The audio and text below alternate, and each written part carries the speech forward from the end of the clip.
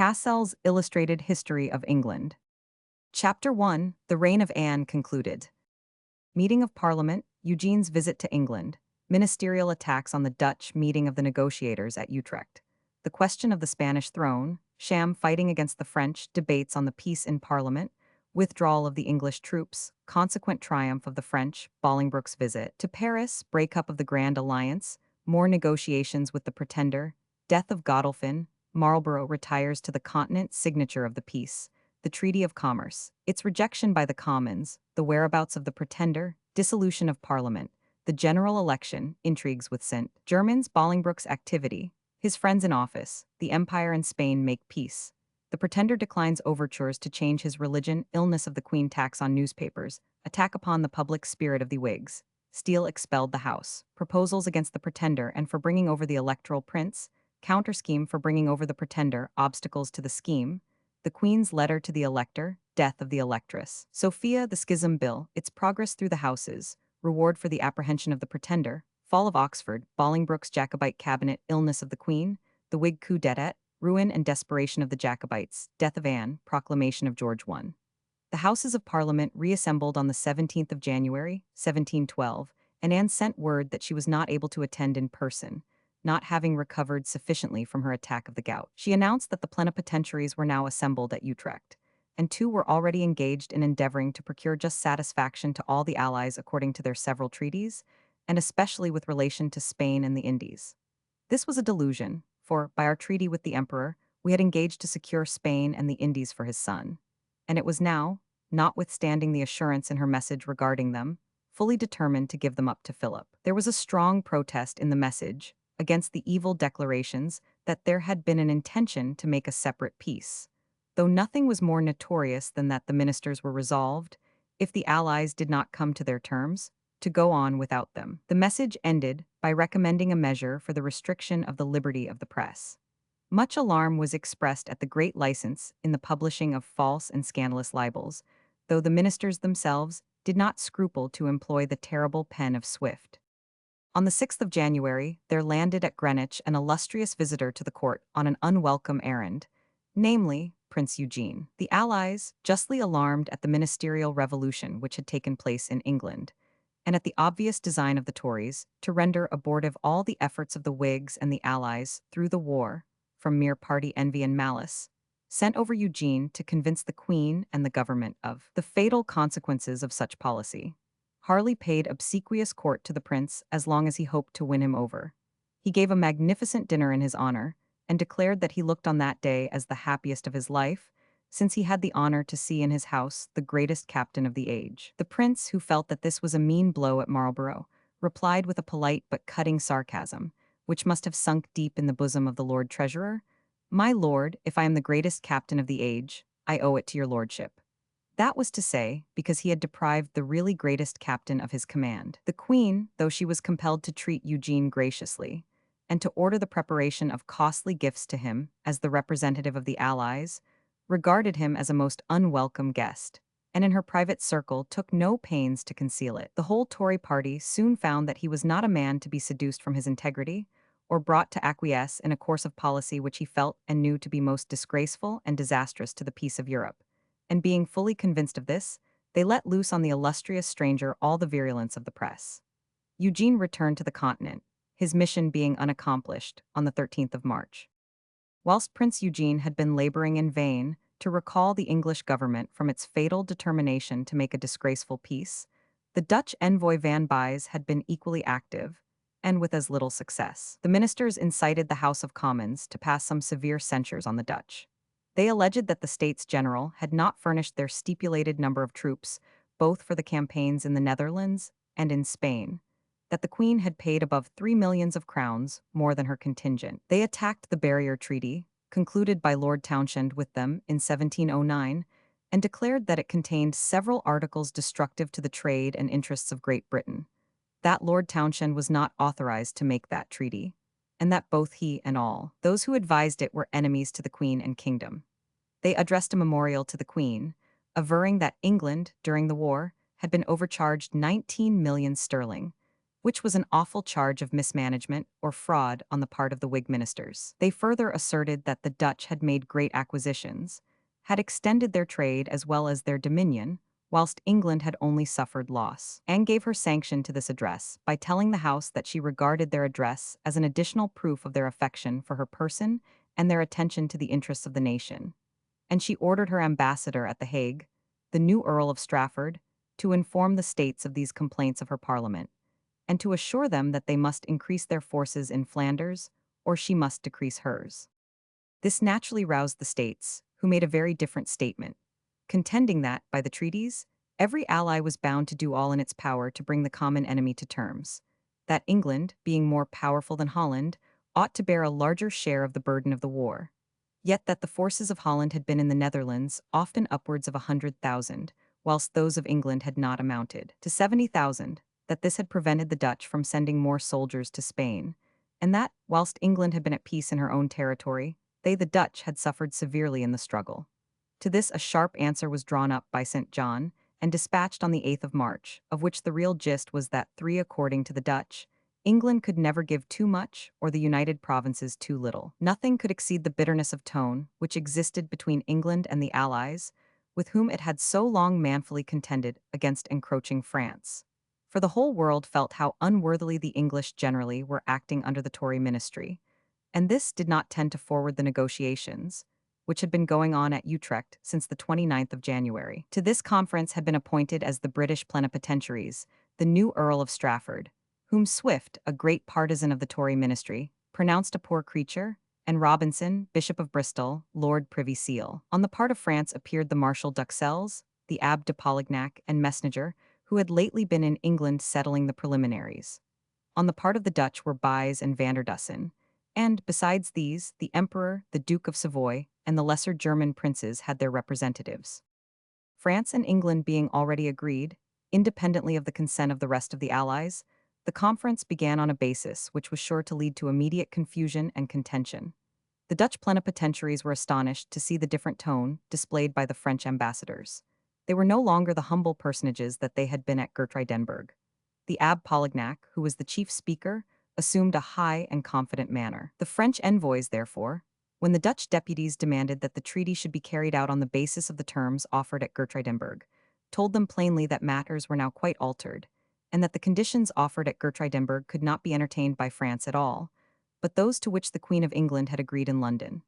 That unless the Dutch were willing to treat on these conditions, they would find their allies concluding peace without them, and that on the spot. The chief article to which the allies objected was the concession of Spain to Philip, and they were the more resolute because it had become imminently necessary from changes that had now taken place in France. The Dauphin had died of the smallpox during the last year. The title had been conferred on his son, the Duke of Burgundy, but the Duke of Burgundy had just expired, too, in the 6th year of his age, and of the Dauphin's children there only now remained the Duke of Anjou, a sickly child of 2 years old. This child was the only remaining obstacle to Philip, the King of Spain, mounting the throne of France. The danger was so obvious of the union of France and Spain in a very few years, to prevent which had been the object of the war, that the English government was compelled to demand from Philip a distinct renunciation of all claims on the French crown, and from France as distincta one in the treaty that any such claim should be resisted. St. John entered into a correspondence with de Torcy, the French minister, on this point, and the answers of de Torcy must have shown the English government how useless it was to attempt to bind Frenchmen on such matters. He replied that any renunciation on the part of Philip or any French prince would be utterly null and void according to the laws, that on the king's death the next heir male of the royal blood succeeded, independently of any disposition or restriction of the late king, or any will of the people or of himself even, that he was, by the laws of France, sovereign, by right of succession, and must be so in spite of any circumstances to the contrary, that neither himself, the throne, nor the people had anything to do with it but to obey the Constitution. Therefore, even if Philip did bind himself to renounce the crown of France, should the present Dauphin die, he would be king, independently of any circumstances whatever. Another expedient, however, was proposed by the English ministry, who must have seen clearly enough the folly of their treating on such hollow ground. That was, if Philip did not like to renounce the crown of France, he should at once quit the throne of Spain, and agree that the Duke of Savoy should take it and the Indies, surrendering his own territories to Philip, to which should be added Naples, Sicily, Montserrat, and Mantua, all of which, whenever Philip succeeded, to the French crown should be annexed to France, with the exception of Sicily, which should be made over to Austria. Louis XIV professed to be delighted with this arrangement, but Philip would not listen to it, showing plainly that he meant, notwithstanding any renunciation, to retain his claim to both France and Spain. On such utterly unsubstantial ground, did the English ministers continue this negotiation. They assured de Torcy that the Queen of England insisted on Philip's renunciation of one throne or the other, and he at length renounced that of France, everybody seeing that the sense in which he renounced it was no renunciation at all, but a pretense to get the peace effected. And thus the four English ministers, with their eyes open to the fraud, went on urging the Allies to come into these most delusive and unsatisfactory terms. But as the renunciation of Philip did not arrive till after midsummer, the negotiators at Utrecht continued to talk without advancing, and the armies in the field continued to look at each other without fighting. Marshal Villars, like the French plenipotentiaries, had made a great display of forces, pretty certain from private information that there was little fear of being attacked. The Allies had a fine army of 120,000 men opposed to him, but so far as the English were concerned, their commander had his hands tied.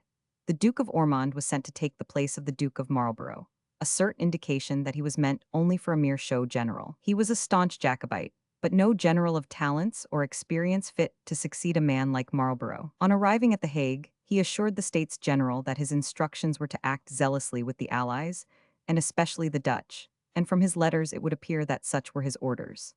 But before his arrival, Mr. Thomas Harley, a relative of Oxford's and the Abbe Gualtier, had reached The Hague, and had assured the plenipotentiaries that the government had determined on peace and would not allow the army to fight. They also brought over with them the scheme of the treaty, which was not yet to be made known to the Dutch. But the States General were too well aware of the hollow proceedings of the English court, and disgusted at the withdrawal of Marlborough and the substitution of Ormond, they would not entrust their troops to him, but appointed Eugene as their own general. Thus, instead of one generalissimo of consummate genius, the army was divided under two chiefs, the abler chief, the Prince Eugene, having the utmost contempt for the martial talents of his colleague. All on the part of England, both in the conference and in the army, was hollow, treacherous, and disgraceful. Yet, though there was to be no fighting, the pretense of it was kept up. The Earl of Albemarle marched with a detachment of the army to Arras, where he burnt and destroyed some magazines of the French. Ormond, too, joined Prince Eugene on the 26th of May, and the united army passed the Scheldt, and encamped between Haspers and Solens. Eugene proposed to attack Villars in his lines, and Ormond consented to it, but he immediately received a peremptory order from Mr. Secretary St. John against engaging in any siege or battle, and he was directed to keep this order profoundly secret from the Allies. Ormond was also instructed that if Villars should intimate that he was aware of these secret proceedings, he was to take no notice of them, nor was Villars long in letting him know that they might now consider each other as friends. The situation of Ormond thus became one of extreme embarrassment. On the one hand, Eugene urged him to prepare for an engagement. On the other, the Dutch were impatient to see some stroke which should humble the French and make negotiation more easy. But Ormond was as unable to move, notwithstanding previous assurances, as if he had been a mere image of wood. He wrote to St. John, expressing in strong terms the embarrassing nature of his situation, assuring him that the Dutch were exclaiming that they were betrayed. But St. John encouraged him to hold out as well as he could, and Ormond condescended to play this false and degrading part, equally disgraceful to him as a general and a man of any pretenses to honor. The prince urged forward the necessity of laying siege to Quesnoy, and Ormond was allowed, for the sake of keeping up appearances, to furnish a considerable detachment for the purpose. But there was so evident a backwardness in the Duke's movements that the Dutch deputies complained vehemently to the English plenipotentiaries at Utrecht of his refusal to act in earnest against the enemy. Thereupon Robinson, the bishop, took high ground and retorted that the States General had met the Queen's proposals for peace so strangely, that Her Majesty now felt herself released from any further obligation to maintain the treaties and engagements between herself and them. This roused the states to great and indignant activity. They entered into communication with the electors of Hanover, of Hesse-Cassel, and other princes of the empire, regarding the effective service of their troops in the pay of Great Britain. They sent off warm remonstrances to the Queen of England, and Anne was obliged to summon a council, in which it was agreed that Ormond should appear as much as possible to concur with Eugene in the siege. Accordingly, on the 5th of June, the Queen proceeded to the House of Lords and stated in a long speech the terms on which it was proposed to make the peace with France, namely, that Louis XIV should acknowledge the Protestant succession and remove the pretender out of France, that Philip should renounce the crown of Spain should that of France devolve on him, and that the kings of both France and Spain should make solemn engagements for themselves and their heirs that the two kingdoms should never be united under one crown, that Newfoundland with Placentia, Hudson's Bay, Nova Scotia, or Acadia, as it was then termed by the French, as well as Gibraltar, Port Mahon, and the whole island of Minorca, should be ceded to England, that the Spanish Netherlands, Naples, Sardinia, the Duchy of Milan, and the places on the Tuscan coast, formerly belonging to Spain, should be yielded to Austria, the appropriation of Sicily being not so far determined, that France would make the Rhine the barrier of the empire, yielding up all places beyond it, and raising the fortresses on the German side as well as in the river, that the barriers of Savoy, the Netherlands, and Prussia should be made satisfactory to the Allies. The electoral dignity was to be acknowledged in the House of Hanover. Dean Swift. See larger version. The House of Commons received the speech with enthusiasm and carried up an address of thanks in a body. Very different, however, was the reception of the speech in the House of Lords. Lord Wharton proposed that in the address they should declare themselves against a separate peace, and the Duke of Marlborough supported that view.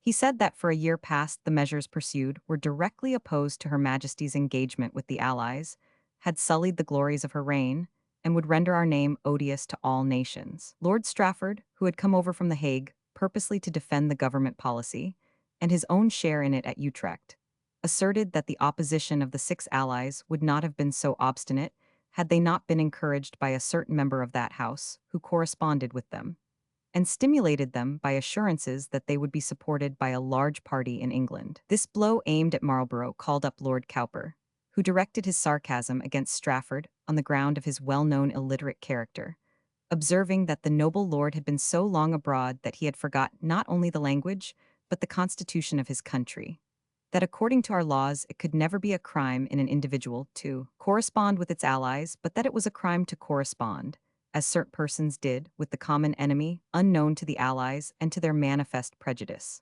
The amendment of Lord Wharton, however, was rejected, and the protest, entered against its rejection by 20 peers and bishops, was voted violent and indecorous and erased from the journal.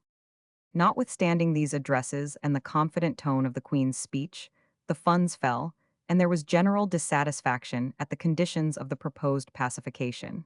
In order to stimulate the proceedings and excite a jealousy of the Dutch, St. John professed to discover that they were themselves secretly negotiating with France, and urged that, if we did not take care, they would have the management of the negotiations and not Her Majesty. Lord Strafford hastened back to The Hague, and from thence to Utrecht, where he proposed a cessation of arms, which was rejected by the Allies. He then went on to the army, where the Duke of Ormond was in a situation of the utmost difficulty. He had received orders from government, in consequence of the clamor in Parliament, to support Prince Eugene at the siege of Quesnoy, which he had invested on the 8th of June, and accordingly he had appeared before the place with such forces as threatened speedily to reduce it. At the same time he had received from the Marquis de Torcy a copy of the Articles of Peace signed by him, and from the Marquis of Villars the most bitter remonstrances on his conduct, which he did not hesitate to declare most perfidious and disgraceful. On the other hand, Prince Eugene, who did not find the English forces, notwithstanding their presence, rendering any active service, was equally irritated by his proceedings. Ormond could but reply to each party that such were his orders, and leave the government to bear the ignominy of it. To extricate themselves from the just censures on this dishonorable policy, St. John instructed Ormond to demand from Villars the surrender of Dunkirk, which, it was asserted, must be put into the hands of the Queen's troops, as a pledge that France would perform all that she had promised, before there could be a cessation of hostilities. The French hastened to comply with this condition, on the understanding that Ormond would immediately draw off his troops from Quesnoy, and the Duke was obliged to announce to Prince Eugene that he was under this necessity, in consequence of the terms agreed upon between France and England. In fact, that he must cease all opposition to the French. Ormond, therefore, not only gave the command for the retirement of the English troops, but also of all those belonging to the German princes which were in British pay. Eugene and the Dutch field deputies protested most indignantly against this proceeding, and the mercenary troops themselves refused to follow Ormond. In vain did he endeavor to move the officers of those troops. They despised the conduct of England in abandoning the advantageous position at which they had arrived for terminating the war gloriously, and releasing the common enemy of Europe from his just punishment to gratify party spirit in England. When the French saw that Ormond could not induce the mercenary troops to move, they refused to surrender Dunkirk, and an English detachment which arrived there to take possession found the gates shut in their faces. At this insult, the British troops burst out into a fury of indignation. The officers as well as the men were beside themselves with shame, and shed tears of mortification, remembering the glorious times under Marlborough. Ormond himself, thus disgraced, thus helpless, for he had not the satisfaction even of being able to avenge himself on the French, thus deserted by the auxiliaries, and made a laughingstock to all Europe by the crooked and base policy of his government, retired from before the walls of Dunkirk, and directed his course towards Douai. The Dutch shut their gates against him, and he finally retired in ignominy to England. Eugene, during these affairs, had been actively prosecuting the fortunes of the Allies with his remnant of an army. He pushed on the siege of Quesnoy and took it.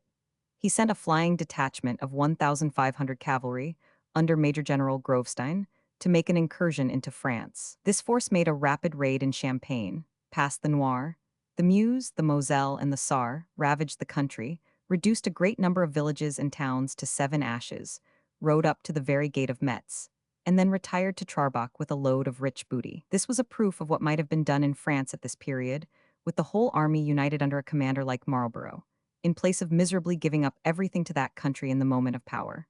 As it was, it created the utmost consternation in Paris, the people of which already saw the English at their gate, whilst Louis did not think himself safe at Versailles, but gathered all the troops in the neighborhood of the capital around his palace, leaving the city to take care of itself. But Harley and St. John had deprived the nation of its triumph, and left the way open to fresh insults and humiliations. No sooner did Villars see the English forces withdrawn from the Allies, than he seized the opportunity to snatch fresh advantages for France, and thus make all their demands on the Allies certain. He crossed the Scheldt on the 24th of July, and with an overwhelming force, attacked the Earl of Albemarle, who commanded a division of the Allied army at Denain. Eugene, who, from the reduction of Quesnoy, had proceeded to lay siege to Landry, instantly hastened to the support of Albemarle, but to his grief found himself, when in sight of him, cut off from rendering him any assistance by the breaking down of the bridge over the Scheldt, and he had the pain to see Albemarle beaten under his very eyes. 17 battalions of Albemarle's force were killed or taken. He himself and all the surviving officers were made prisoners. 500 wagons loaded with bread, 12 pieces of brass cannon, a large quantity of ammunition and provisions, horses and baggage, fell into the hands of the French. Villars then marched on to Marchiennes, where the stores of the Allies were deposited, and took it on the 31st of July, the garrison of 5,000 being sent to Valenciennes prisoners. He next advanced to Douai, where Eugene would have given him battle, but was forbidden to do so by the States, and thus Douai fell into Villars' hands. Then came the fall of Quesnoy and Bouchain, which had cost Marlborough and Eugene so much to win. It was now the turn of the French to triumph, and of the Allies to suffer consternation. Louis, once more elate, ordered Te Deum to be sung in Notre Dame, and all Paris was full of rejoicing. He declared that God had given a direct and striking proof of the justice of his cause and of the guilty obstinacy of the Allies. His plenipotentiaries assumed at Utrecht such arrogance that their very lacqueys imitated them, and those of Messenger insulted one of the plenipotentiaries, Count von Richteren, and Louis justified them against all complaints. In such circumstances, all rational hope of obtaining peace except on the disgraceful terms accepted by England vanished. In fact, though the Allies still held out, it was useless. Bolingbroke for St. John had been called in this year to the Upper House as Viscount Bolingbroke, accompanied by Matthew Prior, had been in Paris since the beginning of August, where they were assisted also by the Abbé Gualtier, determined to close the negotiations for England, whether the Allies objected or not. To make this result obvious to the whole world, the troops which Ormond had brought home were disbanded with all practicable speed. The ostensible cause of Bolingbroke's and Prior's visit to Paris was to settle the interests of the Duke of Savoy and the Elector of Bavaria. But the real one was to remove any remaining impediment to the conclusion of the Treaty of Peace. France and England were quite agreed. Bolingbroke returned to London. and Prior remained as resident at the court of France, as if the articles of peace were, in fact, already signed. A truce, indeed, for 4 months longer by land and sea was proclaimed in Paris. It was agreed that the pretender should return to Lorraine, that all hostilities should cease in Italy in consequence of the arrangement of the affairs of the Duke of Savoy, and that the Austrian troops should be allowed to quit Spain and return to Naples. The secession of the Duke of Savoy only the more roused the indignation of the Allies. The Dutch breathed a hotter spirit of war just as their power of carrying it on failed, and even the experienced Heinsius made an energetic oration in the States General, declaring that all the fruits of the war would be lost if they consented to the peace proposed. But to avoid it was no longer possible. The English plenipotentiaries pressed the Allies more and more zealously to come in, so much so that they were scarcely safe from the fury of the Dutch populace, who insulted the Earl of Strafford and the Marquis del Borgo, the minister of the Duke of Savoy, when the news came that the Duke had consented to the peace. Every endeavor was made to detach the different allies one by one. Mr. Thomas Harley was sent to the Elector of Hanover to persuade him to cooperate with Her Majesty, but notwithstanding all risk of injuring his succession to the English crown, he declined. Similar attempts were made on the King of Prussia and other princes, and with similar results. The English ministers now began to see the obstacles they had created to the conclusion of a general peace by their base desertion of the Allies. The French, rendered more than ever haughty in their demands by the successes of Villars, raised their terms as fast as any of the Allies appeared disposed to close with those already offered. The Dutch, convinced at length that England would make peace without them, and was bending every energy to draw away their confederates, in October expressed themselves ready to treat, and to yield all pretensions to Douai, Valenciennes, and Maubeuge, on condition that Condé and Tournai were included in their barrier, that the commercial tariffs with France should be restored to what they were in 1664, that Sicily should be yielded to Austria, and Strasbourg to the Empire. But the French treated these concessions with contempt, and Bolingbroke was forced to admit to Prior that they treated like peddlers, or, what was worse, like attorneys. He conjured Prior to hide the nakedness of his country in his intercourse with the French ministers, and to make the best of the blunders of his countrymen, admitting that they were not much better politicians than the French were poets. But the fault of Bolingbroke and his colleagues was not one of talent, it was one of honesty. And, by their selfish desire to damage their political rivals, they had brought their country into this deplorable dilemma of sacrificing all faith with their allies, of encouraging the unprincipled disposition of the French, who were certain to profit by the division of the Allies, and of abandoning the glory and position of England, or confessing that the Whigs, however much they had erred in entering on such enormous wars, had in truth brought them to the near prospect of a far more satisfactory conclusion than what they were taking up with. Whilst matters were in this discouraging condition, Lord Lexington was sent to Spain to receive the solemn renunciation of the crown of France for Philip and his successors, in the presence of the Cortes, which accordingly took place on the 5th of November. Portugal, also on the 7th of November, signed, at Utrecht, the suspension of arms, at the same time admitting to the Allies that she did it only as a matter of absolute necessity. The Portuguese had held out firmly till the English refused to give them any assistance, when the Marquis de Bay invaded the kingdom at the head of 20,000 men and laid siege to Campo Major. The English troops in Spain were ordered to separate from those of the Allies under Count Staremberg, and were marched into Catalonia to embark at Barcelona. The people of that province beheld the English depart with sentiments of indignant contempt. England had first incited them to take up arms and declare for King Charles, under the most solemn engagements, never to make peace without them. But now they had broken their faith in the most shameless manner, and left them to the vengeance of the French triumphant in Spain.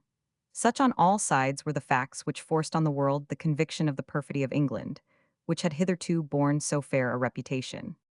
Another dishonorable characteristic of the ministers of Queen Anne at this period was that they were in secret zealous partisans of the Pretender, and whilst openly professing a sacred maintenance of the Protestant succession, were doing all in their power to undermine it. They had given mortal offense to the Elector George of Hanover, the heir to the throne, by their treachery to the Allies, and, as the health of the Queen was most precarious from her excessive corpulence and gout, which was continually menacing a retreat to her stomach, this was equally a cause for their hastening the peace, however disgracefully, and for paving the way, if possible, for the return of the Pretender at the Queen's death.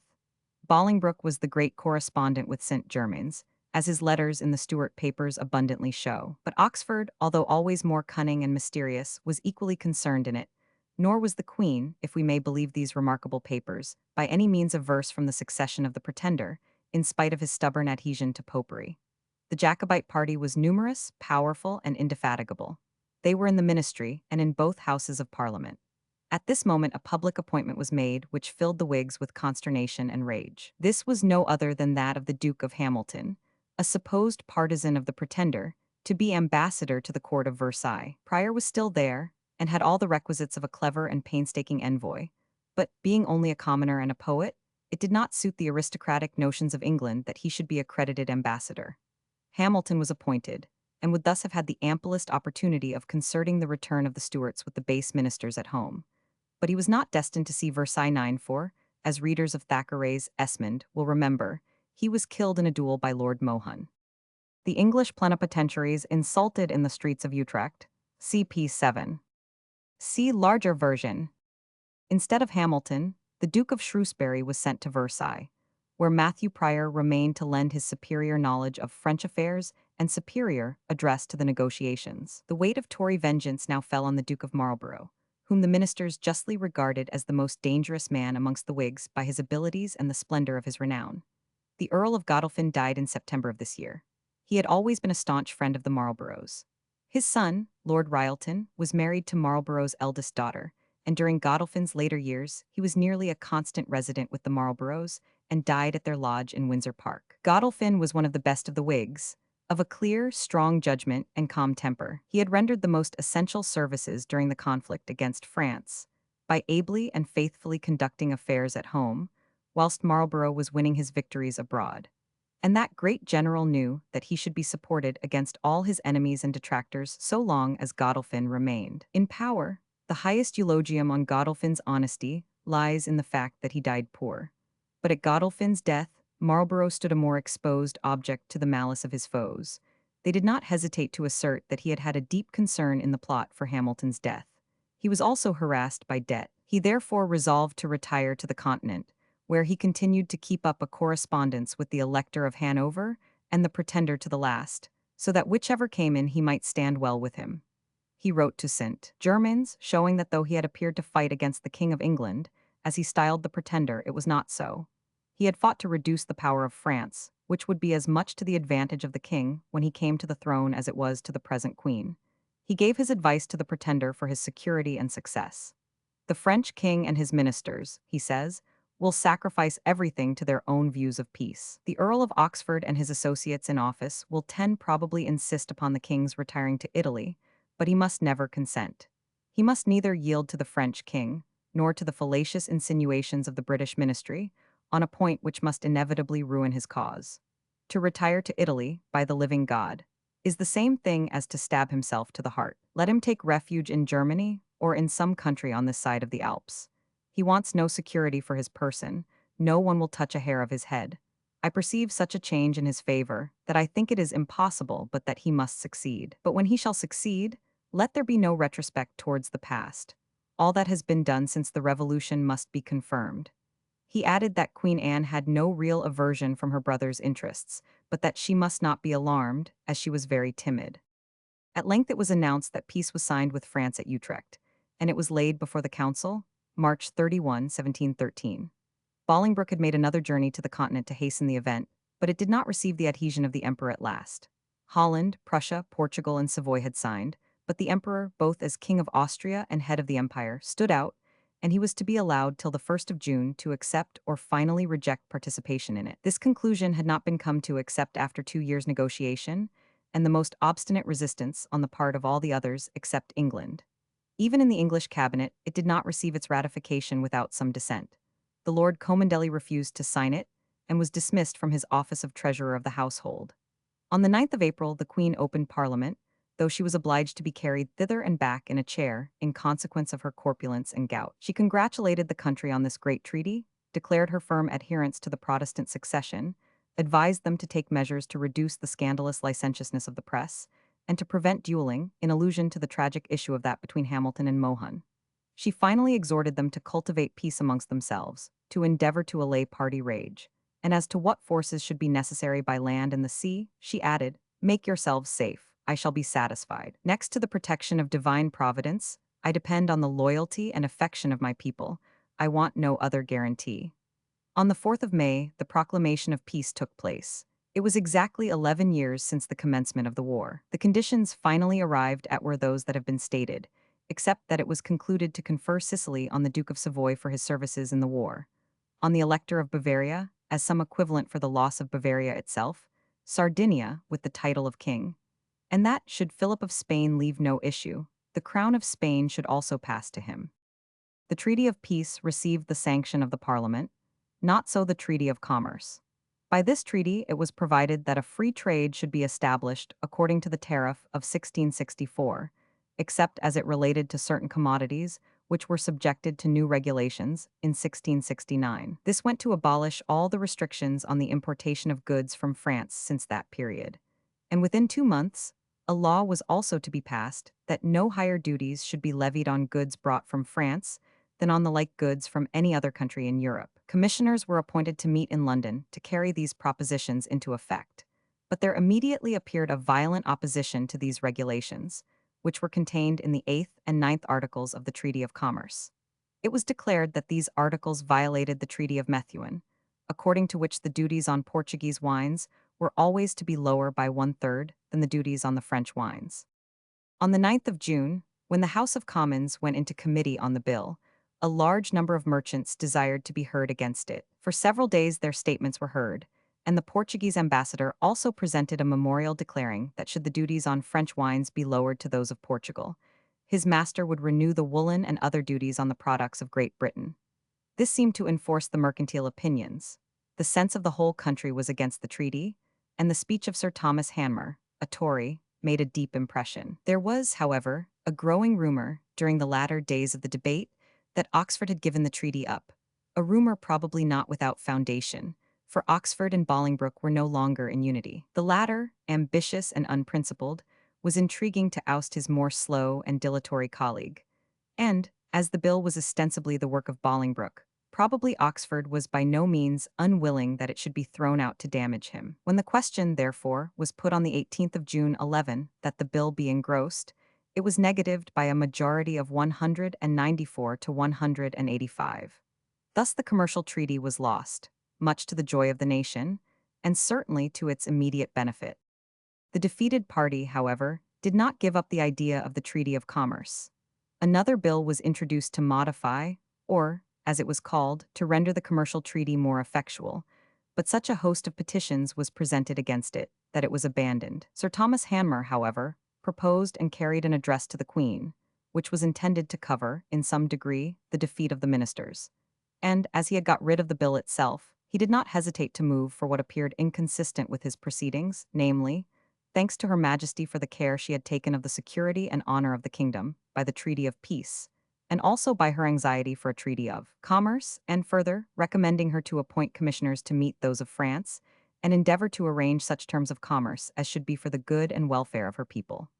This was laid hold of, as was no doubt intended, in the Queen's reply, which assumed this to be a declaration of a full approbation of the Treaty of Commerce, as well as that of peace, and she thanked them in the warmest terms for their address.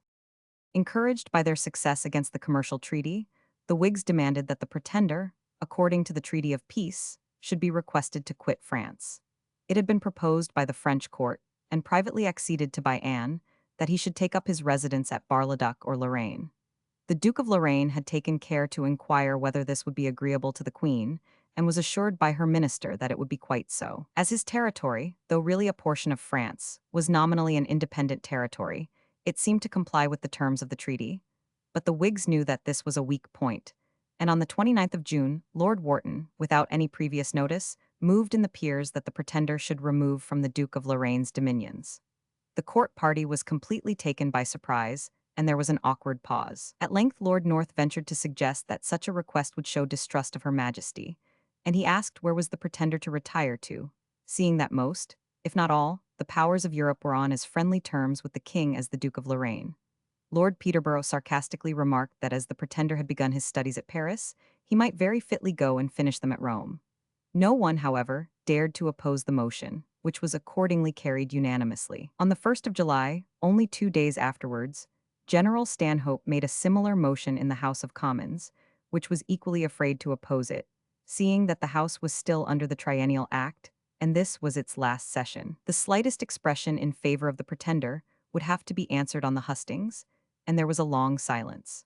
Sir William Whitelocke, however, was bold enough to throw out a significant remark, that he remembered the like address being formerly made to the Protector to have King Charles Stuart removed out of France, leaving to every member's mind to suggest how soon after he returned to the throne of England notwithstanding. The addresses carried up from both houses were received by the Queen with an air of acquiescence, and with promises to do her best to have the Pretender removed.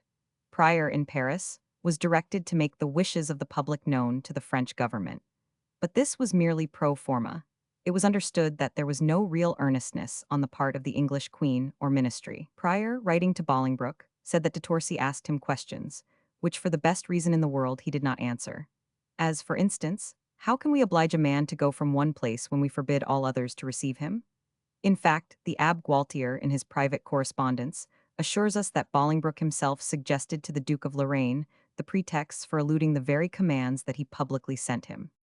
Anne prorogued Parliament on the 16th of July in a speech, in which she felicitated herself on having closed a long and bloody war, which she had inherited and not occasioned. She trusted also that before the meeting of the next Parliament, the commercial interests of France and England would be better understood, so that there would be no longer any obstacle to a good commercial treaty.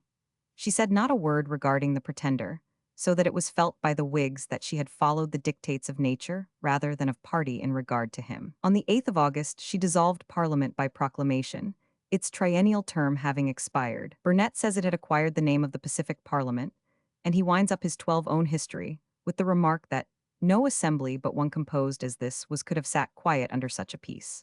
There was every effort made, however, to impress on the constituencies the high merit of the Parliament in making an advantageous and glorious peace, medals being cast for that purpose, bearing the effigy of the Queen and a Latin motto laudatory of peace.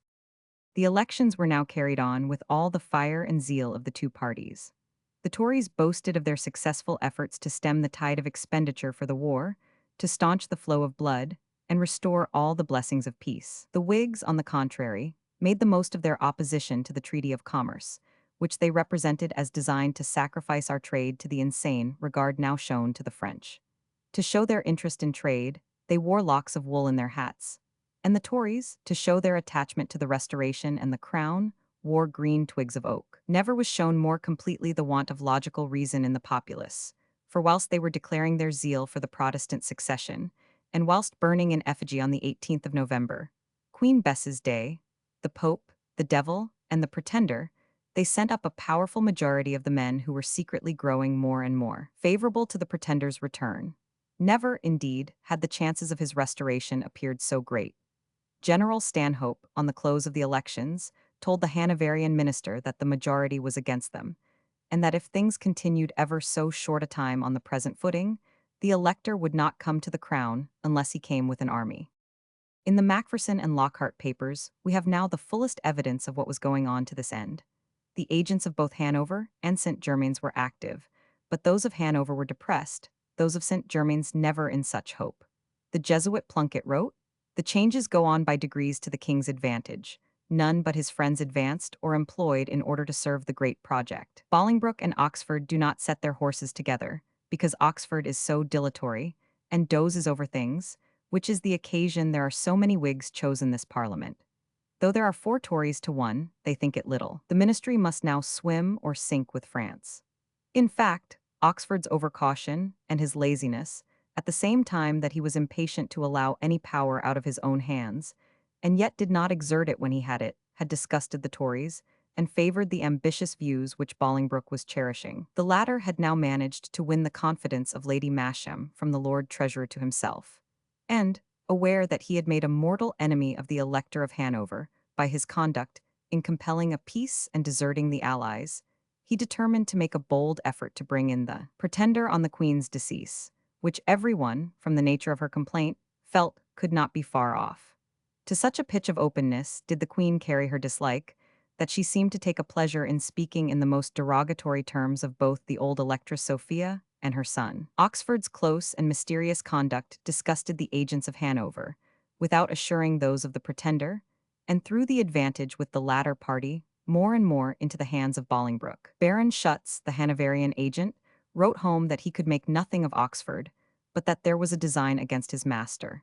And when Lord Newcastle observed to the agent of the pretender that, the Queen's life being so precarious, it would be good policy in Harley to strike up with the king and make a fair bargain, the agent replied, if the king were master of his 3 kingdoms tomorrow, he would not be able to do for Mr. Harley what the Elector of Hanover had done for him already. Thus Oxford's closeness made him suspected of being secured by the Elector at the very moment that the Elector deemed that he was leaning towards the pretender. Meanwhile, the changes made in the government offices betrayed the rising influence of Bolingbroke. The Duke of Shrewsbury was made Lord Lieutenant of Ireland. The Duke of Ormond, a noted Jacobite, was appointed Warden of the Cinque Ports and Governor of Dover Castle, as if for the avowed purpose of facilitating the landing of the pretender. Lord Lansdowne was made Treasurer of the Household. Lord Dartmouth, Privy Seal. Mr. Bromley, the Tory leader of the Commons, joint secretary with Bolingbroke. Benson, Chancellor of the Exchequer, was created Lord Bingley and sent as ambassador to Spain, and Sir William Wyndham, till now a friend of Bolingbroke's, succeeded Benson as Chancellor. Thus Bolingbroke was surrounded by his friends in office and became more daring in his rivalry with Oxford and in his schemes to supplant the 13 House of Hanover and introduce the pretender to the British throne. Sir Richard Steele. See larger version. Whilst the English court was distracted by these dissensions, the emperor was endeavoring to carry on the war against France by himself. He trusted that the death of Queen Anne would throw out the Tories, and that the Whigs coming in would again support his claims, or that the death of Louis himself might produce a change as favorable to him in France. He trusted to the genius of Eugene to at least enable him to maintain the war till some such change took place. But he was deceived. The French, having him alone to deal with, made very light of it. They knew that he could neither bring into the field soldiers enough to cope with their arms, nor find means to maintain them. They soon overpowered Eugene on the Rhine, and the emperor being glad to make peace, Eugene and Villars met at Rastatt to concert terms. They did not succeed and separated till February, but met again at the latter end of the month, and on the 3rd of March, 1714, the treaty was signed. By it the emperor retained Freiburg, Old Breisach, Cassell, and the forts in the Breisgau and Black Forest, but the King of France kept Landau, Strasbourg, and all Alsace. The electors of Bavaria and Cologne were readmitted to their territories and dignities as princes of the empire. The emperor was put in possession of the Spanish Netherlands, and the King of Prussia was permitted to retain the high quarters of Gelders. The peace with Spain was also ratified in London on the 1st of March. By this, Spain, so far as diplomatic contracts could affect it, was forever separated from France. Philip acknowledged the Protestant succession and renounced the pretender. He confirmed the asiento, or exclusive privilege of the English supplying the Spanish West Indies and South American colonies with slaves, 1/4 of the profit of which the Queen reserved to herself. A strange proof of the small idea of the infamy of this traffic, which prevailed then in England, whilst so truly benevolent a woman could calmly appropriate money so earned to her own use. Gibraltar and Minorca were also confirmed to England, on condition that the Spanish inhabitants should enjoy their own property and their religion. There was a guarantee given by Philip for the pardon and security of the Catalans.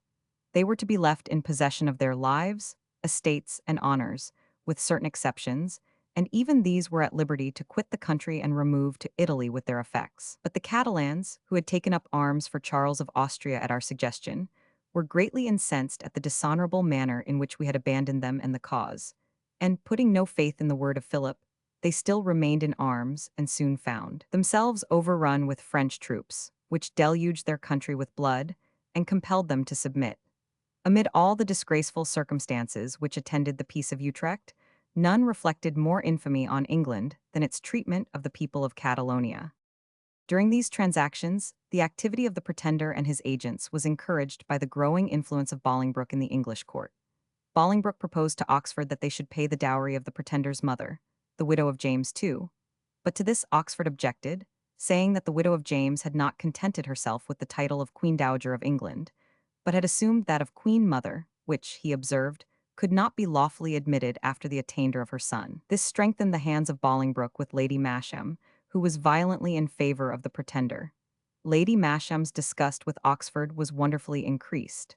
In writing to Messenger, she did not hesitate to say that if the court of St. Germain's trusted to Oxford, they would be deceived, that he was famous for loving a secret and making intricacies where there needed none, and no less renowned for causing everything of such a nature to miscarry.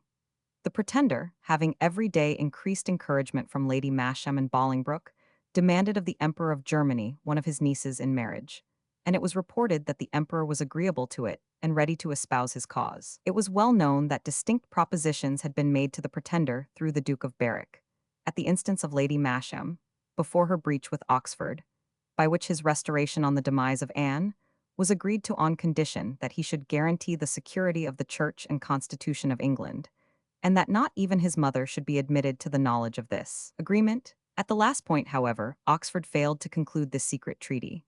The Duke of Berwick in his memoirs says that, in consequence of this conduct of Oxford's, the friends of the pretender turned their attention to other parties about the court, to Lord Ormond, the Duke of Buckingham, and many other persons. Buckingham, who was married to the Lady Catherine Darnley, a daughter of James II, by Catherine Sedley, and was therefore brother-in-law to the pretender, wrote to the Earl of Middleton, the pretender's minister, how earnestly he desired to see the king back on the English throne, that nothing but his religion stood in the way, that this was the only thing which prevented the queen from acknowledging him, and he urged him to follow the example of Henry IV of France, who gave up the Protestant religion when he saw that he could not securely hold the crown without doing so. But the pretender was, much to his credit, being firmly persuaded of the truth of his religion, much too honest to renounce it, even for the crown of such a kingdom as Great Britain, and he argued that the English people ought to see in his sincerity a guarantee for his faithful dealing with them in all other matters. But unfortunately, the example of his father had barred the way to any such plea. No man was more positive in the adherence to his religion or in his sacrifices on its account, but no man had at the same time so thoroughly demonstrated that he had no such honorable feeling as to breaking his word where any political matter was concerned. In the midst of these secret correspondences, the Queen was seized at Windsor with a serious illness, and, considering the general state of her health, it was most threatening. The hopes of the Jacobites rose wonderfully. The funds went rapidly down.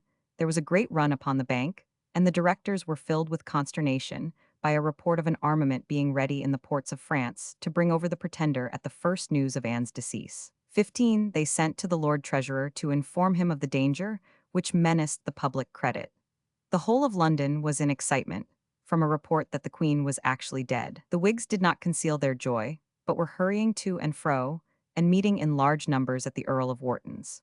The Lord Treasurer, to keep down the public alarm, remained in town, and contented himself with sending expresses to obtain constant news of the Queen's state, for his hurrying to Windsor would have had an inconceivable effect. He, therefore, let himself be seen publicly where he could be questioned regarding the condition of the Queen, and gave assurances that she was better.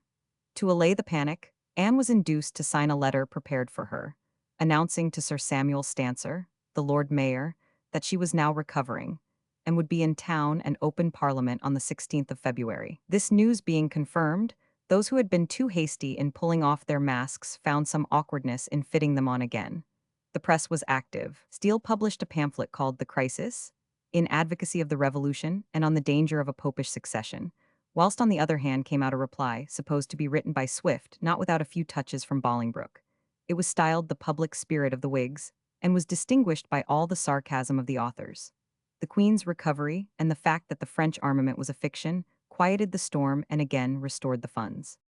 The Parliament was punctually opened on the 16th of February, 1714, by the Queen, as she had promised at Windsor, though she was obliged to be carried there.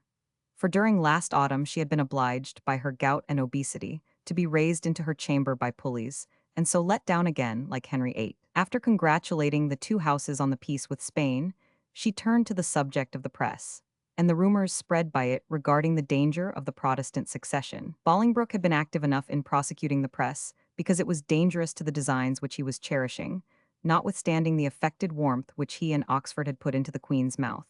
They had taxed the penny sheets and pamphlets which agitated these questions, but this, according to Swift, had only done their own side mischief. Bolingbroke had, further, arrested 11 printers and publishers in one day. But now the war was opened in Parliament. Lord Wharton, in the House of Peers, called for the prosecution of the public spirit of the Whigs, and the printer and publisher were brought to the bar. These were John Morphew, the publisher, and one John Bach, the printer.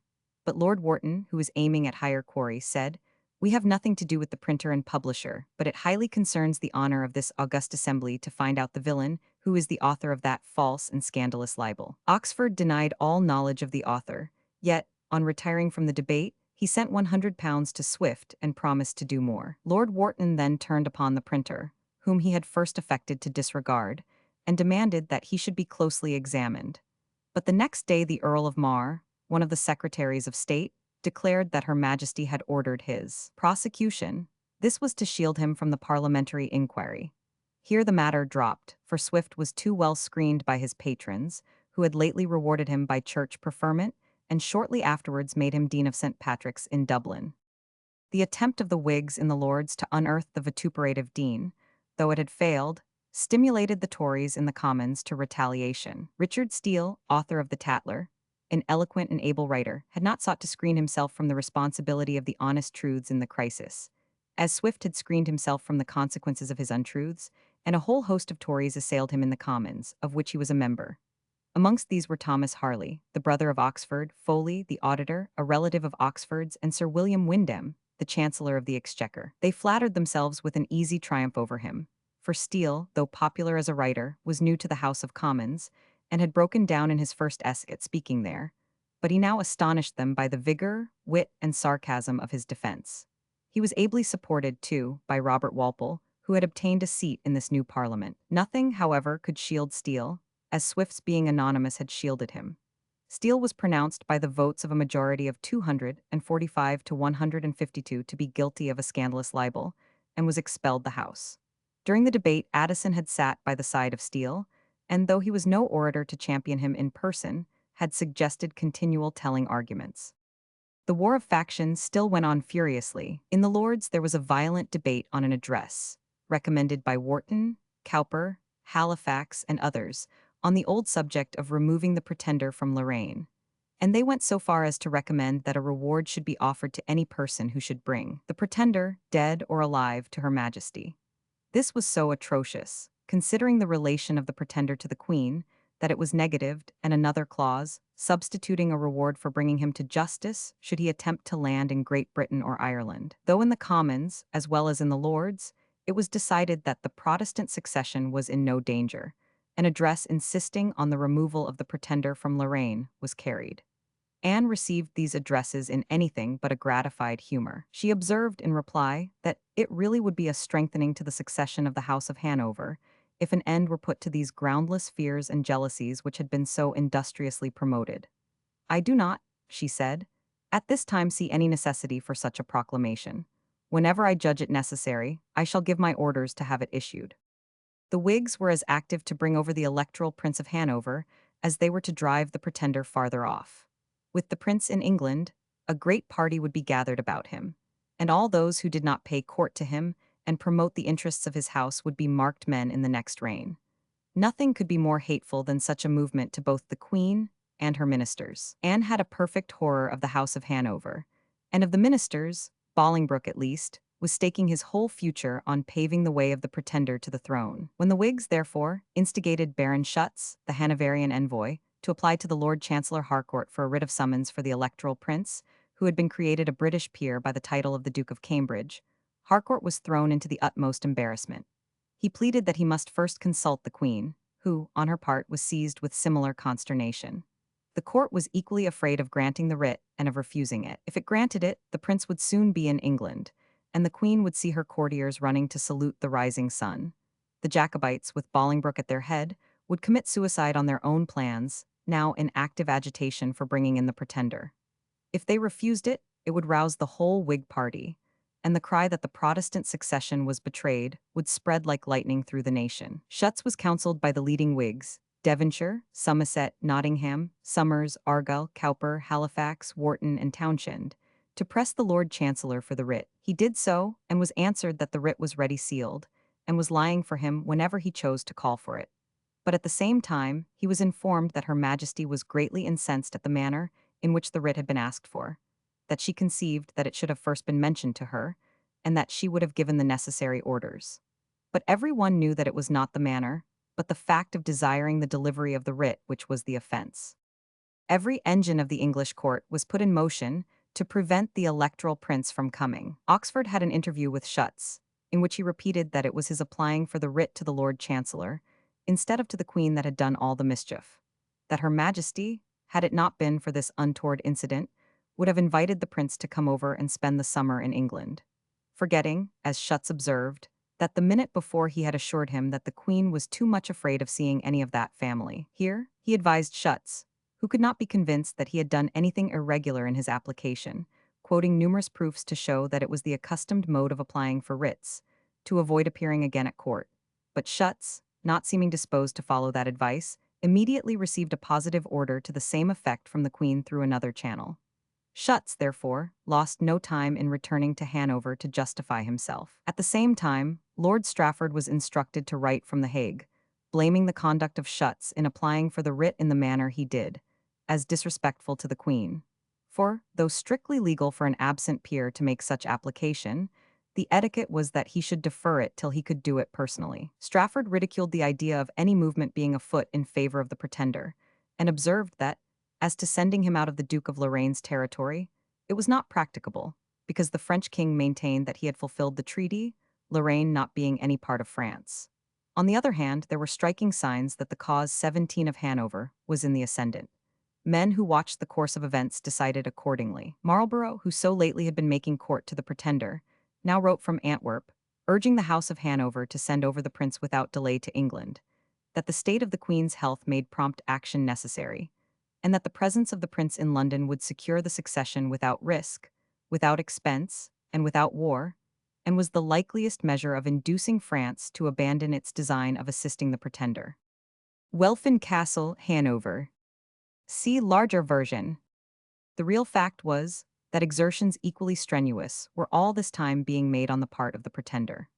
As the state of Anne's health became more and more precarious, both parties increased their efforts to secure their ground, and there was a most active and incessant struggle going on round the throne to enable the head of either party to step into it the moment it became vacant. It was considered essential for the claimant to be on the spot, and therefore, every means was used to induce the Queen to admit the pretender, as well as a member of the electoral house, to court. It was a scheme of the Duke of Berwick, which he communicated to Oxford through the Abbé Gualtier, that the Queen should be induced to consent to do her brother justice, that he should go to St. James's, and that, on the understanding that he consented to allow liberty of the subject and of religion, the Queen should pass such acts as were necessary for the public security on these heads, and that then she should suddenly introduce him in full Parliament. But there was a circumstance taken for granted in such a scheme which would never have been realized: the consent of the Queen. Anne, like most other sovereigns, abhorred the idea of a successor. She never liked the contemplation of the occupation of her throne after death, much less did she relish the presence of a competitor during her lifetime. Besides, in her days of disease and weakness, she had enough to do to manage her ministry, without adding to her anxieties by a rival authority either from Hanover or St. Germain's. There was still another obstacle: the unsatisfactory conduct of Oxford, who had 18 professed great zeal for the pretender till he got the Peace of Utrecht signed, because this secured him the vote of the Jacobites, but who since then had trifled with them, and never could be brought to any positive decision. Berwick had sent over the Abbé Gualtier to endeavor to bring Oxford to a point. Gualtier soon informed his employer that Oxford was actively corresponding with the House of Hanover, and therefore Berwick and de Torcy wrote a joint letter to him, putting the plain question, what measures he had taken to secure the interests of the pretender in case of the death of the Queen, which no one could now suppose to be far off. Oxford, with unwonted candor this time, replied that, if the Queen died soon, the affairs of the prince and of the cabinet too were ruined without resource. This satisfied them that he had never really been in earnest in the pretender's cause, or he would long ago have taken measures for his advantage, or would have told them that he found it impossible. They determined, therefore, to throw the interests of the Jacobites into the party of Bolingbroke, and this was another step in Oxford's fall. They managed to set Lady Masham warmly against him, and this undermined him more than ever with the Queen. The scene grew every day more busy as the Queen became more obviously failing. Harley, at Hanover, was plying the Elector and his family with reasons why the prince ought not to go to England. The Elector himself appeared quite of the same opinion, but not so the electress or her son. The electress, who was now nearly 84, and who was undoubtedly a woman of a very superior character, still had that trace of earthly ambition in her, that she used frequently to say she should die contented if she could only once for a little while feel the crown of England on her head. She was the youngest daughter of Elizabeth of Bohemia, who had ruined her husband by a similar longing after a far less resplendent diadem. When pressed by Harley, the electress and her son presented him with a memorial, which he was desired to forward to the queen. Anne, in indignation, addressed a letter to the electress, but without effect, and on the 30th of May she indited a more determined epistle to the elector himself. As the rumor increases that my cousin, the electoral prince, has resolved to come over to settle in my lifetime in my dominions, I do not choose to delay a moment to write to you about this, and to communicate to you my sentiments upon a subject of this importance. I then freely own to you that I cannot imagine that a prince who possesses the knowledge and penetration of your electoral highness can ever contribute to such an attempt, and that I believe you are too just to allow that any infringement shall be made on my sovereignty which you would not choose should be made on your own. I am firmly persuaded that you would not suffer the smallest diminution of your authority. I am no less delicate in that respect, and I am determined to oppose a project so contrary to my royal authority, however fatal the consequences may be. This put matters beyond all chance of mistake. The menace had such an effect on the aged electress that she was taken ill and died suddenly in the arms of the electoral princess, afterwards Queen Caroline, May 28, 1714. Sophia was a very accomplished as well as amiable woman. She was perfect mistress of the German, Dutch, French, English, and Italian languages, and notwithstanding the endeavors of the Jacobite party in England to render her ridiculous, had always maintained an elevated and honorable character. She was more of an Englishwoman than a German, and had she lived a few weeks longer would have had, according to her often avowed wish. Here lies Sophia, Queen of England, engraven on her coffin. The journey of the prince was wholly abandoned. Not that the inclination of the prince for the journey was abated, nor that the Whigs ceased to urge it. Townshend, Sunderland, Halifax, and others pressed it as of the utmost importance, and both the elector and his son wrote to the queen, assuring her that, had the prince been allowed to come, he would soon have convinced her majesty of his desire to increase the peace and strength of her reign rather than to diminish them. The two rival ministers of England became every day more embittered against each other, and Bolingbroke grew more daring in his advances towards the Pretender, and towards measures only befitting a Stuart's reign. In order to please the High Church, whilst he was taking the surest measures to ruin it by introducing a popish prince, he consulted with the Derby, and they agreed to bring in a bill which should prevent dissenters from educating their own children. This measure was sure to please the Hanoverian Tories, who were as averse from the dissenters as the Whigs. Thus it would conciliate them, and obtain their support at the very moment that the chief authors of it were planning the ruin of their party. This bill was called the Schism Bill, and enjoined that no person in Great Britain should keep any school or act as tutor who had not first subscribed the declaration to conform to the Church of England and obtained a license of the diocesan. Upon failure of so doing, the party might be committed to prison without bail, and no such license was to be granted before the party produced a certificate of his having received the sacrament according to the communion of the English Church within the last year, and of his having also subscribed the oaths of allegiance and supremacy.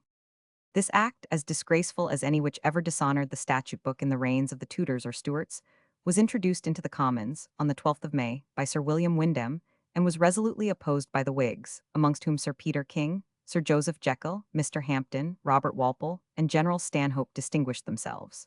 They did not convince the majority, which amounted to no less than 237 to 126. In the Lords, Bolingbroke himself moved the second reading, and it was ably opposed by the Lords Cowper, Wharton, Halifax, Townshend, Nottingham, and others. The greatest curiosity was displayed regarding the part which Oxford would take, as it was known that in the Council he had endeavored to soften the rigorous clauses.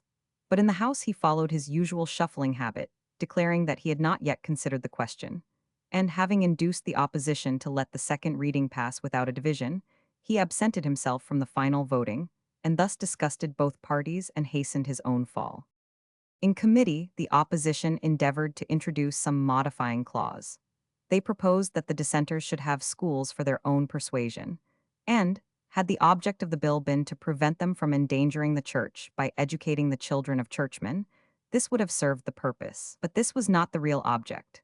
The motive of the bill was the old tyrannic spirit of the church, and this most reasonable clause was rejected. They allowed, however, dames or schoolmistresses to teach the children to read, and they removed the conviction of offenders from the justices of peace to the courts of law and granted a right of appeal to a higher court. Finally, they exempted tutors in noblemen's families, noblemen being supposed incapable of countenancing any other than teachers of court principles. Stanhope seized on this to extend the privilege to the members of the House of Commons, arguing that, as many members of the Commons were connected with noble families, they must have an equal claim for the education of their children in sound principles. This was an exquisite bit of satire, but it was unavailing. The Hanoverian Tories, headed by Lord Anglesey, moved that the act should extend to Ireland, where, as the native population was almost wholly Catholic, and therefore schismatic in the eye of the established church, the bill would have almost entirely extinguished education. The bill was carried on the 10th of June by a majority only of 77 against 72, and would not have been carried at all except for the late creation of Tory peers. The Hanoverian Tories now again joined the Whigs, and their demands compelled the government to issue a proclamation offering a reward of £5,000 for the apprehension of the pretender should he attempt to land anywhere in Great Britain.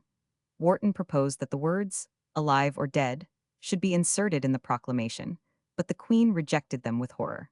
The House of Lords passed a resolution increasing the reward to £100,000. It was made high treason, too, to enlist or be enlisted for the pretender. Bolingbroke, however, assured Iberville, a French agent, that it would make no difference, and that the Queen regarded the whole as a mere sop to the public was evinced by her immediately afterwards receiving the Earl of Mar, a most determined Jacobite, at court on his marriage with Lady Frances Pierrepoint, sister of the celebrated Lady Mary Wortley Montagu, and soon after making this man one of her ministers of state, who, in the very next year, headed the Jacobite rebellion. The Queen closed the session on the 9th of July, assuring the Parliament that her chief concern was for the preservation of our holy religion and the liberty of the subject, this liberty having been most grievously invaded by her through the Schism Bill. But the dissolution of her ministry was also fast approaching. The hostility of Oxford and Bolingbroke was becoming intolerable, and paralyzed all the proceedings of government. As for Oxford, he felt himself going, and had not the boldness and 20 resolution to do what would ruin his rival. He coquetted with the Whigs, Cowper, Halifax, and others. He wrote to Marlborough, and did all but throw himself into the arms of the opposition. Had he had the spirit to do that, he might have been saved, but it was not in his nature. He might then have uncovered to the day the whole monstrous treason of Bolingbroke, but he had himself so far and so often, though never heartily or boldly, tampered with treason, that he dreaded Bolingbroke's retaliation. Bothmer, the Hanoverian envoy, saw clearly that Oxford was lost.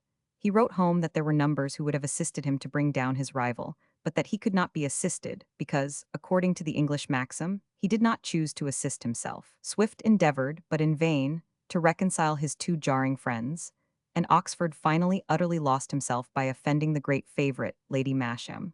He had been imprudent enough to oppose her wishes and refuse her some matter of interest. He now was treated by her with such marked indignity that Dr. Arbuthnot declared that he would no more have suffered what he had done than he would have sold himself to the galleys. Still, with his singular insensibility to insult, he used to dine at the same table with her frequently, and also in company with Bolingbroke, too. Anne demanded Oxford's resignation. The dragon, as Arbuthnot styled him, held the white staff with a deadly grip, but on the 27th of July he was compelled to relinquish it, and that afternoon Her Majesty stated to the Council her reasons for dismissing him. His confidant and creature, Erasmus Lewis, himself thus records them. The Queen has told all the lords the reasons of her parting with him, namely, that he neglected all business, that he was seldom to be understood, that when he did explain himself she could not depend upon the truth of what he said, that he never came to her at the time she appointed, that he often came drunk. Lastly, to crown all, that he behaved himself towards her with bad manners, indecency, and disrespect. Bolingbroke was now Prime Minister, and he hastened to arrange his cabinet entirely on Jacobite principles. So far as he was concerned, the country was to be handed over to the Pretender and Popery on the Queen's death. He would not run the risk of a new antagonist in the shape of a Lord Treasurer, but put the Treasury in commission, with Sir William Windham at its head. The Privy Seal was given to Atterbury. Bromley was continued as the other Secretary of State, and the Earl of Mar, the rankest of Jacobites, was made Secretary of State for Scotland. Ormond, long engaged in the Pretender's plot, was made Commander-in-Chief, a most significant appointment. Buckingham was made Lord President and Harcourt Lord Chancellor. As for the inferior posts, he found great difficulty in filling them up. The sterility of good men, wrote Erasmus Lewis to Swift, is incredible. Good men, according to the unprincipled Bolingbroke's notions, were not to be found in a hurry. There were plenty of candidates ready, but it may give an impressive notion of the state of that party, that there was scarcely a man beyond those already appointed whom Bolingbroke could trust. The cabinet never was completed. What his own notions of moral or political honesty were may be imagined from the fact that he did not hesitate to attempt a coalition with the Whigs. He gave a dinner party at his house in Golden Square to Stanhope, Walpole, Craggs, General Cadogan, and other leaders. But though Walpole, when minister himself, boasted that every man had his price, Bolingbroke had not yet discovered Walpole's price nor that of his colleagues. They to a man demanded, as a sine qua non, that the pretender should be compelled to remove to Rome, or to some place much farther off than Lorraine, and Bolingbroke assured them that the Queen would never consent to such a banishment of her brother. Nothing but the lowest opinion of men's principles could have led Bolingbroke to expect any other result from these Whig leaders. Perhaps he only meant to sound their real views, perhaps only to divert public attention from his real designs, which the very names of his coadjutors in the ministry must have made patent enough to all men of any penetration. The very same day that he thus gave this Whig dinner, he assured Gualtier that his sentiments towards the king were just the same as ever, provided his majesty took such measures as would suit the people of England. Time only was wanting for this traitor minister to betray the country to its old despotisms and troubles, but such time was not in the plans of Providence. The end of Anne was approaching faster than was visible to human eyes, but the shrewd and selfish Marlborough had a pretty strong instinct of it, and was drawing nearer and nearer to the scene of action, ready to secure himself whichever way 22 the balance inclined. He was at Ostend, prepared to pass over at an hour's notice, and to the last moment keeping up his correspondence with the two courts of Hanover and Bar-le-Duc. Both despised and suspected him, but feared him at the same time. Such was still his influence, especially with the army, that whichever party he adopted was considered pretty sure to succeed. That it was likely to succeed was equally certain before Marlborough did adopt it. Lockhart of Carnwath, one of the most active and sagacious Jacobites, and likely to be in the secrets of the Jacobite party, says that the pretender, to test the sincerity of Marlborough, asked the loan of £100,000 from him, as a proof of his fidelity. He did not abide the test, but soon afterwards offered £20,000 to the Electoral Prince, to enable him to come over to England. The moment that Marlborough was prepared, with his deep-rooted love of money, to do that, it might be certainly pronounced that he was confident of the success of the Hanoverians. Anne making the Duke of Shrewsbury Lord Treasurer. CP 22. See larger version. The agitation which the Queen underwent on the night of the 27th, when she dismissed Oxford after a long and fierce altercation, produced a marked change in her health. The council was only terminated, having sat to consider who should be admitted into the new ministry, by the Queen falling into a swoon. Being got to bed, she passed the night, not in sleep but in weeping. The next day another council was held, but was again broken up by the illness of the Queen, and was prorogued to the 29th of July. To Dr. Arbuthnot, her physician, Anne declared that the disputes of her ministers had killed her, that she should never survive it. Lady Masham, struck by the Queen's heavy and silent manner, apprehended the worst. Bolingbroke and his Jacobite colleagues were thunderstruck by this sudden crisis. They assembled in council at Kensington, in a room not far from that of the dying Queen, but they were so stupefied by the blow that they could do nothing. On the other hand, the Whigs had been quite alert. Stanhope had made preparations to seize the Tower, to secure the persons of the ministers and the leading Jacobites, if necessary, on the demise of the Queen, to obtain possession of the outports and proclaim the king. A proof of this concert was immediately given by the Dukes of Argyll and Somerset, who belonged to the Privy Council, but of course had not been summoned, suddenly entering the council chamber, stating that, hearing of the Queen's critical position, they had hastened, though not summoned, to offer their assistance. No sooner had they said this, than the Duke of Shrewsbury rose and thanked them for their courtesy. The Whig dukes immediately demanded that the Queen's physicians should be called and examined as to her probable continuance. The physicians in general were of opinion that Her Majesty might linger some time, but Dr. Meade declared that she could not live many days, perhaps not many hours. From the apoplectic symptoms, she might be gone in one. Argyll and Somerset thereupon declared it absolutely necessary that the post of Lord Treasurer should be filled up, as it was requisite that, At such a moment, there should be a recognized prime minister, and proposed that the Duke of Shrewsbury should be nominated to that office. Bolingbroke felt that his power and his plans were at an end, and sat like one in a dream. The members of the council then proceeded to the Queen's apartment, and Bolingbroke followed them, as it were, mechanically. The Queen was sensible enough to be made aware of their errand, and expressed her approval of it. Shrewsbury, however, with that singular hesitation which always characterized him, refused to take the white staff, except from Her Majesty's own hand. It was therefore handed to her, and she extended it towards Shrewsbury, saying, "For God's sake, use it for the good of my people." Shrewsbury was already chamberlain, and he presented the staff of that office in resignation of it, but the Queen bade him retain both, and thus he was at once Lord Treasurer, Lord Chamberlain, and Lord Lieutenant of Ireland. Oxford had sent round a circular to every Whig lord in or near London who had ever belonged to the Privy Council, warning them to come and make a struggle for the Protestant succession. This was one of the most decided actions of that vibratory statesman, and was, no doubt, prompted by his desire to avenge his recent defeat by Bolingbroke, and to stand well at the last moment with the House of Hanover. In consequence of this, the Jacobite ministers found themselves completely prostrate and helpless in the midst of the strong muster of Whigs. Even the aged and infirm Somers made his appearance, and threw the weight of his great name into the scale. Prompt measures were taken to secure the advent of the new king. 4 regiments were ordered to London. 7 battalions were sent from Ostend, where 23 Marlborough was said to have secured their zealous fidelity to the Elector. A fleet was ordered to put to sea to prevent any interruption of his transit, and to receive him in Holland. An embargo was laid on all ports, and the next morning, having sunk again into lethargy, the council ordered the heralds at arms and a troop of the Life Guards to be in readiness to proclaim her successor. Mr. Craggs was sent express to Hanover to desire the Elector to hasten to Holland, where the fleet would be ready to receive him. The council also sent a dispatch to the States General to remind them of the fact, which for a long time, and to this moment the English government appeared itself to have forgotten, that there was such a thing as a treaty, and that by it they were bound to guarantee the Protestant succession. Lord Berkeley was appointed to the command of the fleet, and a reinforcement was ordered for Portsmouth. A general officer was hastened to Scotland, where much apprehension of a movement in favor of the Pretender existed, and, in short, every conceivable arrangement was made for the safe accession of the Protestant king.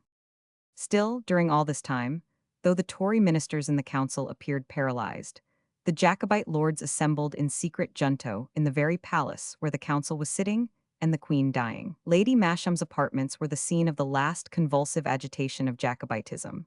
From her, the distracted leaders of that faction received the accounts of the progress of the Queen's illness.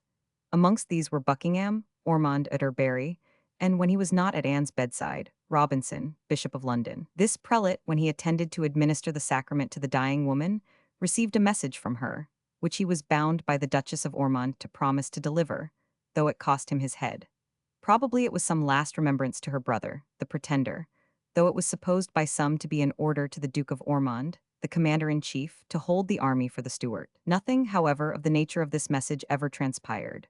But the Duke of Buckingham, on the separation of the council, which had just obtained the affixing of the Great Seal to a patent providing for the government of the country by 24 regents till the arrival of the successor, clapped his hand on Ormond's shoulder, saying, "My lord, you have 24 hours to do our business in, and make yourself master of the country." It was a forlorn hope. That evening Lady Masham entered her apartments in great agitation, saying, "Oh, my lords, we are all undone, entirely ruined. The Queen is a dead woman, all the world cannot save her." Upon which one of the lords asked if the Queen had her senses, and if Lady Masham thought she could speak to them. She replied, "Impossible, her pain deprives her of all sense, and in the interval she dozes and speaks to nobody." "That is hard indeed," said one of the lords. "If she could but speak to us and give us orders and sign them, we might do the business for all that." "Alas," replied another lord, "who would act on such orders? We are all undone." "Then we cannot be worse," said a third. "I assure you," remarked another of these conspirators, probably Ormond, "that if Her Majesty would give orders to proclaim her successor in her lifetime, I would do it at the head of the army. I'll answer for the soldiers." "Do it, then," swore the Bishop Atterbury, for he did not stick at an oath. "Let us go out and proclaim the Chevalier at Charing Cross. Do you not see that we have no time to lose?" Lady Masham told them they might waive debate. There was nothing to be done. Her Majesty was no longer capable of directing anything. On which the Duke of Ormond exclaimed, Lord, what an unhappy thing this is. What a cause is here lost at one blow. The Queen expired at 7 o'clock on Sunday morning, the 1st of August, 1714, not having recovered sufficient consciousness to receive the sacrament or to sign her will. During her intervals of sense, she is reported to have repeatedly exclaimed, "Oh, my brother, my dear brother, what will become of you?" She was still only in her 50th year and the 13th of her reign. Bolingbroke wrote to Swift, "The Earl of Oxford was removed on Tuesday, and the Queen died on Sunday. What a world is this, and how does fortune banter us?" Bolingbroke had assured Iberville, the French agent, that had the Queen only lived 6 weeks longer, his measures were so well taken that he should have brought in the Pretender in spite of everything. On the very day of the Queen's death, Marlborough landed at Dover, so exactly had he timed his return. He found George I, proclaimed in London, in York, and in other large towns, not only without disorder, but with an acclamation of joy from the populace which plainly showed where the heart lay. Chapter 2, The Reign of George I, Peaceful Accession of George I, His Arrival, Triumph of the Whigs, Dissolution and General Election, the Address, Determination to Impeach the Late Ministers, Flight of Bolingbroke and Ormond, Impeachment of Oxford, the Riot Act, the Rebellion of 1715, Policy of the Regent Orleans, Surrender of the Pretender's ships, the Adventures of Ormond and Mar, the Highlands declare for the Pretender, Mar and Argyll, advance of Mackintosh's detachment, its surrender at Preston, Battle of Sheriffmuir, arrival of the Pretender, mutual disappointment, advance of Argyll, flight of the Pretender to France, punishment of the rebels, impeachment of the rebel lords, the Septennial Act, the King goes to Hanover, impossibility of reconstructing the Grand Alliance, negotiations with France, danger of Hanover from Charles XII, and from Russia, alarm from Townshend, termination of the dispute, fresh differences between Stanhope and Townshend, dismissal of the latter, the Triple Alliance, project for the invasion of Scotland, detection of the plot, dismissal of Townshend and Walpole, they go into opposition, Walpole's financial scheme, attack on Cadogan, trial of Oxford, Cardinal Alberoni, outbreak of hostilities between Austria and Spain, occupation of Sardinia, Alberoni's diplomacy. The Quadruple Alliance, buying in the Mediterranean, Alberoni, deserted by Savoy, death of Charles XII. Declaration of war with Spain, repeal of the Schism Act, rejection of the Peerage Bill, attempted invasion of Britain, dismissal of Alberoni, Spain makes peace, pacification of Northern Europe, final rejection of the Peerage Bill, the South Sea Company, the South Sea Bill, opposition of Walpole, rise of South Sea stock, rival companies, death of Stanhope, punishment of ministry and directors, supremacy of Walpole, Utterbury's plot, his banishment, and the return of Bolingbroke, rejection of Bolingbroke's services, a palace intrigue, fall of Carteret, Wood's halfpence, disturbances in Scotland, punishment of the Lord Chancellor Macclesfield, the Patriot Party, complications abroad, Treaty of Vienna, Treaty of Hanover, activity of the Jacobites, falls of Ripperda and of Bourbon, English preparations, folly of the Emperor, attack on Gibraltar, preliminaries of peace, intrigues against Walpole, death of George I. The calculations of no political party had ever been more completely falsified than those of the Jacobites, and their congeners the Tories on the death of the Queen. They had relied on the fact that the House of Hanover was regarded with dislike as successors to the throne of England by all the Catholic powers of Europe, on account of their Protestantism, and many of the Protestant powers from jealousy, and reckoned that, whilst France would be disposed to support the claims of the Pretender, there were no continental countries which would support those of Hanover, except Holland and the new Kingdom of Prussia, neither of which gave them much alarm. Prussia was but a minor power, not capable of furnishing much aid to a contest in England. Holland had been too much exhausted by a long war to be willing to engage in another, except for a cause which vitally concerned itself. In England, the Tories being in power, and Bolingbroke earnest in the interest of the Pretender, the Duke of Ormond at the head of the army, there appeared to the minds of the Jacobites nothing to fear but the too early demise of the Queen, which might find their plans yet unmatured. To this they, in fact, attributed their failure. But we may very confidently assert that, even had Anne lived as long as they desired her, there was one element omitted in their calculations which would have overthrown all their attempts: the invincible antipathy to popery in the heart of the nation, which the steadfast temper of the Pretender showed, must inevitably come back with him to renew all the old struggles. The event of the Queen's death discovered, too, the comparative weakness of the Tory faction, the strength and activity of the Whigs. The King, showing no haste to arrive, gave ample opportunity to the Jacobites, had they been in any degree prepared, as they ought to have been, after so many years, for this great crisis, to introduce the Pretender and rally round his standard.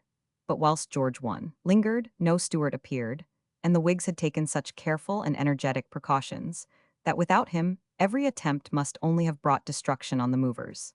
The measures of Shrewsbury were complete. The way by sea was secured for the Protestant king, and the Regency Act provided for the security of every department of government at home. Before the proclamation of the new king, the council had met, and, according to the Regency Act, and an instrument signed by the king and produced by Herr Cranberg, the Hanoverian resident, nominated the persons who were to act till the king's arrival. They consisted of the 7 great officers of state and a number of the peers. The whole was found to include 18 of the principal noblemen, nearly all of the Whig party, as the Dukes of Shrewsbury, Somerset, and Argyll, the Lords Cowper, Halifax 25, and Townshend. It was noticed, however, that neither Marlborough, Sunderland, nor Somers was of the number, nor ought this to have excited any surprise when it was recollected that the list was drawn out in 1705, though only signed just before the Queen's death. These noblemen belonged to that junto under whose thraldom Anne had so long groaned. The omission, however, greatly incensed Marlborough and Sunderland. Great Seal of George I. Marlborough landed at Dover on the day of the Queen's death, where he was received with the warmest acclamations and tokens of the highest popularity. He was met on his approach to London by a procession of 200 gentlemen, headed by Sir Charles Cox, member for Southwark. As he drew nearer, this procession was joined by a long train of carriages. It was like a triumph, and Bothmer, the Hanoverian minister, wrote home that it was as if he had gained another battle at Hochstedt, Blenheim, that he would be of great service in case the pretender should make any attempt, but that he was displeased that he was not in the Regency, or that any man except the king should be higher in the country than he. He went straight to the House of Lords to take the oaths to the king, but at Temple Bar his carriage broke down, to the great delight of the people, because it compelled him to come out and enter another, by which they got a good view of him. Having taken the oaths, he retired into the country till the arrival of the king, disgusted at his not being in the Regency. The Lords Justices having met, appointed Joseph Addison, afterwards so celebrated as a writer, and even now very popular, as their secretary, and ordered all dispatches addressed to Bolingbroke to be brought to him. This was an intimation that Bolingbroke would be dismissed, and that proud minister, instead of giving orders, was obliged to receive them, and to wait at the door of the council chamber with his bags and papers. As the Lords Justices were apprehending that there might be some disturbances in Ireland, they were about to send over Sunderland as Lord Lieutenant, and General Stanhope as Commander-in-Chief. But they were speedily relieved of their fears by the intelligence that all had passed off quietly there, that the Lords Justices of Ireland, the Archbishop of Armagh, and Sir Constantine Phipps, who had been more than suspected of Jacobitism, had proclaimed the king on the 6th of August, and to give evidence of their new zeal, had issued a proclamation for disarming papists and seizing their horses. The proclamation of George passed with the same quietness in Scotland, and no king, had he been born a native in the quietest times, could have succeeded to the throne more smoothly. 18 lords, chiefly Whigs, were nominated by the new king to act as a council of regency, pending his arrival, and the civil list was voted by Parliament. During these transactions, there was naturally an earnestly inquiring eye kept open towards Hanover, whence the king appeared in no hurry to issue forth and assume the throne of these 326 fair kingdoms. The coolness with which George of Hanover appeared to contemplate the splendid prize which had fallen to him seemed to the English little less than unnatural. Thrones and crowns are generally seized upon with avidity, but the new king seemed to feel more regret in quitting his petty electorate than eagerness to enter on his splendid kingdom. But George was a man of phlegmatic disposition and of the most exact habits, and went through his duties like an automaton or a piece of machinery. He took, therefore, much time in settling his affairs in Hanover before he turned his face towards England, and it was not till the 18th of September, or nearly 7 weeks after the decease of the late Queen, that he landed at Greenwich with his son George. His views and affections were, as Lord Chesterfield properly observed, singly confined to the narrow compass of his electorate. England was too big for him. The triumph of the Whigs was complete, whilst Oxford, who had been making great efforts at the last to retrieve himself with his party, by assisting them to seize the reins of power on the Queen's illness, was admitted in absolute silence to kiss the king's hand, and that not without many difficulties. Marlborough, Somers, Halifax, and the rest were received with the most cordial welcome. Yet, on appointing the new cabinet, the king showed that he did not forget the double dealing of Marlborough. He smiled on him, but did not place him where he hoped to be, at the head of affairs. He made Lord Townshend Secretary of State and Prime Minister, Stanhope the second secretary. The Earl of Mar was removed from the Secretaryship of Scotland to make way for the Duke of Montrose. Lord Halifax was made first Lord Commissioner of the Treasury, and was raised to an earldom, and was allowed to confer on his nephew the sinecure of Auditor of the Exchequer. Lord Cowper became Lord Chancellor. Lord Wharton was made Privy Seal and created a Marquis. The Earl of Nottingham became President of the Council. Mr. Pulteney was appointed Secretary at War. The Duke of Argyll, Commander-in-Chief for Scotland. Shrewsbury, Lord Chamberlain and Groom of the Stole. The Duke of Devonshire became Lord Steward of the Household. The Duke of Somerset, Master of the Horse. Sunderland, Lord Lieutenant of Ireland. Walpole was at first made simply Paymaster of the Forces, without a place in the cabinet, but his ability in debate and as a financier soon raised him to higher employment. Lord Orford was made First Lord of the Admiralty, and Marlborough, Commander-in-Chief and Master of the Ordnance. His power, however, was gone. In the whole new cabinet, Nottingham was the only member who belonged to the Tory party, and of late he had been acting more in common with the Whigs. The Tories complained vehemently of their exclusion, as if their dealings with the Pretender had been a recommendation to the House of Hanover. They contended that the king should have shown himself the king of the whole people and aimed at a junction of the two parties. The ministerial arrangements being completed, the coronation took place on the 31st of October and was fully attended by the chief nobles and statesmen, even by Oxford and Bolingbroke, and was celebrated in most parts of the kingdom with many demonstrations of joy. Parliament was then dissolved, and the elections went vastly in favour of the Whigs, though there were serious riots at Manchester and throughout the Midlands. The hopes of advantage from a new monarch made their usual conversions. In the House of Commons of 1710, there was a very large majority of Whigs, in that of 1713 as great a one of Tories, and now again there was as large a one of Whigs. In the Lords the spectacle was the same. Bolingbroke says, "I saw several lords concur to condemn, in one general vote, all that they had approved of in a former Parliament by many particular resolutions." In the Commons, Mr. Spencer Compton, the ministerial nominee, was elected Speaker. The King opened his first Parliament in person, but, being unable to speak English, he handed his speech to Lord Chancellor Cowper to read. In the Commons, the address condemned in strong language the shameful peace which had been made after a war carried on at such vast expense, and attended with such unparalleled successes, but expressed a hope that, as this dishonor could not with justice be imputed to the nation, through His Majesty's wisdom and the faithful endeavors of the Commons, the reputation of the kingdom might in due time be vindicated and restored. This was the first announcement of the ministers' intention to call their predecessors to account, and Secretary Stanhope, in the course of the debate, confirmed it, observing that it had been industriously circulated that the present ministers never designed to bring the late ministers to trial, but only to pass a general censure on them. But he assured the House that, though active efforts had been used to prevent 27 a discovery of the late treasonable proceedings, by conveying away papers from the secretaries' offices, yet government had sufficient evidence to enable them to bring to justice the most corrupt ministry that ever sat at the helm. Before 3 weeks were over, a secret committee was appointed to consider the Treaty of Utrecht. Bolingbroke promptly fled and took service with the Pretender. Ormond, after putting himself ostentatiously forward as leader of the Jacobite opposition, followed his example. Both were proceeded against by Act of Attainder. The impeachment of Oxford followed.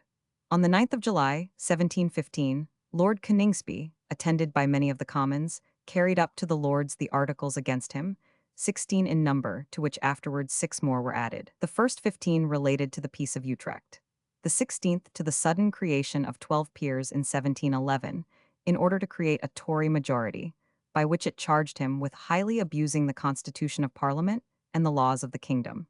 When the articles had been read, it was doubted whether any of the charges amounted to high treason. To decide this as a legal point, it was moved that the judges should be consulted.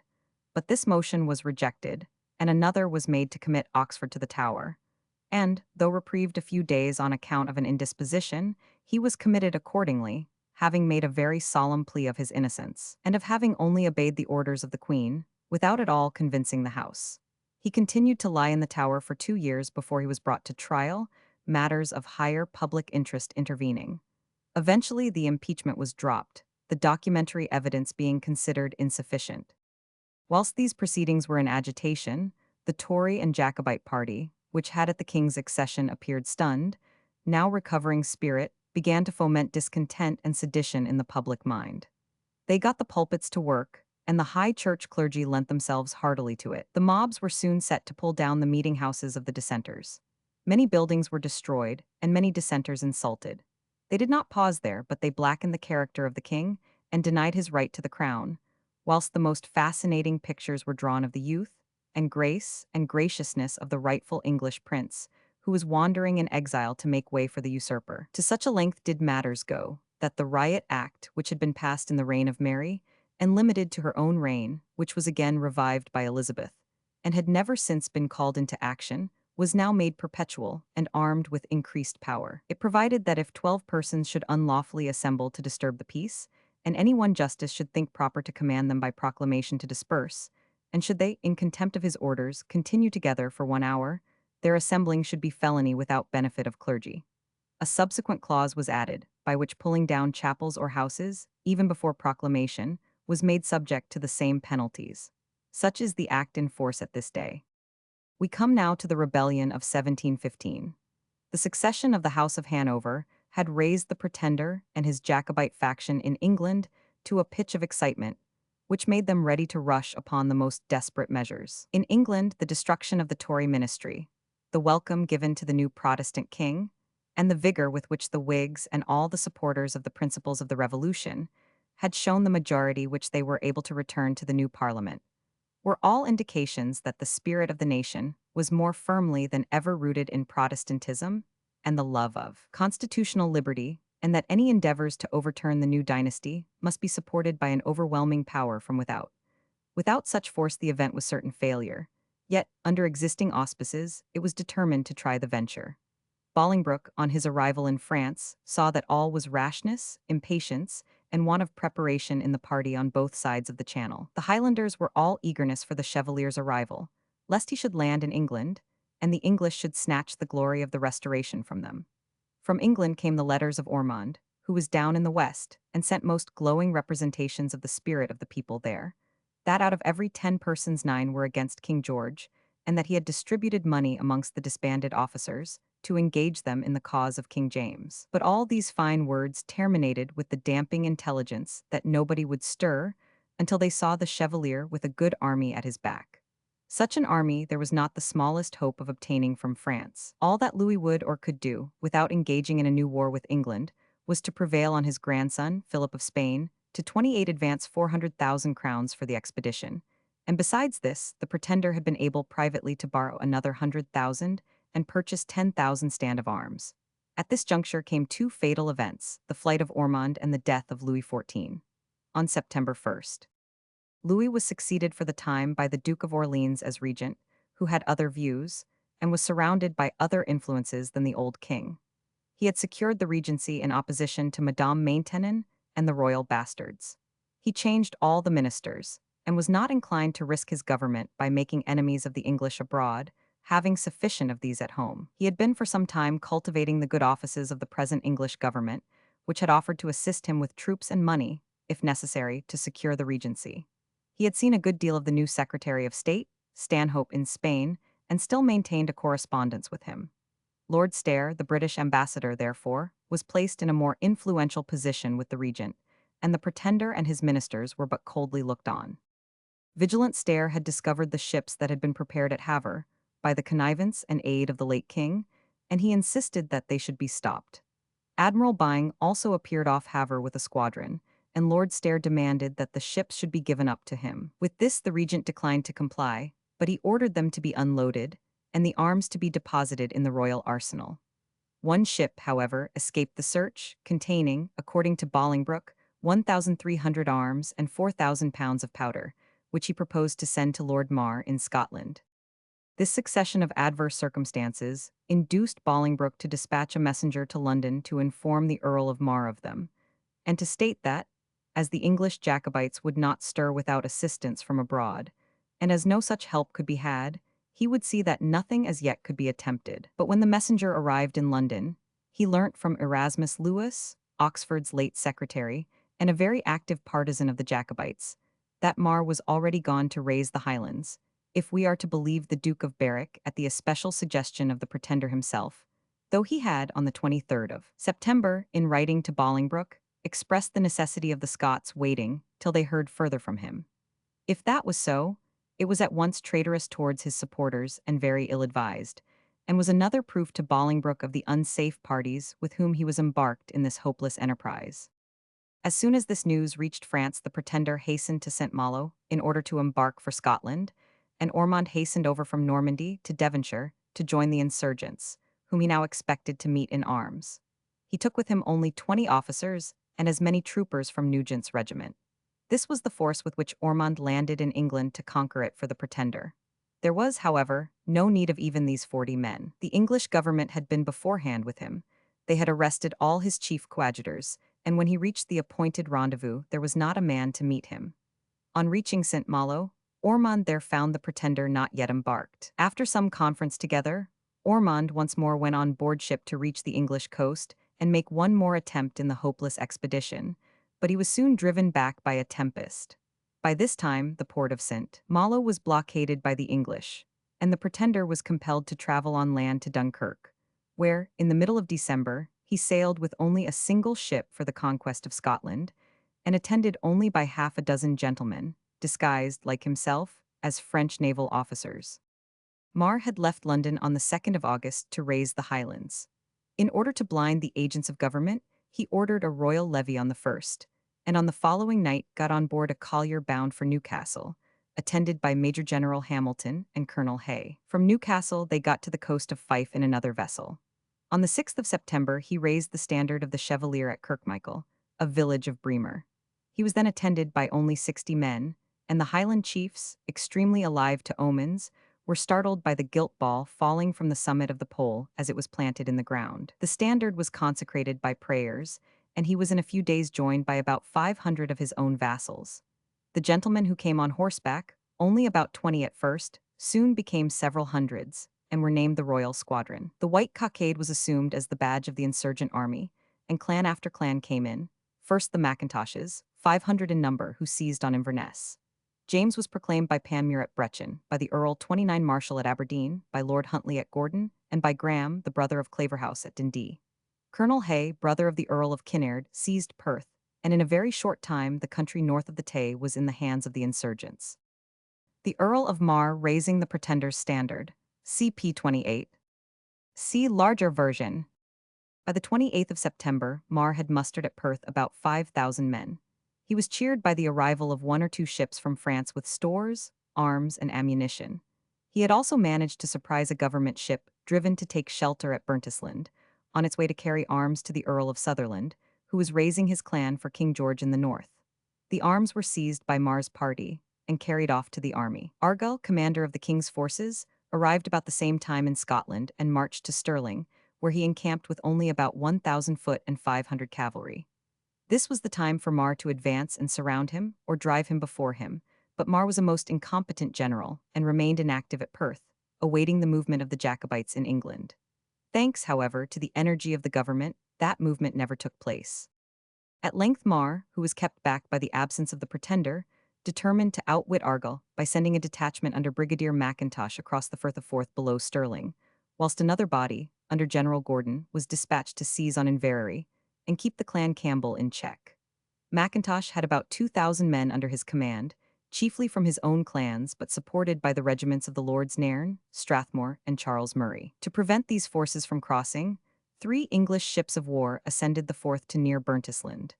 But whilst a detachment of 500 men held the attention of the ships at that point, the main body were embarking on the right in small boats lower down, and the greater part of them got across the Firth and landed at Aberlady and North Berwick. The city of Edinburgh was in consternation at this daring maneuver and at the proximity of such a force. And Mackintosh, hearing of this panic, and of the miserable state 30 of defense there, determined to attempt to surprise it.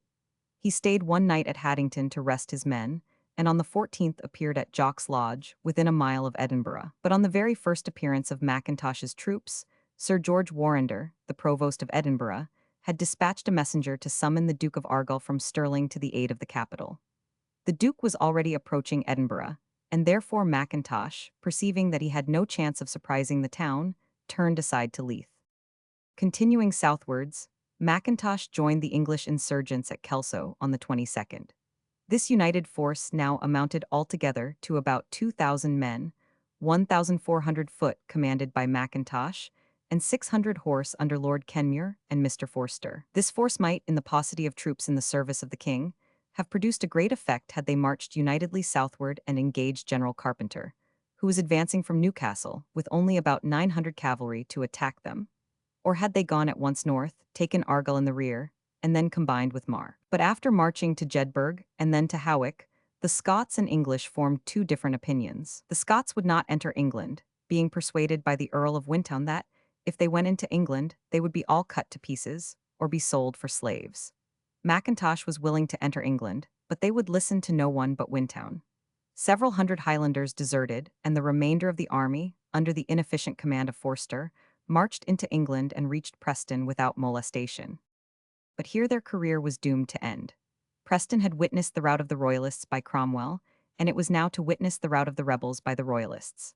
Carpenter, on finding that the insurgents had taken the way through Cumberland, also hastened back to Newcastle and Durham, where he was joined by General Wills. Wills was in advance with 6 regiments of cavalry, mostly newly raised troops, but full of spirit and well-officered. He came near Preston on the 12th of November, whilst Carpenter was approaching in another direction, so as to take the enemy in the flank. Forster quickly showed that he was an incompetent commander. He was at first greatly elated by the junction of the Lancashire men, but on hearing that the royal troops were upon them, he was instantly panic-stricken, and instead of issuing orders or summoning a council, he betook himself to bed. Lord Kenmure roused him from his ignominious repose, but it was too late. No means were taken to secure the natural advantages of the place. The bridge over the Ribble, which might have kept the enemy at bay, was left undefended, so that when Wills rode up to it on the morning of the 13th, he imagined that the rebels had evacuated the place. Besides the bridge over the river, there was a deep and hollow way of half a mile from the bridge to the town, with high and steep banks, from which an army might have been annihilated. But all was left undefended. It was only when Wills advanced into the town that he became aware that the rebels were still there, and found his path obstructed by barricades raised in the streets. His soldiers gallantly attacked these barricades, but were met by a murderous fire both from behind them and from the houses on each side. But luckily for the royal forces, the least ability was wanting in the rebel commander. With all the advantages on his side, Forster secretly sent Colonel Oxburgh to propose a capitulation. Wills at first refused to listen to it, declaring that he could not treat with rebels who had murdered many of the king's subjects. But at length he said, if they would lay down their arms, he would defend them from being cut to pieces by the soldiers till he received further orders from government. 1,500 men surrendered, including 8 noblemen, but a good many escaped. This branch of the rebel force was thus completely removed from the field, and on the same day, a far more sanguinary conflict had taken place between the chief commanders on the two sides, Argyll and Mar, at Sheriffmuir. It was the 10th of November when Mar, aware that Argyll was advancing against him, at length marched out of Perth with all his baggage and provisions for 12 days. On the 12th, when they arrived at Ardoch, Argyll was posted at Dunblane, and he advanced to give them battle. The wild, uneven ground of Sheriffmuir lay between them, and it was on this spot that Argyll on quitting Stirling had hoped to meet them. He therefore drew up his men on this moorland in battle array, and did not wait long for the coming of the Highland army. It was on a Sunday morning, the 13th of November, that the Battle of Sheriffmuir was fought. Argyll commanded the right wing of his army, General Witham the left, and General Whiteman the center. He 31 calculated much on this open ground for the operations of his cavalry. On the other hand, Mar took the right wing of his army, and was thus opposed, not to Argyll, but to Witham. The Highlanders, though called on to form in a moment, as it were, did so with a rapidity which astonished the enemy. They opened fire on Argyll so instantly and well that it took the Duke's forces by surprise. The left army retired on Stirling, pursued by Mar. Argyll was compelled to be on the alert. He observed that Mar had drawn out his forces so as to outflank him.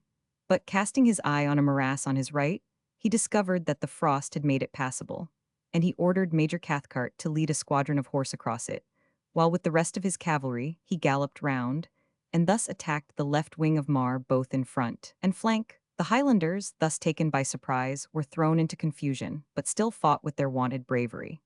They were driven, however, by the momentum of the English horse backwards, and between the spot whence the attack commenced and the River Allen, 3 miles distant, they rallied 10 times and fairly contested the field. Argyll, however, bore down upon them with all the force of his right wing, offering quarter to all who would surrender, and even parrying blows from his own dragoons which went to exterminate those already wounded. After an obstinate fight of 3 hours, he drove the Highlanders over the Allen, a great number of them being drowned in it. Mar at this crisis returned to learn the fate of the rest of his army. He found that he had been taking the office of a general of division instead of that of the commander-in-chief, whose duty is to watch the movements of the whole field and send aid to quarters which are giving way. Like Prince Rupert, in his ardor for victory over his enemies in front of him, he had totally forgotten the center and left wing, and discovered now that the left wing was totally defeated. He was contented to draw off and yet boast of victory. At this juncture, while daily desertions thinned Mar's army at Perth, arrived the Pretender. He landed at Peterhead on the 22nd of December. On the 6th of January, 1716, he made his public entry into Dundee, at the head of his cavalcade, the Earl of Mar riding on his right hand, and the Earl Marshal on his left, and about 300 gentlemen following. His reception was enthusiastic. The people flocked round him to kiss his hands, and to gratify this loyal desire, he remained an hour in the marketplace. On the 8th he arrived at Scone, and took up his residence in the ancient palace of his ancestors. There he was only 2 miles from the army, and having established a council, and issued 6 proclamations, ordering a public thanksgiving for the miraculous providence of his safe arrival, for prayers in the church, for the currency of foreign coin, for a meeting of the Convention of Estates, for all fencible men from 16 to 60 to repair to his standard, and for his coronation on the 23rd of January, he presented himself before the army. But here the scene was changed. Instead of enthusiasm, there was disappointment on both sides. The soldiers, who expected to see a royal-looking, active-looking man, likely to encourage them and lead them on their career, beheld a tall, thin, pale, and dejected sort of person, who evidently took no great interest in them. That the Pretender should not exhibit much vivacity was no wonder. He had been assured by Mar that his army had swelled to 16,000 men, that the whole north was in his favor, and that he had only to appear to carry everything before him. On inquiring into the force, it turned out to be so miserably small that the only desire was to keep it out of sight. The spirits of the Pretender fell, and though not destitute of ability, as is manifest by his letters, he had by no means that strength of resolution demanded by such an enterprise. At length Argyll, whose movements had been hastened by the arrival of General Cadogan, prepared to march northwards through deep snow and villages burnt by the Pretender's order. On the 30th of January, the rebel army retreated from Perth, the Highland soldiers, some in sullen silence, others in loud curses, expressing their anger and mortification at this proceeding. The inhabitants looked on in terror and bade adieu to the troops in tears, expecting only a heavy visitation for having so long harbored them. Early the next morning they crossed the deep and rapid Tay, now, however, a sheet of solid ice, and directed their march along the Carse of Garry towards Dundee. Argyll, who received the news of the retreat about 4 in the afternoon of that day, occupied Perth with Dutch and English troops by 10 o'clock the next morning. They had quitted Stirling on the 29th, and that night they encamped on the snow amid the burnt remains of the village of Auchterarder. Argyll and Cadogan followed the advance guard and entered Perth on 32 the evening of the 1st of February, but the remainder of the troops did not arrive till late at night, owing to the state of the roads and the weather. Some few of the rebels, who had got drunk and were left behind, were secured. The next day Argyll and Cadogan, with 800 light foot and 6 squadrons of dragoons, followed along the Carse of Garry to Dundee. Cadogan, in a letter to Marlborough, complained of the evident reluctance of Argyll to press on the rebels. When he arrived at Dundee on the 3rd, the rebel army was already gone. He and Cadogan then separated, taking different routes towards Montrose. Cadogan, whose heart was in the business, pushed on ahead, and on the 5th, at noon, reached Arbroath, where he received the news that the Pretender had embarked at Montrose and gone to France. In this manner did the descendant of a race of kings, and the claimant of the crown of Great Britain steal away, and leave his unhappy followers to a sense of his perfidious and cruel desertion. His flight, no doubt, was necessary, but the manner of it was at once most humiliating and unfeeling. The consternation and wrath of the army on the discovery were indescribable. They were wholly broken up when Argyll reached Aberdeen on the 8th of February. Gloomy as was the Pretender's fortune, it was, nevertheless, infinitely better than that of thousands who had ventured their lives and fortunes in his cause. There were not many prisoners in Scotland, but the clans which had sided with the English government were hounded on to hunt down those who had been out with the Pretender amongst their hills, and they were hunted about by the English troops under the guidance of these hostile clans, and where they themselves were not to be found, their estates suffered by troops, being quartered in their houses and on their lands. In England, the prisons of Chester, Liverpool, and other northern towns were crowded by the inferior class of prisoners from the surrender of Preston. Some half-pay officers were singled out as deserters and shot by order of a court-martial, but the common soldiers were eventually acquitted or let off with light sentences. On the 9th of January, a month after their arrival, Lord Derwentwater was impeached of high treason by Mr. Lechmere in a bitter speech in the Commons. Other members, with equal acrimony, followed with impeachments against the Lords Widdrington, Nithsdale, Wintoun, Carnwath, Kenmure, and Nairn. The impeachments were carried up to the House of Lords on the same day, and on the 19th the accused noblemen were brought before the peers, where they knelt at the bar until they were desired to rise by the Lord Chancellor, when, with the exception of Lord Wintoun, they confessed their guilt and threw themselves on the mercy of the king. Sentence of death was immediately pronounced on those who had pleaded guilty, and Lord Wintoun was condemned after trial, but several months later he effected his escape from the Tower. Every effort was made to save the prisoners, and they were all reprieved, with the exception of Derwentwater, Kenmure, and Nithsdale. The first two were executed, but the Countess of Nithsdale, being about to take her leave of her husband, contrived, by introducing some friends, to secure his escape in female attire. In April, the inferior prisoners were tried in the common pleas. Forster, Brigadier Mackintosh, and 20 of their accomplices were condemned, but Forster, Mackintosh, and some of the others managed, like Wintoun, to escape, so that of all the crowds of prisoners, only 22 in Lancashire and 4 in London were hanged. Bills of attainder were passed against the Lords Tullibardine, Mar, and many others who were at large. Above 1,000 submitted to the king's mercy and petitioned to be transported to America. Meanwhile, the Whigs were anxious to add fresh security to their own lease of office. At the last election, they had procured the return of a powerful majority, but 2 years out of the triennial term had expired, and they looked with apprehension to the end of the next year, when a dissolution must take place. They were aware that there were still strong plottings and secret agitations for the restoration of the banished dynasty. By both the king and his ministers, all Tories were regarded as Jacobites, and it was resolved to keep them out of office, and, as much as possible, out of Parliament. They had the power in their own hands in this Parliament, and in order to keep it, they did not hesitate to destroy that triennial act for which their own party had claimed so much credit in 1694, and substitute a septennial act in its place. They would thereby give to their own party in Parliament more than a double term of the present legal possession of their seats. Instead of 1 year, they would be able to look forward 4 years, without any fear of 33 Tory increase of power through a new election. On the 10th of April, Devonshire, Lord Steward of the Household, moved the repeal of the Triennial Act, long lauded as one of the bulwarks of our liberties, under the now convenient plea that it had been found very grievous and burthensome, by occasioning much greater and more continued expenses in order to elections of members to serve in Parliament, and more lasting heats and animosities amongst the subjects of this realm than ever were known before the said clause was enacted. In the preamble to the new bill, the object of that extended bill was candidly avowed, namely, that when a restless and popish faction are designing and endeavoring to renew the rebellion in this kingdom and an invasion from abroad, it might be destructive to the peace and security of the government. The septennial bill was, in fact, intended as a purely temporary measure, and, though originated by party spirit, it was really of great advantage in days when every general election meant a fresh exercise of the influence of the Crown and the Lords. Retreat of the Highlanders from Perth, CP 31. See larger version. Whilst Parliament was busy with the septennial bill, George I was very impatient to get away to Hanover. Like William III, he was but a foreigner in England, a dull, well-meaning man whose heart was in his native country and who had been transplanted too late ever to take to the alien earth. The Act of Settlement provided that, after the Hanoverian accession, no reigning sovereign should quit the kingdom without permission of Parliament. George was not content to ask this permission, but insisted that the restraining clause itself should be repealed, and it was accordingly repealed without any opposition.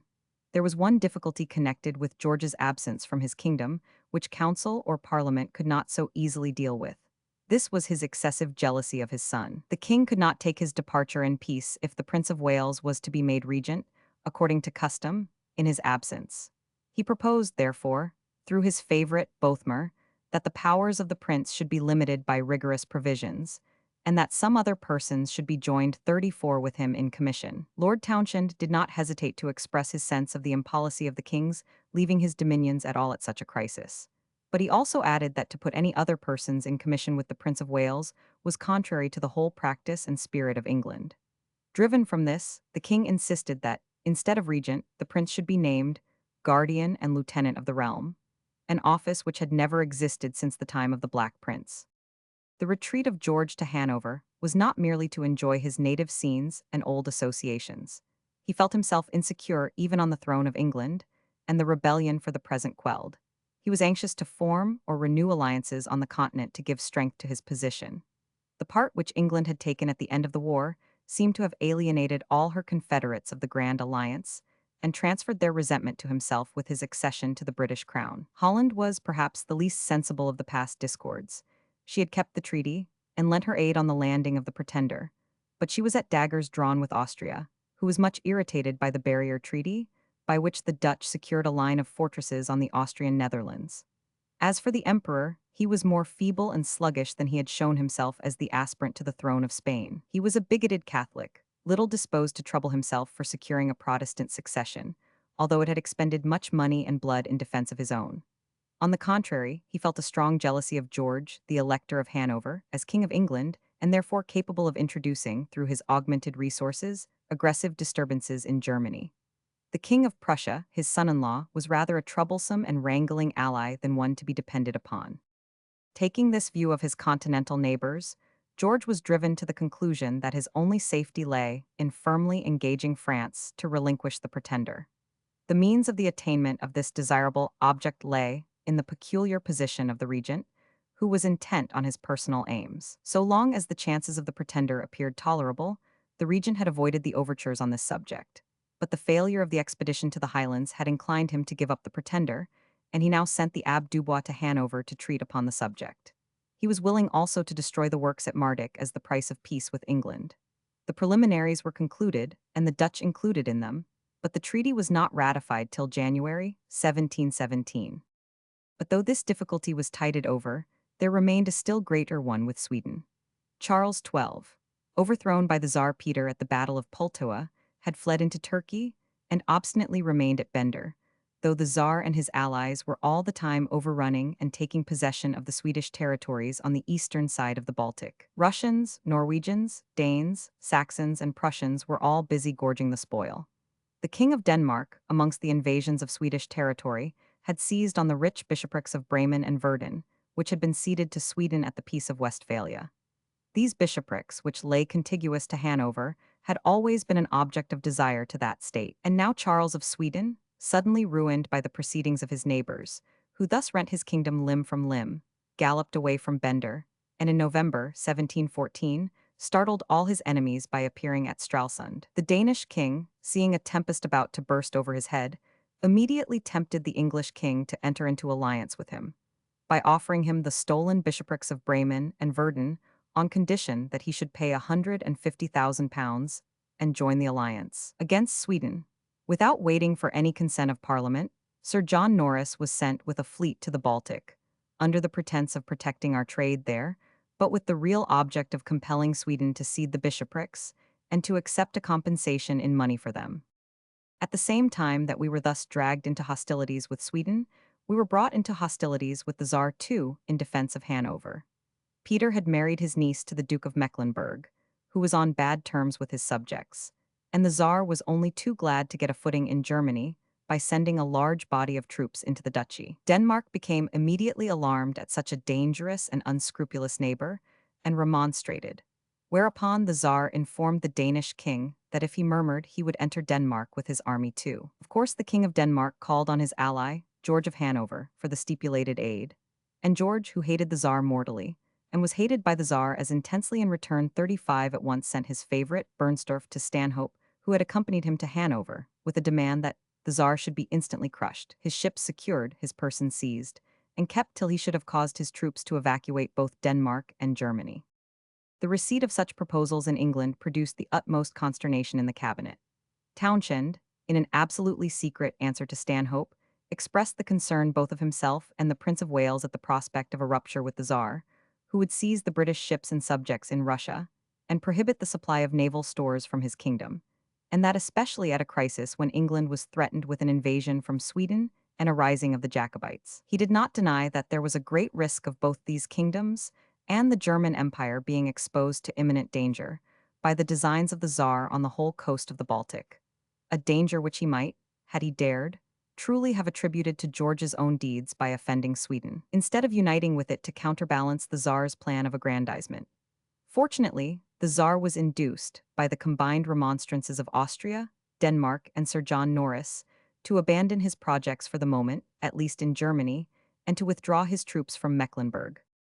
The fear of the Russians being removed, the king was impatient to get the treaty with France ratified both by England and Holland. As there was some delay on the part of Holland, Stanhope proposed to comply with the king's desire that the treaty should be signed, without further waiting for the Dutch, but with the agreement on both sides that they should be admitted to sign as soon as they were ready. Dubois was to proceed to The Hague, and there sign the treaty in form with our plenipotentiaries at that place, Lord Cadogan and Horace Walpole.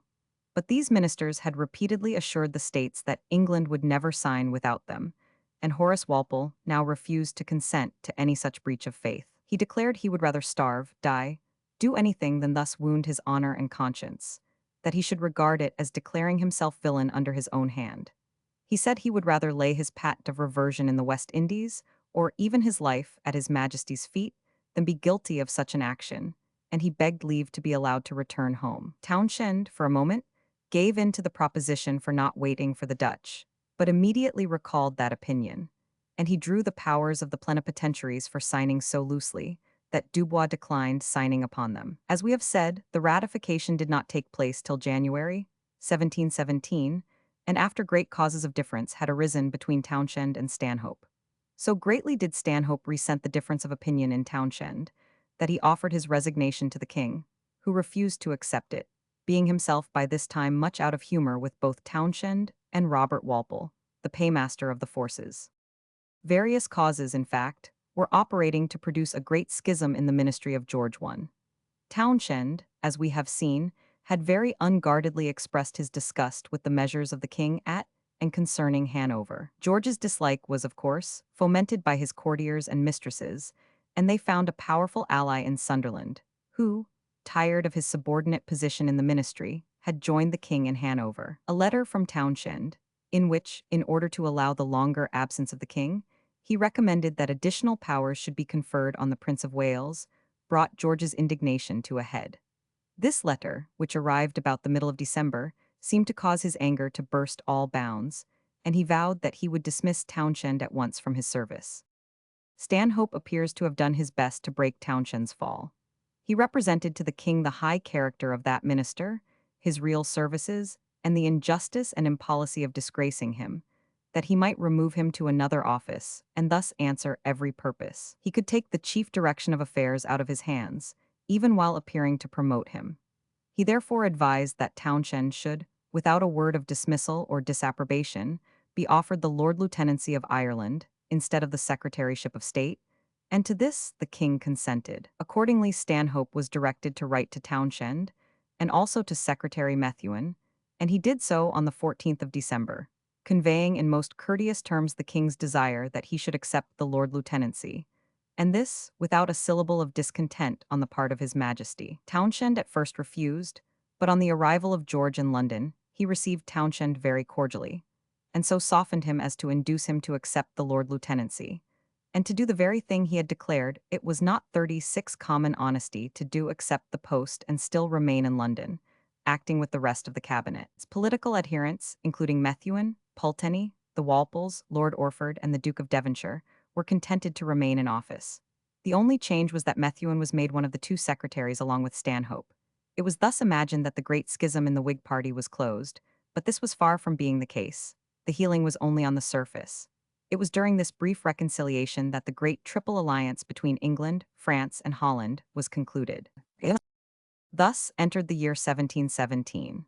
It had been intended to open Parliament immediately on the king's return, but the discovery of a new and singular phase of the Jacobite conspiracy compelled its postponement. We have seen that the trafficking of George with Denmark for the bishoprics of Bremen and Verden, reft in the King of Sweden's absence from his possession, had incensed that monarch, and made him vow that he would support the pretender and march into Scotland with 12,000 men. Such a menace on the part of a general, like Charles XII, was not likely to pass unnoticed by the Jacobites. The Duke of Berwick had taken up the idea very eagerly. He had held several conferences upon it with Baron Spar, the Swedish minister at Paris, and he had sent a trusty minister to Charles at Stralsund, with the proposal that a body of 7 or 8,000 Swedes, then encamped near Gothenburg, should embark at that port, whence, with a favorable wind, they could land in Scotland in 8 and 40 hours. The pretender agreed to furnish 150,000 livres for their expenses. At that time, however, Charles was closely besieged by the Danes, Prussians, and their new ally, George of Hanover, purchased by the bribe of Bremen and Verdun. Charles was compelled by this coalition to retire from Stralsund, but only in a mood of deeper indignation against the King of England, and therefore more favorable to his enemies. The invasion of Scotland was again brought under his notice, and strongly recommended by his chief confidant and minister, Baron Gortz. Charles now listened with all his native spirit of resentment, and Gortz immediately set out on a tour of instigation and arrangement of the invasion. He hastened to Holland, where he corresponded with Count Gyllenborg, the Swedish ambassador at London, and Baron Spar, the Swedish minister at Paris. He put himself also into communication with the Pretender and the Duke of Ormond. The scheme of Gortz was able and comprehensive. A peace was to be established between Charles and his great enemy and rival, Peter of Russia. They both hated George of Hanover and England, and by this union might inflict the severest injuries on him. Next, a conspiracy was to be excited against the region of France, so as to prevent him aiding England according to the recent treaty, and all being thus prepared, Charles XII was himself to conduct the army of 12,000 veterans destined to invade Scotland, and, if supported by the Jacobites, England. The Jacobites were in ecstasies at this new phase of their old enterprise. By Charles's adhesion, their scheme was stripped of all those prejudices which had ensured its ruin with the English. It had no longer the unpopular aspect of a French invasion. It was no longer headed by a popish but a Protestant leader. It was no longer consigned to an untried or doubtful general, but to one of the most victorious monarchs living, who came as a Protestant to call on a Protestant nation to receive their rightful king. Money was not wanting. Spain remitted to Baron Spar 1,000,000 of livres for the expedition, and the court of the Pretender offered 60,000 pounds. But unfortunately for the Pretender, at the moment that the Swedish hero should prepare his armament for the earliest spring, the conspiracy exploded. Whilst the leaders of it had been flattering themselves that it was conducted with the profoundest secrecy, the English ministry were in possession of its clue. As early as October, they had found reason to induce them to intercept the correspondence of Gyllenborg, and had come at once on the letters of Gortz.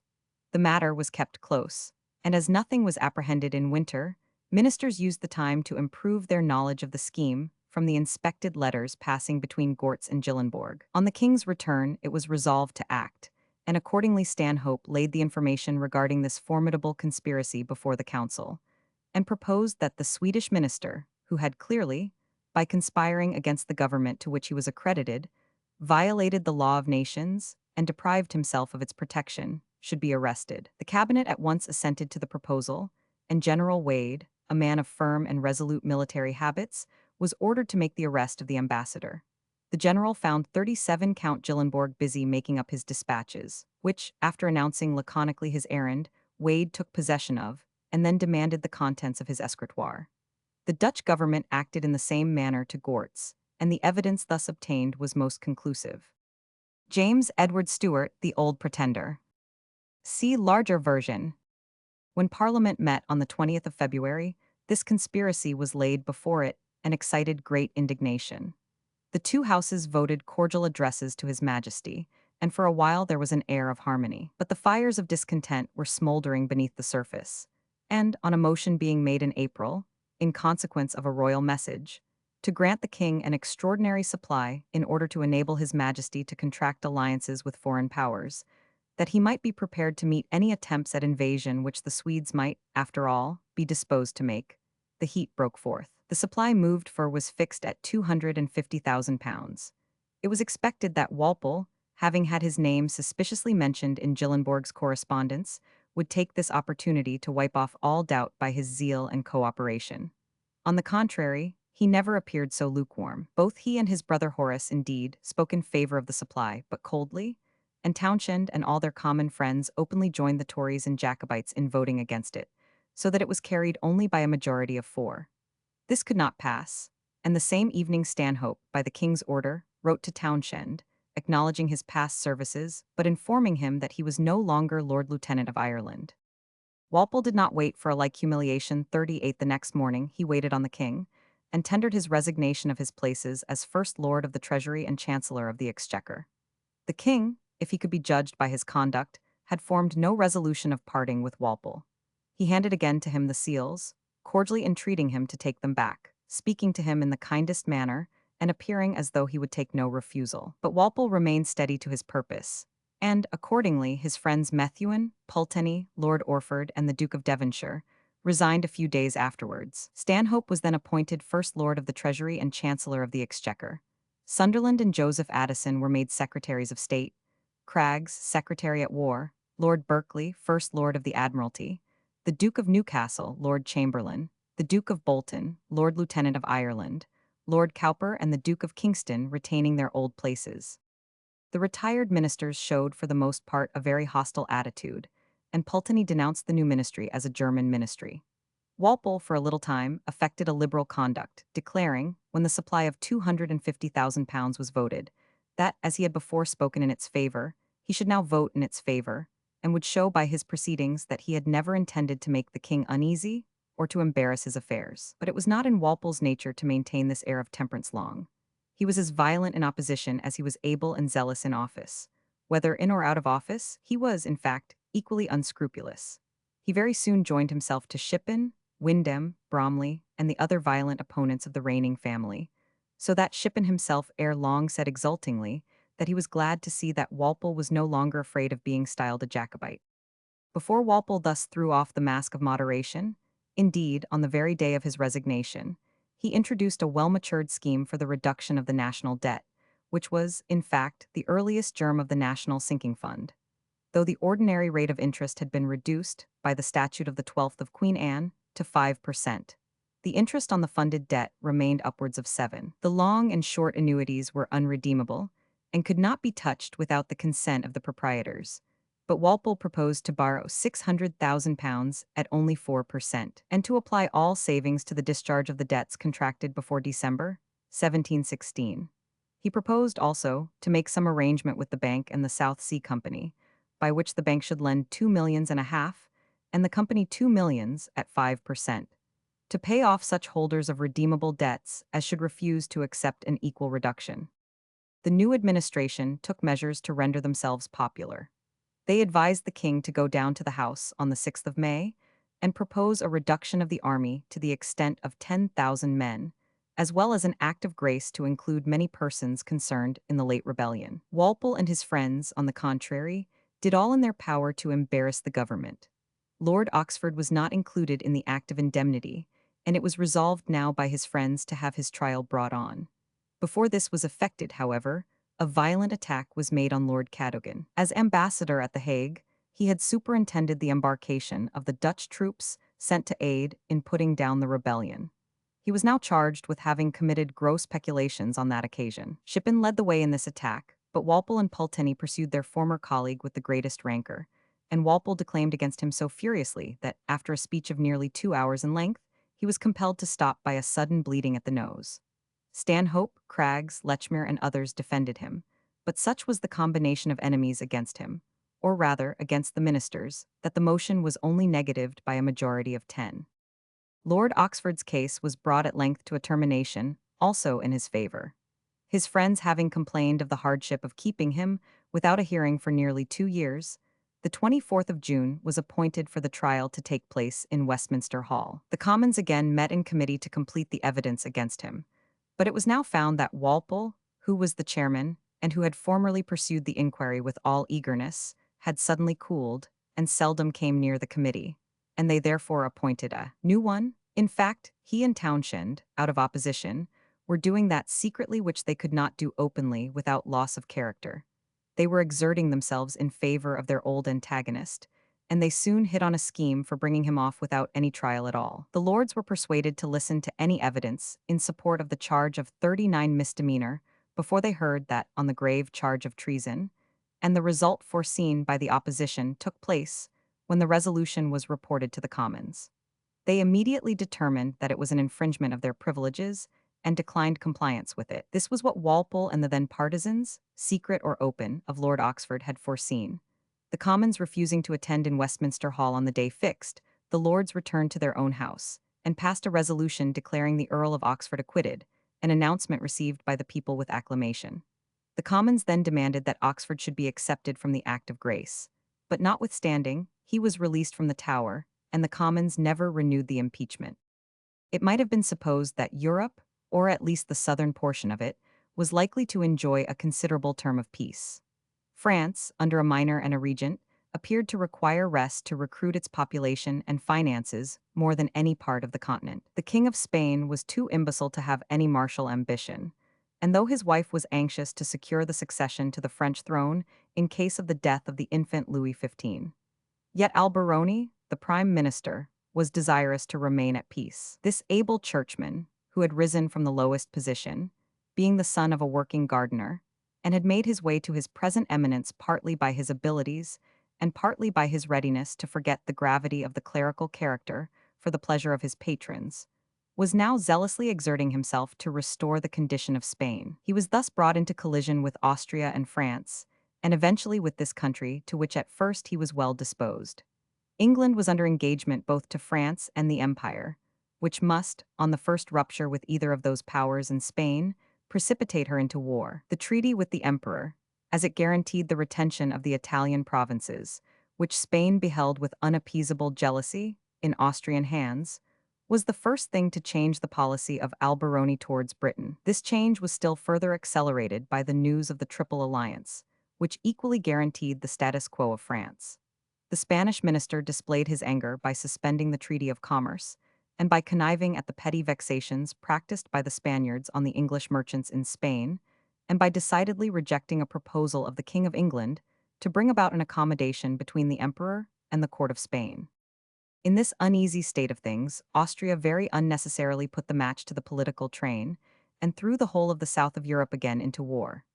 Don Joseph Molina, the Spanish ambassador at Rome, being appointed Inquisitor General at Spain, commenced his journey homewards, furnished with a passport from the Pope and an assurance of safety from the imperial minister. Yet, notwithstanding this, he was perfidiously arrested by the Austrian authorities and secured in the citadel of Milan.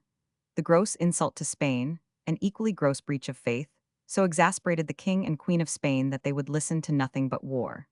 The earnest expostulations of Alberoni, delivered in the form of a powerful memorial, were rejected, and he was compelled to abandon the cherished hopes of peaceful improvement and make the most active preparations for war.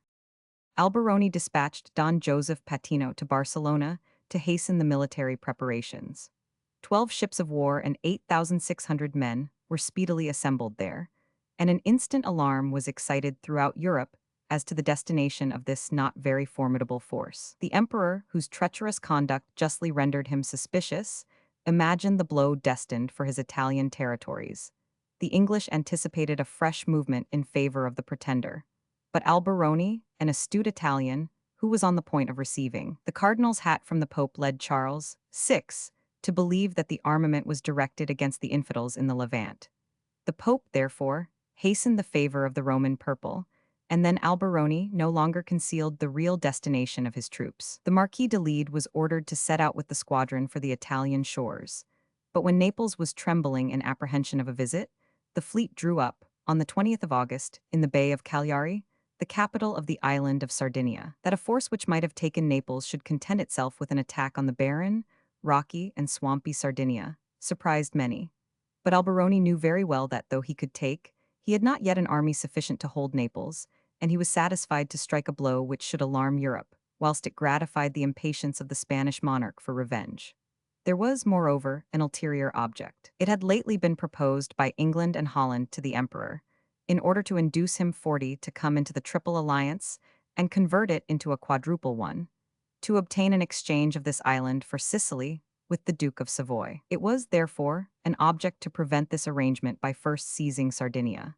The Spanish general summoned the governor of Cagliari to surrender, but he stood out, and the Spaniards had to wait for the complete arrival of their ships before they could land and invest the place. The governor was ere long compelled to capitulate, but the Aragonese and the Catalans, who had followed the Austrians from the embittered contest in their own country, defended the island with furious tenacity.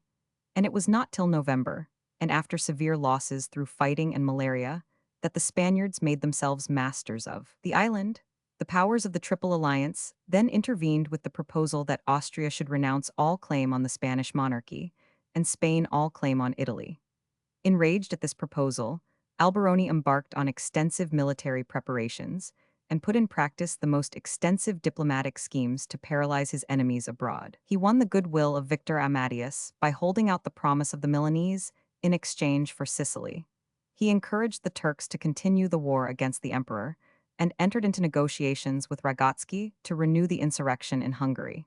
He adopted the views of Gortz for uniting the Tsar and Charles of Sweden in peace, so that he might be able to turn their united power against the emperor, and still more against the electorate of Hanover, thus diverting the attention and the energies of George of England. Still further to occupy England, which he dreaded more than all the rest, he opened a direct correspondence with the Pretender, who was now driven across the Alps by the Triple Alliance, and promised him aid in a new expedition against Britain under the direction of the Duke of Ormond, or of James himself. In France, the same skillful pressure was directed against all the tender places of the body politic. He endeavored to rouse anew the insurrection of the Cevennes and the discontents of Brittany. The Jesuits, the Protestants, the Duke and Duchess of Maine were all called into action, and the demands for the assembling of the States General, for the instant reformation of abuses, for reduction of the national debts, and for other reforms were the cries by which the government was attempted to be embarrassed. These preparations on the part of Spain were in one particular favorable to the King of England. They rendered the emperor much more conceding. The English envoy at that court, rather singularly a Swiss of the canton of Bern, the general de Saint-Saphorin had found Staremberg, the emperor's minister, very high, and disinclined to listen to the proposals of the King of England regarding Bremen and Verdun. But the news of the Spanish armament, and still more of its having sailed from Cadiz to Barcelona, produced a wonderful change. The imperial court not only consented to the demands of England, but accepted its mediation with the Turks, by which a considerable force was liberated for the service in Italy. The emperor acceded to the alliance proposed between England, France, and Germany in order to drive Spain to terms, and which afterwards, when joined by the Dutch, was called the Quadruple Alliance. In France, however, all obstacles to this treaty were not yet overcome. There was a strong party, headed by the Marshal de Huxelles, chief of the Council for Foreign Affairs, which strongly opposed this plan of coercing the grandson of Louis XIV. To overcome these obstacles, Stanhope went over to Paris and had several conferences with King Philip, and supported by Lord Starenanker, all difficulties were removed, and the alliance was signed in the succeeding August. By this treaty, Parma and Tuscany were ceded in reversion to the infant Don Carlos. Sicily was to be made over to the emperor, and, in exchange for it, Sardinia was to be given to Victor Amadeus of Savoy. As Sardinia was an island of so much less extent and value than Sicily, the succession to the crown of Spain was guaranteed to the House of Savoy should Philip of Spain leave no issue. 3 months were allowed for the King of Spain and the Duke of Savoy to come in, and after that, in case of their noncompliance, force was to be used to effect it. It was to avert such a result that Stanhope, now Secretary for the Southern Department, which included foreign affairs, made a journey to Spain, where he failed to make the slightest impression on Alberoni. Before setting out, however, Admiral Byng had been dispatched to the Mediterranean with 21 ships of the line, and peremptory orders to attack the Spanish fleet whenever he should find it engaged in any hostile attempt against Sicily, Naples, or any other of the emperor's possessions in the Mediterranean. Byng went in pursuit of the Spanish fleet, which was assisting in the conquest of Sicily, and came in sight of 27 sail of the line 41 with fireships, ketches, bombs, and 7 galleys, drawn up in line of battle between him and Cape Passero. So soon as they were clear of the straits, a council was held to determine whether they should fight or retreat. They came to no resolution, but continued to linger about in indecision till Byng was down upon them, whereupon he utterly destroyed them, August 11, 1718. Alberoni, though defeated at sea, was more successful in Sicily, and he continued his cabals against England in nearly every court of Europe with only the more assiduity.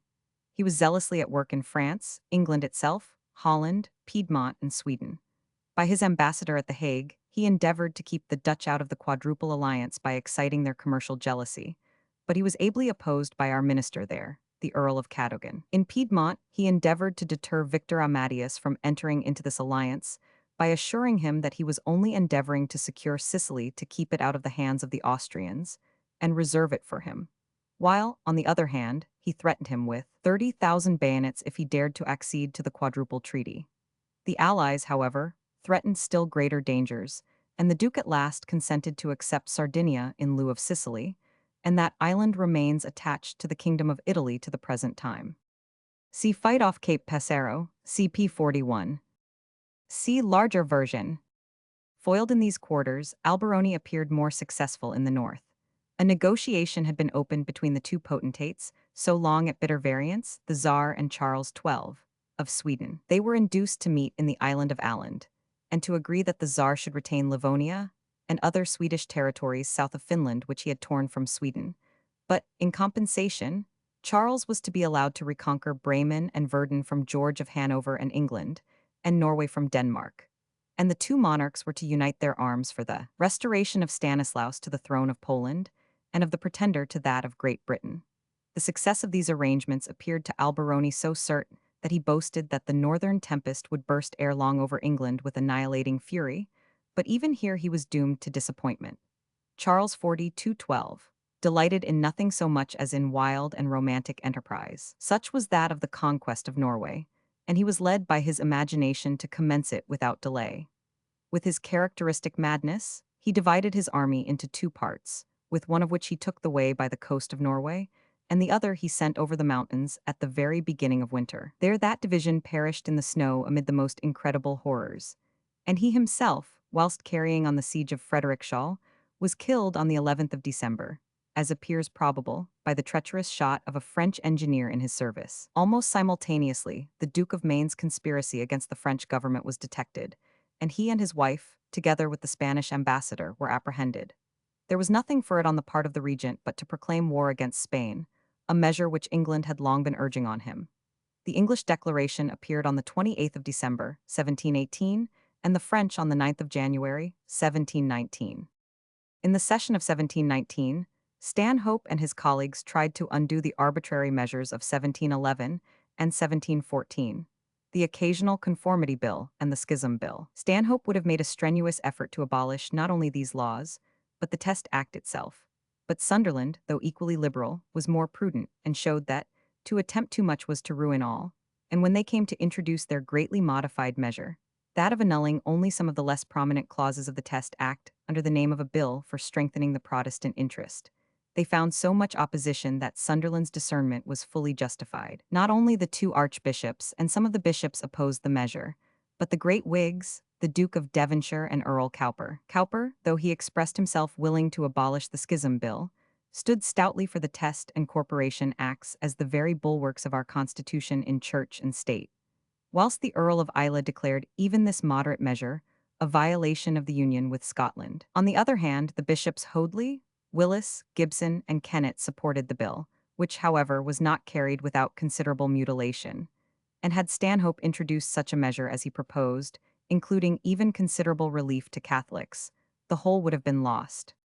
Parliament was prorogued on the 18th of April, and the king soon after set out for his German dominions, taking Stanhope along with him and his mistress, the Duchess of Kendal. In appointing the regency to administer affairs in the king's absence, the Prince of Wales was entirely passed over, to his great indignation.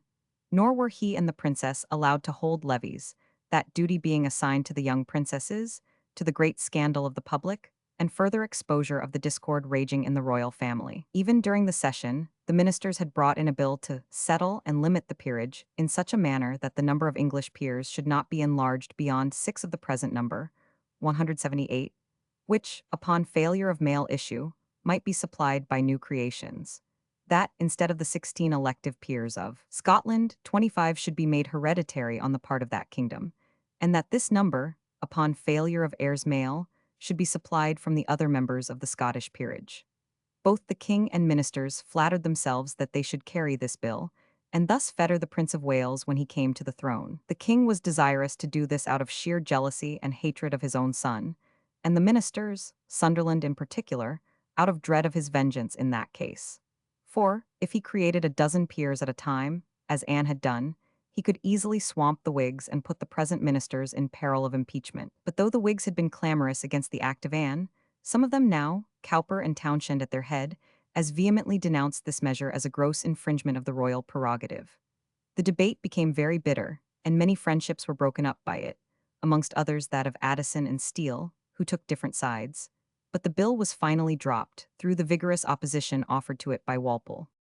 Scarcely had Parliament ceased to sit, and the king was gone to spend the summer months in Germany, when the vigilance of the ministry was demanded to ward off a fresh invasion. Alberoni, defeated in his schemes on France, and his hopes of the invasion of England by Charles XII, crushed by that monarch's death, determined now to make a grand effort to support the pretender himself. For this purpose, he invited him to Spain, and at the same time began the equipment of a formidable fleet to carry over a Spanish force, under the command of the Duke of Ormond, to the shores of Britain. The pretender was not intended to accompany the expedition, but to be in readiness to follow on the first news of its 43 successful landing. But it was no more destined to reach these shores than the Grand Armada. It has always been the fate of invading squadrons to encounter providential tempests in coming hitherward, and the usual hurricane was ready to burst. Scarcely, indeed, had the fleet lost sight of Cape Finisterre before the storm swooped down upon it. For 12 days the terrible Bay of Biscay was swept by a frightful wind, which drove the vessels in all directions, and rendered it impossible to manage them. Fortunate would it have been if every vessel had failed to reach the shores at which they aimed. But 2 vessels, on board of which were the Earls Marshal and Seaforth, and the Marquis of Tullibardine, accompanied by about 300 Spanish soldiers, reached Scotland and landed on the 16th of April at Kintail in Ross-shire. In the hope that Ormond would still reach England, this small force lay quiet for some time, and so little did they excite notice that the government imagined that they had re-embarked. Their presence there, however, had the mischievous effect of exciting some few of the Highlanders to join them. They seized Donen Castle, and thus attracted the attention of the English. Some vessels of war arrived upon the coast. The castle was speedily retaken, and Lord Carpenter, the commander of the forces in Scotland, sent some troops from Inverness against them. General Whiteman, the officer thus dispatched, was attended by about 1,000 men, and found the enemy, now swollen to about 2,000, strongly posted at Glenshiel. He immediately attacked them, and the miscellaneous force speedily dispersed. The Highlanders, who knew the country, rapidly disappeared amongst the hills, and the Spaniards had no other resource than to lay down their arms. Alberoni now found himself in turn attacked by France, whilst busying himself to repair a few of the shattered ships which had escaped from the tempest, in order to harass the coast of Brittany, in conjunction with the malcontents there. He beheld an army of 30,000 French menacing the Pyrenean frontier. War having begun, the Spaniards were utterly defeated by the French in Spain and by the Austrians in Sicily, thanks to the zealous cooperation of the British fleet under Admiral Byng. At length Philip was compelled to dismiss Alberoni. The King of Spain hoped, by the dismissal of Alberoni, to obtain more advantageous terms of peace from France and England, but they still stood firmly to the conditions of the Quadruple Alliance. On the 19th of January, 1720, the plenipotentiaries of England, France, and Holland signed an engagement at Paris not to admit of any conditions of peace from Spain contrary to those of the alliance. Stanhope dispatched his secretary, Schaub, to Madrid to endeavor to bring over the Queen to this agreement, and Dubois sent instructions to the Marquis Scotti, Father Daubenton, and others in the French interest to press the same point. She stood out firmly for some time, but eventually gave way, and the mind of the king was soon influenced by her. Some difficulties which could not be overcome were referred to a congress to be held at Cambrai. On the 26th of January, Philip announced his accession to the Quadruple Alliance, declaring that he gave up his rights and possessions to secure the peace of Europe. He renewed his renunciation of the French crown, and promised to evacuate Sicily and Sardinia within 6 months, which he faithfully performed. By the firmness of the Allies, a peace which continued 12 years was given to Europe, and the storm which Alberoni had so fondly expected out of the north was as completely dissipated. The new Queen of Sweden had consented to yield absolutely to George I, as King of Hanover, the disputed possession of Bremen and Verden. Poland was induced to acknowledge Augustus of Saxony as king, and Prussia to be satisfied with the acquisition of Stettin and some other Swedish territory. But the Tsar and the King of Denmark, seeing Sweden deprived of its military monarch and exhausted by his wild campaigns, contemplated the actual dismemberment of Sweden. The Queen of Sweden threw herself for protection on the good offices of the King of England, and both England and France agreed to compel the Tsar and the King of Denmark to desist from their attacks on Sweden if they would not listen to friendly mediation. Lord Carteret, a promising young statesman, was sent as ambassador to Stockholm, and Sir John Norris, with 11 sail of the line, was ordered to the Baltic. Russia and Denmark, however, continued to disregard the Pacific overtures of England, trusting to there being no war with that power. They ravaged the whole coast of Sweden, burning above 1,000 villages, and the town of Nyköping, the third place in the kingdom. Seeing this, Lord Stanhope, who was still at Hanover with the king, sent orders to Admiral Norris to pay no regard to the fact of there being no declaration of war, but to treat the Russian and Danish fleet as 44 Byng had treated the Spanish one. Norris accordingly joined his squadron to the Swedish fleet at Karlskrona and went in pursuit of the fleet of the Tsar. Peter, seeing that the English were now in earnest, recalled his fleet with precipitation, and thereby, no doubt, saved it from complete destruction.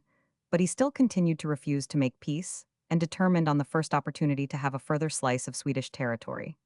Denmark, which was extremely poor, agreed to accept a sum of money in lieu of Marstrand, which it had seized, and thus all Europe except the Tsar was brought to a condition of peace. George had arrived in England from his German states on the 11th of November of the preceding year, 1719, and opened Parliament on the 23rd. In his speech, he laid stress on the success of his government in promoting the evacuation of Sicily and Sardinia by Spain, in protecting Sweden, and laying the foundation of a union amongst the great Protestant powers of Europe. He then recurred to the subject of the bill for limiting the peerage, which had been rejected in the previous session. George was animated by the vehement desire to curtail the prerogative of his son, and said that the bill was necessary to secure that part of the Constitution which was most liable to abuse. Lord Cowper declared, on the other hand, that besides the reasons which had induced him to oppose the measure before, another was now added in the earnestness with which it was recommended. But Cowper was not supported with any zeal by the rest of the House, and the bill passed on the 30th of November and was sent down to the House of Commons on the 1st of December. There it was destined to meet with a very different reception. During the recess, Walpole had endeavored to rouse a resistance to it in both houses. He had convened a meeting of the opposition Whigs at Devonshire House and called upon them to oppose the measure. But he found that some of the Whig peers were favorable to it, from the perception that it would increase the importance of their order. Others declared that it would be inconsistent in them to oppose a principle which they had so strenuously maintained against a Tory ministry, that of discountenancing the sudden creation of peers for party purposes, and others, though hostile to the bill, declared that they should only expose themselves to defeat by resisting it. But Walpole persisted in his opposition, and declared that, if his party deserted him, he would contend against the bill single-handed. He asserted that it would meet with strong resistance from the country gentlemen who hoped some time or other to reach the peerage, a hope which the bill, if carried, would extinguish forever. By these endeavors, Walpole managed to array a considerable body of the Commons against it. It was introduced on the 8th of December, and Sir John Pakington, Sir Richard Steele, Smith, Methuen, and others joined him in attacking it. Steele made a very powerful speech against it, but the grand assault was that of Walpole. He put out all his strength, and delivered a harangue such as he had never achieved till that day. He did not spare the motives of the king, though handling them with much tact, and was unsparingly severe on the Scottish clauses, and on the notorious subserviency of the Scottish representative peers. He declared that the 16 elective Scottish peers were already a dead weight on the country, and he asked what they would be when made 25 and hereditary. He declared that such a bill would make the lords masters of the king, and shut up the door of honor to the rest of the nation. Amongst the Romans, he said, the way to the temple of fame was through the temple of virtue. But if this bill passed, such would never be the case in this country. There would be no arriving at honors but through the winding sheet of an old, decrepit lord, or the tomb of an extinct noble family. Craggs, Lechmere, Aislabie, Hampden, and other ministerial Whigs supported the bill. But in the words of Speaker Onslow, the declamation of Walpole had borne down everything before it, and the measure was defeated by a majority of 269 to 177. In our time, this defeat would, as a matter of course, have turned out the ministry, but in that day it had no such effect. They continued to hold office, and to command undiminished majorities on other questions. Still more singular was its effect, for it induced them to offer office to their triumphant opponent Walpole, who not only accepted a subordinate post amongst them, the paymaster of the forces, but consented to support the very clauses regarding the Scottish peers which he had so firmly denounced, should they be inclined to bring forward the bill a third time. The South Sea Bubble, after the picture by E1000, Ward, R.A. in the National Gallery, London. See larger version. The spring of 1720 was a period of remarkable national prosperity. But the grand money schemes projected of late, which appeared to the Jacobite at Urberry, and others calculated to cement the royal peace and strengthen the foundation 46 of the government and nation, were destined to produce a very different effect. For the South Sea Bubble was about to burst. In 1711, Harley, being at his wits' end to maintain the public credit, established a fund to provide for the national debt, which amounted to 10 millions of pounds.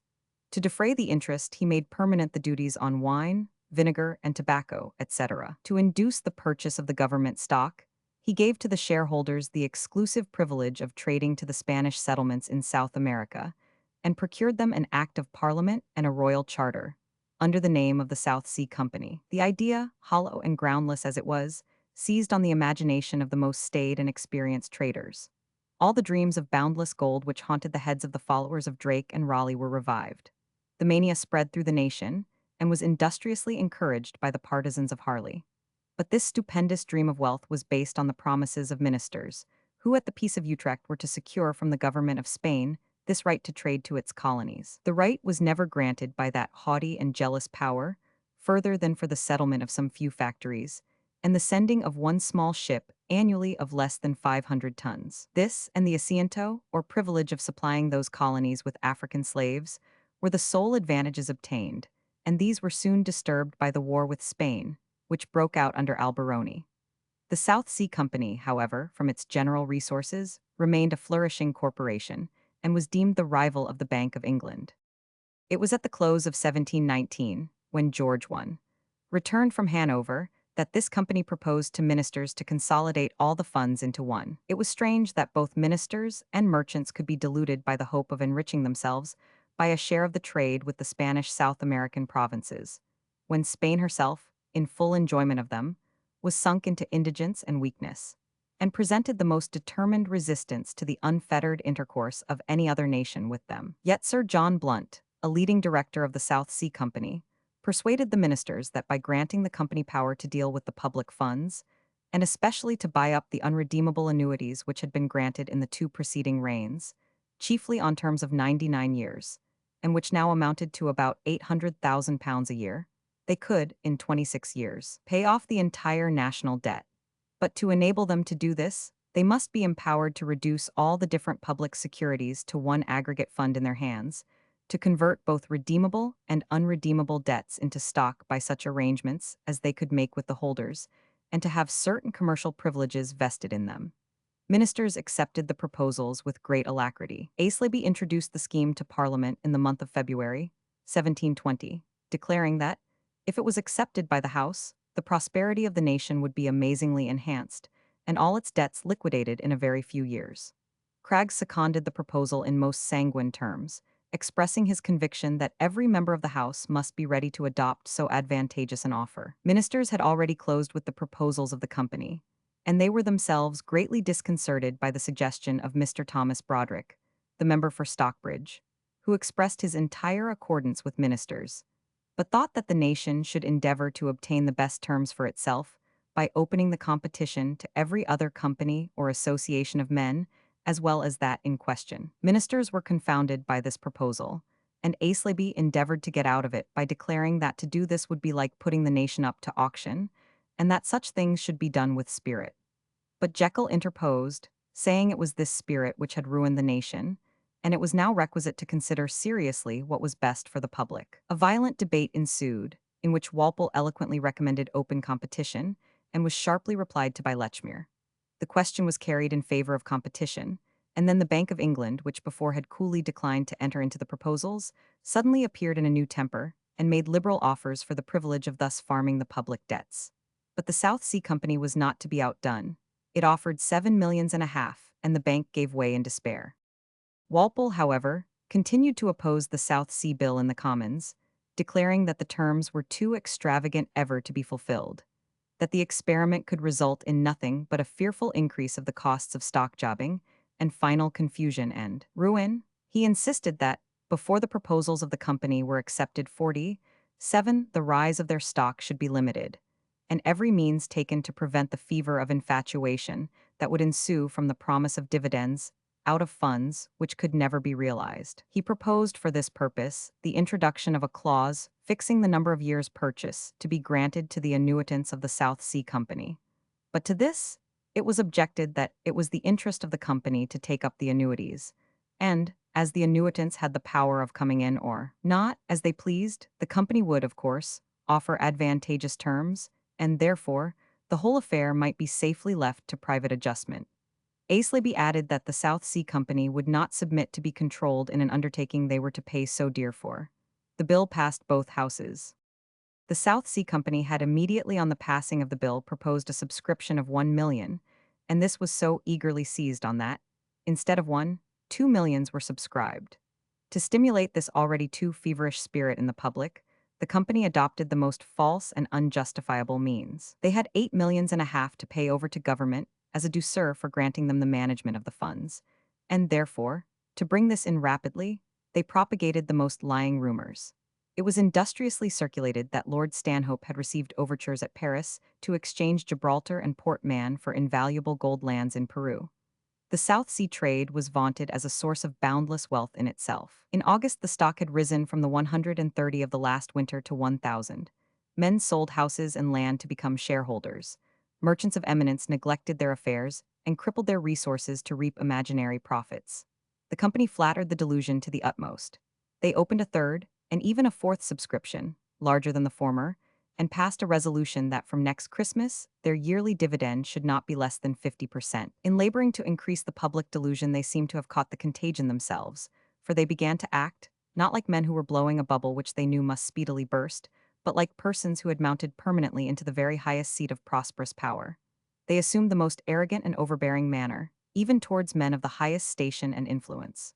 "We have made them kings," said a member of Parliament, "and they deal with everybody as such." The spirit of gambling thus set going by government itself soon surpassed all bounds and burst forth in 1,000 shapes. It was well known that the king, his mistresses, his courtiers, his son and heir apparent, were all dabbling busily in the muddy waters of this huge pool of trickery and corruption. 1,000 other schemes were invented and made public to draw in fresh gudgeons, and the Prince of Wales allowed his name to stand as governor of a Welsh copper company. All ranks and classes rushed to change alley. Dukes, lords, country squires, bishops, clergy, both established and dissenting, were mixed up with stock jobbers and brokers in eager traffic. Ladies of all ranks mingled in the throng, struggling through the press and straining their voices to be heard amid the hubbub. There and all over the kingdom were advertised and hawked about the following and other schemes: wrecks to be fished for on the Irish coast, plans for making of oil from sunflower seeds, for extracting of silver from lead, for the transmuting of quicksilver into a malleable and fine metal, for importing a number of large jackasses from Spain, for a wheel for perpetual motion, and, finally, for an undertaking which shall in due time be revealed. The South Sea Company, with a folly of which extreme greed only is capable, endeavored to put down these rival schemes, and obtained an order from the Lords Justices and writs of sire facies against several of these new bubbles. It was like raising a wind to blow away the bubbles, forgetting that their own was a bubble too, and would go with them. The moment that the people began to distrust one, they distrusted all. The panic became as great as the mania had been. The South Sea stock dropped in less than a month from 1,000 to below 600. There was a simultaneous rush to sell out, and the shares must have sunk instantly to nil, but for the gigantic exertions of the company to raise money and buy in. The relief, however, was but temporary. The bankers and pawnbrokers who had advanced money on scrip broke and fled. Merchants, goldsmiths, and speculators rushed away after them. Walpole was summoned in haste from Houghton to devise some means of staying the panic. He endeavored to get the Bank of England to circulate 3 millions of South Sea bonds for a year, but the bank, seeing that the case was desperate, declined it. This was decisive. The rage and despair of the swarming dupes were indescribable. They heaped 48 execrations not only on the South Sea Company, but on ministers, the king, his mistresses, and the royal family, who had all been deep in the affair, and who had taken good care of themselves. George landed at Margate on the 9th of November, soon after which the South Sea stock fell to 135. On the 8th of December, Parliament met, and promptly began to investigate the scandal. In the House of Lords on the 24th of January, 1721, 5 directors who had been called before them were arrested, and their papers seized. By what had been drawn from them, it appeared that large sums had been given to people in high places to procure the passing of the South Sea Bill. Lord Stanhope rose and expressed his indignation at such practices, and moved that any transfer of stock for the use of any person in the administration without a proper consideration was a notorious and dangerous corruption. The motion was seconded by Lord Townshend and carried unanimously. The examination being continued on the 4th of February, Sir John Blunt refused to answer their lordships, on the plea that he had already given his evidence before the secret committee. A vehement debate arose out of this difficulty, during which the Duke of Wharton, a most profligate young nobleman and president of the Hellfire Club, made a fierce attack on Stanhope, accused him of fomenting the dissensions between the king and his son, and compared him to Sejanus, who had sown animosities in the family of Tiberius and rendered his reign hateful to the Romans. Stanhope, in replying to this philippic, was so transported by his rage that the blood gushed from his nostrils. He was carried from the house and soon afterwards expired. Lord Townshend succeeded Stanhope as Secretary of State. Aislabie, who had been deep in the iniquities of the South Sea affair, was compelled to resign his post as Chancellor of the Exchequer, to which Walpole succeeded. Meanwhile, the secret committee appointed by the Commons continued its labors indefatigably. They sat nearly every day from 9 in the morning till 11 at night, and on the 16th of February, 1721, they presented their first report to the House. This revealed a vast amount of ministerial corruption. On the very day that this report was being read in the House, died one of the accused, James Craggs, Secretary of State. His complaint was smallpox, but the state of mind induced by this exposure is supposed to have rendered the malady fatal. His father, who was Postmaster General, was so shamefully involved in the same dishonest proceedings that he took poison. Charles Stanhope, though clearly guilty, escaped, after examination in the House, by a majority of 3, out of respect for the memory of his deceased relative, the upright Lord Stanhope. Aislabie's case came next, and was so palpably bad that he was committed to the Tower and expelled the House, amid the ringing of bells, bonfires, and other signs of rejoicing in the city of London. The bulk of his property, moreover, was seized. This was some compensation to the public, which had murmured loudly at the acquittal of Stanhope. Sunderland's case was the next, and he escaped by the evidence against him being chiefly second-hand. He was acquitted by a majority of 233 against 172. As to the king's mistresses, their sins were passed over out of a too conceding loyalty, but no favor was shown to the directors, though some of them were found to be much poorer when the scheme broke up than they were when it began. Amongst them was Mr. Gibbon, the grandfather of the historian, who afterwards exposed the injustice of many of these proceedings, though at the time they were considered as only too merited. The directors were disabled from ever again holding any place or sitting in Parliament, and their estates, amounting to upwards of 2 millions, were confiscated for the relief of the sufferers by the scheme. On the death of Stanhope, Sir Robert Walpole was left without a rival, and he received his commission of First Lord of the Treasury on the 2nd of April, and from this period down to 1742, he continued to direct the government of Great Britain. His chief anxiety now was to restore the public credit. He drew up, as chairman of the Committee of the Commons, a report of all that had been lost in the late excitements, and of the measures that had been adopted to remedy the costs incurred. Amongst these were the resolutions of the House respecting the 7.5 millions the directors of the South Sea Company had agreed to pay to government. More than 5 had been remitted, and we may add that on the clamorous complaints of the company, the remainder was afterwards remitted too. The forfeited estates had been made to clear off a large amount of encumbrance, the credit of the company's bonds had been maintained, and 33% of the capital paid to the proprietors. Such were the 49 measures adopted by the Commons, and these being stated in the report to the King, a bill was brought in embodying them all. Many of the proprietors, however, were not satisfied. They were very willing to forget their own folly and greediness and charge the blame on the government. On the second reading of Walpole's bill, they thronged the lobby of the House of Commons. The next day the bill was carried, and gradually produced quiet, but Walpole himself did not escape without severe animadversions. He was accused of having framed his measures in collusion with the bank, and with a clear eye to his own interest. But he had been strenuously vindicated from the charge, and on the whole the vigor and boldness with which he encountered the storm and quelled it deserved the highest praise, and may well cover a certain amount of self-interest, from which few ministers are free. George I, see larger version. The discontents occasioned by the South Sea scheme, and its issue had caused the Jacobites to conceive fresh hopes of success, and their spirits were still more elevated by the birth of a son to the pretender. The business of this faction was conducted in England by a junto or council, amongst the chief members of which were the Earls of Arran and Orrery, Lords North and Gower, and the Bishop of Rochester.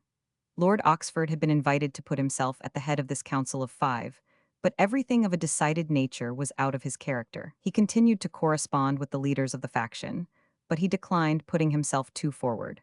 In fact, his habitual irresolution was now doubled by advancing 50 infirmities, and he died 3 years afterwards. Though several of the junto were men of parliamentary and north of military experience, Atterbury was the undoubted head of it.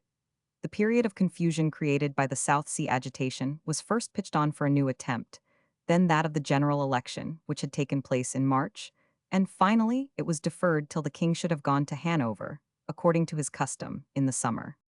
In preparation for this movement, James, the pretender, was to sail secretly to Spain, in readiness to cross to England, and he had already quitted his house in Rome and removed to a villa, the more unobserved to steal away at the appointed moment. Ormond also had left Madrid and gone to a country seat halfway to Bilbao, when the secret of the impending expedition was suddenly revealed by the French government to that of England. The conspirators had been mad enough to apply to the regent for 5,000 troops, trusting that, notwithstanding his peaceful relations with Britain, he would secretly enjoy creating it some embarrassment.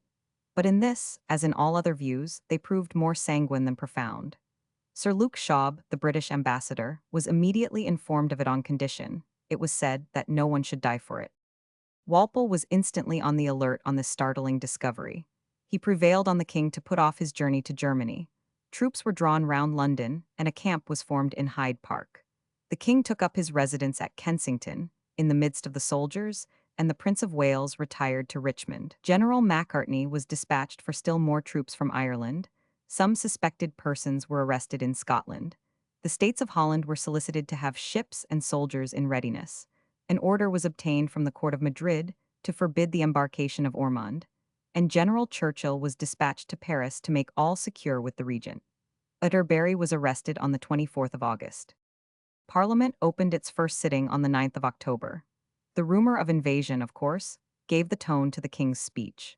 He recited the leading facts of the conspiracy, and observed that he should the less wonder at them had he in any one instance, since his accession to the throne of his ancestors, invaded the liberty or property of his subjects.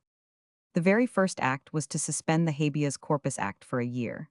To punish the Catholics and non-jurors, who were all regarded as implicated in this conspiracy, Walpole proposed to raise £100,000 by a tax on their estates. A bill of pains and penalties was passed against Atterbury, and he was compelled to go into banishment. On the 18th of June, Atterbury was put on board a man-o'-war and conducted to Calais. As he landed there, he was told that Bolingbroke had received the king's pardon and was just quitting Calais for England, and the bishop said with a smile, "Then I am exchanged." This act, however, merely gave Bolingbroke the right to come back and live in security in England. His ambition could only be satisfied by the restoration of his estates and honors. Unfortunately for him, when he arrived in England, the king had sailed for Hanover, attended by Townshend and Carteret and his great patroness, the Duchess of Kendal. He waited, therefore, on Walpole, who promptly rejected his offers. Mortified at this repulse, Bolingbroke returned to Paris, where a field of action had opened in which he was well calculated to figure. The restless Englishman, much more like a Frenchman in temperament and character than a native of England, had married Madame de Villette, a niece of Louis XIV. His last mistress, Madame de Maintenon, a lady rich and well-trained in all the court life of Paris. By this means, Bolingbroke was brought into close connection with that court. The notorious Cardinal Dubois had died in August 1723, and in less than 4 months died also the Duke of Orleans, the regent, Louis XV. Being nominally of age, no other regent was appointed. But the Duke of Bourbon, a man of better character but of less ability than the regent, Orleans, was prime minister. He was greatly under the influence of his bold and ambitious mistress, Madame de Prie, and Bolingbroke, who was high in the favor of both minister and mistress, flattered himself that, with the aid of his courtier wife, he could govern both them and France. Bolingbroke was well aware that a violent strife for power was going on in the British cabinet. Lord Carteret, the new Secretary of State, and afterwards Earl Granville, was laboring hard to undermine both Walpole and Townshend. He was a very accomplished man and a great linguist, familiar with nearly all the continental languages, including German, which, strangely enough, the English courtiers neglected, though they had a 51 German monarch on the throne who could not speak English. German then was regarded as a language rude and even vulgar, a tongue, as Voltaire afterwards said, only fit for horses. But Carteret, by being master of it, could converse freely with the king, whilst Walpole, ignorant, too, of French, could hold communication with him only in Latin, which, from the wide difference between the English and foreign pronunciation of it, could not have been a very favorable medium. Carteret had ingratiated himself so much with the king by conversing in German and flattering George's German tastes and politics that he had succeeded to the influence which Stanhope had formerly possessed. He had also secured the same influence in the court of Paris. He had by that means confirmed the appointment of Sir Luke Schaub at that court, and thus kept open the most favorable communication with the Abbé Dubois. The courts of England and France continued during Dubois' life in close connection, and through the influence of George and his ministers, Dubois obtained first the archbishop's mitre, and then the cardinal's hat. The struggle for ascendancy proceeding, Walpole and his party secured the interest of the Duchess of Kendal, who always took care to side with that which she thought the stronger. Carteret and his party, on the other hand, secured the interest of the other mistress, the Countess of Darlington, and her sister, Madame de Platen. Whilst affairs were in this position, the two secretaries of state, Townshend and Carteret, accompanied the king to Hanover. There came upon the tapis the question of a marriage between the Count St.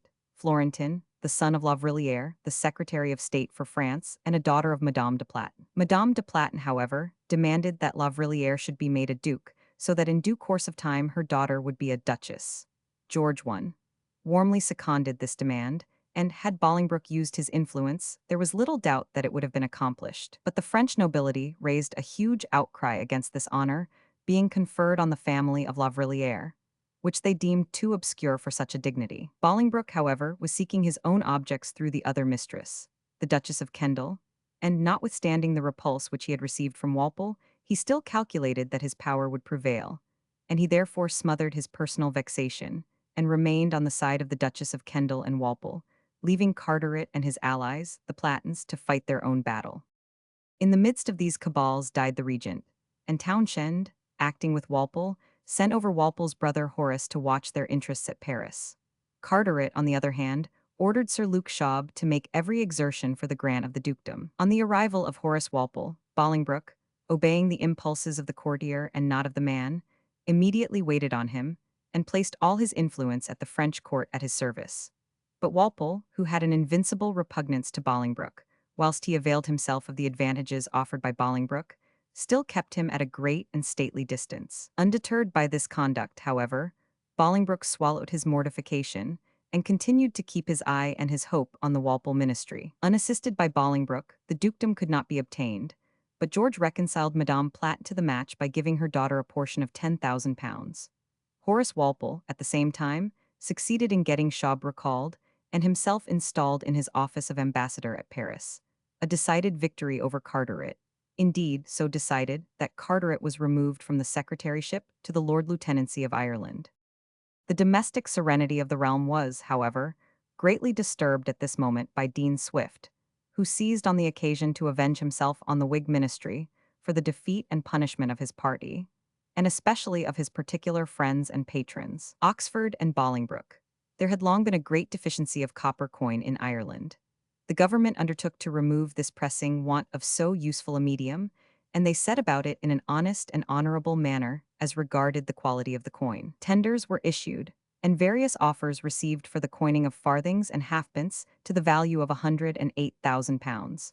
The proposal of Mr. William Wood, an iron and copper founder of Wolverhampton, was accepted, but the quality of the coin, both as to weight and fineness, was determined by the advice of Sir Isaac Newton, then Master of the Mint, and Wood was bound under heavy penalties to furnish it according to this stipulation. Every care was used by the ministers and the Solicitor and Attorney General to ensure the supply of a much better copper coinage than Ireland had ever possessed before.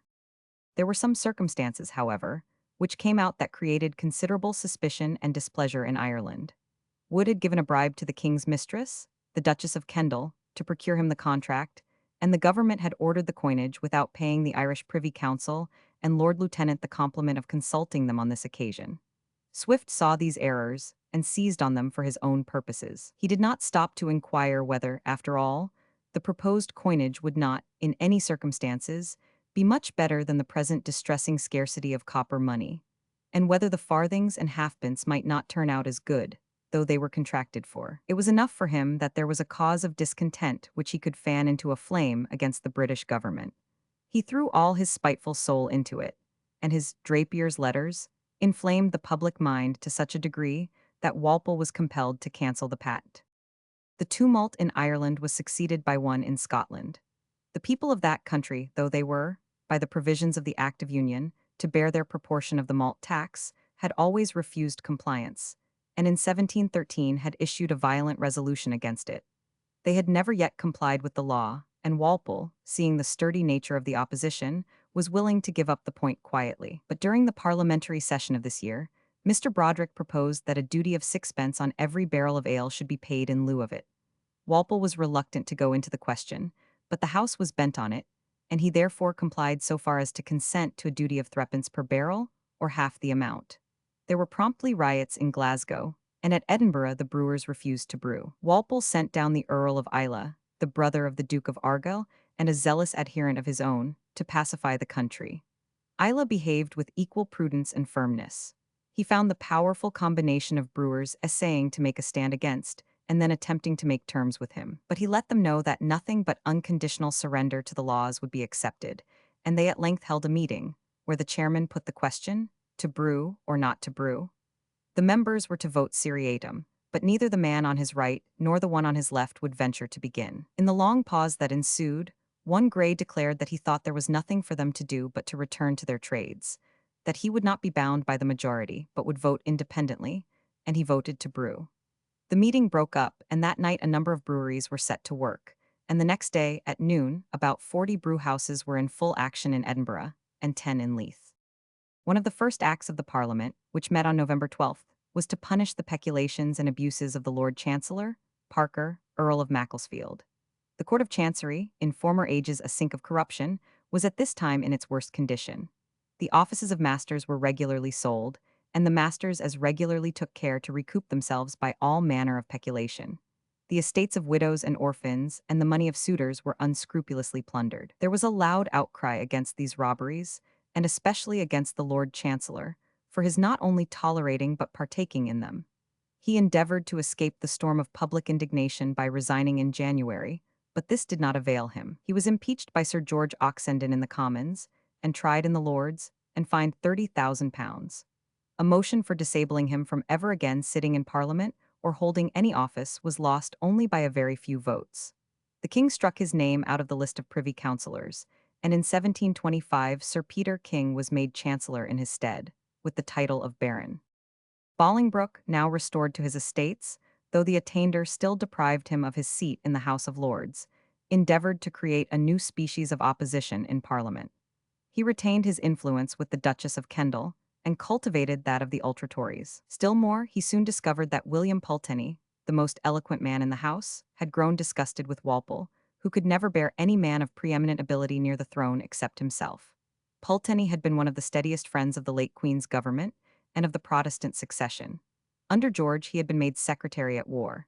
He had adhered to Walpole when he was sent to the Tower for corruption, and in the Great Schism of 1717. Yet Walpole had carefully excluded him from any high post in the cabinet, and had endeavored to veil his jealousy of him by offering to procure him a peerage, by which he would have removed him from the active sphere of the House of Commons. Pulteney saw the object, and rejected the specious favor. Instead of conferring on Pulteney some 53 office worthy of his talents, Walpole then put him into that of cofferer of the household. In the state of indignation, which this paltry appointment raised in him, Bolingbroke soon induced Pulteney to put himself at the head of a large body of oppositionists, under the title of Patriots. In this character, he made some smart attacks on Walpole and his heavy drafts on the civil list for his friends, for which he was dismissed, and joined Bolingbroke in a bold attempt to write down the minister. Between them, the celebrated paper The Craftsman was planned and established, and they became the bitterest and most persevering assailants of Walpole. Bartholomew Fair, London, in 1721, from a painting on a fan. See larger version. Soon after the close of the session in June, the king proceeded to Hanover, accompanied, as usual, by Townshend and the Duchess of Kendal. The state of his foreign relations demanded the utmost attention, and very soon underwent the most extraordinary changes. These were precipitated by the Duke of Bourbon, and were caused by the state of the French succession. The young king might have children, and the only reason why he might not have legitimate issue soon was that he was affianced to the Infanta, Mary Anne, Philip's daughter, then a mere child. Should he not have children, the young Duke of Orleans, the son of the late regent, would succeed him. To prevent this contingency, the Duke of Bourbon, who had a violent hatred of Orleans, prevailed on Louis to dismiss the Infanta and choose as queen some princess of mature age. He turned his eye for this purpose on the Princess Anne of England, but George declined the alliance, because the Queen of France was bound to become Catholic. The Princess Mary Leczinska was next fixed upon, daughter of the exiled Stanislaus of Poland, and the Duke of Bourbon then sent the Infanta back to Spain. This insult roused the fiery blood of Spain. The king and queen were excited to paroxysms of rage. They told Mr. William Stanhope that, in future, they would put confidence in no prince except his master, nor admit anyone else to mediate for them in their negotiations.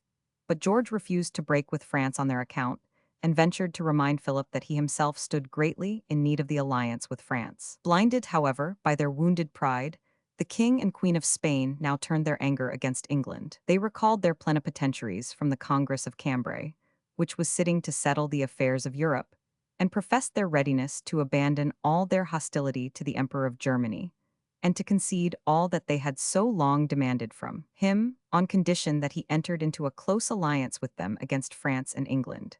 They sent back to France the widow of the late Don Louis, and also Mademoiselle Beaujolais, another daughter of the late Regent Orleans, who had been contracted to Don Carlos.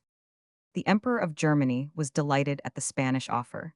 He had always felt himself aggrieved by the conditions of the Quadruple Alliance.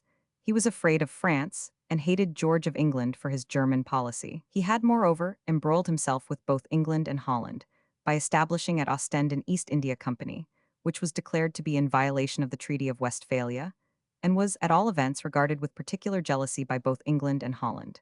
This being the case, Ripperda, the envoy of Spain, a Dutch adventurer who had been the tool of Alberoni, completed with ease a treaty with the emperor at Vienna, which was signed on the 30th of April, 1725. By this treaty, almost everything was given up which had kept Spain and Austria in war and conflict for many years, and by themselves and their allies had steeped Europe in blood. The King of Spain agreed to sanction the Ostend Company, to yield the long-contested point regarding the exclusive mastership of the Golden Fleece. He surrendered the right to garrison with Spanish troops the fortresses of Tuscany. He acknowledged the emperor's right to Naples, Sicily, the Milanese, and Netherlands, and guaranteed what was termed the pragmatic sanction. That is, the succession of the hereditary states of Austria in the female line. This was a concession of immense importance to the emperor, who had only daughters, and whose claim to the Flemish and Italian dominions might thus have been contested by Philip on the emperor's death. Thus, before the emotions of a family quarrel, fell at once all the mighty questions which had rent and desolated Europe for a quarter of a century. Both the sovereigns engaged to afford mutual support should either be attacked. Charles agreed to bring into the field 20,000 foot and 10,000 horse, Philip 20,000 troops and 15 ships of war. The world looked on in astonishment, diplomatists in dread of more secret and momentous compacts, and that not without cause. In the heat of this hastily formed alliance, it was proposed to marry the young archduchess, the heiress of the Austrian states, to one of the infants of Spain, a contract, if carried out, which would probably have overthrown all that had been done at such cost of life and wealth for the establishment of the balance of power. This dangerous project was frustrated by other events, but serious engagements were entered into for compelling England to surrender Gibraltar and Minorca to Spain, and for placing the pretender on the throne of Great Britain. But during these transactions, France and England had not been idle. A new alliance had been signed at Hanover between England, France, and Prussia, to which soon after were added Denmark and Holland. The real objects of this treaty were to counterbalance that between Spain, Austria, and Russia, to compel the dissolution of the Ostend Company, and to prevent the menaced assistance to the pretender. This was the celebrated Treaty of Hanover. The Confederacy of Spain, Austria, and Sweden against England greatly encouraged the pretender and his party. His agents were active on almost every coast in Europe, under the able direction of Atterbury. But there were two new allies whom James acquired at this time who did him little service. These were Lord North and the Duke of Wharton. They went over to the continent, and not only openly avowed themselves as friends of the Pretender, but renounced Protestantism and embraced popery. Lord North, however, found himself so little trusted at the Pretender's court, notwithstanding his apostasy, that he went to Spain, entered its service, and there continued till his death in 1734. Wharton also arrived at Madrid, where he fell in with a congenial spirit. This was Ripperda, the renegade Dutchman, now created a duke and made prime minister of Spain. He had lately returned from a mission to Vienna, and was as full of foolish boastings as Wharton himself. He told the officers of the garrison at Barcelona on landing that the emperor would bring 150,000 men into the field, that Prince Eugene had engaged for as many more within 6 months of the commencement of a war, that in that case France would be pillaged on all sides, the King of Prussia, whom he was pleased to call the Grand Grenadier, would be chased from his country in a single campaign, and King George out of both Hanover by the Emperor and Great Britain by the Pretender, that so long as he was in authority, there should never be peace between France and Spain. Yet to Mr. Stanhope he declared that though he had talked both in Vienna and Spain in favor of the Pretender, he was, nevertheless, as sincerely attached to the interests of his Britannic Majesty as one of his own subjects, that he would prove this on the first opportunity, and that he only talked as he did to please their Catholic Majesties 55, and to avoid being suspected as a traitor, and falling into the hands of the Inquisition, which he knew kept a sharp eye on him as a recent convert. The folly of Ripperda, however, had ruined his credit with his own sovereigns, and the nation even more than with foreign powers. His swaggering and inflated language, in which he imagined that he was enacting Alberoni, had destroyed all faith in him. But his final blow came from his own false representations to each other of the preparations for war made by Austria and Spain. Count Koenigsegg was most indignant when he discovered the miserable resources of the Spanish monarchy in comparison with the pompous descriptions made of them by Ripperda at Vienna, and the Spanish court was equally disappointed by a discovery of the real military status of Austria. Ripperda was suddenly and ignominiously dismissed on the 14th of May. A revolution of a similar character took place in France within a month of the fall of Ripperda in Spain. The Duke of Bourbon had exhibited a gross incapacity for governing France under the young king. He was replaced by Cardinal Fleury, whose pacific designs harmonized with those of Walpole. Thus Fleury's accession to power only strengthened the English alliance with France. As for Spain, notwithstanding the fall of Ripperda, Philip continued the same course of policy, clinging firmly to the emperor, and employing Palm, the envoy of the emperor in London, through bribery to the Duchess of Kendal and the king's Hanoverian ministers, Bothmer and the rest, who were averse from the Treaty of Hanover, as in their estimation too exclusively calculated for British interests. They even produced a strong feeling of this kind in the mind of George, and they managed to detach the King of Prussia from the British alliance. On the other hand, Sweden was won over, by British gold and diplomacy, from Russian interests. The Dutch also, with their usual slowness, came into the Hanover Treaty. Several British fleets were at sea during the summer, watching the different points of possible attack. One under Admiral Wager sailed to the Baltic to overawe the Russians, which it did effectually. Admiral Jennings, with another squadron, having on board some land troops, scoured the coasts of Spain, kept the Spaniards in constant alarm, and returned home safe before winter. A third fleet under Admiral Hosier was not so fortunate. He was ordered to sail to the West Indies and the shores of the Spanish Main to obstruct or capture the galleons, but he was attacked off Portobello by the yellow fever and lost a great number of his men. Parliament met on the 17th of January, 1727. The royal speech breathed a decidedly warlike tone. The king informed Parliament that he had received information, on which he could rely, that a secret article of the treaty between Spain and the emperor bound those parties to place the Pretender on the throne of Great Britain, and that the surrender of Gibraltar and Port Mahon was the price to be paid for the service. He asked whether the public would not regard with indignation the imposition of a popish pretender on the nation at such a cost. He added that the King of Spain had ordered his ambassador to quit the kingdom, leaving behind him a formal demand for the surrender of the above-named places. There was a great ferment in the house. Palm, the emperor's envoy, wrote to his imperial master, advising him to disavow any such secret agreement in the treaty at Vienna, and thus allay the excitement in England. But Charles, who owed his throne to the victories of Marlborough, and whose claims on Spain had been prosecuted by Britain at serious cost of men and money, performed this disavowal with as much arrogance as stupidity. He was not contented to say that the King of England was mistaken, but he declared that his speech was false. This gross insult to the head of the nation roused the indignation of all parties, even of the opposition, and Windham, Pulteney, and Shippen denounced it as loudly as any, and supported a motion of Walpole, declaring it an insolent affront. Palm was ordered to quit the kingdom immediately. With Spain, the prospect of war became every day more imminent. Stanhope quitted that country, and the Spanish government ordered the seizure of the Prince Frederick, a ship belonging to the South Sea Company. 20,000 men were assembled and sent against Gibraltar. All attempts on the great fortress were as useless as former ones had been. The English regarded the attack with even an air of indifference, whilst their guns, sickness, and desertion were fast cutting off the besiegers. In 4 months, the investing army, being reduced to half its number, drew off with this empty but destructive result.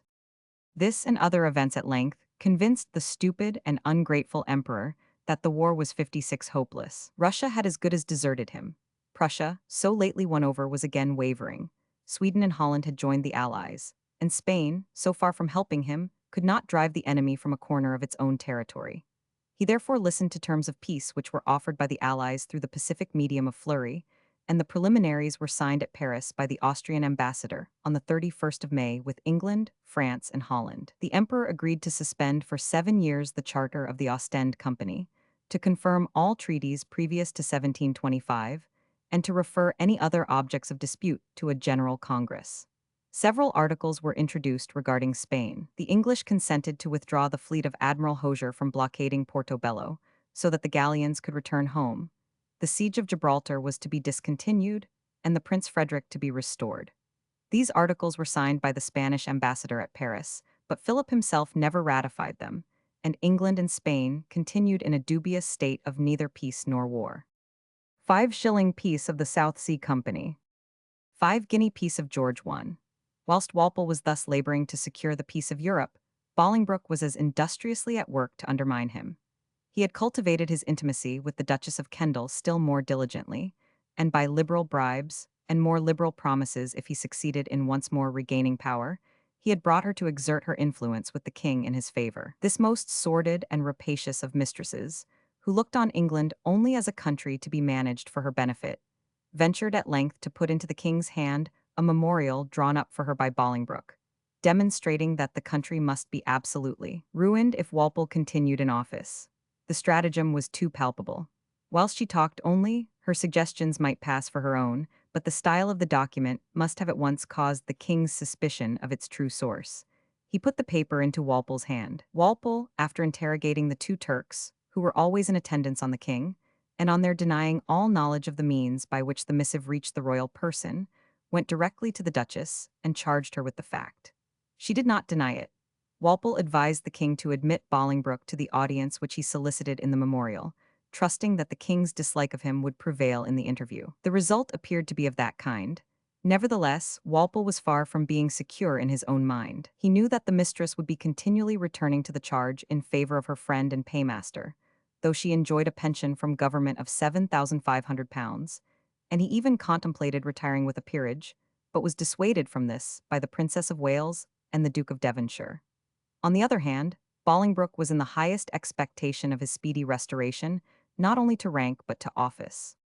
The deaths of monarchs, however, were peculiarly fatal to this ambitious man. That of Queen Anne had precipitated him from power and rescued his country from the ruin he prepared for it. That of George now came as opportunely to prevent the national calamity of his ministry. George set out for Hanover on the 3rd of June, accompanied, as usual, by Townshend and the Duchess of Kendal. Just before his departure, the youthful Horace Walpole saw him for the first and last time.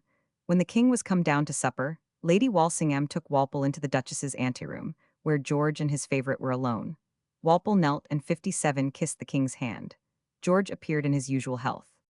In his impatience to reach his beloved Hanover, the king had out-travelled his minister and the mistress, and reached Delden on the 8th late at night. The next morning he proceeded again so early as 4 o'clock, and was pressing onward, when in the forenoon he was seized with a fit of apoplexy in his coach, and on arriving at Ippenburen he was observed to be quite comatose, his eyes fixed, his hands motionless, and his tongue hanging from his mouth. His attendants wished to remain at Ippenburen to procure medical assistance, but this seemed to rouse him, and he managed to articulate, Osnabrück, Osnabrück.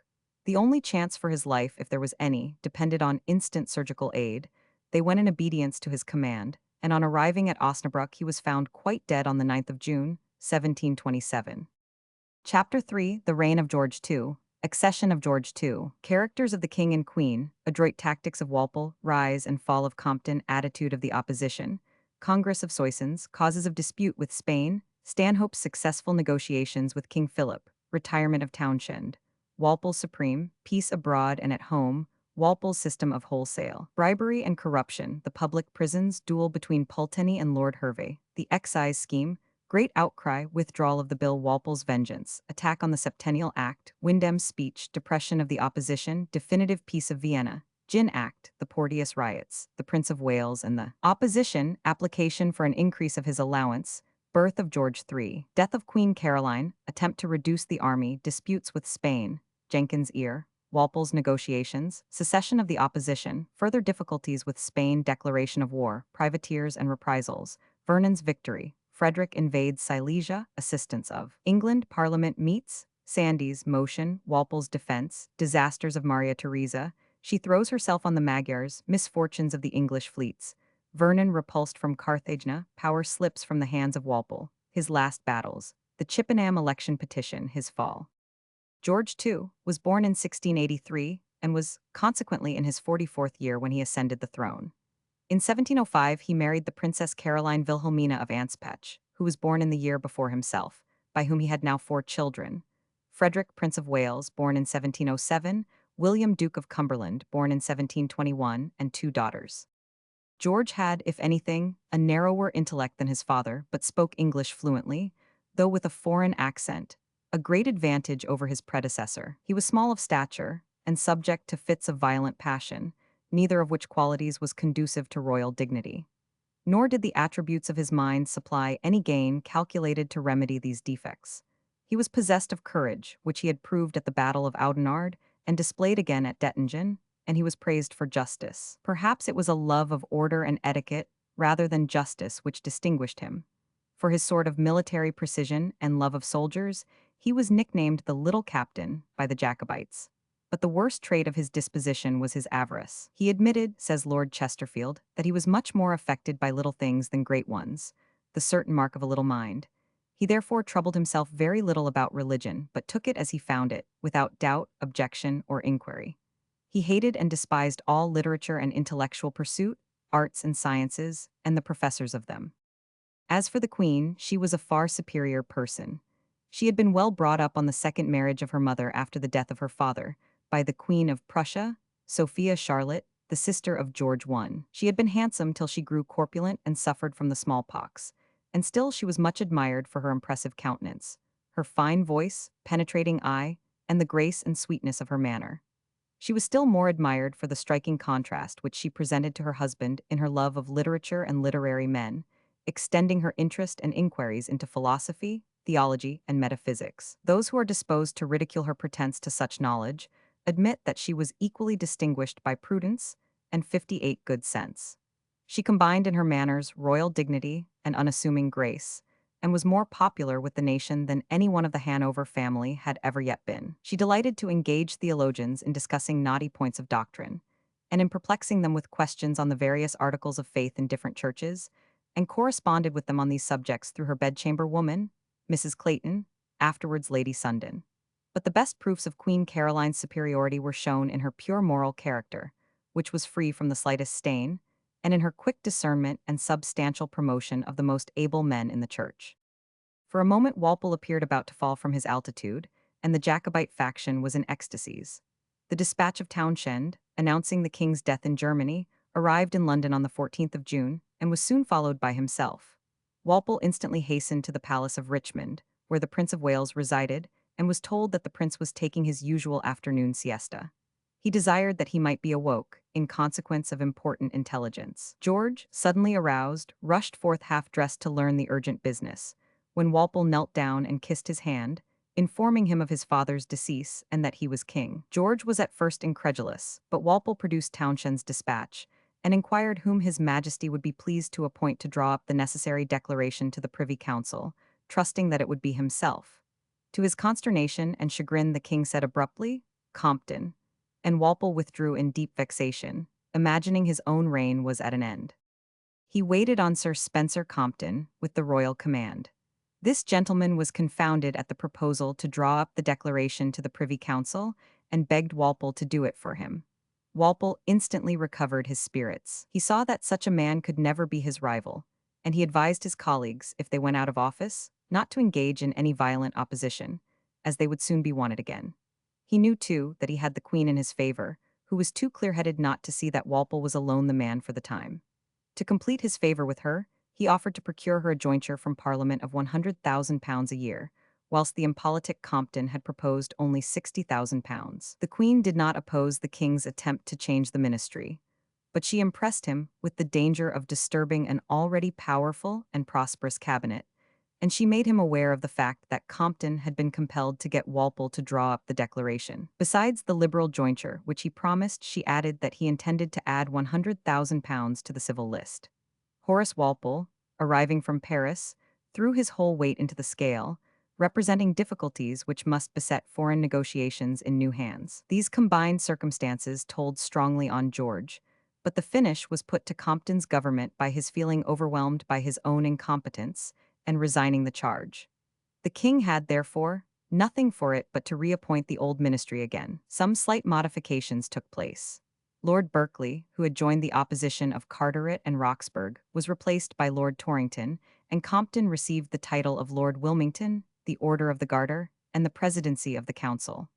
The coronation took place on the 11th of October, 1727.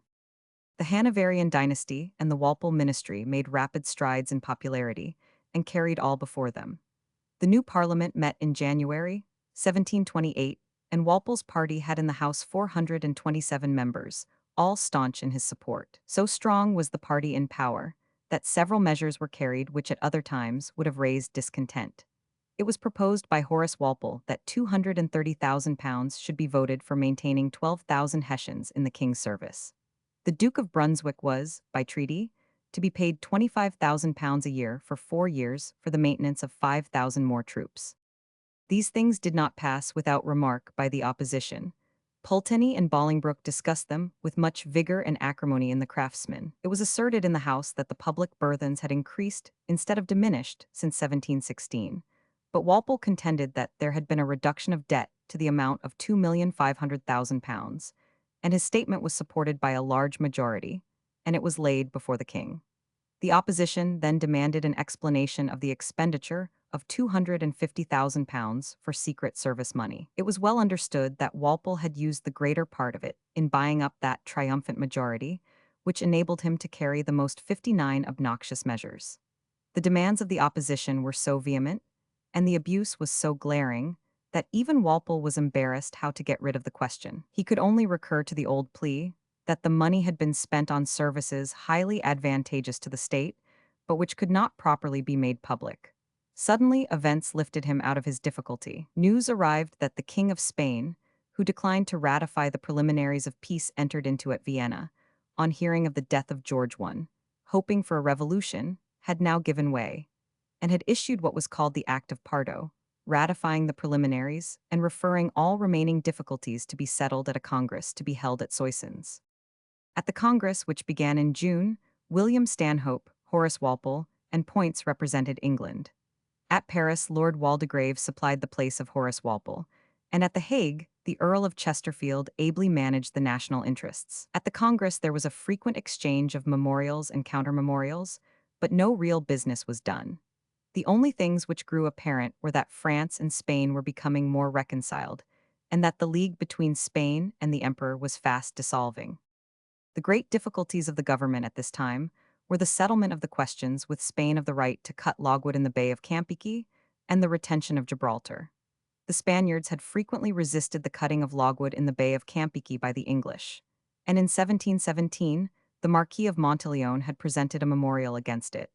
But the Board of Trade contended that the practice was of old standing and amounted to a right. This representation was now laid before the House of Commons, and was backed by many petitions from the merchants of London and other places.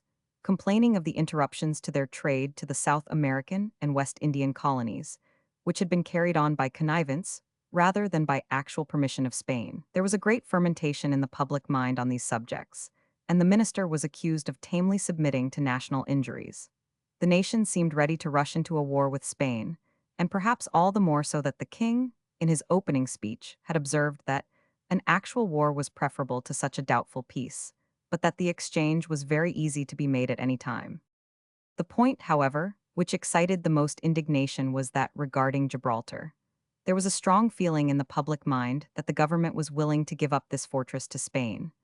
The Spanish government was extremely urgent on the subject, declaring that there could be no peace, no truce with England, until it was surrendered. It was recollected by the English public that Stanhope had actually offered to give it up, and it was not known whether any equivalent except the signing of the Quadruple Alliance had been demanded. The opposition in the House of Lords moved that effectual care be taken in any treaty that the King of Spain do renounce all claims to Gibraltar and Minorca in plain and strong terms. The ministers, however, carried a more moderate resolution that the House relies on His Majesty for preserving his undoubted right to Gibraltar and Minorca.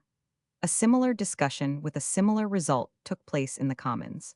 The government saw plainly that nothing would induce the British people to relinquish this important station. No sooner, therefore, had the Parliament closed and the king set out to Hanover, than ministers sent off William Stanhope to Madrid to procure a treaty of peace without any mention of Gibraltar. On arriving at Madrid, he found that the court had removed to Seville, in Andalusia. This had been done by the influence of the Queen, in order to draw Philip from the Council of Castile, which was doing all it could to prevail on him again to abdicate. Stanhope followed the court to Seville, and labored with such effect that he obtained the signing of a treaty of defensive alliance between England, Spain, and France, to which Holland afterwards acceded, November 9, 1729. By this treaty Spain revoked all the privileges granted to Austria by the treaties of Vienna, and re-established the British trade with her American colonies on its former footing, restored all captures, and made compensation for losses. The Asiento was confirmed to the South Sea Company. Commissioners were appointed to adjust all claims of Spaniards for ships taken in 1718 and to settle the limits of the American trade. The succession of Don Carlos to Parma and Tuscany was recognized, with the right to garrison the ports of Leghorn, Porto Ferrajo, Parma, and Placentia with 6,000 Spanish troops. Not a word was said of Gibraltar, a silence amounting to a renunciation of its demand by Spain, and that Philip regarded it as such was evidenced by his 60 beginning to construct the strong lines of San Roque, and thus to cut off all communication with the obnoxious fortress by land. William Stanhope was rewarded for his accomplishment of this treaty with the title of Lord Harrington, and was soon after made Secretary of State. But whilst the English were delighted by the completion of the treaty, the Emperor was enraged by it, and his mortification was doubled by the fact that, when he sought to raise £400,000 by a loan in London to supply the want of his Spanish subsidies, the ministry brought in and rapidly passed a bill prohibiting loans to foreign powers, except by a license from the king under the Privy Seal. The opposition raised a loud outcry, calling it a bill of terrors, an eternal yoke on our fellow subjects, and a magnificent boon to the Dutch. But Walpole very justly answered, "Shall British merchants be permitted to lend their money against the British nation? Shall they arm an enemy with strength and assist him with supplies?" In the midst of this prosperous career, the two brothers-in-law, the ministers, began to differ in their views, and Lord Townshend was soon driven by the overbearing conduct of Walpole to resign. Lady Townshend, the sister of Walpole, and even Queen Caroline, exerted their influence for some time to put an end to these feuds. But Lady Townshend soon died, and the Queen, finding the breach inevitable, took the side of Walpole as the more indispensable servant of the crown. There were serious topics on which Townshend and Walpole differed, both domestic and foreign. Townshend did not approve of the length to which matters were carried against the emperor, and he was weary of the timid temper of the Duke of Newcastle, and strongly urged his dismissal and the employment of Lord Chesterfield in his place. But a pension bill brought the quarrel to a crisis. The object of the bill, which was warmly supported by the opposition, was to prevent any man holding a pension, or who had any office held in trust for him, from sitting in Parliament. The king privately styled it a villainous bill, which ought to be torn to pieces in every particular. Both Walpole and Townshend were of the same opinion, but Townshend was for openly opposing it, Walpole for letting it pass the Commons and be thrown out in the Lords. Townshend, to whom the odium of rejecting it was thus carried in the Lords, protested against this disingenuous conduct on the part of Walpole, and assured him that the trick would soon be fully observed, and bring more unpopularity on him in the end than a manly, open opposition, which at 999. The temper of Townshend was warm, though his nature was upright. And in this mood, a discussion taking place on foreign affairs at the house of Colonel Selwyn, the dispute became so heated that Walpole declared that he did not believe what Townshend was saying. The indignant Townshend seized Walpole by the collar, and they both grasped their swords. Mrs. Selwyn shrieked for assistance, and the incensed relatives were parted.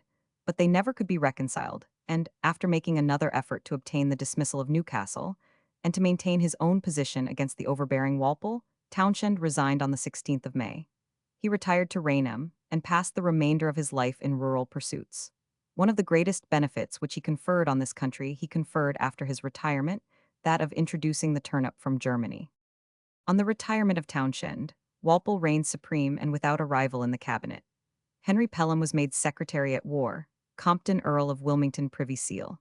He left foreign affairs chiefly to Stanhope, now Lord Harrington, and to the Duke of Newcastle, impressing on them by all means to avoid quarrels with foreign powers and maintain the blessings of peace. With all the faults of Walpole, this was the praise of his political system, which system, on the meeting of Parliament in the spring of 1731, was violently attacked by Windham and Pulteney, on the plea that we were making ruinous treaties and sacrificing British interests in order to benefit Hanover, the eternal millstone round the neck of England. Pulteney and Bolingbroke carried the same attack into the pages of the Craftsman, but they failed to move Walpole or to shake his power.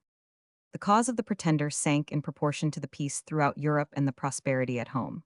From 1728 to 1740, it was at a very low ebb, and lost the few marked men who had moved in it.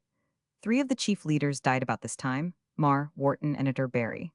So low was the Jacobite interest now fallen, that Sir Robert Walpole said that, if ever the Stuarts came again, it must be through the lowest people, for the chiefs were all dead or discouraged. Walpole's quarrel with Townshend, CP 60.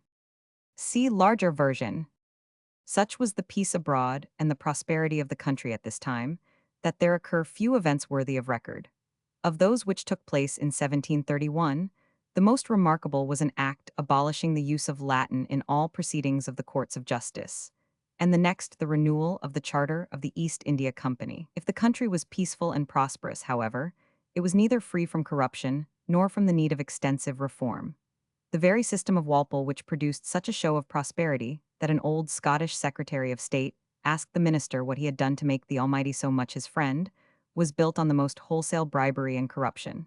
It was, in fact, a purchased domestic peace. In social life, the example of the government produced the like dishonesty. There was a fearful revelation of the proceedings of a charitable corporation for lending small sums of money to the industrious poor at legal interest. And Sir Robert Sutton, the late ambassador at Paris, was found so deeply implicated in the frauds and extortions practiced on those they were employed to benefit, that he was expelled from the House. There was also an inquiry into the state of the public prisons of London, which opened up a most amazing scene of horrors. It was found to be a common practice of the warders to connive at the escape of rich prisoners for a sufficient bribe, and to inflict the most oppressive cruelties on those who were too poor to pay heavy fees. The year 1732 was distinguished by little of importance. The opposition, led on by Pulteney, attacked the Treaty of Vienna, concluded on March 16, 1731, by which the pragmatic sanction had been approved of, and which they contended might lead us into a continental war some day, or into a breach of the public faith, of which, they asserted, this ministry had perpetrated too many already.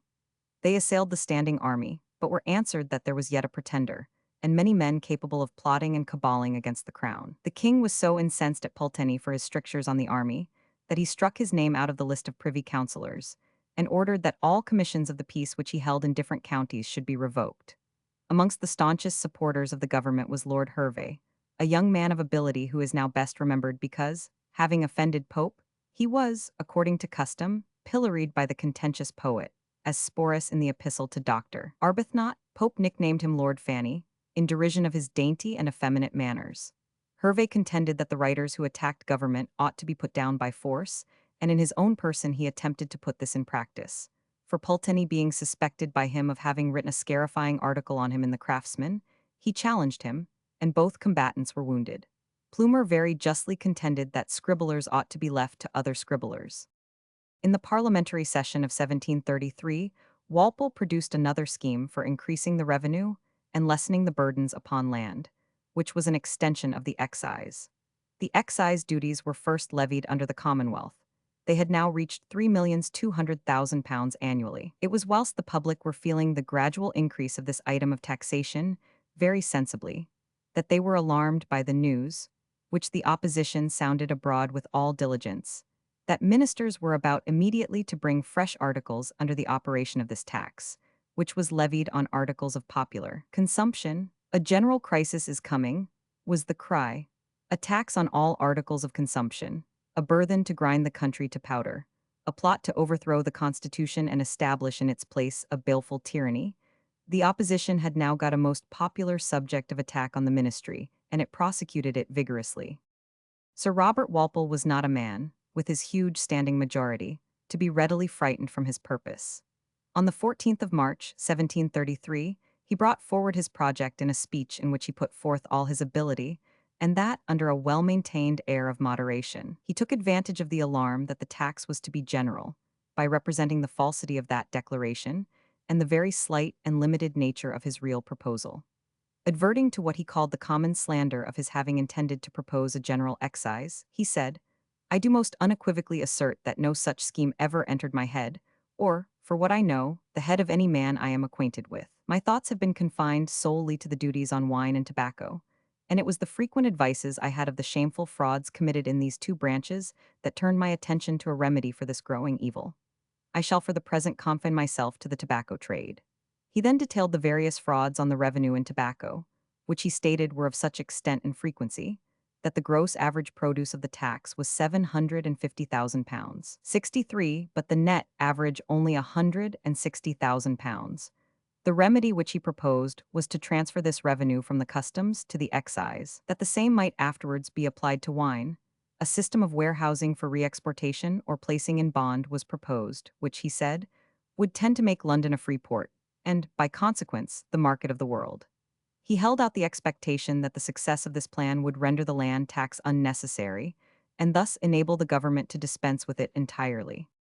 Walpole ridiculed the notion which had gone abroad that the revenue officers would be increased into quite a standing army, and would endanger the common liberty by their being empowered to enter private dwellings to search for concealed excisable articles. He said the increase would be only 126 persons, and that the customs now possessed more searching power than he proposed to give to the excise. Whilst the debate was proceeding, great crowds gathered round the house, and became even more numerous and more agitated. Walpole, irritated by the persuasion that these throngs were collected by the arts of the opposition, threw out a remark which he afterwards deeply repented. He said gentlemen might call themselves what they liked, but he knew whom the law called sturdy beggars. This phrase, carried out of doors, highly incensed the crowd, who considered that it was meant to cast contempt on the people at large. At 2 o'clock in the morning, and after 13 hours' debate, on division there appeared 266 for the measure and 205 against. The great increase of the minority struck Walpole with surprise and alarm.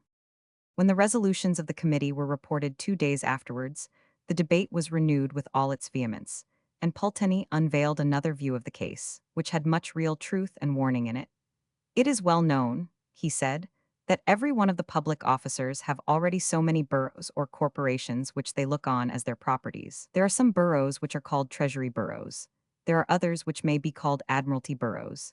In short, it may be said that nearly all the towns upon the sea-coast are already seized upon, and in a manner taken prisoners by the officers of the Crown. In most of them they have so great an influence that none can be chosen members of Parliament, but such as they are pleased to recommend.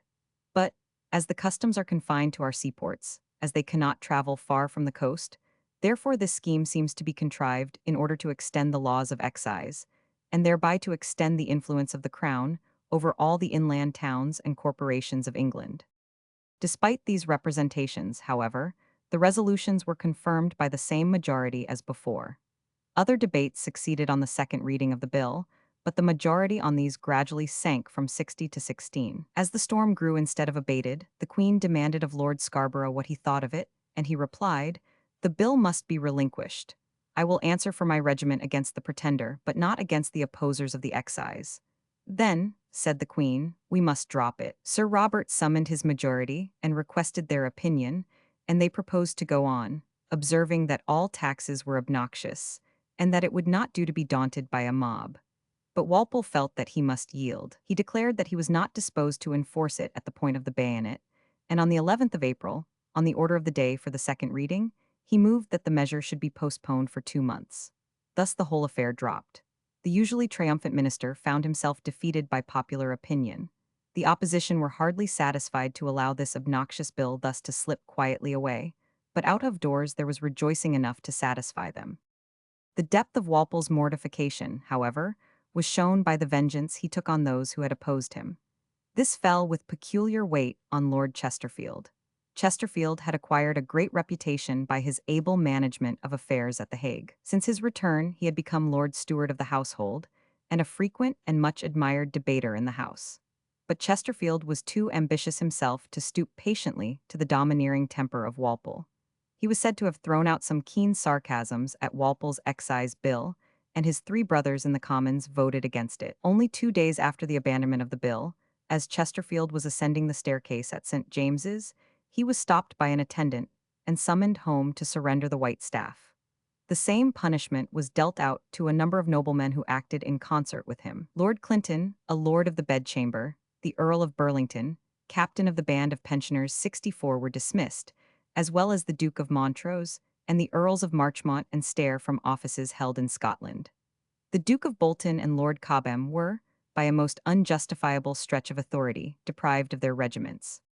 In 1734, England was the witness of war raging in different parts of Europe without having any concern in it, generally known as the War of the Polish Succession. A sharp parliamentary campaign had been conducted at home.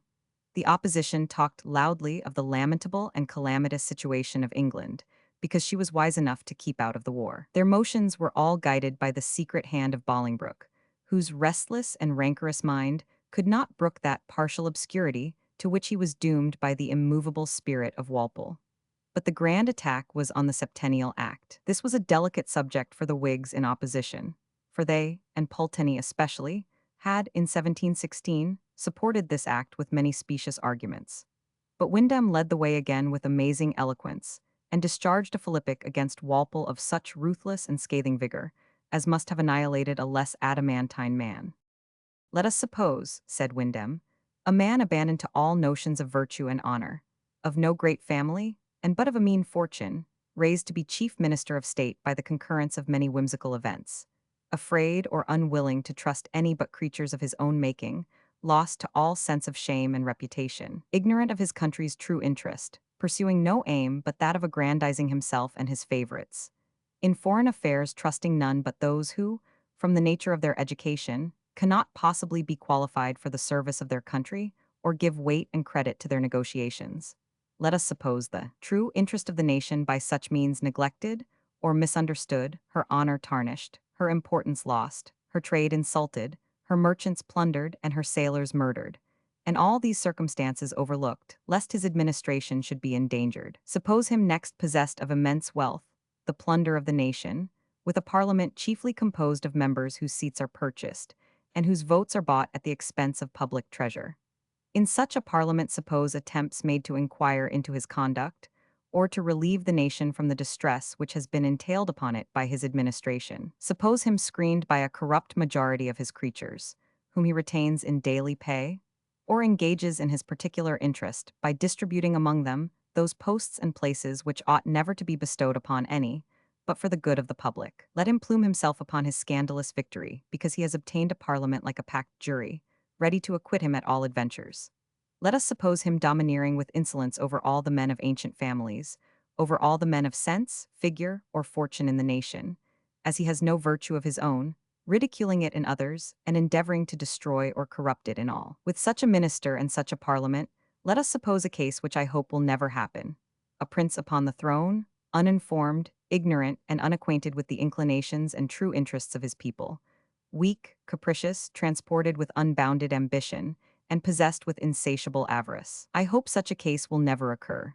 But, as it possibly may, could any greater curse happen to a nation than such a prince on the throne, advised and solely advised by such a minister, and that minister supported by such a parliament, by those who have considered the extent to which Walpole carried the system of corrupting the representatives of the people, and thus ruling at his own will, and not by the sanction of the public opinion and feeling, this severe portrait of him can scarcely be considered as exaggerated. Walpole, no doubt, felt it deeply, but feeling, too, whence the attack really came, namely, from the armory of Bolingbroke.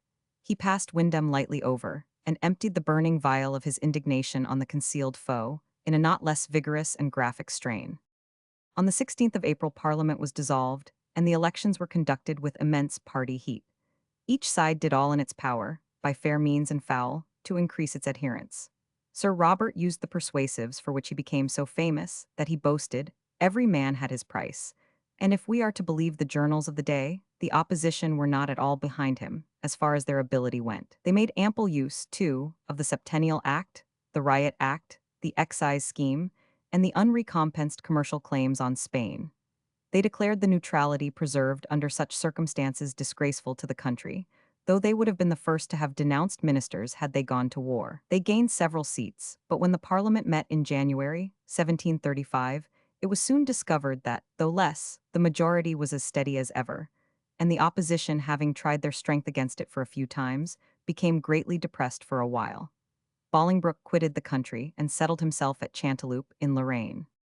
By permission of Messrs. S. Hildesheim and Co., Limited. Greenwich Hospital. From the picture by T. R. Hardy. See larger version. Sir Robert Walpole. See larger version. Whilst these affairs had been taking place in England, the emperor had been finding himself less and less able to contend against France and Spain. He had in vain exerted himself to engage the Dutch and English in his quarrel. He called upon them as bound by the faith of treaties. He represented the balance of power for which both Holland and England had made such sacrifices, as more in danger than ever. But none of these pleas moving Walpole or the Dutch, he threatened to withdraw his troops from the Netherlands and make over that country to France. The threat of the emperor did not move Walpole. He knew too well that it was but a threat. The emperor, therefore, was now compelled to come to terms. A treaty was to be entered into under the mediation of the maritime powers. As Fleury and Walpole, too, were bent on peace, they submitted to all the delays and punctilios of the diplomatists, and finally were rewarded by a peace being concluded between the different parties on these terms. Don Carlos was to retain Naples and Sicily, but he was to resign the possession of Parma and the reversion of Tuscany. Of the claimants to the Polish crown, Augustus was to remain King of Poland, and Stanislaus was to receive, as an equivalent, the Duchy of Lorraine, which, after his decease, was to devolve to the crown of France. This was an aim which France had had in view for ages, but which neither the genius of Richelieu nor of Mazarin could 66 accomplish. It was rendered comparatively easy now, as the young Duke of Lorraine was about to marry the Empress's only child, the Princess Maria Theresa, and thus to succeed through her to the empire. Yet the Duke ceded his patrimonial territory with extreme regret, and not till he had received in return the Grand Duchy of Tuscany and a pension from France. The regnant Grand Duke of Tuscany, the last of the Medicis, was on the verge of death, and his decease took place in less than 2 years, when the Duke of Lorraine was put in possession. France and Sardinia gave their guarantee to the pragmatic sanction, and Sardinia obtained, in consequence, Novara, Tortona, and some adjoining districts. England appears to have looked on with strange apathy at this aggrandizement of France by the acquisition of Lorraine, but it was impossible to prevent it except by a great war, and Walpole was not disposed for even a little one. This treaty is known as the Definitive Peace of Vienna, Nov. 8, 1738. As harmony was restored on the continent, so harmony characterized, to a wonderful degree, the opening of the British Parliament in January 1736. The king felicitated the country on the happy turn which affairs had taken on the continent, and said that he trusted the same peace and goodwill would manifest themselves in the domestic affairs of the realm. All appeared likely to realize this wish. A congratulatory address was carried without a division and without a syllable of dissent. But the peace was hollow. The calm only preceded a storm. The first debate arose on the subject of drunkenness and gin.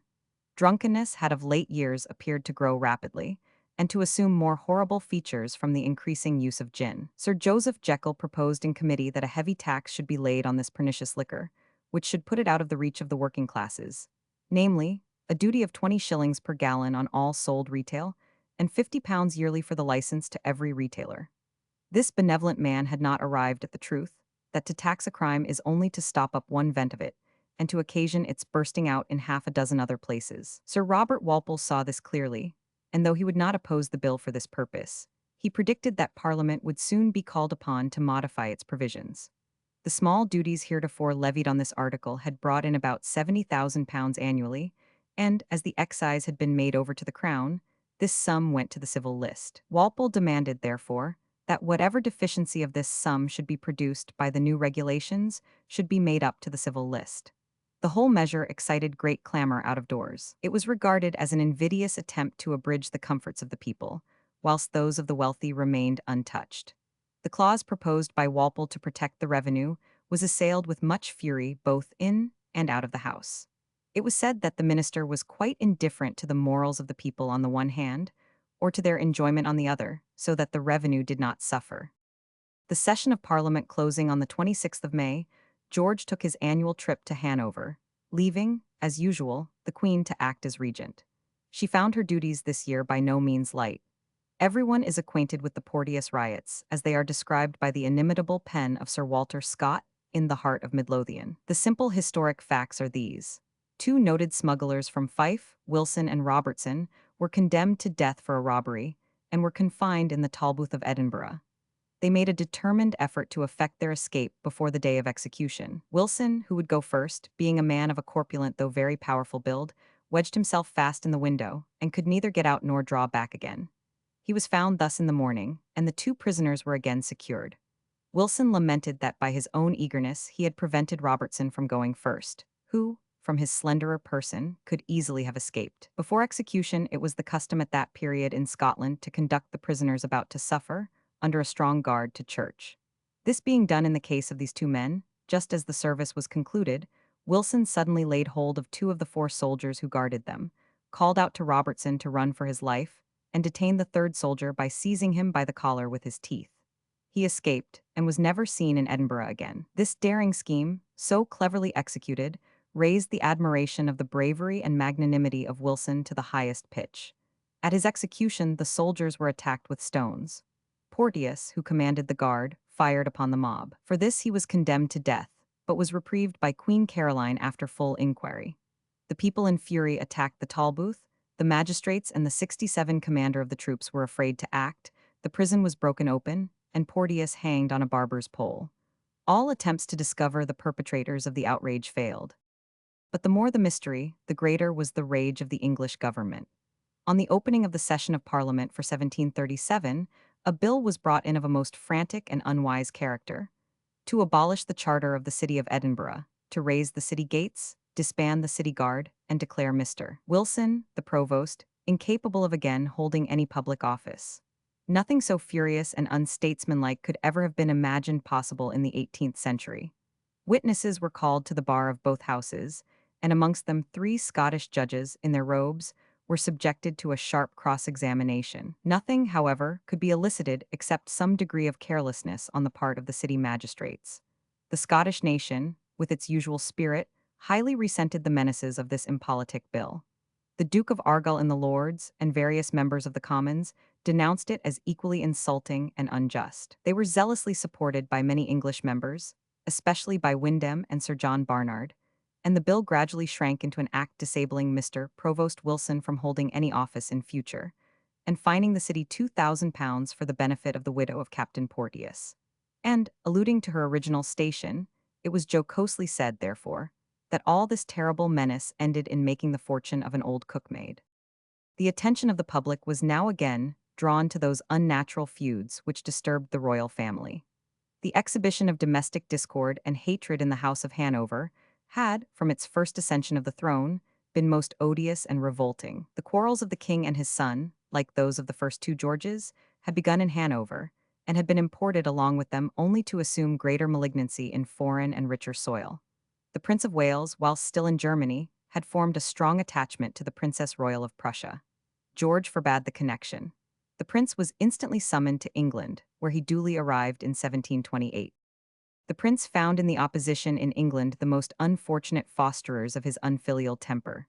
Pulteney, Windham, Chesterfield, Carteret, Cobham, and worst of all, Bolingbroke became his associates and the frequenters of his house, fast ripening into a pattern of unfilial popularity under such influences, possessing some accomplishments, and a desire to stand well with the people.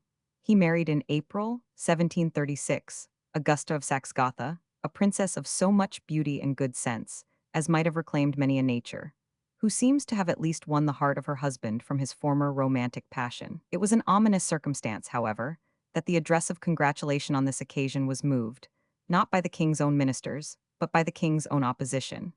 Pulteney was the mover, and it was supported by two young men who that evening made their first speeches, and in them burst suddenly forth with that splendor which was destined to grow transcendent through many years. They were Pitt, afterwards Lord Chatham, and Lord Lyttelton. Scarcely was the prince married, when he began to complain of his limited income. His father, as Prince of Wales, had been allowed £100,000 from the civil list, which then was only £700,000, but he now received only £50,000 from a civil list of £800,000. Bolingbroke, 2 years before, on leaving England, told the prince, as his parting advice, to apply to Parliament, without any regard to the king, for a permanent income of £100,000 a year. Under these circumstances, Walpole persuaded the king to send a message to the prince, offering to settle a large jointure on the princess, and to make the prince's own income independent of his father. Here the prince ought to have yielded. If he had been either politic or well-disposed, he would have done so. The king was at this time very ill, and his physicians declared that if he did not alter soon, he could not live a 12-month. This circumstance of itself would have touched any young man of the least natural feeling, to say nothing of policy. For, if the king died, there was an end of the question. The prince would be king himself. But he was now in such a temper that he would not listen to the royal proposal. And the next day, the 22nd of February, 1737, Pulteney made his motion in the House of Commons for an address beseeching the king to settle upon the prince £100,000 a year, and promising that the House would enable him effectually to do so. What was still stranger, it was seconded by Sir John Barnard. The 68 Commons were not willing to run counter to a prince apparently on the point of ascending the throne, and Walpole would have found himself in a minority had Windham, as he hoped, brought the Tories to vote for the prince. But 45 Jacobites, who could not bring themselves to vote for an heir of the House of Hanover, though they would by that have done a serious mischief to the Hanoverian usurper, as they styled him, rose in a body and quitted the House. On the division, the ministerial party amounted to 234, the opposition to only 204, being a majority for ministers of exactly 30. The next day the same motion was made in the Lords by Carteret, but was rejected by a large majority, 103 to 40. This decided repulse ought to have shown the prince the violence that he was doing to the public sense of decency and the mischief to his own character. But the disappointment only the more embittered him and increased his miserable obstinacy. Time had no effect in abating his unnatural resentment. Though this parliamentary decision took place in February, he continued so much in the same temper that the very last day of the following May, his wife being seized with symptoms of labor, he suddenly determined to remove her from Hampton Court, where all the royal family then were, and hurry her off to London. Fortunately, the princess was safely delivered at St. James's, June 4, though the house was unprepared for such an emergency, the rooms and beds being unaired, and there being no adequate suite of servants. The moment that the king heard of this extraordinary conduct of the prince, he dispatched Walpole and Lord Harrington to attend the birth, but they were too late. After that, the king repulsed all the prince's advances towards a reconciliation. Frederick betook himself to Norfolk House, St. James's Square, and there all the opponents of his father's government collected around him. The prince was now the head and center of the opposition himself. This open breach of the royal family was quickly followed by the death of the queen. Besides the misery of seeing her son and husband so awfully at variance, she had long been struggling with a complaint which, out of false delicacy, she had carefully concealed. The queen's great secret, says Horace Walpole, was her own rupture, which till her last illness nobody knew but the king, her German nurse, Mrs. Mailbourne, and one other person, Lady Sundon. She continued till nearly the last to hide from the surgeons the real cause of her sufferings, and was treated by the medical men for gout in the stomach. When the secret was at length disclosed, it was too late, though one of the surgeons declared that, if they had been informed 2 days earlier, they could have saved her. Admirable as was the character of Caroline, She has been accused of retaining her resentment against her son to the last. Pope and Chesterfield affirm that she died refusing to see or forgive her son. But Ford, though he says she would not see him, states that she heartily forgave him. And Horace Walpole says she not only forgave him but would have seen him, but that she feared to irritate her husband. To Sir Robert Walpole she expressed her earnest hope that he would continue to serve the king as faithfully as he had done, and curiously enough recommended the king to him, not him to the king. She died on the 20th of November, perhaps more lamented by Walpole than by her own husband, though, as Lord Hervey tells us, George was bitterly affected, for Walpole well knew how much her strong sense and superior feeling had tended to keep the king right, which he could not hope for when she was gone. The king appeared to lament her loss considerably for a time, that is, till consoled by his mistress, the Countess of Walmoden, whom he had kept for a long time at Hanover, and now soon brought over to England. He sent for her picture when she was dead, shut himself up with it some hours, and declared, on reappearing, that he never knew the woman worthy to buckle her shoe. On the opening of Parliament, in January 1738, a desperate effort was made by the opposition at once to reduce the army and to kindle a war with Spain. Walpole proposed to place the army on a footing of 17,000 men. The Patriots, as they were called, voted to reduce the number to 12,000. Walpole, exasperated at their factious conduct, launched an indignant sarcasm at them, which produced so much effect that they did not venture to divide on the motion. "No man of common sense," said Walpole, "will now profess himself openly a Jacobite. By so doing he not only may injure his private fortune, but must render himself less able to do any effectual service to the cause he has embraced. Therefore there are but few such men in the kingdom. Your right Jacobite, sir, disguises his true sentiments.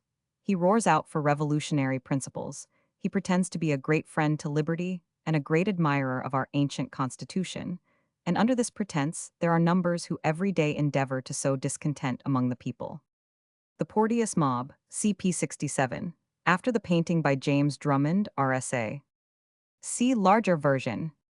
Defeated in this object, the Patriots united all their force to embroil us with Spain. There were many causes in our commercial relations with Spain which led to violent discontent amongst our merchants. They found the trade with the Spanish settlements in America exceedingly profitable, but they had no right, beyond a very limited extent, to trade there. The Spaniards, though they winked at many encroachments, repressed others which exceeded these with considerable vigor. Their coast guard insisted on boarding and searching our vessels which intruded into their waters, to discover whether they were bringing merchandise or were prepared to carry away colonial produce. By the Treaty of 1670, Spain had recognized the British colonies in North America, and England had agreed that her ships should not enter the ports of the Spanish colonies except from stress of weather, or with an especial license from the Spanish government to trade. By the Treaty of 1729, we had agreed to the old regulations regarding trading to the Spanish Main, namely, that we should have the asiento, or right of supplying these colonies with slaves, and that, besides this, we should only send one ship annually to the Spanish West Indies and South America. As fast as that authorized ship discharged its cargo in a Spanish port, she received fresh supplies of goods over her larboard side from other vessels which had followed in her wake, and thus poured unlimited quantities of English goods into the place. Other English traders did not approach too near the Spanish coasts, but were met in certain latitudes by South American smugglers, who there received their goods and carried them into port. In short, such a system of contraband trade was carried on in these waters by our merchants, that English goods in abundance found their way all over the Spanish-American regions, and the great annual fare for goods imported from or by Spain dwindled into insignificance. It was no wonder that Spain, feeling the serious effects of this state of things, should resist it, and when she did so, and exerted an unusual degree of vigilance, then the most terrible outcries were raised, and wonderful stories were circulated of Spanish cruelties to our people beyond the Atlantic. At this time, the opposition got hold of one of these, and made the House of Commons and the nation resound with it. It was that one Captain Robert Jenkins, who had been master of a sloop trading from Jamaica, had been boarded and searched by a coast guard, and treated in a most barbarous manner, though they could detect no proof of smuggling in his vessel.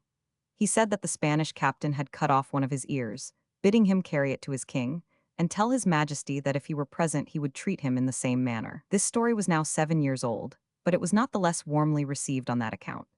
It excited the utmost horror, and Jenkins was ordered to appear at the bar of the House of Commons on the 16th of March to give an account of the outrage himself, and it would appear that both he and other witnesses were examined the same day. Jenkins carried his ear about with him wrapped in cotton, to show to those to whom he related the fact, and the indignation was intense. He was asked by a member how he felt when he found himself in the hands of such barbarians, and he replied, "I recommended my soul to God, and my cause to my country." The worthy skipper had probably been crammed with this dramatic sentiment by some of his clever parliamentary introducers, but its effect was all the same as if it had been a genuine and involuntary expression of his own mind. Researches made at the Admiralty in 1889 proved that he really had lost an ear. And in truth, everything now seemed to run counter to Walpole and to tend towards war. His colleague, the Duke of Newcastle, who had been one of the most obsequious of subordinates both under Stanhope and Walpole, now thought he should serve himself decidedly by advocating war. The king was naturally of a martial turn. He had won some military repute in his youth, and he was no longer under the exceedingly sensible guidance of the queen. Newcastle, therefore, probably in the hope of supplanting Walpole, fostered this spirit in the king, and took advantage of it to recommend warlike measures in the cabinet, and to send dispatches to the British ambassadors in Spain, which but for the energy and wisdom of Walpole might have done irreparable mischief, and which rendered the negotiations extremely difficult.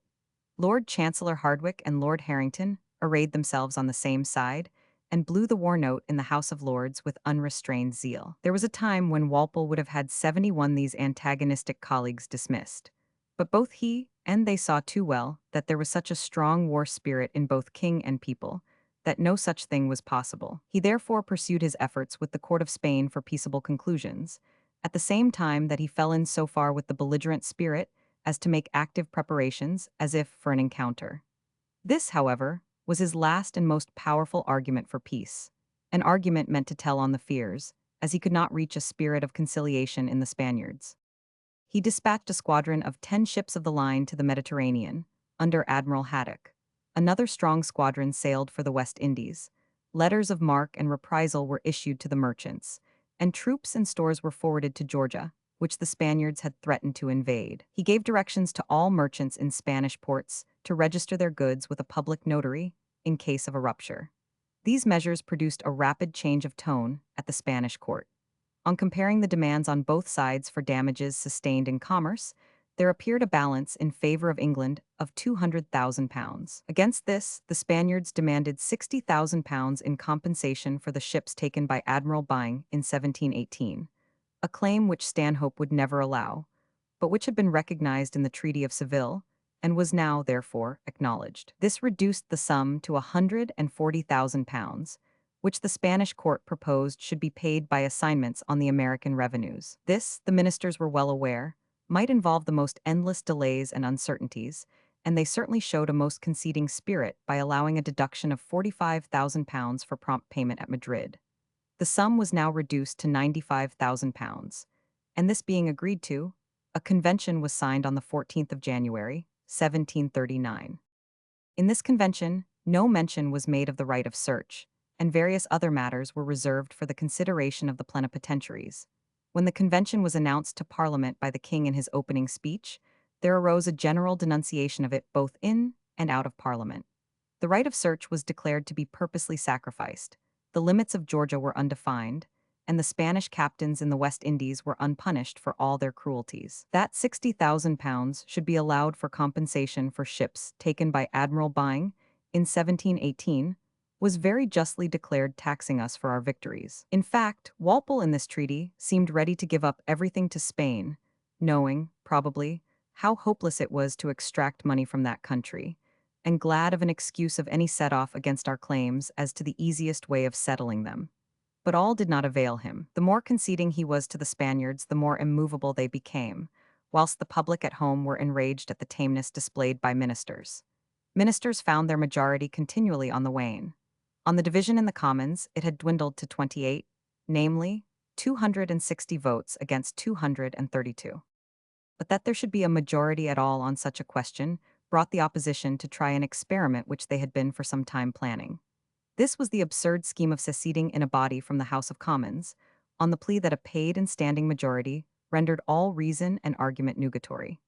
In the course of his farewell speech, Windham made use of such violent language that Mr. Pelham jumped up to move the commitment of the honourable member to the Tower. But Walpole was too well aware that such a proceeding would only have served the ends of the opposition, rendering them martyrs to their country's cause and raising a vivid interest in their behalf. He therefore stopped him and said that the measures which that gentleman and his friends might pursue gave him no uneasiness. On the contrary, the house was much obliged to them for pulling off the mask. Relieved of their presence, he now carried his measures in unopposed quiet. Parliament, having so smoothly transacted its business, was prorogued on the 14th of June, and Walpole then addressed himself to the settlement of the Spanish difference. But here, he found a spirit of resistance which had undoubtedly grown from the invectives of the opposition. The outcries against the Spanish captains, the right of search, and the payment of compensation for the ships taken by buying had given great offense to the proud Spaniards. They were encouraged, also, by the earnest manner in which Walpole had argued for peace. They now assumed a high tone. They complained of the continuance of the British fleet in the Mediterranean.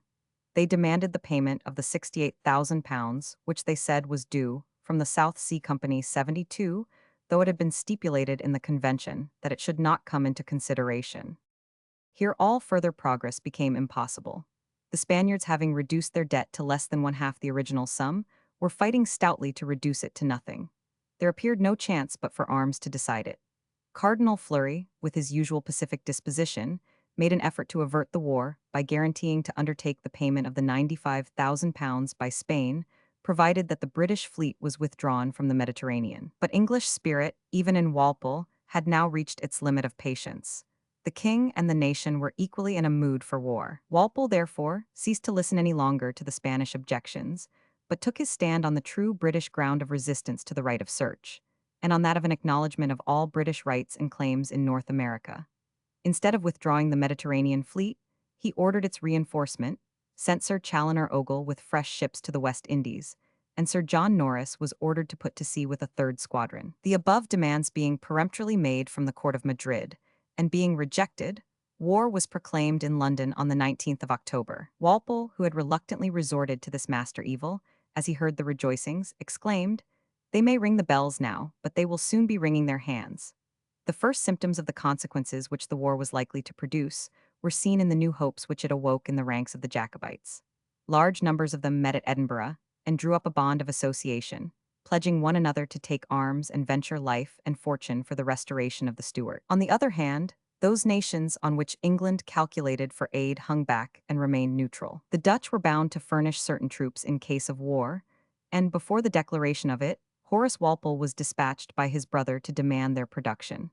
But they pleaded the menaces of France, which threatened them with invasion by 50,000 men if they assisted the English, and which held out to them the prospect of their obtaining that trade to the Spanish colonies which England had enjoyed.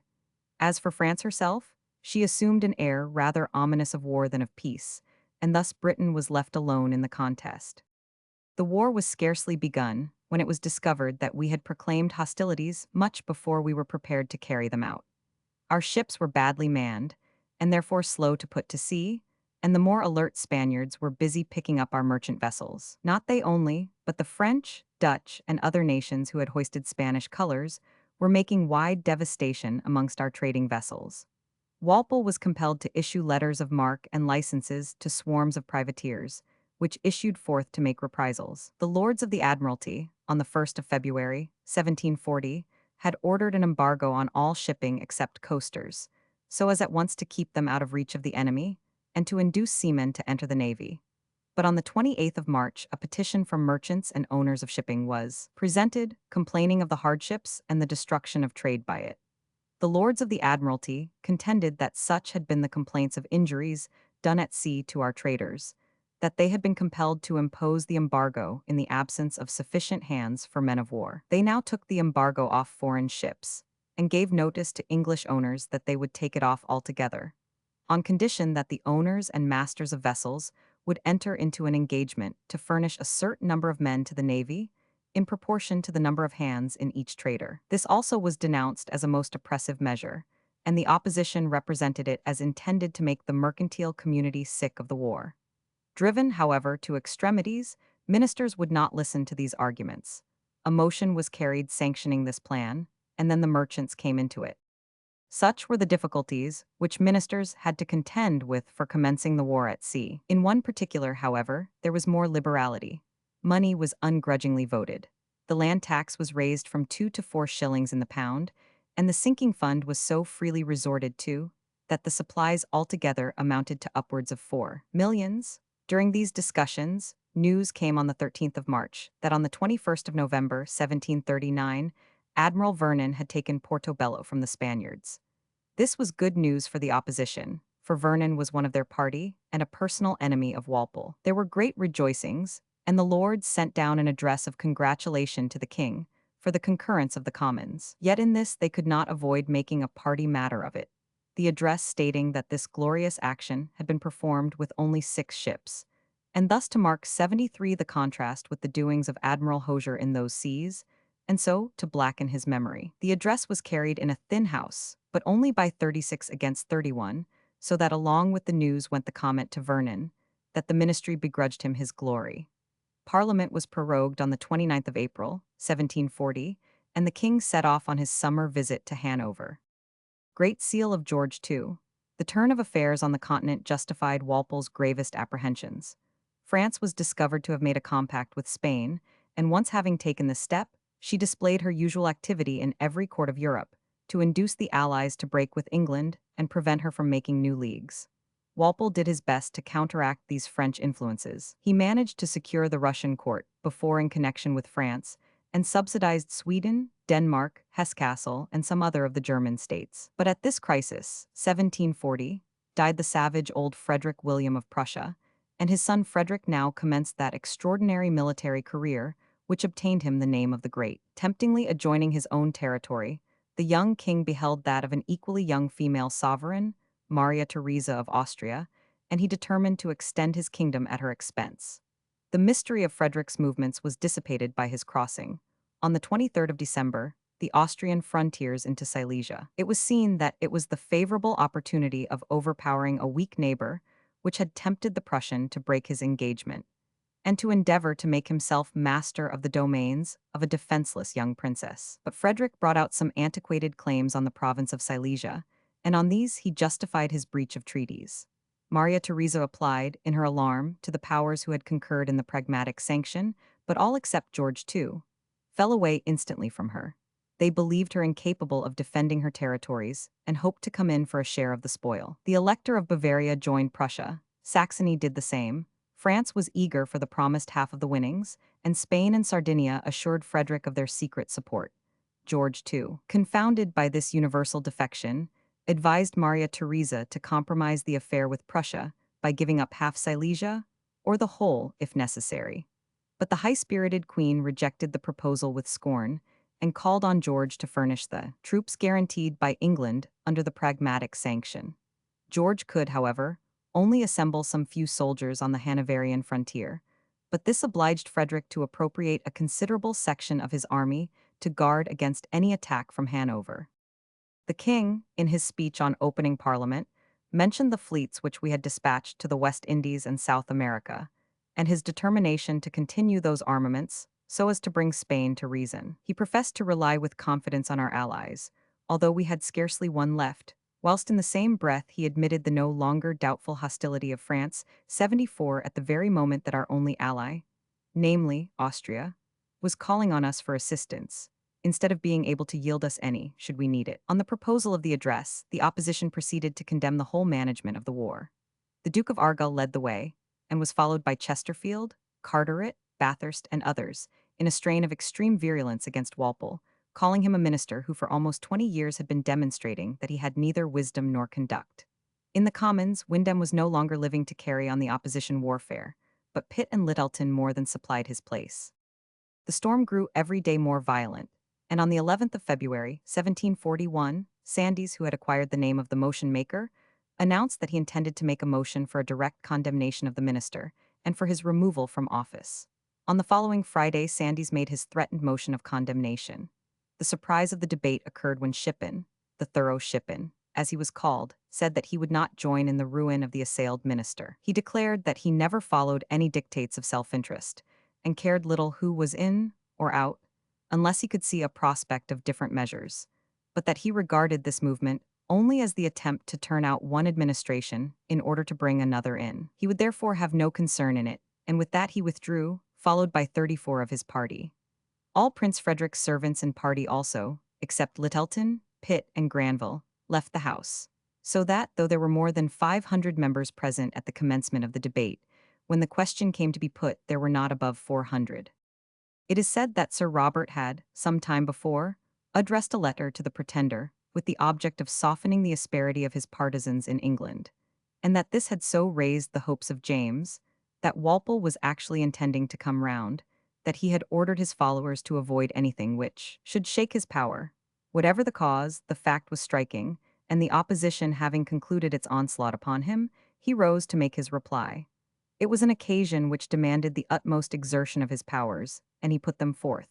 Walpole's speech on this day has justly been deemed his masterpiece. It was 4 o'clock in the morning when he concluded his masterly defense, and the motion was instantly rejected by 290 votes against 106. The immediate effect of the attack appeared to be to strengthen the minister, and that considerably.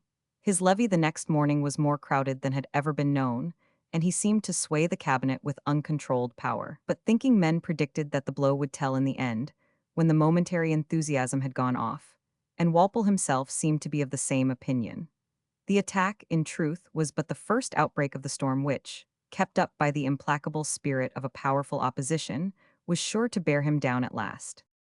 Whilst this powerful confederacy was putting forth all its strength to drive from the seat of supremacy the man who had so long guided the fortunes of England, another confederacy was knitting together its selfish members to rend in pieces and share amongst them the empire of the young Queen of Austria. Frederick was willing enough to make a league with France, but he was cautious enough not to make it too soon. He wanted to know whether he could keep England out of the campaign, in which case he could deal easily with Austria himself. Walpole's attempts to prevent the war from becoming European, however, failed, and the treaty being signed with the Prussian king, Marshal Maillebois marched an army across the Rhine, and Belleisle and Broglie went with another. Maillebois pursued his course direct for Hanover, where George was drilling and preparing a number of troops, but in no degree capable of making head against the French. Panic-stricken at their approach, he made haste to come to terms, and agreed to a year's neutrality for Hanover, leaving Maria Theresa to her fate, and, moreover, engaging not to vote for the election of her husband, the Duke of Lorraine, to be emperor. The news of this conduct of the King of England in the person of the Elector of Hanover was received in Great Britain with the utmost indignation. Belleisle and de Broglie had, during this time, joined their forces to those of the old Elector of Bavaria, the constant enemy of Austria and the friend of France, and had marched into Austria. He took Linz on the Danube and commenced his march on Vienna. As this allied army approached Vienna, Maria Theresa fled with her infant son, afterwards Joseph too, into Hungary, her husband and his brother, Prince Charles of Lorraine. Remaining to defend the city 75, the Hungarians received their menaced queen with enthusiasm. She had done much since the recent commencement of her reign to win their affections. She had been crowned in the preceding month of June in their ancient capital, and had sworn to maintain their ancient constitution in all its force, and the people were fervent in their loyalty. When, therefore, she appeared before the Hungarian parliament in Pressburg with her son in her arms, and called upon that high-spirited nation to defend her against her perfidious and selfish enemies, the sensation was indescribable. All rose to their feet, and drawing their swords halfway from the scabbard, they exclaimed, "Our lives and our blood for your majesty. We will die for our king, Maria Theresa." Whilst these transactions had been taking place on the continent, our fleets, which should have kept the French and Spaniards in check, had done worse than nothing. France had subtly delayed to declare war against us, so that, although she joined her fleets and armies to the enemy, we could not attack her without being the first to declare war, or to commence it by direct breach of the peace. Admiral Haddock, who was on the watch in the Mediterranean to harass the Spaniards, was thus baffled. The Spanish fleet was joined by 12 French men of war from Toulon, the admiral of which declared that he had orders to defend the Spaniards if they were attacked. As the combined fleet, moreover, doubled his own, Haddock was compelled to fall off and leave them. Still more inglorious were the proceedings of our fleet on the coasts of the Spanish-American colonies. Sir Chaloner Ogle joined Vernon in Jamaica on the 9th of January, 1741, and no time was to be lost, for the wet season set in at the end of April, which, besides the deluges of rain, is attended by a most unhealthy state of the climate. Vernon, however, did not move till towards the end of the month, and then, instead of directing his course towards the Havana, which lay to the leeward, and could have been reached in 3 days, He beat up against the wind to Hispaniola in order to watch the motions of the French fleet under Danton. It was the 15th of February, before he learned distinctly that the French had sailed for Europe in great distress for men and provisions. Now was the time to make his way to Cuba, but instead of that he called a council of war, the resource of a weak commander, which was followed by its almost invariable result, a contrariety of advice. It was at length concluded that, as Admiral Torres had now sailed for the Havana,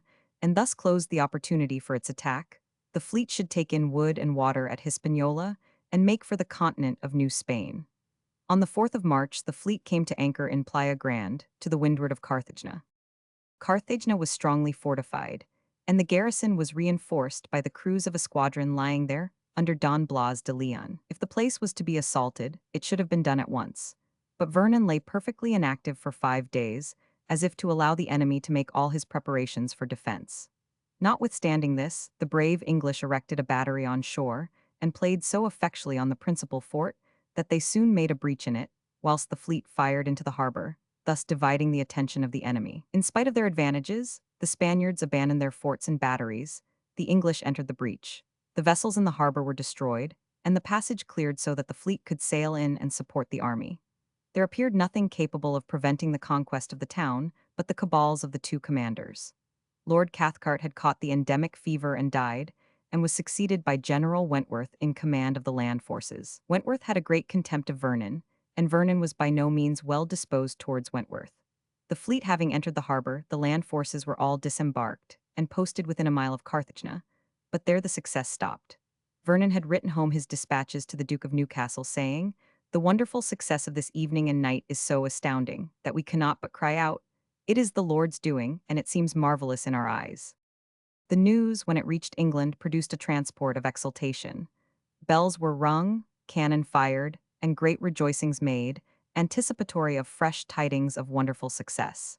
But very different was the reality. Wentworth called on Vernon to bombard Carthagena from the harbor, whilst he assailed it on land. But Vernon replied that he could not get near enough to attack the town effectually, and that Wentworth must attempt the reduction of the Fort San Lazaro, which commanded the town, and might be taken by escalade. This was 76 attempted, and while our men were thus standing under a murderous fire, they discovered, to their consternation, that their scaling ladders were too short. But the escalade was persisted in. They remained splicing their ladders, and a detachment of grenadiers under Colonel Grant reached the top of a rampart. But Grant was instantly killed, and the grenadiers hurled back over the wall. Still, the bulldog spirit of the English made them persist in this desperate attempt, till 600, that is, half of them, lay dead when they drew off. All this time, the great Admiral Vernon, as the opposition delighted to call him, in disparagement of all the commanders favorable to the government, lay still with his ships and afforded no assistance to the land troops. When Wentworth bitterly complained of this, to show that it was impossible to operate on the town from the harbor, Vernon sent into the inner harbor the Galicia, a Spanish ship which had been taken. This ship kept up a cannonade on the town for several hours, producing little effect, and was fired on from the town with as little. The men were then brought off in boats, the Galicia's cable was cut, and she was suffered to run upon a shoal, where she soon filled. The troops were now hastily re-embarked. The unhealthy season was at its height, and the men were swept away by fever more rapidly than they had been mowed down on land. The heavy rains had set in, and the troops in a few days were reduced to one-half their number. Admiral Vernon, instead of undertaking any enterprise which might have retrieved the honor of the British arms, set sail from Jamaica with the forces in July, and anchored in the south part of Cuba in a bay, on which he bestowed the appellation of Cumberland Harbor. Here the remains of that fine fleet and army, capable of achieving the most brilliant conquests under able commanders, were suffered to corrode away under the influence of inactivity, the season, bad salted provisions, and excessive rum. The conduct of Vernon, though he had been the idol of the opposition, and not of the ministry, as it became known, increased enormously the unpopularity of Walpole. Though he had literally been forced into the war by the opposition, the whole of its disasters were charged, not on them, but on him, and they did not hesitate to throw from themselves upon him the odium of all its failures. The general election which now came on was seized upon to load Walpole with all the weight of the unsuccessful war. The Duchess of Marlborough, Pulteney, and the Prince of Wales raised funds to outbribe the master of corruption himself. They incurred heavy debts to complete his ruin. And as the news of the miserable issue of the expedition to the Spanish settlements came in, numbers of those who had been returned to Parliament as friends of the ministry, turned round and joined the opposition in violent denunciations of the mismanagement of the war. Lord Chesterfield, whilst these transactions had been progressing, had hastened on to Avignon and, taking up his quarters with the Duke of Ormond, obtained from the pretender letters to nearly 100 Jacobites in England and Scotland, engaging them to put out all their power and influence against Walpole. Whilst these combined efforts were being made to unseat him, Walpole saw his cabinet every day becoming more untrustworthy, more divided against him. The Duke of Newcastle was eagerly pressing forward to supplant him. He had entered into secret engagements with the Duke of Argyll, and Lord Chancellor Hardwicke threw himself into that clique. To these were added the Earl of Wilmington, formerly Sir Spencer Compton, who, forgetting his alarm at the idea of succeeding Walpole as Prime Minister, now was anxious for that honor. To add to these depressing circumstances, the king arrived from Hanover in a humor ready to lay his disgrace and failure at anybody's door. On the 4th of December, he opened the new parliament, and, conscious of his own contemptible figure after the submission to French dictation in Hanover, he took care to remind it that he had commenced the war only at the urgent desire and advice of both houses, and that he had been particularly counseled to direct our naval efforts towards Spanish America. Maria Theresa and the Hungarian Parliament. After the picture by Laslet J. Pott, by permission of Ephraim Hallam Esq. See larger version. The opposition made no objection to the re-election of Onslow as Speaker of the Commons, but they made a determined attack on the address. Lord Noel Somerset moved that, in the address, His Majesty should be desired not to engage this kingdom in a war for the defense of his Hanoverian dominions. This was seconded by Shippen, who declared that he had grown old in the House of Commons, only to see all the predictions of his life realized in the management of the nation. Pulteney seemed to be animated by a double portion of patriotic indignation. 78 He reviewed Walpole's whole administration, and accused him, not merely of individual acts of erroneous policy, but of deliberate treachery. The Whigs, elated by this fiery denunciation of the minister, called for a division, but Pulteney, aware that they had not yet a majority, observed that dividing was not the way to multiply. Walpole, on his part, offered to leave out the paragraph thanking His Majesty for his royal care in prosecuting the war with Spain. But this was only regarded as a proof of conscious weakness, and Pulteney proceeded to charge Walpole with purposely ruining the nation to serve the pretender. This called Walpole up, and he defended himself with all his accustomed self-command and ability. He retorted the charges of serving the pretender on his enemies, and these with real grounds. He referred to Chesterfield's recent visit to the pretender's court at Avignon. He asked, as he had done before more than once, whether he, as minister, had raised the war in Germany or advised the war with Spain, whether he was amenable for the deaths of the late emperor and the king of Prussia, which opened up all these complications, whether the lawless ambition of Frederick and the war between Sweden and Russia were chargeable on him. He offered to meet the opposition on the question of the state of the nation if they would name a day. This challenge was accepted, and the 21st of January, 1742, was fixed upon.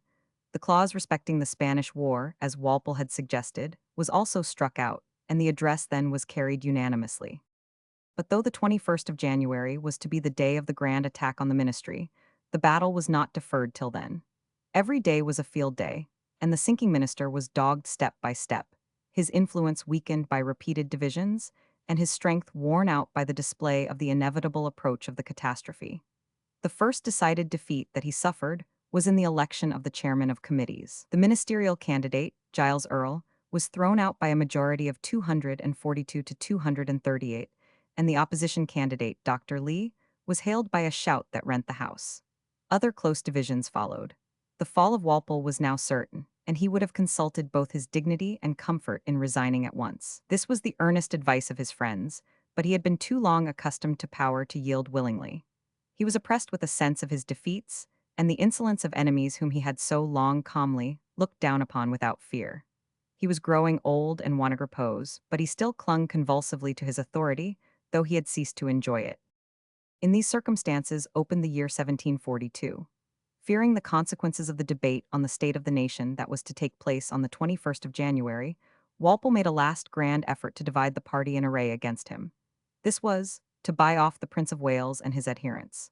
For this purpose, he prevailed on the king to grant an additional £50,000 a year and the payment of all his debts, on condition that he should abandon the opposition. Secker, Bishop of Oxford, was selected as the bearer of this offer, but the prince declined the proposal, declaring that he would listen to no overtures so long as Walpole continued in office. This was a stunning blow, but the tenacious minister did not yet give in. He continued to avail himself of the interval before the 21st to bribe and bring over less distinguished men. The opposition, however, were now every hour receiving fresh accessions of strength, and men who had stood the brunt of many years now went over to them. Lord Hervey joined Pulteney and Chesterfield, and Bub Doddington, now perceiving that one side really preponderated, stepped out of his equivocal demeanor and openly wrote to Lord Wilmington to entreat him to persuade the king to dismiss the obnoxious minister. The 21st of January arrived, and Pulteney entered on his great question. There was nothing new to bring forward, but the old charges were dressed up with new force. Walpole defended himself with an ability worthy of his best days. He boldly reminded the opposition of the long 20 years of defeats in their endeavors to turn him out. He declared their accusations were just as false and groundless as ever, and he proceeded to anatomize the characters of Bub Doddington and Pulteney in a manner which must have made men of any feeling wince. He was ably supported by Sir William Yonge, by Pelham, and Winnington, but the division showed a majority for the minister of only 3. The result of this division shook the last resistance of Walpole. When the motion which had been rejected on the 18th of December, for copies of the correspondence with the King of Prussia, was again put, he made no opposition, and its 79 passed without a division. He made, however, one more attempt to carry his measures. In the disputed election of Chippenham, he stood his ground against the petition, and was defeated by a majority of 1. It was now clear to himself that he must give way. His relatives and friends assured him that to defer longer was only to court more decided discomfiture. On the 31st of January, he, therefore, prepared to depart for his seat at Houghton, and the next morning he demanded of the king, in a private audience, leave to retire. George, on this occasion, evinced a degree of feeling that did him honor. When the old minister who had served him through so long a course of years knelt to kiss hands, the king embraced him, shed tears, and begged that he would often come to see him. On the 9th of February, Sir Robert was created Earl of Orford, and on the 11th he made a formal resignation of all his places. Chapter 4, Reign of George II, continued. Effects of Walpole's administration, formation of the new ministry, attitude of the malcontents, Committee of Inquiry into Walpole's administration, Walpole's protectors, ministerial measures, prorogation of Parliament, disasters of the French, British division in the Netherlands, opening of Parliament, the German mercenaries, amendment of the Gin Act, George goes to Germany, Stair and de Noailles in Franconia, Stair in a trap, bold resolution of King George, the Battle of Dettingen, resignation of Stair, retreat of the French, negotiations for peace, Treaty of Worms, Pelham becomes Prime Minister, the attacks of Pitt on Carteret, attempted invasion of England, its failure, progress of the French arms, Frederick II. Invades Bohemia, his retirement, resignation of Carteret, Pelham strengthens his ministry, death of the Emperor, campaign in Flanders, Battle of Fontenoy, campaign of Frederick II. The Young Pretender's preparations, loss of the Elizabeth, landing in the Hebrides, the Highland clans join him, the first brush raising of the standard, Cope's mistake, he turns aside at Dalwhinnie, Charles makes a dash for Edinburgh, the march to Stirling, right of the dragoons, the canter of Coltbridge. Edinburgh surprised by the Highlanders, Charles marching against Cope, Battle of Prestonpans, delay in marching south, discontent of the Highland chiefs, the start preparations in England, apathy of the aristocracy, arrival of the Duke of Cumberland, Charles crosses the border, capture of Carlisle, the march to Derby, resolution to retreat, Black Friday, the retreat, recapture of Carlisle, siege of Stirling, Battle of Falkirk, retreat to the Highlands, Cumberland's pursuit, gradual collapse of the Highlanders, Battle of Culloden, termination of the rebellion, cruelty of the Duke of Cumberland, adventures of the young pretender, trials and executions, ministerial crisis. So passed from a long possession of power a minister, who inaugurated a system of corruption, which was not so much abused by himself, as made a ready instrument of immeasurable mischief in the hands of his successors. Had Walpole used the power which he purchased with the country's money more arbitrarily and perniciously, the system must have come much sooner to an end. As it was, the evils which he introduced fell rather on posterity than on his own time. Before he withdrew, the king, who retained his high opinion of his political wisdom, consulted him on the constitution of the new cabinet.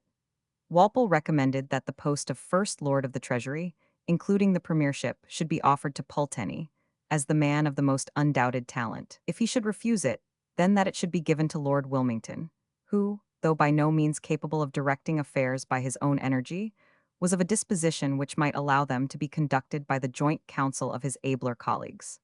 The king consented that the premiership should be offered to Pulteney, though he hated the man, but only on this condition, that he pledged himself to resist any prosecution of the ex-minister. Pulteney declined the overture on such a condition, for though he said he had no desire to punish Walpole, he might not be able to defend him from the attacks of his colleagues. For, he observed, the heads of parties, like those of snakes, are carried on by their tails.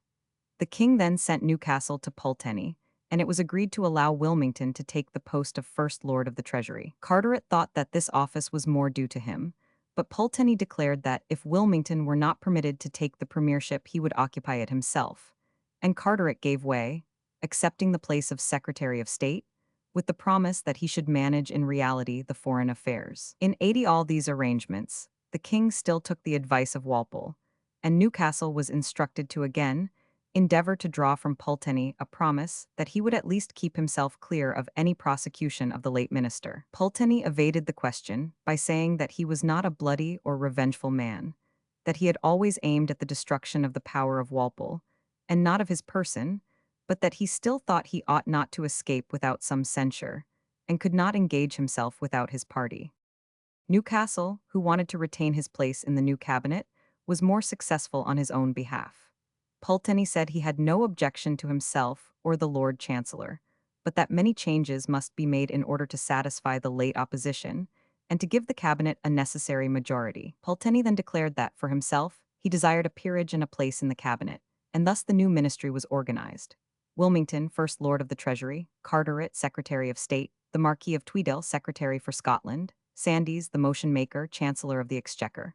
The Prince of Wales was to receive the additional £50,000 a year, and his two friends, Lord Baltimore and Lord Archibald Hamilton, to have seats at the new Board of Admiralty. When these arrangements became known, the Tory party grew dreadfully exasperated. But not the Tories only. There were throngs of Whigs who had battled zealously for the same object, and with the same hope of personal benefit, and yet they were passed over. And Pulteney, Carteret, and their immediate coterie had quietly taken care of themselves, and thrown their coadjutors overboard. A meeting was appointed between Pulteney and the rest already in office, and the Duke of Argyll, Chesterfield, Cobham, Bathurst, and some others. The Prince of Wales was present, and the different claims were discussed. Argyll was satisfied by being made Master General of the Ordnance, Colonel of His Majesty's Royal Regiment of Horse Guards, Field Marshal and Commander-in-Chief of all the forces in South Britain. Chesterfield got nothing, professing to wait to see a more thorough change of men before he went amongst them. But Cobham was made a field marshal, and restored to the command of the Grenadier Guards, but he could get nothing for his nephew, the fiery oppositionist, Littleton. Lord Harrington was made an earl and president of the council. But what surprised the country most was that Pulteney, hitherto the head and soul of the party, should have been content to sacrifice himself for the sake of a title. He was made Earl of Bath and received a place in the cabinet. But by this change, although he seemed to have a brilliant career before him, he forfeited the confidence of the country, which had always looked up to him as the most determined and disinterested of patriots. From this moment he sank into insignificance and contempt. Some others of the old officials remained in as well as Newcastle. Sir William Yonge and Pelham, brother of Newcastle, retained their posts, Yonge as Secretary of War, and Pelham as Paymaster of the forces. The new ministry were now to find that it was very difficult to perpetuate principles and measures, which they had for a quarter of a century been condemning simply because they furnished weapons of annoyance to the party, then in power. The public, still smarting under the ruinous mismanagement of the war, returned to the charge by demanding an inquiry into the conduct of Walpole, whom they accused of their sufferings. These petitions were introduced and recommended by what were called the Boy Patriots, Pitt, Littleton, and the rest. As a means of popularity, they insisted on the standing army being abolished in time of peace, on the strict limitation of placemen in Parliament, and on the return to triennial parliaments. These were hard topics for the patriots now in power to digest. But the depression of trade continued, and no one could suggest a remedy, but that of reducing taxation at the very time that all parties were zealous for the prosecution of the war. Finding no other solution to their difficulties, the public turned again to the demand of an inquiry into the administration of Walpole, hoping to lay bare in that the causes of their sufferings. Accordingly, Lord Limerick, on the 23rd of March, rose and proposed a committee to inquire into the administration of Walpole, not for 20, but for the last 10 years. Pulteney not only voted but spoke in favor of this motion, and it was carried by a majority of 7. Lord Limerick was chosen chairman, and such was the partial and vindictive spirit in which they went to work in examining papers and witnesses, that the honourable-minded Sir John Barnard, though so staunch an opponent of Walpole when in power, declared that he would no longer take part in the labours of a committee which displayed so little regard to the general inquiry, but concentrated all their efforts on the ruin of one individual. But the committee found itself opposed in these objects in the highest quarter. The king displayed the most firm disposition to protect his late minister, and was in constant communication with Walpole and his friends for the purpose. Every means were used to protect from the scrutiny of the committee those who were possessed of the most important information, and to induce them to remain obstinately silent. Mr. Edgecombe, who had managed the Cornish boroughs for Walpole, and could have revealed things which would have filled the committee with exultation, was raised to the upper house, and thus removed from the power of the Commons. Paxton, the Solicitor to the Treasury, a most important witness, remained unshakably silent and was committed to Newgate, nor was the committee more successful with Scrope, the Secretary to the Treasury. This officer, who, no doubt, held most desirable knowledge in his bosom, firmly refused to make any disclosures, though he was now a very feeble old man. Other officials declined to make statements whose disclosure might incriminate themselves, and which they were excused from doing by the great principles of our judicature. To remove this obstacle, Lord Limerick, the chairman of the committee, then moved that a bill of indemnity should be passed to exempt witnesses from all penalties in consequence of their disclosures. This passed the Commons by a majority of 12, but was rejected in the House of Lords by a large majority.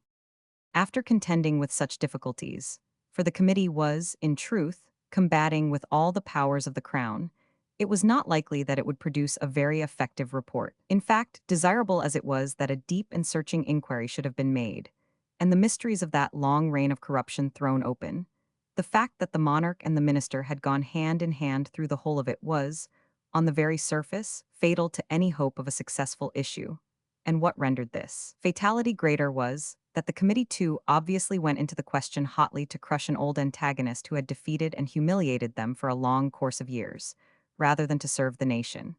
When, therefore, on the 30th of June, they presented their report, the feeling, on its perusal, was one of intense disappointment. It alleged that, during an election at Weymouth, a place had been promised to the mayor if he would use his influence in obtaining the nomination of a retiring officer, and that a church living had been promised to the mayor's brother-in-law for the same purpose, that some revenue officers, who refused to vote for the ministerial nominees, were dismissed, that a fraudulent contract had been given to Peter Burrell and John Bristow, 2 members of the House of Commons, for furnishing money in Jamaica for the payment of the troops, by which they had pocketed upwards of 14%. But what were these few trifling and isolated cases to that great system of corruption, which the public were satisfied had spread through all Walpole's administration, and which abounded with far more wonderful instances than these? The very mention of them, and them alone, was a proclamation of defeat. The Committee of Inquiry, stimulated by the disappointment of the public, began preparations for a fresh report. But their labors were cut short by the termination of the session. In order to conciliate in some degree public opinion, ministers hastened to allow the passing of a bill to exclude certain officers from the House of Commons. They passed another to encourage the linen manufacture, a third to regulate the trade of the colonies, and a fourth to prevent the marriage of lunatics. They voted 40,000 seamen and 62,000 landsmen for the service of the current year. The whole expenditure of the year amounted to nearly £6 million, which was raised by a land tax of 4 shillings in the pound, by a malt tax, by £1 million from the sinking fund, and by other resources. They provided for the subsidies to Denmark and Cassell, and voted another £500,000 to the Queen of Hungary.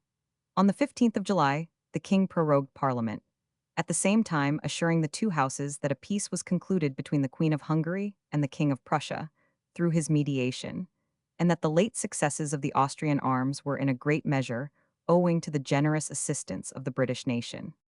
Deserted by the Prussians, the French retired with precipitation to Prague, where they were followed by the Austrian army under Prince Charles of Lorraine and Prince Lobkowitz. Soon after, the Grand Duke of Tuscany took the principal command, and the French offered to capitulate on condition that they might march away with their arms and baggage.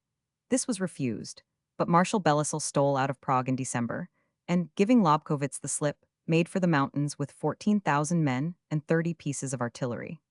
Belisle 82 displayed unwearied activity in protecting his men and baggage from the harassing pursuit of Lobkowitz. Notwithstanding this, his men perished in great numbers from famine and the severity of the season. They had been reduced to eat horseflesh before leaving Prague, and now they fell exhausted in the deep snows and were mercilessly butchered by the Austrian irregulars and peasantry. On the 29th of December, he reached Eger, and from that point marched into Alsace without further molestation. But he then found that of the 35,000 troops which he took into Germany, only 8,000 remained. Though this retreat was celebrated as one of the most remarkable in history, the Marshal, on reaching Versailles, was received with great coldness. Whilst these events had been passing in Austria and Bavaria, the King of England had endeavored to make a powerful diversion in the Netherlands. Under the plea of this movement, 16,000 British troops were embarked in April for the Netherlands, but they were first employed to overawe Prussia, which was in contention with Hanover regarding the Duchy of Mecklenburg. There were other causes of dispute between Prussia and the Elector of Hanover. George, having now this strong British force, besides 16,000 Hanoverian troops and 6,000 auxiliary Hessians, Frederick thought proper to come to terms with him, and in consequence of mutual arrangements, the Hanoverian troops quitted Mecklenburg, and George, feeling Hanover safe, marched this united force to the Netherlands to join the British ones. He expected the Dutch to cooperate with him and the Austrians and strike a decided blow at France. But the Earl of Stair, who was to command these forces, and who was at the same time ambassador to the States, found it impossible to induce the Dutch to act. They had increased their forces both by sea and land, but they were afraid of the vicinity of the French, and were, with their usual jealousy, by no means pleased to see the English assuming power in the Netherlands. Therefore, after making a great demonstration of an attempt on the French frontier with the united army, the project was suddenly abandoned, and the troops retired into winter quarters. But little was accomplished during this year by the British fleet. Parliament met on the 16th of November, when the king told them that he had augmented the British forces in the Low Countries with 16,000 Hanoverians and 6,000 Hessians. In fact, it had been his design, accompanied by his son, the Duke of Cumberland, to go over and take the command of the combined army of English, Hanoverians, Austrians, and Dutch. But the arrival of the Earl of Stair, who had been the nominal commander of these troops, and the return of Lord Carteret from The Hague, with the news that the Dutch could not be moved, had caused him to give up the idea and order his baggage on shore again. He assured Parliament, however, that the spirit and magnanimity of the Queen of Hungary and the resolute conduct of the King of Sardinia in Italy had produced the most beneficial effect. The usual address proposed by the Marquis of Tweedale met with considerable opposition, especially in the upper house from the Earl of Chesterfield. Littleton again introduced the Place Bill, but it was rejected by the very men who had formerly advocated it. There was another motion made for inquiry into the administration of Walpole, on the plea that inquiry had been shamefully stifled on the former occasion. But it met with the same fate. But on the 10th of December, the opposition mustered all its strength on the motion of Sir William Yonge, the new Secretary at War, that we should pay for the 16,000 Hanoverians and the 6,000 Hessians, and that a grant of £657,000 should be made for their maintenance from August 1742 to December 1743. It was the hard task of Sandys, as the new Chancellor of the Exchequer, to defend this monstrous grant and the interests of Hanover. After so many years of attack on these topics in opposition, Pitt answered Sandys in the most caustic style of his eloquence, and Sir John Aubin and others followed as indignantly. But the ministers carried the motion by 260 votes against 193. Their ablest supporter on this occasion was Murray, afterwards Lord Mansfield, who made his first parliamentary speech on the occasion, and showed the delighted cabinet that the man whom they had just made their Solicitor General was capable of contending with that terrible comet of horse, Pitt. George II, at Dettingen, 1743. From the painting by Robert Hillingford. See larger version. The year 1743 opened with a mighty struggle on the subject of gin. In 1736, as we have seen, the awful increase of drunkenness, which was attributed to the cheapness of gin, induced a majority of the House of Commons to pass an act levying 20 shillings a gallon duty upon the liquor, and charging every vendor of it £50 per annum for a license. Walpole at the time declared that such an attempt to place gin beyond the reach of the poor consumers would fail, that it would fail equally as a source of revenue, for it would lead to wholesale smuggling and every possible evasion of the law. The event had proved Walpole only too correct in his prognostications. So far from checking the use of gin, the act had stimulated it enormously. The licenses, so preposterously high, were wholly neglected. No duty was paid, yet the destructive liquid was sold at every street corner. Ministers now saw that, by attempting too much, everything in this case had been lost. They were sacrificing the revenues only to sacrifice the well-being of the people. They determined, therefore, to reduce the licenses from £50 to £1 per annum, and at the same time to retain a moderate duty on the liquor. By this means, the fatal compound would remain much at the same price, but the vendors would be induced to take out licenses, and the revenues would be greatly improved, whilst the whole sale of the article would be more under the restraints of law and police. A bill was framed on these principles, and passed rapidly through the Commons, but in the Lords it encountered a determined opposition. It was, however, carried entire, and, says Smollett, we cannot help averring that it has not been attended with those dismal consequences which the Lords in the opposition foretold. The business of the session now hastened to its close. Votes were given for 40,000 seamen and 11,000 marines, for 16,000 British troops in Flanders, and 23,000 for guards and garrisons at home. For the year's supplies, £6 millions were voted, and then Parliament was prorogued on the 21st of April. In doing this, George told the Houses that he had ordered his army to pass the Rhine to support the Queen of Hungary. No sooner had Parliament closed than George, accompanied by his son, the Duke of Cumberland and Lord Carteret, hastened off to Germany. The British army, which the king had ordered to march from Flanders to aid the Austrians, had set out at the end of February.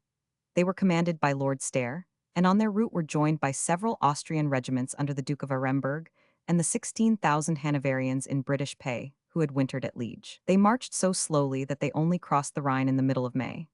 They halted at Hochst, between Mayence and Frankfurt, awaiting the 6,000 Hanoverians in electoral pay, and an equal number of Hessians, who had been garrisoning the fortresses of Flanders, but who were now relieved by Dutch troops. Stair had now 40,000 men, and might easily have seized the emperor at Frankfurt. All parties had respected, however, the neutrality of Frankfurt, and Stair did the same, probably because the emperor, having no subjects to ransom him, might have proved rather a burden on his hands. De Noailles, on his part, had 60,000 men, independently of the 12,000 furnished to Broglie. He kept an active eye on the motions of the allied army, and as Stair encamped on the northern bank of the Main, he also passed the Rhine and encamped on the southern bank of the Main. The two camps lay only 4 leagues from each other, presenting a most anomalous aspect. The genius of Lord Stair was anything but military, and soon led him into a dilemma. Instead of waiting, as he had first determined, for the reinforcements of Hessians and Hanoverians, he advanced up the river, with the intention of drawing supplies from Franconia. He advanced to Aschaffenburg, which he reached on the 16th of June. But Noailles had rapidly followed him, and adroitly seized on the fords of both the upper and lower Main, thus cutting off Stair both from his own stores at Hanau and from the expected supplies of Franconia. At this critical moment, King George arrived at the camp, and found Noailles lying in a strong position, and Stair cooped up with his army in a narrow valley between the wild and hilly forest of Spessart, which extends from Aschaffenburg to Dettingen and the river Main. To render his case the more desperate, he had quarreled with Aremberg, who had let him pursue his march alone, and Stair now lay with only 37,000 men, in the very grasp, as it were, of Noailles and his 60,000 men. In this awkward dilemma, the king resolved to cut his way through the French, superior as they were, and regain communication with their magazines and their auxiliaries at Hanau. But Noailles was closely watching their movements, and, being aware of what was intended, took instant measures to prevent the retreat. He immediately advanced from their front to their rear, threw 2 bridges over the Main at Sellingenstedt, and 84 dispatched his nephew, the Duc de Gramont, to secure the defile of Dettingen, through which the English must pass in their retreat. He also raised strong batteries on the opposite bank of the Main, so as to play on the English as they marched along the river. These preparations being unknown to the English, and still supposing Noailles' principal force lay between them and Aschaffenburg, instead of between them and Dettingen, on the 27th of June at daybreak, the king struck his tents, and the march on Dettingen began. George showed a stout heart in the midst of these startling circumstances, and the soldiers, having the presence of their king, were full of spirits. George took up his position in the rear of his army, expecting the grand attack to come from that quarter. But presently he beheld his advanced posts repulsed from Dettingen, and the French troops pouring over the bridge of the Main. He then perceived that Noailles had anticipated their movements, and, galloping to the head of his column, he reversed the order of his march, placing the infantry in front and the cavalry in the rear. His right extended to the bosky hills of the Spessart, and his left to the river. He saw at once the difficulty of their situation. Gramont occupied a strong position in the village of Dettingen, which was covered by a swamp and a ravine. There was no escape but by cutting right through de Gramont's force. No easy matter. And whilst they were preparing for the charge, the batteries of the French on the opposite bank of the Main, of which they were previously unaware, began to play murderously on their flank. With this unpleasant discovery came at the same instant the intelligence that Knowles had secured Aschaffenburg in their rear with 12,000 men, and was sending fresh reinforcements to de Gramont in front. Thus they were completely hemmed in by the enemy, who were confidently calculating on the complete surrender of the British army and the capture of the king. George and his soldiers, however, lost no atom of heart. They determined to cut a way through the enemy or die on the ground. And luckily at this moment, the enemy committed almost as great an error as Stair had done. Knowles quitted his post in front of the king's army and crossed the main bridge to give some further orders on that side. And no sooner did he depart than his nephew, de Gramont, eager to seize the glory of defeating the English, and not aware that the whole British army was at that moment about to bear down upon him, ordered his troops to cross the ravine in their front and assault the English on their own side. The order was executed, and had instantly the unforeseen effect of silencing their own batteries on the other side of the river. For, by this movement, the French came directly between their fire and the English, which it had been till that moment mercilessly mowing down. At this moment the horse which George II was riding, taking fright at the noise made by the French in their advance, became unmanageable and plunged forward furiously, nearly carrying the king into the midst of the French lines. Being, however, stopped just in time, the king dismounted and placing himself at the head of the British and Hanoverian infantry on the right, he flourished his sword and said, "Now, boys, now for the honor of England. Fire and behave bravely and the French will soon run." The first charge, however, was not so encouraging. The French made an impetuous onset and threw the advanced guard of the English into confusion. But the king and his son, the Duke of Cumberland, who commanded on the left, and like his father, took his stand in the front line, displayed the highest pluck and inspired their troops with wonderful courage.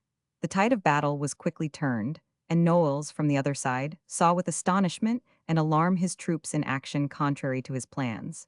He returned in all haste to give fresh support to his soldiers, but it was too late. Gallantly as the French fought, the presence of the king and prince on the other side made the English and Hanoverians irresistible.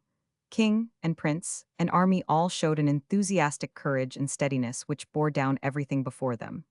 The dense column of infantry, led on by the king, broke the French ranks and cut through them with terrible slaughter. Knowles, seeing the havoc, gave a command which completed the disaster.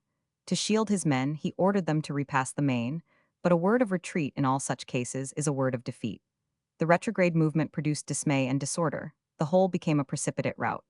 The French were driven in confused masses against the bridges were choked up with the struggling throng, and numbers were forced into the river or jumped in for escape and were drowned. Such was the Battle of Dettingen, equally remarkable for the blunders of the generals and the valor of the men, still more so as the last battle in which a king of England has commanded in 85 person. At Hanau, the army not only refreshed itself, but was joined by reinforcements, which rendered the Allies nearly equal in numbers to the French. Lord Stair, therefore, proposed to pass the Main and make a second attack on the enemy. The king, however, would not consent. Stair, with all his bravery, had shown that he was very incautious.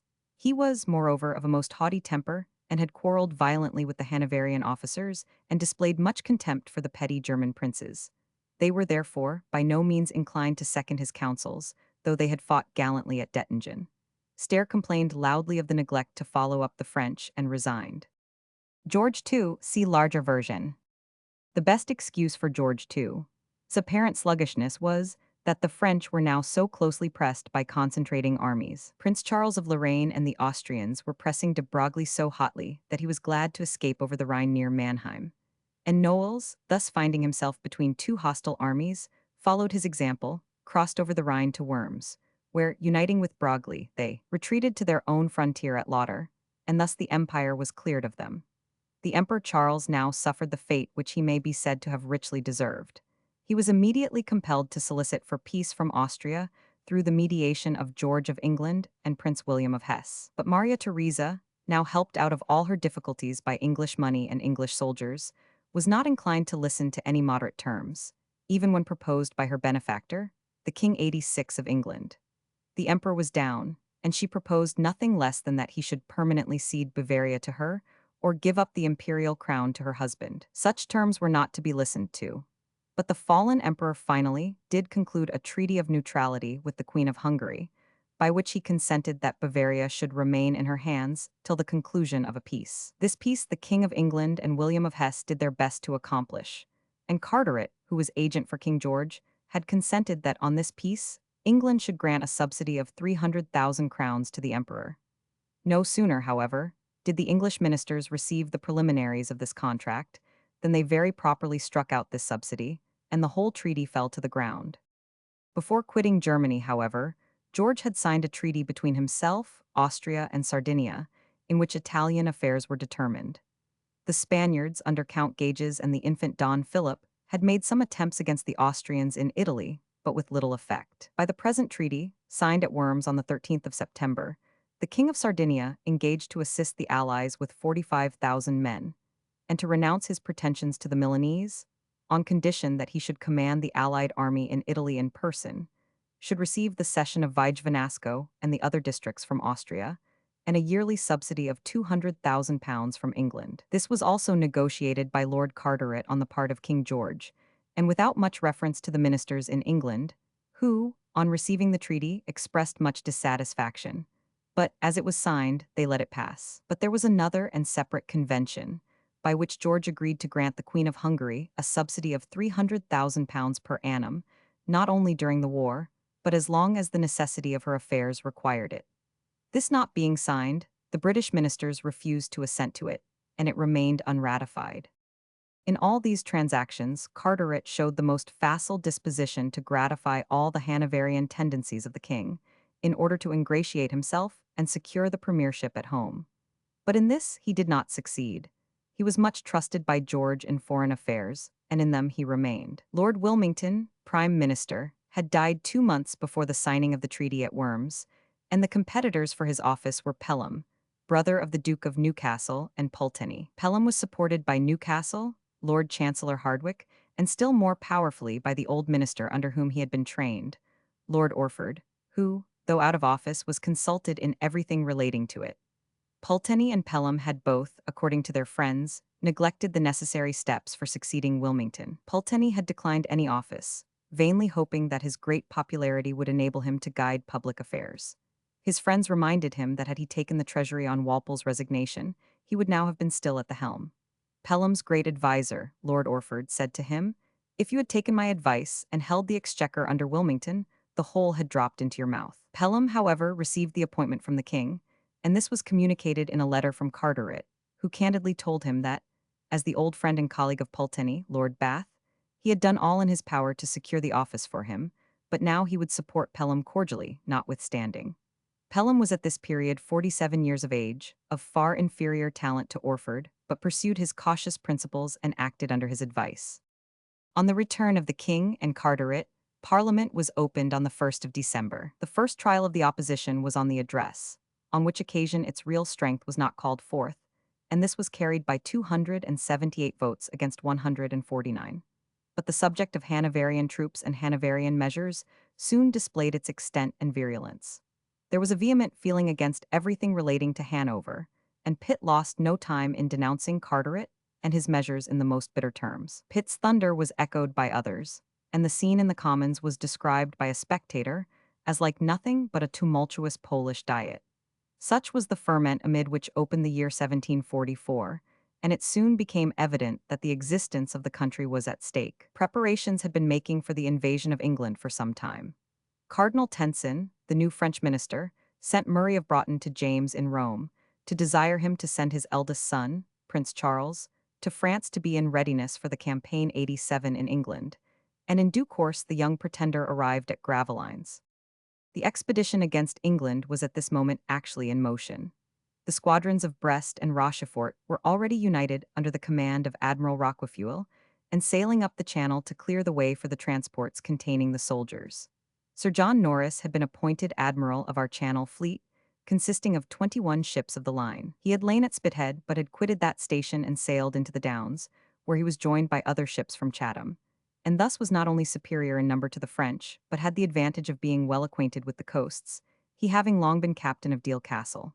Roquefuel sailed right up to the Isle of Wight, and observing no vessels off Spithead, he, in his French egotism, concluded that the fleet had sought shelter in Portsmouth harbor. He therefore lost no time in dispatching a small vessel to Dunkirk to hasten on his armament.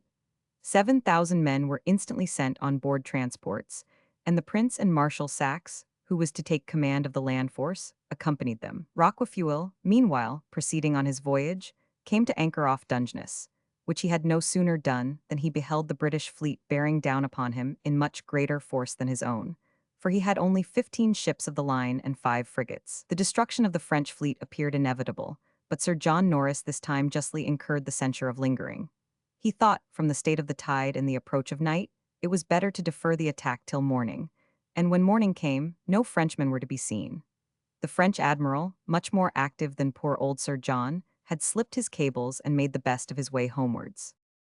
The next day tempest scattered the approaching transports. Sir John thought the storm sufficient excuse for not pursuing, but the winds followed the invaders, and blowing directly from London towards Dunkirk, dispersed the French transports, sank some of the largest of them with all their men, wrecked others on the coast, and made the rest glad to recover their port. Charles waited impatiently for the cessation of the tempest to put to sea again, but the French ministers were discouraged by the disaster, and by the discovery of so powerful a British fleet in the Channel.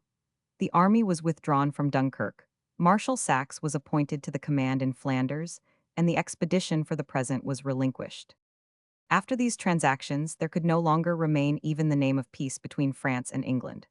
Mr. Thompson, the British resident at Paris, made the most indignant complaints of the hostile proceedings of the French fleets and of the encouragement of the young pretender.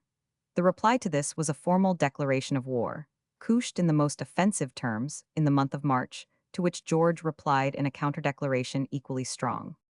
The French, having now formally declared war with England, entered on the campaign with Flanders in the middle of May with 80,000 men, the king taking the nominal command, in imitation of Louis XIV. Marshal Saxe was the real commander, and with this able general, Louis went on for some time reaping fictitious laurels.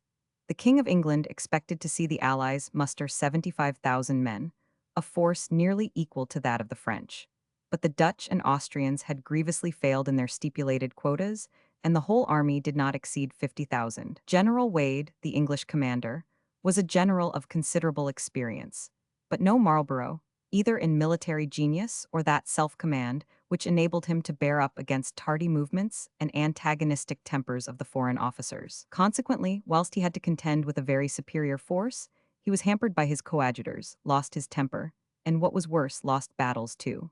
The French went on taking town after town and fortress after fortress. But this career of victory was destined to receive a check. Prince Charles of Lorraine, at the head of 60,000 men, burst into Alsace and marched without any serious obstacle to the very walls of Strasbourg, while the French king was stricken with fever at Metz. Whilst Louis lay ill at Metz, France received an unexpected relief. Prince Charles was hastily recalled to cope with Frederick of Prussia, who had now joined France in the counter-league of Frankfurt, and burst into the territories of Maria Theresa. He found in Prague a garrison of 15,000 men, yet by the 15th of September he had reduced the place, after a 10 days' siege. At the same time, Marshal Seckendorf, the imperial general, entered Bavaria, which was defended only by a small force, and quickly reinstated 88 Charles on the throne of Munich. Vienna itself was in the greatest alarm, lest the enemies uniting should pay it a visit. But this danger was averted by the rapid return of Prince Charles of Lorraine from before Strasbourg. He had to pass the very front of the French army. Nevertheless, he conducted his forces safely and expeditiously to the frontiers of Bohemia, himself hastening to Vienna to consult on the best plan of operations. Maria Theresa again betook herself to her heroic Hungarians, who, at her appeal, once more rushed to her standard. And Frederick, in his turn alarmed, called loudly on the French for their promises of assistance, but called in vain. The French had no desire for another campaign in the heart of Austria. The Prussian invader, therefore, soon found himself menaced on all sides by Austrians, Croatians, and Hungarian troops, who harassed him day and night, cut off his supplies and his forages, and made him glad to retrace his steps in haste. Carteret or Granville, as we must now style him, for he succeeded to the earldom in 1744, still retained the favor of the king precisely in the same degree as he had forfeited that of the people and the parliament, by his unscrupulous support of George's Hanoverian predilections. Elated with the favor of the king, Granville insisted on exercising the same supreme power in the cabinet which Walpole had done. This drove Pelham and his brother, Newcastle, to inform the king that they or Granville must resign. George, unwilling to part with Granville, yet afraid of offending the Pelham party, and risking their support of the large subsidies which he required for Germany, was in a great strait. He sent for Lord Orford up from Houghton, who attended, though in the extreme agonies of the stone, which, in a few months later, brought him to his end. Walpole, notwithstanding the strong desire of the king to retain Granville, and that also of the Prince of Wales, who on this and all points connected with Hanover agreed with the king, though no one else did, decided that it was absolutely necessary that he should resign. And accordingly, on the 24th of November, Granville sullenly resigned the seals, and they were returned to his predecessor, the Earl of Harrington. The fall of Granville became the revolution of all parties. The Pelhams, in order to prevent his return to the ministry through the partiality of the king, determined to construct a cabinet on what was called a broad bottom, that is, including some of both sections of the Whigs and even some of the Tories. They opened a communication with Chesterfield, Gower, and Pitt, and these violent oppositionists were ready enough to obtain place on condition of uniting against Granville and Bath. The difficulty was to reconcile the king to them. George was not well affected towards Chesterfield, and would not consent to admit him to any post near his person, but permitted him, after much reluctance, to be named Lord Lieutenant of Ireland. As for Pitt, he was even more repugnant to the king than Chesterfield, and Pitt, on his part, would accept nothing less than the post of Secretary at War. The Pelhams advised him to have patience, and they would overcome the king's reluctance.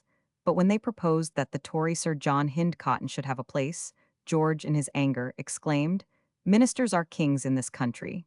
And so they are for the time. After much negotiation and accommodating of interests and parties, the ministry was ultimately arranged as follows. Lord Hardwicke remained Lord Chancellor. Pelham was First Lord of the Treasury and Chancellor of the Exchequer. The Duke of Newcastle became one Secretary of State, Lord Harrington the other. The Duke of Devonshire remained Steward of the Household. The Duke of Bedford was appointed First Lord of the Admiralty, with Lord Sandwich as Second Lord. Lord Gower was made Privy Seal. Lord Lyttelton became a member of the Treasury Board. Mr. Grenville was made a Junior Lord of the Admiralty. Sir John Hindcotton received the office of Treasurer of the Chamber in the Royal Household, and Bub Doddington contrived to be included as Treasurer of the Navy. Lords Cobham and Hobart had also appointments, and the Duke of Dorset was made President of the Council. Granville being got rid of, and the opposition bought up with place. The only difference in the policy which had been pursued, and which had been so bitterly denounced by the noblemen and gentlemen now in office, was that it became more unequivocally Hanoverian and more extravagant. Those abominably courtly measures of Granville were now the adopted measures of his denouncers. The king had expressed, just before his fall, a desire to grant a subsidy to Saxony. But Lord Chancellor Hardwicke had most seriously reminded His Majesty of the increased subsidy to the Queen of Hungary, which made it impracticable. Now, both the increased subsidy to Maria Theresa and the subsidy to Saxony were passed without an objection. A quadruple alliance was entered into between Britain, Austria, Holland, and Saxony, by which Saxony was to furnish 30,000 men for the defense of Bohemia, and to receive £150,000, two-thirds of which were to be paid by England, and one-third by Holland. The Elector of Cologne received £24,000, the Elector of Mayence £8,000. Nay, soon discovering that, as there was no opposition, there was no clamour on the subject, ministers the very next year took the Hanoverians into their direct pay again, and in 1747 increased the number of them from 18,000 to 20,000. Interior of the House of Commons, in 1742. From a drawing by Gravelotte engraved by W.J. White. See larger version. In January of 1745, died Charles VII, King of Bavaria and Emperor of Germany. His life had been rendered miserable, and his kingdom made the prey of war, by his unpatriotic mania of supporting the French in their attacks on Germany. His son and successor showed himself a wiser and a better man. He at once renounced all claims to the Austrian succession and to the imperial crown. He agreed to vote for the Prince of Tuscany, Maria Theresa's husband, at the next diet, and never to support the French or the Prussian arms. On these terms, a treaty was concluded between Austria and Bavaria at Füssen, and Austria therefore restored to him his rightful inheritance of Bavaria. The campaign in Flanders opened in April. The British faithfully furnished their stipulated number of men, 28,000, but both Austria and Holland had most disgracefully failed. Holland was to send 50,000 into the field and keep the other 10,000 in her garrisons, but she had sent less than half that number, and Austria only 8 squadrons. The French had a fine army of 75,000 men under the able general, Marshal Saxe, and the King of France and the Dauphin had come to witness the conflict, which gave a wonderful degree of spirit to their troops. On the part of the Allies, the Duke of Cumberland was chief in command. But, from his youth, he was not able to set himself free from the assumptions of the Austrian general, old Marshal Koenigsegg, and the Dutch general, the Prince of Waldeck. As it was, to march against the French before Tournai was to rush into a certain contest with the whole French army of nearly 80,000 men, whilst the Allies could have only about 50,000. Saxe made the ablest arrangements for the coming fight. He left 15,000 infantry to blockade Tournai, drew up his army in a very strong position a few miles in advance, and strengthened it by various works. The Allies, on coming near, found Saxe encamped on some gentle heights, with the river Scheldt and the village of Anton on his right, and a wood named Bar on his left. In front lay a narrow valley, and, as at Dettingen, he had secured the passage of the river by the bridge of Calonne in his rear, defended by a tete de pont and a reserve of the household troops. He had constructed abattis in the wood of Bar, thrown up redoubts between Anton and Fontenoy, and strongly fortified those villages themselves. The narrow valley between Bar and Fontenoy was formidably defended by cross batteries and by the natural ruggedness of the ground, and altogether the French officers confidently regarded their position as unassailable. Yet, inferior as they were in numbers, the Allies at once marched and attacked the French pickets and outposts, drove them in, and stood under arms as it was growing dark, ready to renew the onset at daybreak. At 4 o'clock in the morning, the 11th of May, the cannonade began. Prince Waldeck undertook to carry Fontenoy and Anton with the Dutch, and the Duke of Cumberland, at the head of the English and Hanoverians, to bear down on the enemy's left. At the same time, the Duke sent General Ingoldsby with a division to clear the wood of Bar and storm the redoubt beyond. When Ingoldsby reached the wood, he found it occupied by a body of sharpshooters, and instead of attacking them vigorously, he paused and returned to the Duke for fresh orders. A great neglect of duty by which much time was lost, and the enemy enabled to direct their undivided attention on that side to the main body of English and Hanoverians advancing under the Duke. On the other hand, the Dutch, finding Fontenoy surrounded by a fosse, and the French mounted with their batteries on the rubbish of houses, which they had demolished for the purpose, were panic-struck, and instead of making a resolute rush to storm the place, having suffered considerably from the French batteries, fell back and stood aloof, thus leaving the English and Hanoverians exposed to the whole fire of the hostile army. Thus shamefully deserted on both hands, Cumberland still led forward his British and Hanoverians against the main body of the French army. The ruggedness of the ground in the 91 narrow valley between the wood of Bar and Fontenoy compelled them to leave the cavalry behind.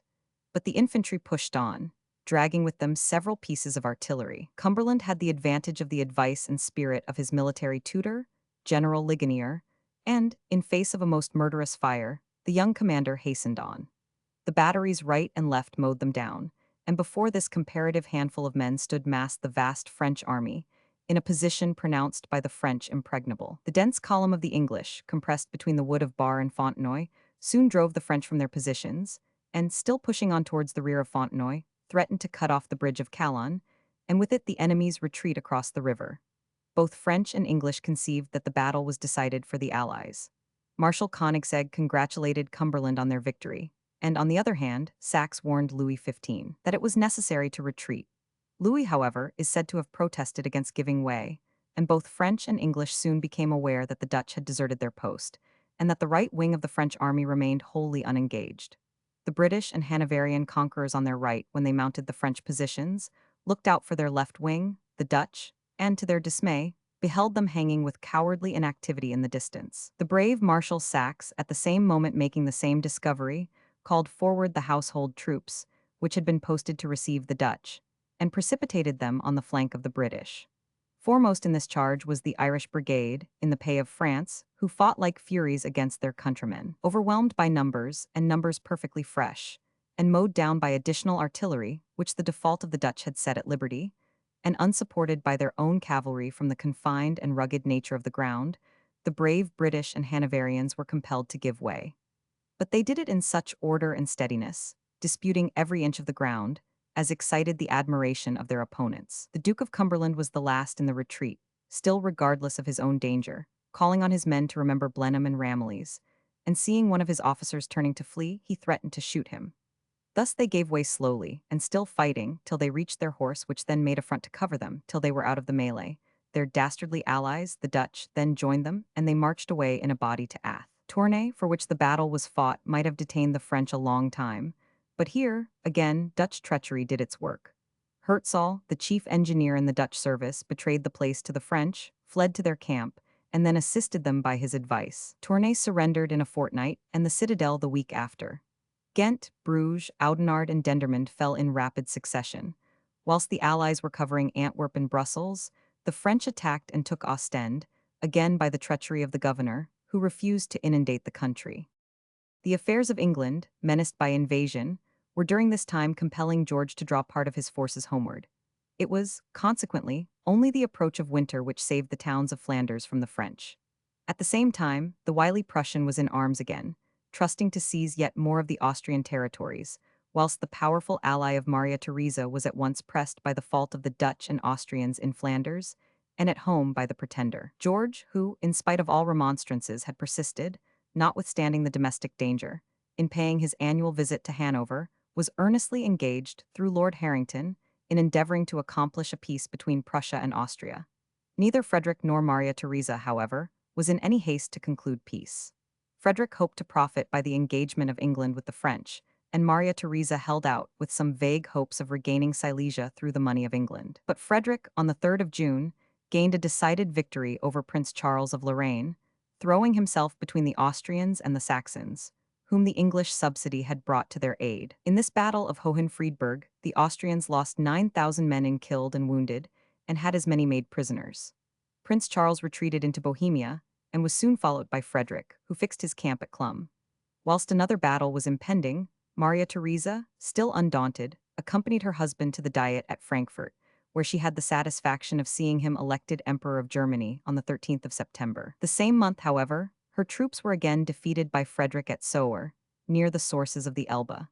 The King of Prussia now offered to make peace, and Maria 92 Theresa rejected his overtures, but another victory over her combined army of Austrians and Saxons, which put Frederick in possession of Dresden, brought her to reason. A peace was concluded at Dresden on Christmas Day, by which Silesia was confirmed to Prussia, and Frederick, on his part, acknowledged the recent election of the Emperor Francis. King George had also entered into a secret treaty with Prussia, and Frederick, sending his army into winter quarters in Silesia, returned to Berlin, thence to ponder fresh schemes of aggrandizement. The time for the last grand conflict, for the recovery of their forfeited throne in Great Britain by the Stuarts, was come. The Pretender had grown old and cautious, but the young prince, Charles Edward, who had been permitted by his father, and encouraged by France to attempt this great object in 1744, had not at all abated his enthusiasm for it, though Providence had appeared to fight against him, and France, after the failure of Dunkirk, had seemed to abandon the design altogether. When he received the news of the Battle of Fontenoy, he was at the Château de Navarre, near Evreux, the seat of his attached friend, the young Duc de Bouillon. He wrote to Murray of Broughton to announce his determination to attempt the enterprise at all hazards. He had been assured by Murray himself that his friends in Scotland discountenanced any rising, unless 6,000 men and 10,000 stand of arms could be brought over, and that, without these, they would not even engage to join him. The announcement, therefore, that he was coming threw the friends of the old dynasty in Scotland into the greatest alarm. All but the Duke of Perth condemned the enterprise in the strongest terms, and wrote letters to induce him to postpone his voyage. But these remonstrances arrived too late, if, indeed, they would have had any effect had they reached him earlier. Charles Edward had lost no time in making his preparations. He had been able to borrow 180,000 livres from two of his adherents, had made serious exertions to raise arms, and though he had kept his project profoundly secret from the French king and ministry, lest they might forcibly detain him, he had managed to engage a French man-of-war called the Elizabeth, carrying 67 guns, and a brig of 18 guns called the Doutel, an excellent sailor. On the 2nd of July, the Doutel left Saint-Nazaire at the mouth of the Loire and waited at Belleisle for the Elizabeth, when they put forward to sea in good earnest. Unfortunately, only 4 days after leaving Belleisle, they fell in with the British man-o'-war the Lion, of 58 guns, commanded by the brave Captain Butt, who in Anson's expedition had stormed Paita. There was no avoiding an engagement, which continued warmly for 5 or 6 hours, when both vessels were so disabled that they were compelled to put back respectively to England and France. With the Elizabeth, the young pretender lost the greater part of his arms and ammunition. Yet he would not return, but set out in the Doutel towards Scotland. In 2 days more, the little vessel was pursued by another large English ship, but by dint of superior sailing they escaped and made the Western Isles. It was only after a fortnight's voyage, however, that they came to anchor off the little islet of Eriska, between Barra and South Uist. Charles landed in Lochnanuag on the 25th of July and was conducted to a farmhouse belonging to Clanranald. He then dispatched letters to the Highland chiefs who were in his interest. Principal amongst these were Cameron of Lochiel, Sir Alexander MacDonald, and MacLeod. Lochiel was as much confounded at the proposal to commence a rebellion without foreign support as the MacDonalds. For a long time Lochiel stood out and gave the strongest reasons for his decision, but Charles exclaimed, "I am resolved to put all to the hazard. I will erect the royal standard, and tell the people of Britain that Charles Stuart is come over to claim the crown of his ancestors, or to perish in the attempt. Lochiel, who, my father has always told me, was our firmest friend, may stay at home, and learn from the newspapers the fate of his prince." "Not so," instantly replied the impulsive Highlander. "I will share the fate of my prince, whatever it may be, and so shall every man over whom nature or fortune has given me any power." The decision of Lochiel determined the whole Highlands. The Macdonalds of Skye held back when sent for, but numbers of others were immediately influenced by the example of Lochiel. Macdonald of Keppoch, Macdonald of Glengarry, and numbers of others, sent in their adhesion. Charles then removed to Kinloch Moidart, the residence of the chief of that name, where he was joined by Murray of Broughton, who brought with him 93 from the south, the manifestos of Charles ready printed. Charles appointed him his secretary, which post he continued to hold during the expedition. On the 16th of August, a party of English soldiers, sent by the governor of Fort Augustus to reinforce the garrison at Fort William, were assailed by a number of Keppoch's Highlanders in the narrow pass of High Bridge. They attempted to retreat when they found they could not reach their antagonists in their ambush, but they were stopped by a fresh detachment of the followers of Lochiel and compelled to lay down their arms. 5 or 6 of them were killed, and their leader, Captain Scott, was wounded. They received the kindest treatment from the conquerors, and as the governor of Fort Augustus refused to trust a surgeon amongst them to dress the wounds of Captain Scott, Lochiel immediately allowed Scott to return to the fort on his parole and received the rest of the wounded into his house at Auchnackery. The landing of Prince Charlie, CP 92.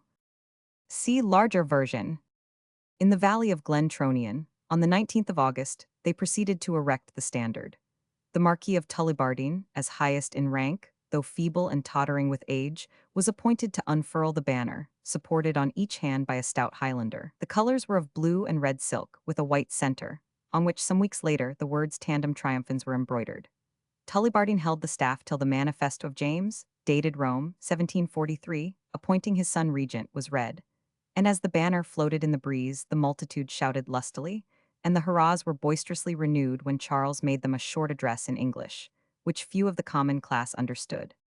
The slowness with which the government became aware of these proceedings is something astonishing in these days of telegraphs and railroads. Though Charles sailed on the 2nd of July, it was not till the 30th of the same month that Lord Tweedale, the Scottish Secretary of State in London, was informed even that he had left Nantes. Sir John Cope was the commander of the forces in Scotland, and he immediately gave orders for drawing 94 together such troops as he had to Stirling. These were extraordinarily few. There were 2 regiments of dragoons, Gardiners, and Hamiltons, but both recent in the service, and the whole force at his disposal, exclusive of garrisons, did not amount to 3,000 men. Cope was eager enough to march into the Highlands, even with such forces as he had, and crush the insurrection at once. He proposed this apparently active and judicious scheme to the Lords Justices in England, George II, himself being at Hanover, and they warmly approved of it, and issued their positive orders for its execution. It was, in truth, however, the most fatal scheme which could be conceived. The spirit of rebellion was fermenting in every glen and on every hill, and to march regular troops into these rugged fastnesses was only to have them shot down by invisible marksmen on all hands, and reduced to the extremity of the two companies already captured. The plan was to have secured all the passes into the lowlands, to have drawn his forces to the foot of the mountains, wherever a descent could be made, and blockade the rebels in their own hills till they should be reduced by gradual approaches and overwhelming numbers. Famine, indeed, would soon have tamed any large body of men in those sterile regions. Sir John marched out of Edinburgh for the north on the very day that the standard of the Stuarts was erected in Glenfinnan, the 19th of August. On the following day he continued his route from Stirling, accompanied by 1,500 foot, leaving, very properly, the dragoons behind him, as of no service in the mountains, nor capable of finding forage there. He then continued his march towards Fort Augustus, which he hoped to make the center of his operations, and then to strike a sudden and annihilating blow on the handful of rebels. At Dalwhinnie he heard that the rebels now mustered 6,000, and that they meant to dispute the pass of Corgarick, lying directly in the line of his march towards Fort Augustus. This Corgarick had been made passable by one of General Wade's roads, constructed after the rebellion of 1715, to lay open the highlands. The road wound up the mountain by 17 zigzags or traverses, and down the other side by others, called by the Highlanders the Devil's Staircase. 300 men were capable, much more 3,000, of stopping an army in such a situation, and Cope called a council of war. At length it was agreed that they should take a side route, and endeavor to reach Inverness and Fort George. The resolve was a fatal one, for it gave the appearance of a flight to the army, and left the road open to Stirling and the lowlands. Charles, on his part, had determined to occupy Corgarick. For that purpose he had made a forced march, disencumbered himself of all possible encumbrances by burning his own baggage, and encouraging his followers to do the same. On the morning of the 27th he stood on the north side of Corgarick, and, as he put on his brogues, he is said to have exclaimed, with exultation, "Before these are unloosed, I shall be up with Mr. Cope." To his great astonishment, however, when he reached the summit all was one wild solitude, not a man was visible. At length they discerned some soldiers ascending, whom they set down for part of Lord Loudon's regiment, forming the English vanguard. They turned out to be only some deserters, who informed them of the change in Cope's route. At this news the Highlanders were filled with exuberant joy. They demanded permission to pursue and attack Cope's soldiers, but the chiefs saw too clearly the grand advantage offered them of descending suddenly into the lowlands by the road thus left open. Whilst Sir John was making a forced march to Inverness, which he reached on the 29th of August, the Highlanders were descending like one of their own torrents southwards. In 2 days they traversed the mountains of Badenoch. On the 3rd they reached the Vale of Atholl. On the 30th of August they reached Blair Castle.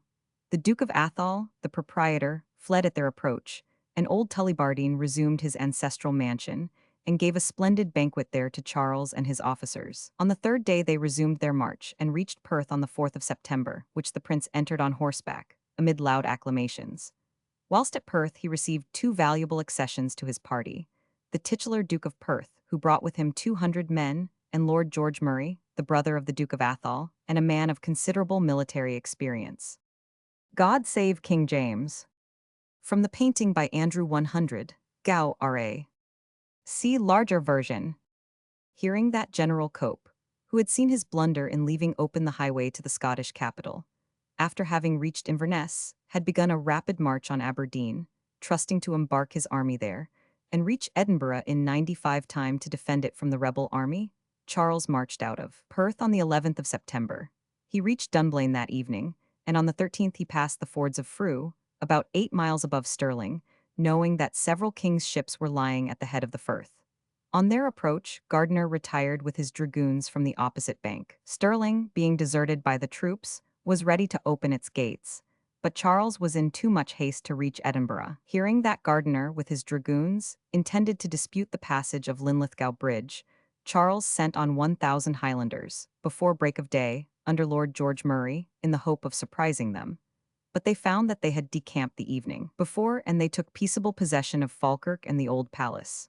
The prince himself came up on the evening of that day, Sunday, the 15th, where the whole army passed the night, except the vanguard, which pushed on to Kirkliston, only 8 miles from Edinburgh. The consternation of the city may be imagined. The inhabitants, who had, at first, treated the rumor of the young pretender's landing with ridicule, now passed to the extreme of terror. On Sunday night, the Highlanders lay between Linlithgow and the city, and on Monday morning Charles sent forward a detachment, which, on coming in sight of the pickets, discharged their pistols. The dragoon pickets did not wait to return the fire, but rode off towards Coltbridge, nearer to Edinburgh, where Gardiner lay with the main body of horse. No sooner, however, did this commander perceive the advancing Highlanders, than he also gave the order to retreat, and the order was so well obeyed that from a foot space the march quickened into a trot and presently into a gallop, and the inhabitants of Edinburgh saw the whole force going helter-skelter towards Leith, where they drew bit. The valiant troops mounted again, and galloped to Preston, 6 miles farther, some of them, it was said, not stopping till they reached Dunbar. This canter of Coltbridge, as it was called in derision, left the city at the mercy of the Highlanders, except for about 600 or 700 men mustered from the city guard, the volunteer corps, and some armed gentlemen from Dalkeith and Musselburgh, who took post at the gates. The magistrates, now summoned by the Lord Provost to a meeting in the Goldsmiths' Hall, resolved to send a deputation to the prince, desiring that he would cease hostilities till they had had time to decide what they should do. Scarcely had the deputies set out, when news came that the transports, with Cope's army on board, were seen off Dunbar, the wind being unfavorable for making Leith, and that his troops would soon be landed and in full march for the city. It was now determined to recall the deputation, but that was found to be too late, and General Guest was applied to return the muskets, bayonets, and cartridge boxes which had been given up to him. Guest very properly regarded men who had thrown up their arms in a panic as unfit to be trusted with them again, and advised that the dragoons should be ordered to unite with Cope's infantry, and advance on the city with all possible speed. About 10 o'clock at night the deputation returned, having met the prince at Gray's Mill, only 2 miles from the city, who gave them a letter to the authorities, declaring that they had a sufficient security in his father's declarations and his own manifesto, and he only gave them till 2 o'clock in the morning to consider his terms. The deputation returned in the utmost dejection, little deeming that the prince had taken such measures as should render them the means of surrendering the city. But Charles had dispatched Lochiel and Murray of Broughton, with 800 Camerons, to watch every opportunity of surprising the town, carrying with them a barrel of gunpowder to blow up one of the gates. This detachment had arrived, and hidden themselves in ambush near the Netherbow port.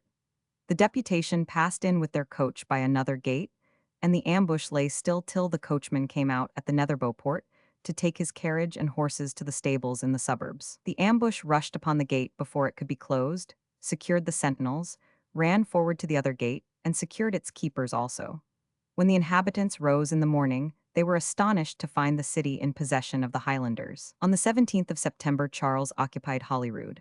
Amidst wild enthusiasm, the old pretender was proclaimed as King James VIII. At the cross, Murray of Broughton's beautiful wife sitting on horseback, with a drawn sword in her right hand, while with her left she distributed white favors to the crowd. But there was no time for festivities. The English army was approaching, and it was necessary for Charles to assert his right by hard blows as well as by proclamations.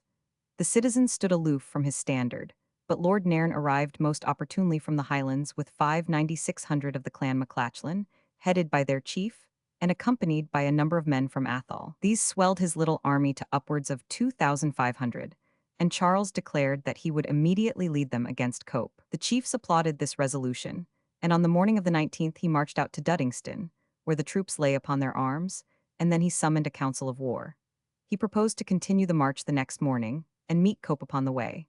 In the highest spirits the clans marched on through Musselburgh and over the heights at Carbery, where Mary Queen of Scots made her last unfortunate fight, nor did they stop till they came in sight of the English army. Cope had landed his force at Dunbar on the very day that the prince entered Edinburgh. His disembarkation was not completed till the 18th. Lord Loudon had joined him at Inverness with 200 men, and now he met the runaway dragoons, 600 in number, so that his whole force amounted to 2,200 men, some few hundreds less than the Highlanders.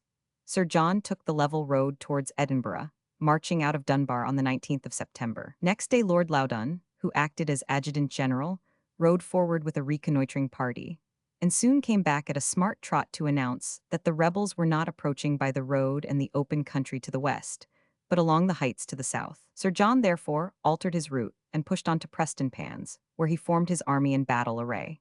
He placed his foot in the center, with a regiment of dragoons and 3 pieces of artillery on each wing. His right was covered by Colonel Gardiner's park wall and the village of Preston, his left extended towards Seaton House, and in his rear lay the sea, with the villages of Prestonpans and Cockensey. Between him and the Highlanders was a deep morass. The night was cold, and the two armies lay on the ground. In the middle of the night, Anderson of Whitburg, a gentleman whose father had been out in the 15 and who knew the country well, suddenly recollected a way across the bog to the right. He communicated this to Hepburn of Keith and Lord George Murray, who went to waken the prince, who, sitting up in his heap of pea straw, received the news with exultation. He started up, a council was called, and as it drew towards morning, it was resolved to follow Anderson as their guide immediately. An aide-de-camp was dispatched to recall Lord Nairn and his 500, and the army marched after Anderson in profound silence. It was not without some difficulty that they crossed it, after all. Some of the soldiers sank knee-deep, and the prince himself stumbled and fell. When they reached the firm ground, the mounted pickets heard the sound of their march, though they could not see them for the thick fog. The dragoon sentinels demanded who went there, fired their pistols, and galloped off to give the alarm. Cope maintained the order of battle arranged the day previous, except that he turned the men's faces towards the east instead of the west, to meet the new position of the enemy. His infantry was posted in the center. Hamilton's dragoons were on the left, and Gardner's with the artillery in front, on the right, leaning on the morass. The Highlanders no sooner saw the enemy than, taking off their caps, they uttered a short prayer, and pulling their bonnets over their brows, they rushed forward in their separate clans with a yell that was frightful.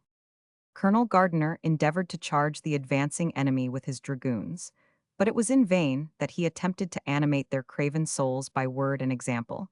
At the first volley of the Highlanders, they wheeled and fled. The same disgraceful scene took place on the left, at nearly the same moment. Hamilton's regiment of horse dispersed at the first charge of the Macdonalds, leaving the center exposed on both its flanks. The infantry made a better stand than the cavalry. It discharged a steady and well-directed volley on the advancing Highlanders and killed some of their best men, amongst others, a son of the famous Rob Roy. But the Highlanders did not give them time for a second volley. They were up with them, dashed aside their bayonets with their targets, burst through their ranks in numerous places, so that the whole, not being able to give way on account of the park wall of Preston, were thrown into confusion and at the mercy of the foe. Never was a battle so instantly decided. It is said not to have lasted more than 5 or 6 minutes. Never was a defeat more absolute. Sir John Cope, or Johnny Cope, as he will be styled in Scotland to the end of time, by the assistance of the Earls of Loudon and Home, collected about 450 of the recreant dragoons, and fled to Coldstream that night. There not feeling secure, they continued their flight till they reached Berwick, where Sir Mark Kerr received Cope with the 97 sarcastic but cruelly true remark that he believed that he was the first general on record who had carried the news of his own defeat. Prince Charles Edward Stuart, the Young Pretender, after the portrait by Talk, 1748. See larger version. Charles was anxious to follow up his victory by marching directly into England, trusting to the effect of the signal triumph to bring all inclined to the Stuart dynasty to his standard. He was confident that if he met with anything like success on the way, a rapid march would put London in his possession. And, in truth, such was the miserably misgoverned condition of the country at the time, that, had he come with a tolerable French army, nothing could have prevented him from becoming master of the kingdom. Never was England so thoroughly exposed to foreign danger, so utterly unarmed and unprotected 98, whilst it had been sending such armaments to the continent. Fortunately, the French had not supported the Pretender on this occasion, as they had promised, and fortunately, too, when Charles came to review the army with which he proposed to enter England, there remained of it only 1,400 men. The rest had gone home with their booty. Nay, some had gone and were returning, not to fight, but to carry off more which they had concealed. Accordingly, Charles could do nothing but maintain his position for the present in Scotland, and send off a messenger to France to announce his wonderful success, and to urge that now was the moment to hasten over troops and supplies, and secure the crown and friendship of England forever. He sent over Mr. Kelly to the French court and to his father, and for a moment there was a lively disposition at Versailles to strike the blow. The king immediately dispatched some supplies of money and arms, some of which were seized by English cruisers, and some of which arrived safely. There was also a talk of sending over Charles's brother, Henry, Duke of York, at the head of the Irish regiments and of others, and active preparations were made for the purpose at Dunkirk. But again this flash of enthusiasm died out, and Charles, 3 weeks after Kelly, sent over Sir James Stuart to aid him in his solicitations. But all was in vain. The French again seemed to weigh the peril of the expedition, and on their part complained that the Jacobites showed no zeal in England, without which the invasion would be madness. Thus the time went by, till the Dutch and English troops landed in England, and the opportunity was lost. Meanwhile, Charles, compelled to wait the course of events in Edinburgh, endeavored to render himself popular by his moderation and magnanimity. Volunteers began to flock to his standard, the chief cause, however, being, no doubt, the prestige of his victory. Fresh reinforcements poured down from the Highlands. Altogether, Charles's army now amounted to nearly 6,000 men. It would have amounted to 10,000 had the Macdonalds and Macleods of Skye and Lord Lovat joined him. But though Charles sent a Macleod of Skye over to the island chiefs, urging them now to join his standard as certain of victory, they refused to move. He then went over from Skye to Cassell Downey to stimulate Lord Lovat. But that deceitful old miscreant was playing the double game, and waiting to see which side would be the stronger. At length, his army had received the last reinforcements that he expected, by the arrival of Menzies of Sheen with a considerable body of men, and he was impatient to march southwards. He was the more ready to quit Scotland, because Lord Lovat had now sent him word that though he could not, from the state of his health, join the march into England, both he and the Macdonalds and the Macleods of the Isles were prepared to defend his interests in the Highlands. The greater part of this intelligence was false, entirely so as regarded the Irishmen, and it was now well known that the English government had got together 12,000 veteran troops, besides 13 regiments of infantry and 2 of cavalry newly raised. The Highland chiefs, therefore, strenuously opposed the march till they should receive the reinforcements which he had promised them from France, as well as more money. Others contended that he ought not to invade England at all, but to remain in Scotland, make himself master of it, and reign there as his ancestors had done. But it was not merely to secure the crown of Scotland that he had come. It was to recover the whole grand heritage of his race, and he determined to march into England without further delay. The Highland chiefs, however, resolutely resisted the proposal, and at 3 successive councils he strove with them in vain to induce them to cross the border and fight the army of Marshal Wade, which lay at Newcastle, consisting of Dutch and English troops. At length Charles said indignantly, "Gentlemen, I see you are determined to stay in Scotland. I am resolved to try my fate in England, and I go if I go alone." Lord George Murray then said that, as they needs must go, he proposed that they should enter England on the Cumberland side, so as to harass Wade's troops if he marched across to meet them. The idea was adopted as a great improvement. It was kept a profound secret. Still further to mislead the English, Lord George proposed another plan, which was also adopted, to divide the army into 2 columns, to march by 2 different routes, but to unite at Carlisle. One of these was to be led by the prince himself by Kelso, as if intending to march straight into Northumberland, the other to take the direct road through Moffat. It was resolved to leave Lord Strathallan to command in Scotland, to take up his headquarters at Perth, receive the expected succors from France, and all such reinforcements from the Highlands as should come in. These arrangements being complete, Charles lay at Pinkie House on the 31st of October, and the next day, the 1st of November, he commenced his march. Each of the 2 columns was preceded by a number of horsemen to act as scouts. In the day of battle, each company of a regiment furnished 2 of its best men to form the bodyguard of the chief, who usually took his post in the center, and was surrounded by his brothers and cousins, with whom it was a point of honor to defend the chief to the death. So set forward the Highland army for England, and it is now necessary to see what preparations England had made for the invasion. The news of the invasion brought George from Hanover. He arrived in London on the last day of August, by which time the young pretender had already been entertained by Lord Tullibardine at Blair Castle, but he seemed to feel no great alarm. He thought the forces of Cope were sufficient to compete with the insurgents, and Lord Granville and his party did their best to confirm him in this opinion. On the 20th of September, 3 battalions of the expected Dutch forces landed, and received orders to march north. But what contributed more than anything to the security of the kingdom was the activity of the fleet. The seamen all round the coasts showed as much spirit and life as the soldiers had shown cowardice. Privateers as well as men of war vied with one another in performing feats of bravery. A small ship off Bristol took a large Spanish ship, bound for Scotland with arms and money. Another small ship took the Solil from Dunkirk, carrying 20 French officers and 60 men to Montrose, and a small squadron of privateers which volunteered to serve under a brave naval captain took a vast number of French vessels and drove still more upon their own shores. Charles's younger brother, Henry, was waiting to bring over the Irish regiments to his aid, but Louis would not hazard their appearance at sea in the face of such a dangerous fleet. Charles made an attempt to corrupt Captain Beaver, of the Fox man-o'-war, by offering him splendid rewards in case of his success. But the gallant officer sent him word that he only treated with principals, and that, if he would come on board, he would talk with him. In London, notwithstanding, there was considerable alarm, but rather from fear of the Papists and Jacobites at home than of any danger from abroad. Every endeavor had been used, in fact, to revive the old popery scare. There were rumors circulated that the Papists meant to rise, cut everybody's throats, and burn the city. There was fear of a run on the Bank of England, but the merchants met at Garraway's coffee house and entered into engagements to support the bank. They also opened a subscription to raise £250,000 to enlist troops, and many of them gave as much as £2,000 apiece.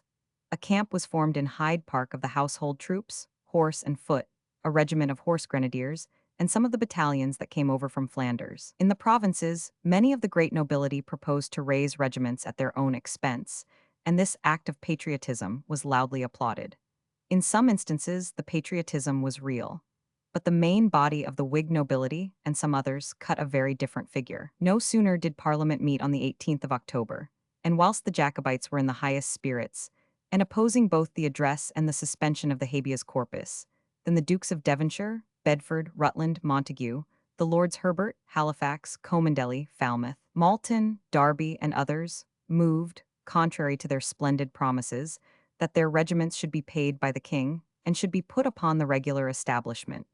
The king was as much disgusted as the most independent of his subjects, but he found himself unable to prevent the measure. At length the Duke of Cumberland arrived from Flanders, and foreign and English troops were assembled in the Midland counties. Marshal Wade had also 10,000 men collected at Newcastle-on-Tyne. The Duke of Cumberland was appointed commander-in-chief, and the brave soldiers who had fought under him at Fontenoy were ready to follow him, in the highest confidence of making short work with the Highlanders. Those Highlanders commenced their march into England with no predilection for the adventure. The warfare of Scotland was familiar to them. In all ages they had been accustomed to descend from their mountains and make raids in the lowlands. But England was to them an unknown region.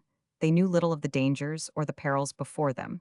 They knew that in the Whiggish clans of the West they left powerful enemies behind them. No sooner did they lose sight of Edinburgh than they began to desert. Charles led his division of the army across the Tweed at Kelso, and sent on orders to Wooler to 100 prepare for his reception, thus keeping up the feint of marching eastward. Instead of which, he took his way down Liddesdale, and on the 8th of November crossed the Esk, and encamped that night at a place called Reddings, on the Cumberland side. The next day the other column, which had marched through Moffat, came up, and the united army advanced towards Carlisle.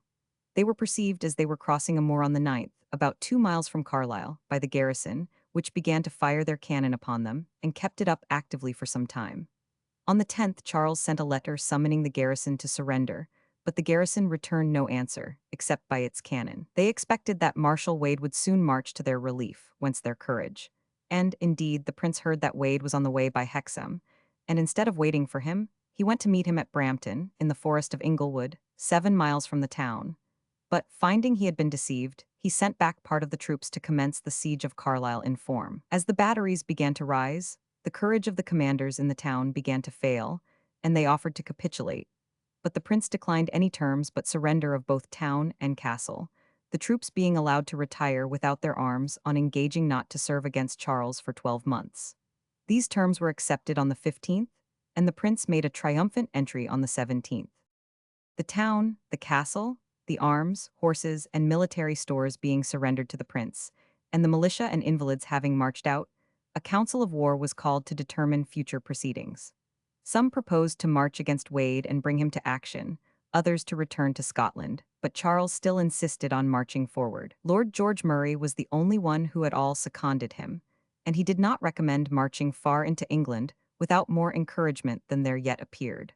But as the prince was anxious to ascertain that point, he said he was sure his army, small as it was, would follow him. Charles expressed his conviction that his friends in Lancashire waited only for their arrival, and the Marquis d'Aigles declaring his expectation of a speedy landing of a French army. Under this assurance, the council consented to the advance. On the 20th of November, this memorable march commenced. For the convenience of quarters, the 2 divisions of the army were still maintained, the first led by Lord George Murray, the second by the prince himself. They left a garrison of 200 men at Carlisle, though, on a muster, it was discovered that above 1,000 men had deserted since they left Edinburgh, and that they had now only 4,500 to attempt the conquest of England with. At Penrith the whole army halted for a day, hearing that Wade was coming against them.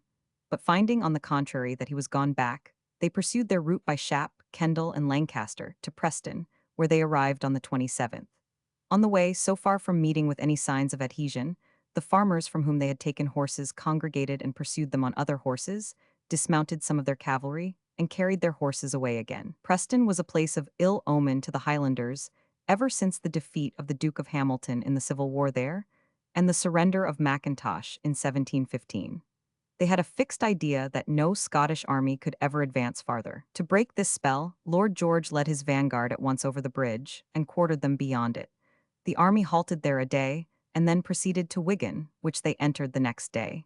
Till he reached Preston, however, Charles received no tokens of sympathy. At Preston, for the first time, he received 3 hearty cheers, and a few men joined his standard.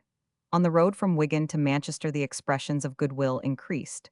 Throngs of people collected to see him pass, but none would consent to join them. At Manchester the approach of the army had been heralded by a Scottish sergeant, a drummer, and a woman, the men in plaids and bonnets exciting great astonishment and bringing together thousands of spectators. They announced the prince for the morrow and began recruiting for his service. They offered a bounty of 5 guineas to be paid when the prince came. A considerable number enlisted, receiving a shilling in token of engagement. On the 1st of December, the army resumed its march. They immediately found the effect of Cumberland's presence at Lichfield. They had to ford the Mersey near Stockport, and to carry the baggage and artillery over a rude wooden bridge, consisting of the trunks of trees thrown across at Chorlton. That evening they reached Macclesfield. Lord George pushed on with his division to Congleton, whence he sent on Colonel 101 Kerr, who routed a small body of the Duke of Kingston's horse and drove them towards Newcastle-under-Lyme. Kerr seized Captain Weir, well known as one of Cumberland's principal spies, and, by threatening him with the gallows, drew from him the particulars of the Duke's numbers and position. It appeared that the Duke was under the impression that the prince was directing his march towards Wales to join his partisans there, and having encouraged this notion by this advance, and led the Duke to proceed as far as Stone, Lord George suddenly altered his route, and got to Ashbourne and thence to Derby, thus throwing the road to London quite open, and being 2 or 3 days' march in advance of the Duke. Charles entered Derby the same day, the 4th of December, and took up his quarters at a house belonging to the Earl of Exeter, at the bottom of Full Street. Prince Charlie's vanguard at Manchester, CP 100. See larger version. They were now only 127 miles from the capital, both Wade and Cumberland behind them, and Charles, notwithstanding the conditions on which they had come on from Macclesfield, still confidently and enthusiastically dwelt on the onward march to London and his certain success. In the morning a council was held, when Lord George Murray appealed to the prince whether they had received the least accession of strength or the smallest sign of encouragement. Such being the case, what hope was there for them in proceeding? They had barely 5,000 men to contend against 3 armies, amounting at least altogether to 30,000. If they got to London before Cumberland, and if they managed to elude the army at Finchley, they had scarcely numbers to take quiet possession of London. But were they forced to fight the king and his army under the walls of the metropolis, they could not do it without loss. And then, supposing Wade and Cumberland to unite behind them, as they certainly would do, how could they hope to contend against them? Assistance from France, as they had pointed out, was hopeless whilst the English had such a force in the Channel. Charles listened to these arguments with undisguised 102 impatience, and the probability is that, had his officers been willing to follow him, and live or die in the enterprise, he would have seized London, and accomplished one of the most brilliant exploits in history. It is true that George, too, was also a brave and staunch commander, prepared to die on the spot rather than yield, as he had shown at Dettingen. But the greater part of his forces at Finchley were raw levies, and might not have stood better than the troops had done in Scotland. There was a terror of the Highlanders, even in the army, and as for London itself, the panic, when it was heard that they had got between the Duke's army and the capital, was, according to Fielding, who was then in London, incredible. There was a frantic rush upon the Bank of England, and it is said that it must have closed had it not gained time by paying in sixpences. The shops were shut, business was at a stand, the ministers were in the utmost terror, and the Duke of Newcastle was said to have shut himself up for a day, pondering whether he should declare for the pretender or not. The king himself was by no means confident of the result. He is said to have sent most of his precious effects on board a yacht at the Tower Quay, ready to put off at a minute's warning. The day on which the news of the rebels being at Derby reached London was long renowned as Black Friday. In such a state of terror, and the army at Finchley inferior in numbers, and infinitely inferior in bravery, who can doubt that Charles would for a time have made himself master of the metropolis? Charles, wrought up to the highest pitch of agony, at the prospect of being compelled to abandon the splendid design of entering London in triumph, continued to expostulate and entreat the whole day. The Duke of Perth and some of the Irish officers, moved by his distress, gave way and called on the other chiefs to yield. But they remained immovable, and the prince, seeing the case hopeless, at length gave up the contest, and in deep dejection assented to the retreat. But, as if he deemed the relinquishment of the march on the metropolis the ruin of the whole enterprise, he declared that henceforth he would summon no more councils. Being accountable only to God and his Father, he would not again either seek or accept their advice. The next morning, the 6th of December, the retreat commenced, but the soldiers and the inferior officers little dreamed that it was a retreat. They imagined that they were going to fight the Duke of Cumberland, and marched out in high spirits. The morning was foggy, and for some time the delusion was kept up. But when the fog cleared away, and they perceived that they were retracing their former route, their disappointment and rage became excessive. The retreat was rapidly continued through Preston, and on to Lancaster, which they reached on the 13th. On the 18th, Oglethorpe and Cumberland, accompanied by a mob of country squires and mounted farmers, attacked Lord George Murray's rear near Penrith. But the countrymen were speedily put to flight by a charge of the Glengarry clan, and Oglethorpe fell back to the main body. They came up again, however, in the evening near the village of Clifton, and Lord George perceived, by the fitful light of the moon, the enemy forming behind the stone walls, and lining every hedge, orchard, and outhouse. Just as the royal troops commenced their charge, they were stopped by a crossfire of the concealed Highlanders, and whilst affected by this surprise, Lord George cried, "Claymore, Claymore," and rushing down upon them with the Macphersons of Cluny, attacked them sword in hand. Being supported by the Stuarts of Appin, they compelled the English to retreat. Nevertheless, the whole army was dead beat, and in the most deplorable condition when they entered Carlisle on the morning of the 19th. As the enemy did not appear, they rested that day and the following night, when they set forward again, leaving a fresh garrison. Cumberland was soon up before the walls, and they fired vigorously at him, but he sent off to Whitehaven and brought up 6 18-pounders, with which, to their dismay, he began to play on their crumbling walls on the 29th. Next morning they hung out a white flag and offered to capitulate, but Cumberland would hear of no terms except their surrendering on condition that they should not be put to the sword. At 3 o'clock in the afternoon, both town and castle were surrendered, the garrison being shut up in the cathedral, and a guard set upon them. On the 3rd of January, the Duke of Cumberland left the command to General Hawley and hastened back to London, being summoned to defend the southern coast from a menaced landing of the French. Meanwhile, the Highland army was continuing its retreat. On the 20th of December they left Carlisle and crossed into Scotland by fording one of the Esk.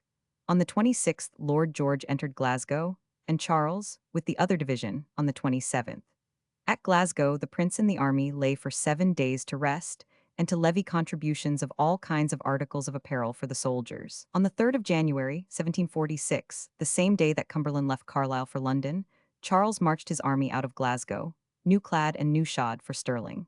The next day he took up his quarters at the house of Bannockburn, and distributed his men through the neighbouring villages, Lord George Murray occupying Falkirk. Lords Strathallan and Drummond soon arrived from Perth with their united force, attended by both battering guns and engines from France. With this force, tempted by the battering train, Charles committed the error of wasting his strength on a siege of Stirling Castle, instead of preparing to annihilate the English troops, which were in rapid advance upon him.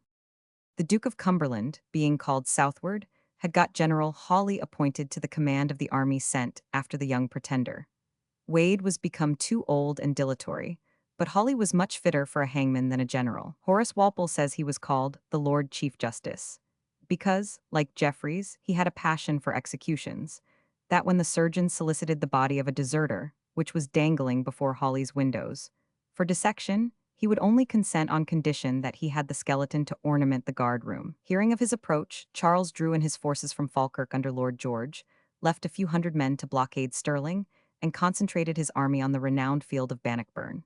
On the 16th of January, Charles, expecting Hawley, drew up his forces, but no enemy appeared.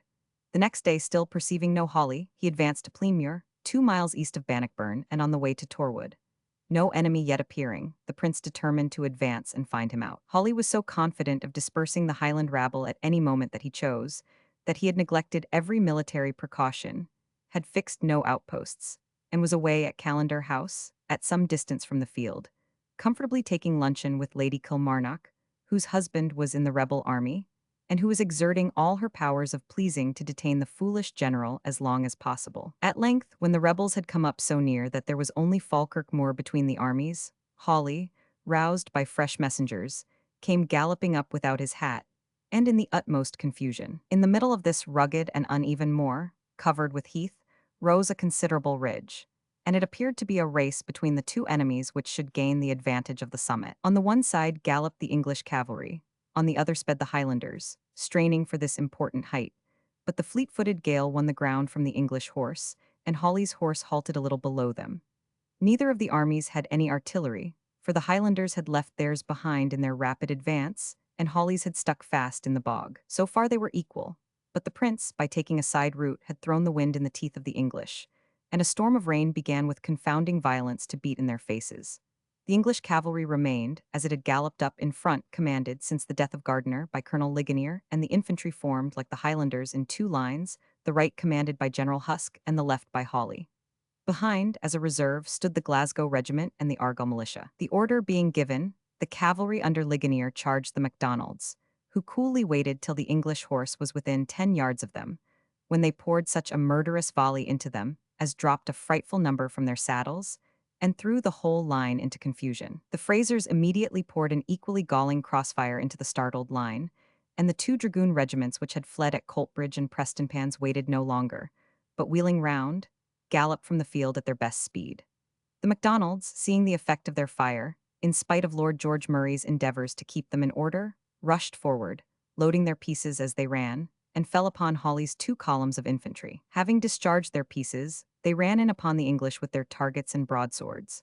The left soon gave way, and Hawley, who had got involved in the crowd of flying horse, had been swept with them down the hill, and thus had no means of keeping them to their colours. On the right of the royal army, however, the infantry stood firm, and as the Highlanders could not cross the ravine to come to close quarters with sword and target, they inflicted severe slaughter upon them. And Cobham's cavalry rallying, soon came to their aid and protected their flank, and 104 increased the effect on the Highlanders, many of whom began to run, imagining that the day was lost. Charles, from his elevated position, observing this extraordinary state of things, advanced at the head of his second line, and checked the advance of the English right, and, after some sharp fighting, compelled them to a retreat. But in this case it was only a retreat, not a flight. These regiments retired, with drums beating and colors flying, in perfect order. A pursuit of cavalry might still have been made, but the retreat of the English was so prompt that the Highlanders suspected a stratagem, and it was only when their scouts brought them word that they had evacuated Falkirk that they understood their full success. January 18, 1746. The Battle of Falkirk, which in itself appeared so brilliant an affair for Prince Charles, was really one of his most serious disasters. The Highlanders, according to their regular custom when loaded with plunder, went off in great numbers to their homes with their booty. His chief officers became furious against each other in discussing their respective merits in the battle. Lord George Murray, who had himself behaved most bravely in the field, complained that Lord John Drummond had not exerted himself, or pursuit might have been made, and the royal army been utterly annihilated. This spirit of discontent was greatly aggravated by the siege of the castle of Stirling. Old General Blakeney, who commanded the garrison, declared he would hold out to the last man, in spite of the terrible threats of Lord George Murray, if he did not surrender. The Highlanders grew disgusted with work so contrary to their habits, and indeed, the French engineer, the so-called Marquis de Mirabel, was so utterly ignorant of his profession, that the batteries which he constructed were commanded by the castle, and the men were so much exposed that they were in danger of being destroyed before they took the fortress. Accordingly, on the 24th of January they struck to a man, and refused to go any more into the trenches. This was followed by a memorial, signed by most of the chief officers, including Lord George Murray, Lochiel, Keppoch, Clanranald, and Simon Fraser, Master of Lovat. This was sent by Lord George to Charles, and represented that so many men were gone home, and more still going, in spite of all the endeavors of their chiefs, that if the siege were continued they saw nothing but absolute destruction to the whole army. The prince sent Sir Thomas Sheridan to remonstrate with the chiefs, but they would not give way, and Charles, it is said, sullenly acquiesced in the retreat. It was time, if they were to avoid a battle. Cumberland was already on the march from Edinburgh. He quitted Holyrood on the 31st of January, and the insurgents only commenced their retreat the next morning, the 1st of February, after spiking their guns. With this force the prince continued his march towards Inverness, a fleet accompanying him along the coast with supplies and ammunition. On nearing Inverness, he found it rudely fortified by a ditch and palisade, and held by Lord Loudon with 2,000 men.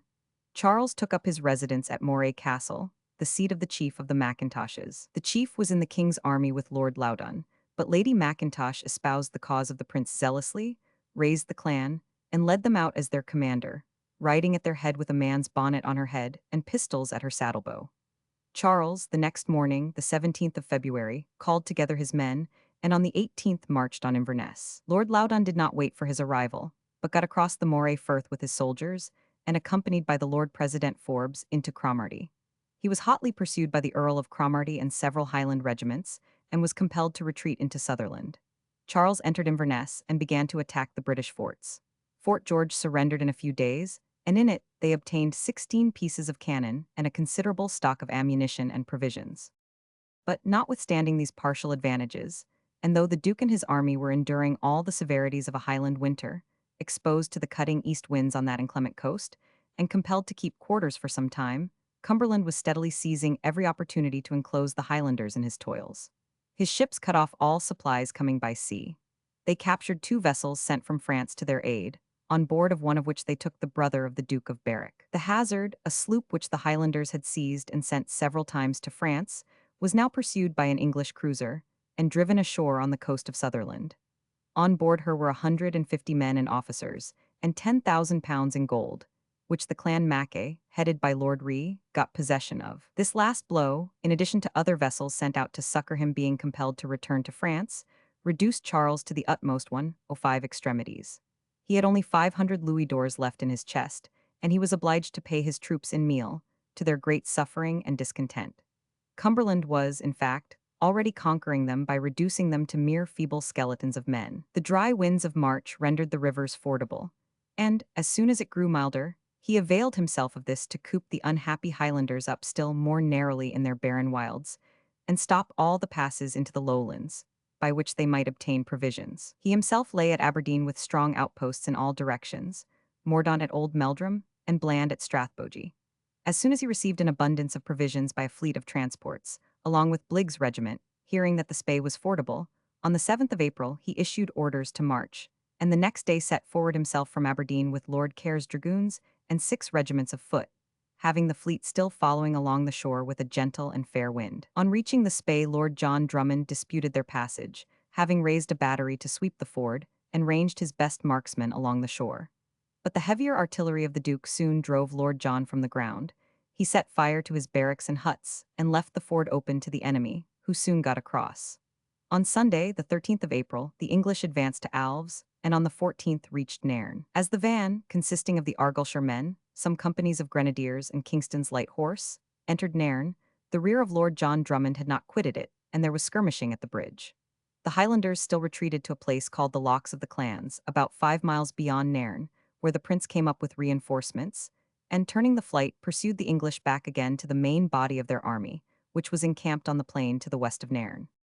Culloden House, from a photograph by G. W. Wilson and Co., Aberdeen. See larger version. That night Charles and his chief officers lay at Culloden House, the seat of the able and patriotic Lord President, Duncan Forbes, but the troops were obliged to lie on the moor amid the heather, which served them both for beds and fuel, the cold being very severe. They were up early in the morning, and formed in order of battle on 106 Drumossy Muir, the part of the heath of Culloden near to Culloden House. No enemy, however, appeared, and there the poor hungry men lay for most of the day with no other food than a biscuit per man. A council of war being called, Lochiel stated this fact as a plea for delay. Lord John Drummond, the Duke of Perth, and others were of the same opinion, but Lord George Murray declared for making a night march, and surprising the Duke's army whilst it would lie, as they supposed, asleep in a drunken debauch. Charles, who had the same idea but had not yet broached it, embraced Lord George with ardor, declaring it of all things his own wish. The idea was adopted, yet the slightest military wisdom would have shown them the futility of the scheme.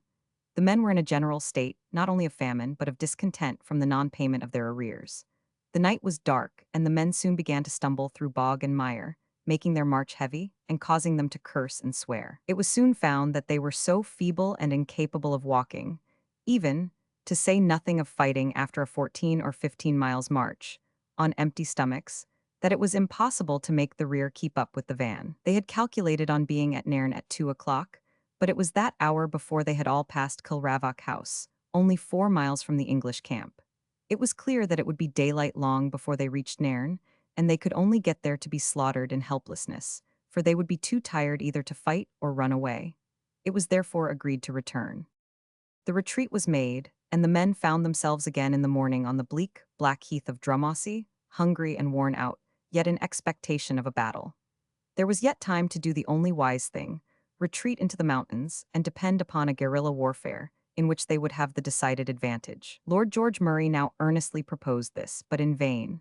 Sir Thomas Sheridan and other officers from France grew outrageous at that proposal, contending that they could easily beat the English, as they had done at Prestonpans and Falkirk, forgetting that the Highlanders then were full of vigor and spirit. Unfortunately, Charles listened to this foolish reasoning, and the fatal die was cast. The English army was now in full march against them.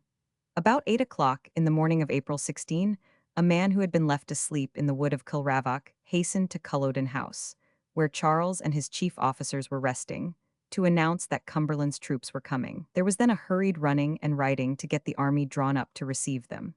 Cumberland came on with his army, divided into 3 columns of 5 battalions each. The artillery and baggage followed the second column along the seacoast on the right. The cavalry covered the left wing, which stretched towards the hills. The men were all in the highest spirits, and even the regiments of horse, which had hitherto behaved so ill, seemed as though they meant to retrieve their characters today. The Highlanders were drawn up about half a mile from the part of the moor where they stood the day before, forming a sad contrast to Cumberland's troops, looking thin and dreadfully fatigued. In placing them also, a fatal mistake was made. They were drawn up in 2 lines with a body of reserve. But the clan MacDonald, which had always been accustomed to take their stand on the right since Robert Bruce placed them there in the Battle of Bannockburn, were disgusted to find themselves now occupying the left. Instead of the MacDonalds now stood the Athol Brigade. As the battle began, a snowstorm began to blow in the faces of the Highlanders, which greatly confounded them.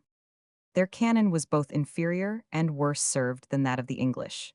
And when, at 1 o'clock, the Duke began to play on their ranks with his artillery, he made dreadful havoc amongst them. Several times the Highlanders endeavored to make one of their impetuous rushes, running forward with loud cries, brandishing their swords and firing their pistols. But the steady fire of the English cannon mowed them down and beat them off. Seeing, however, a more determined appearance of a rush, Colonel Belford began to charge with grape shot.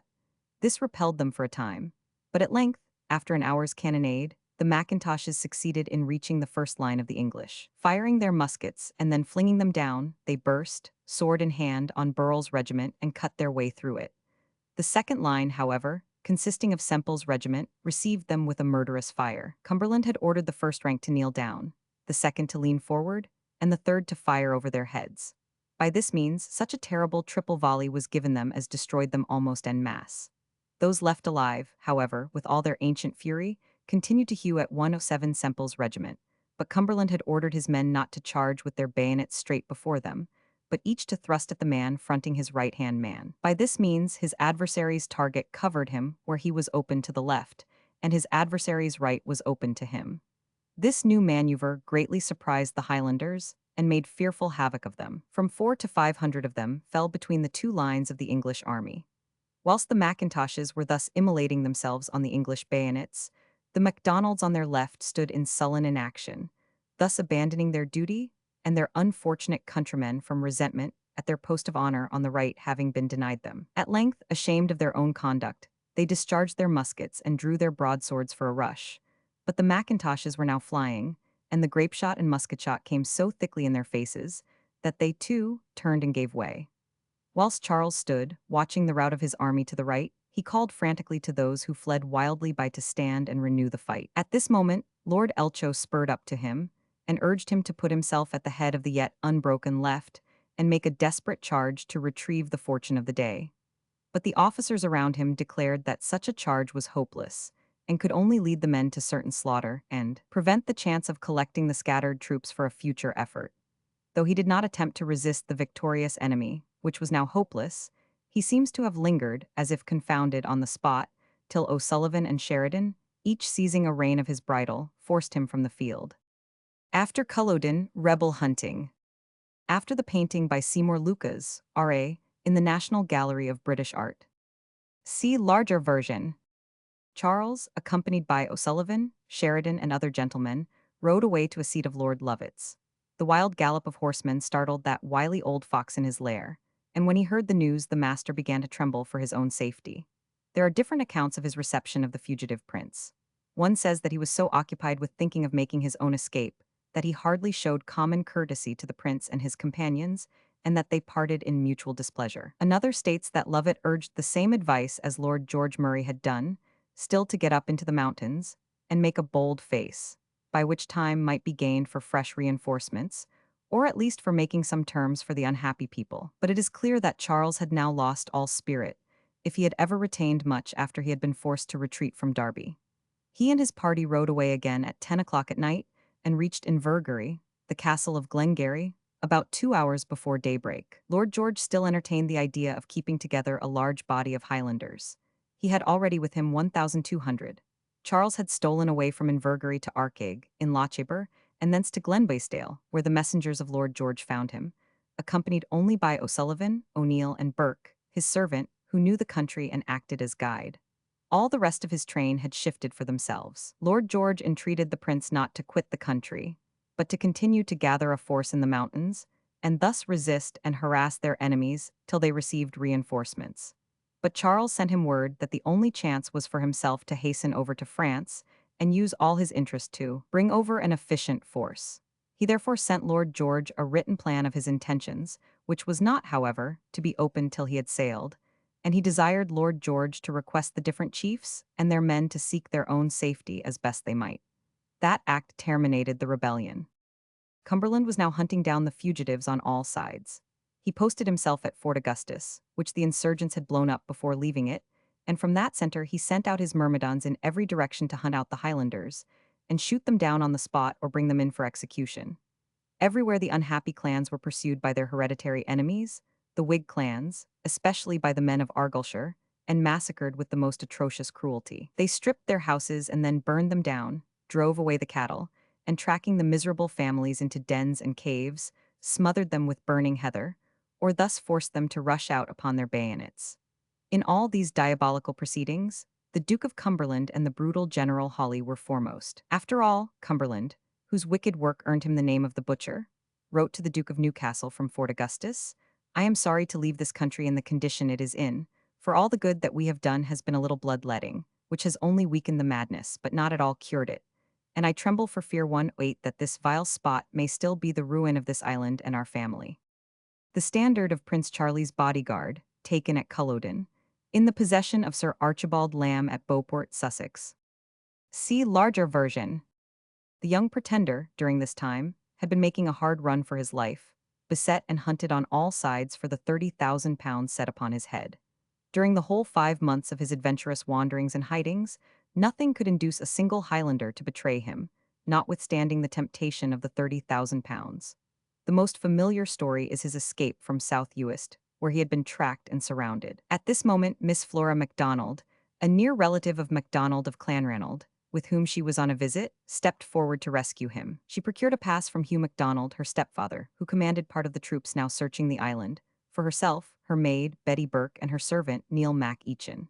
She, moreover, induced Captain MacDonald to recommend the maid, Betty Burke, which Betty Burke was to be Charles in disguise, to his wife in Skye as very clever at spinning. At the moment that all was ready, General Campbell, as if suspecting something, came with a company of soldiers and examined Clanranald's house. The prince, in his female attire, however, was concealed in a farmhouse, and the next morning he and his deliverer embarked in a boat with 6 rowers and the servant Neil. In passing the point of Vaternish in Skye, they ran a near chance of being all killed, for the militia rushed out and fired upon them. Luckily, the tide was out so that they were at a tolerable distance, were neither hurt nor could be very quickly pursued. The boatmen pulled stoutly and landed them safely at Maugstadt, the seat of Sir Alexander MacDonald. Sir Alexander was on the mainland in Cumberland's army, but the young heroine had the address to induce his wife, Lady Margaret MacDonald, to receive him. And as the house was full of soldiers, she sent him to her factor and kinsman, MacDonald of Kingsburg, in the interior of the island, who brought him to a place of safety. At last, on the 20th of September, he got on board the French vessel. Lochiel and Cluny, and about 100 other refugees, sailed with him, and they landed at the little port of Roscoff, near Morlakes in Finisterre, on the 29th of September, whence Charles hastened to Paris, was received in a very friendly manner by Louis XV, and by the Parisians when he appeared at the opera with rapturous acclamations. Charles was both in Scotland, on which his wild adventure had inflicted such miseries, and in France a hero of romance.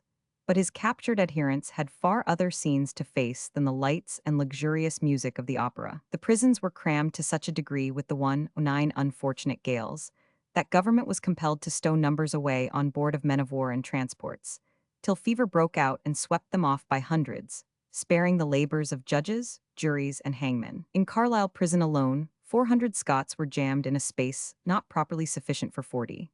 The poor prisoners had been brought out of Scotland in open defiance of the Act of Union and of the recognized rights of the Scottish courts, and now they were called on to cast lots for 1 in 20 to take their trials, with a certainty of being hanged, and the rest shipped off to the plantations in America without any trial at all.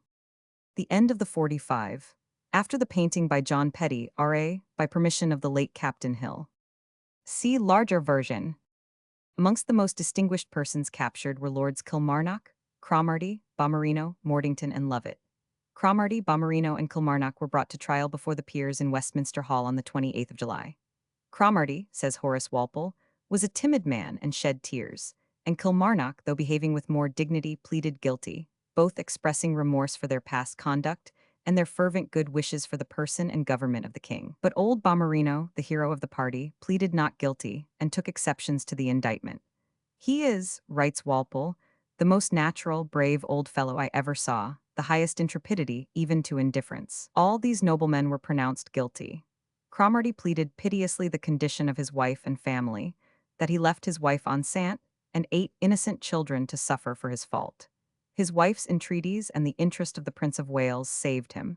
Kilmarnock and Balmerino were beheaded.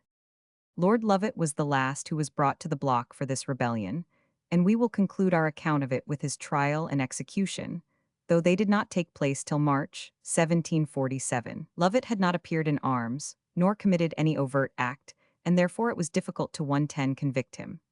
The cunning old sycophant hoped to elude the law, as he had done so often before, but Murray of Broughton, the brother of Murray, afterwards Lord Mansfield, to save his own life, turned king's evidence and won eternal infamy by sacrificing his own friends. He not only produced letters and other documents, which amply proved the guilt of Lovat, but threw broad daylight on the whole plan and progress of the insurrection from 1740 onwards. The conduct of Lovat on his trial was as extraordinary as his life had been. He alternately endeavored to excite compassion, especially that of Cumberland, who attended this, though he avoided the trials of the other insurgents, by representing how he had carried his Royal Highness in his arms about Kensington and Hampton Court parks as a child, and then by the most amusing jests, laughter, execrations, and tricks, to puzzle or confuse the witnesses.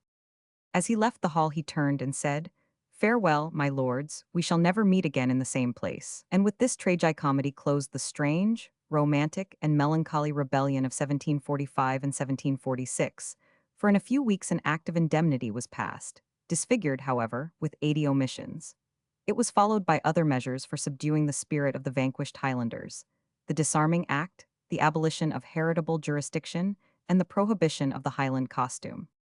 Whilst the rebellion was raging in Scotland, there had been an attempt to change the ministry, and to place at the helm Lord Granville. That nobleman had so engrossed the favor of the king, that Pelham and his brother, Newcastle, found their measures greatly obstructed by Granville's influence, and suspected that they would soon be called on to give place to him.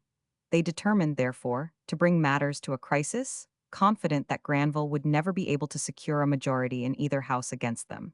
To furnish a reason for their tendering their resignation, they demanded the place which they had promised to Pitt. Under the influence of Granville and of Lord Bath, the king refused to admit Pitt, and they determined to resign, but got Lord Harrington to take the first step. He tendered the resignation of the seals on the 10th of February, 1746, and the king accepted them, but never forgave Harrington. The same day Newcastle and Pelham tendered theirs, and their example was followed by others of their colleagues. The king immediately sent the seals to Granville, desiring him and Bath to construct a new administration. They found the thing, however, by no means so easy. It was in vain that they made overtures to men of distinction to join them.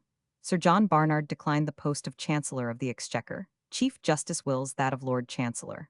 After 48 hours of abortive endeavors, Lord Bath announced to the king that they were unable to form a cabinet. It was with extreme chagrin that George was compelled to reinstate the Pelhams. He expressed the most profound mortification that he should have a man like Newcastle thus forced upon him. A man, he said, not fit to be a petty chamberlain to a petty prince of Germany. What made it the more galling? The Pelhams would not take back the seals without authority to name their own terms, and one of them was that such of the adherents of Bath and Granville as had been retained in the ministry should be dismissed.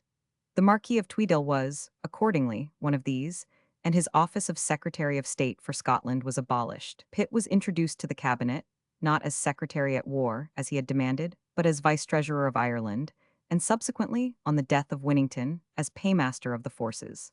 By this event the opposition was still further weakened, and the Pelhams for some time seemed to carry everything as they wished, almost without a single ruffle of opposition. Chapter 5, Reign of George II, concluded.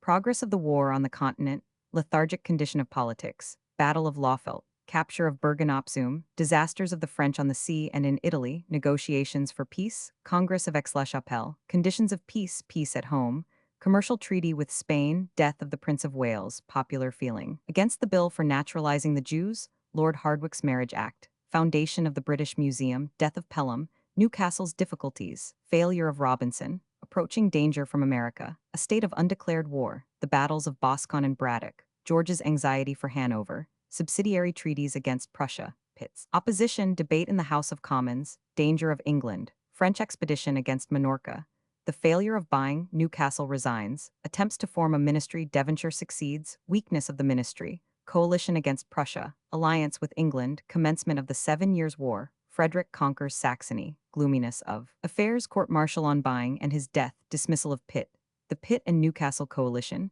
failure of the attack on Rochefort and of that on Louisbourg, convention of Closter 7, Frederick's campaign, Colin, Rossbach and Lissa, successes elsewhere, Wolfe and Clive, Battle of Plassey, capture of Louisbourg, Ticonderoga and Fort Duquesne, attacks on St. Malo and Cherbourg, victory of Crefeld, Frederick's campaign, commencement of 1759, blockade of the French coast, Pitt's plans for the conquest of Canada, Amherst's and Pridox's columns, Wolfe before Quebec, position of the city, Wolfe fails to draw Montcalm from his position, apparent hopelessness of the expedition, Wolfe scales the heights of Abraham, the battle, successes in India, Battle of Quiberon, Frederick's fortunes, campaign of Ferdinand of Brunswick, Battle of Minden, glorious termination of the year, French descent on Carrickfergus, attempt of the French to recover Quebec, their expulsion from North America, Frederick's fourth campaign, successes of Ferdinand of Brunswick, death of George II. The Scottish rebellion had been an auspicious circumstance for the arms of France. Marshal Saxe had taken the field, to the surprise of the Allies, in the very middle of winter, invested Brussels, and compelled it to surrender on the 20th of February, 1746. One town fell after another. Mons, Antwerp, Charleroi, and finally, Namur capitulated on the 19th of September after a siege of only 6 days. As soon as Cumberland could leave Scotland after the Battle of Culloden, he returned to London in the hope that he should be appointed, covered, as he was, with his bloody laurels, to the supreme command of the Allied forces in Flanders, where he flattered himself he could arrest the progress of the French. But that command had been conferred on Prince Charles of Lorraine, the Emperor's brother, much to the disgust of both Cumberland and the king. On the 11th of October, the Prince of Lorraine engaged the French at Rocou, on the Jar, and was signally defeated, the English cavalry, under General Ligonier, managing to save his army from total destruction, but not being able to stem the overthrow. At the close of the campaign, the French remained almost entire masters of the Austrian Netherlands. In Italy, on the contrary, France sustained severe losses. The Austrians, liberated from their Prussian foe by the Peace of Dresden, threw strong forces into Italy, and soon made themselves masters of Milan, Guastella, Parma, and Piacenza. On the 17th of June, they gave the united French and Spaniards a heavy defeat near the last-named city, entered Genoa in September, and made preparations to pursue them into Provence. Philip V of Spain died on the 9th of July, and his son and successor, Ferdinand VI, showed himself far less anxious for the establishment of Don Philip in Italy, a circumstance unfavorable to France. On the contrary, he entered into separate negotiations with England. A congress was opened at Breda, but the backwardness of Prussia to support the views of England and the successes of the French in the Netherlands caused the congress to prove abortive. The year 1747 was opened by measures of restriction. The House of Lords, offended at the publication of the proceedings of the trial of Lord Lovat, summoned the parties to their bar, committed them to prison, and refused to liberate them till they had pledged themselves not to repeat the offense and had paid very heavy fees. The consequence of this was that the transactions of the peers were almost entirely suppressed for nearly 30 years from this time, and we draw our knowledge of them chiefly from notes taken by Horace Walpole and Lord Chancellor Hardwicke. What is still more remarkable, the reports of the House of Commons, being taken by stealth, and on the merest sufferance, are of the most meagre kind, sometimes altogether wanting, and the speeches are given uniformly under fictitious names.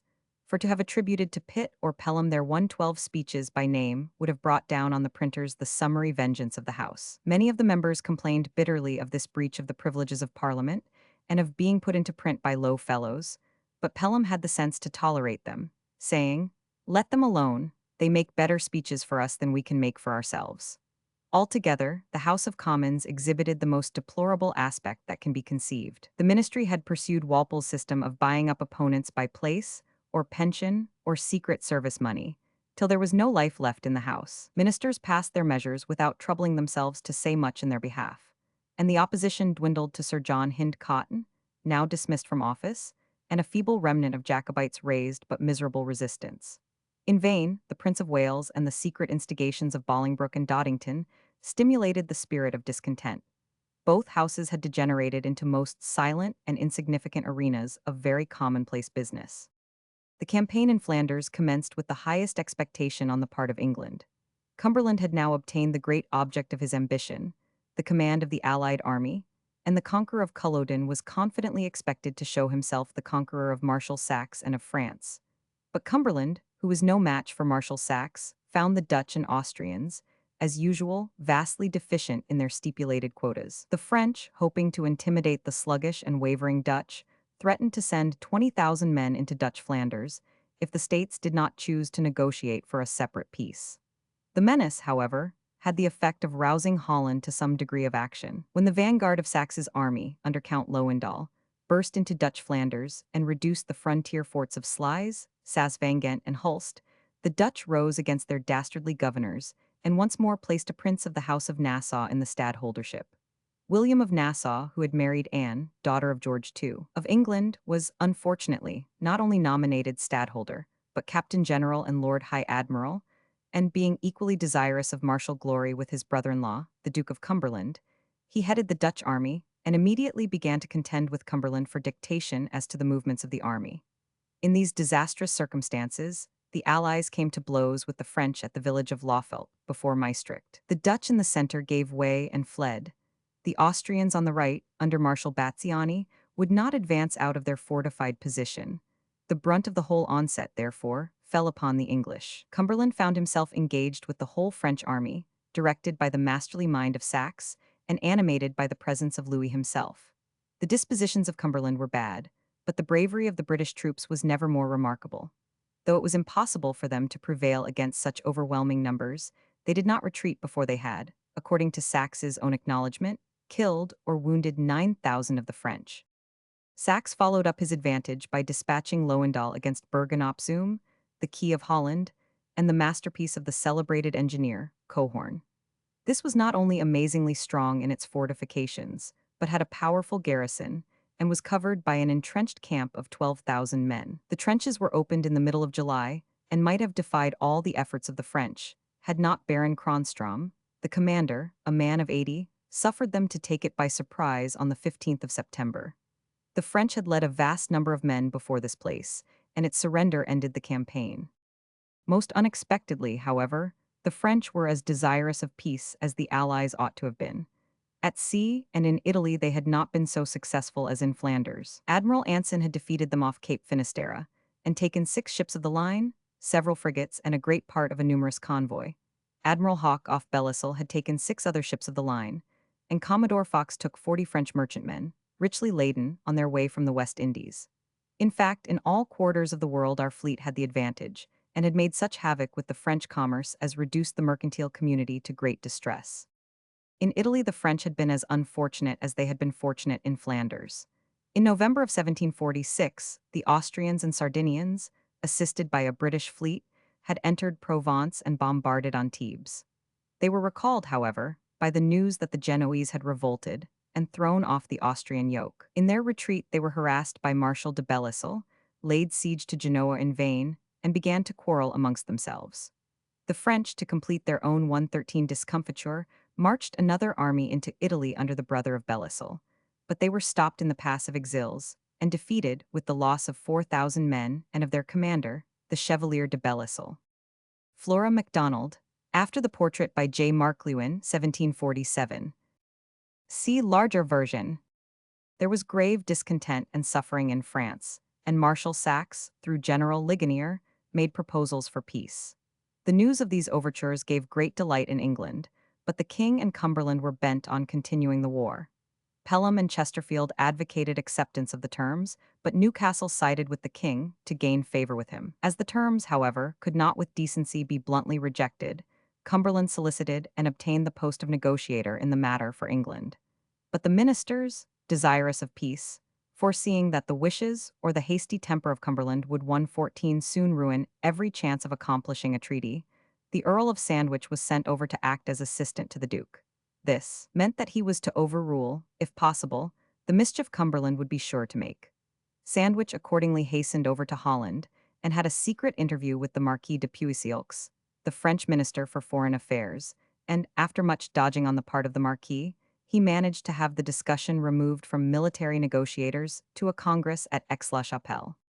The congress had opened at Aix-la-Chapelle early in the spring, but it did not begin its sittings till the 11th of March, 1748, Sandwich being sent thither as our plenipotentiary. The campaign, however, opened simultaneously, and could Cumberland and the king have managed it, war would soon have overturned the hopes of peace, but circumstances were too much for them. The Prince of Nassau, ambitious as he was of military renown, failed to bring into the field his Dutch levies. The 30,000 Prussians, as Pelham had expected, did not appear. The Dutch, so far from furnishing the sums they had engaged for, sent to London to raise the loan of £1,000,000, but London itself had ceased to be a money-lending place.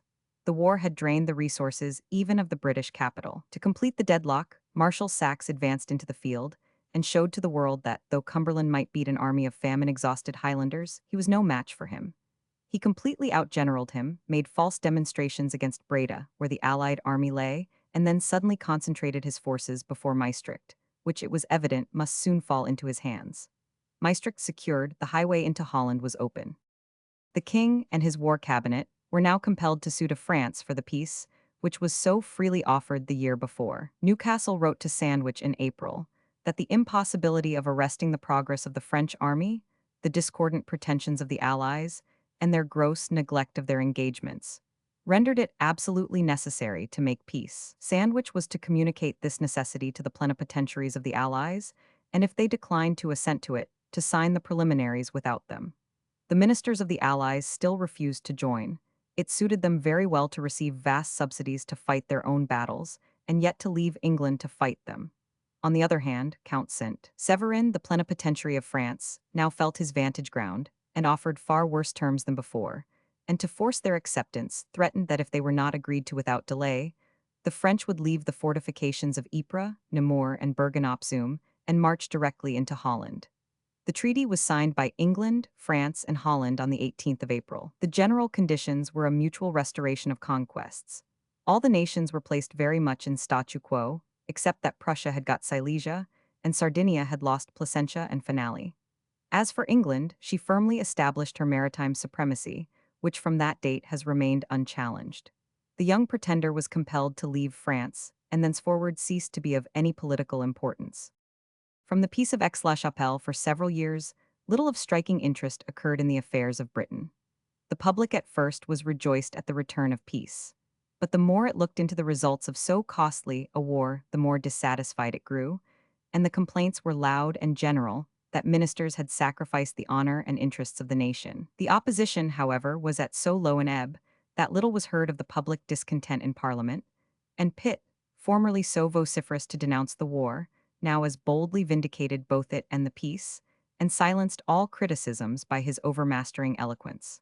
The government still went on granting subsidies to the German princes, though the war was at an end.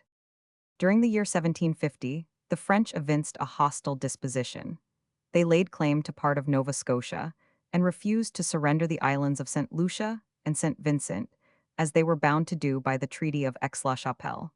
They continued to stir up bad feeling towards us both in Spain and Germany. The Empress listened with eagerness to the suggestions of France and cooperated with that country in endeavoring to influence Spain against us. Fortunately, the good disposition of the Queen of Spain and the able management of Mr. Keene, our ambassador, foiled all these efforts and completed a commercial treaty with that country. This treaty was signed on the 5th of October, 1750, and placed us at once on the same footing in commercial relations with Spain as the most favored nations. We abandoned the remaining term of the Asiento and obtained £100,000 as compensation for the claims of the South Sea Company.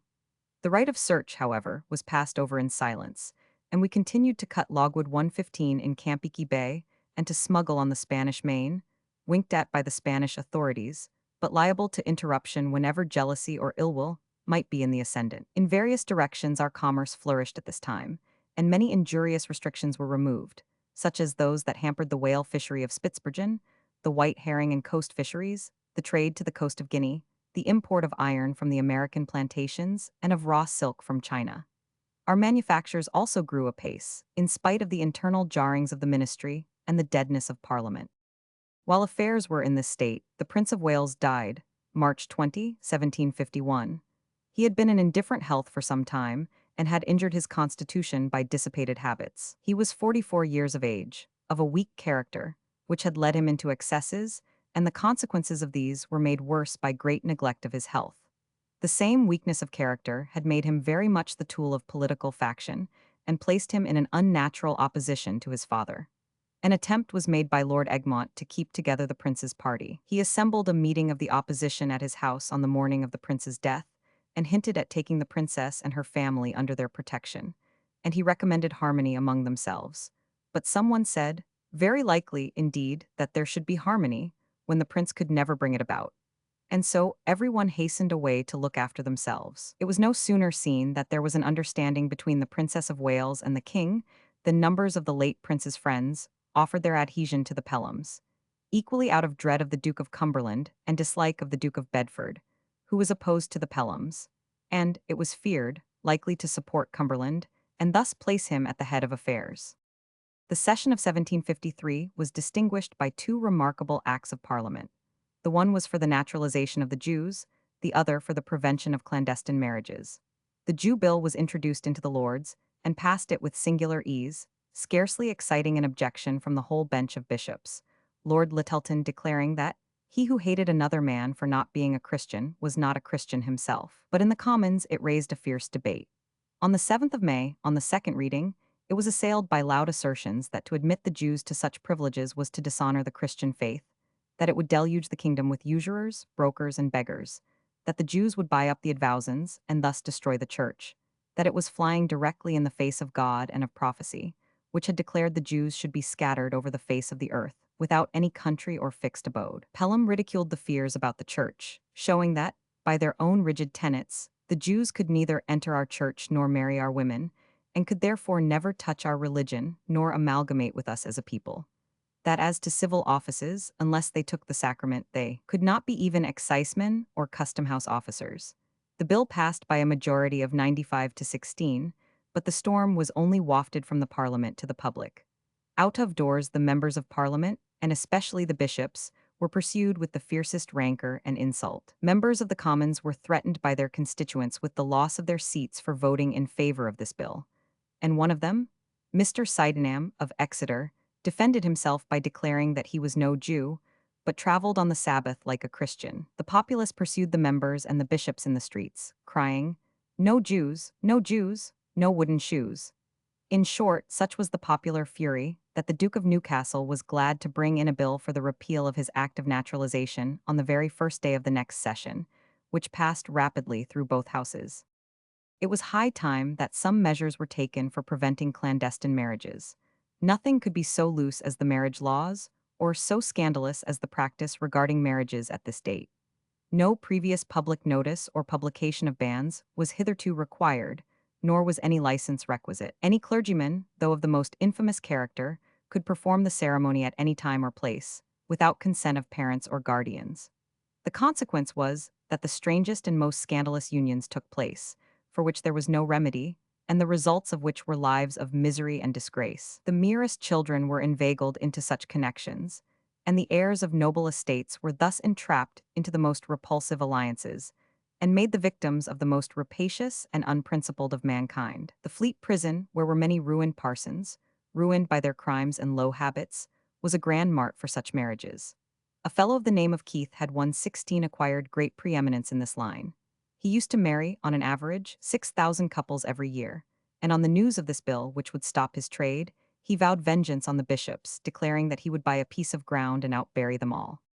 The bill was prepared by the judges, and afterwards remodeled and conducted through the Lords by Lord Chancellor Hardwicke. It provided that bans should be published for every marriage in the parish church for 3 successive Sundays, that no license to waive these bans should be granted to any minor without consent of the parent or guardian, and that special licenses, empowering the marriage to be celebrated at any time or place, should only be granted by the Archbishop, and for a heavy sum. The bill was opposed in the Lords by the Duke of Bedford, and in the Commons by Henry Fox, Mr. Nugent, Mr. Charles Townshend, and others. It was declared to be a scheme for keeping together the wealth of the country in the hands of a few grasping and ambitious families. Townshend denounced it as intended to shut younger sons out of all chance of raising themselves by marriage. Henry Fox had benefited especially by the looseness of the old marriage law, for he had run away with Lady Caroline Lennox, the eldest daughter of the Duke of Richmond. He was especially severe on Lord Hardwicke, accusing him of seeking by the bill to throw more power into the hands of the Lord Chancellor, and Hardwicke retorted with still greater acrimony.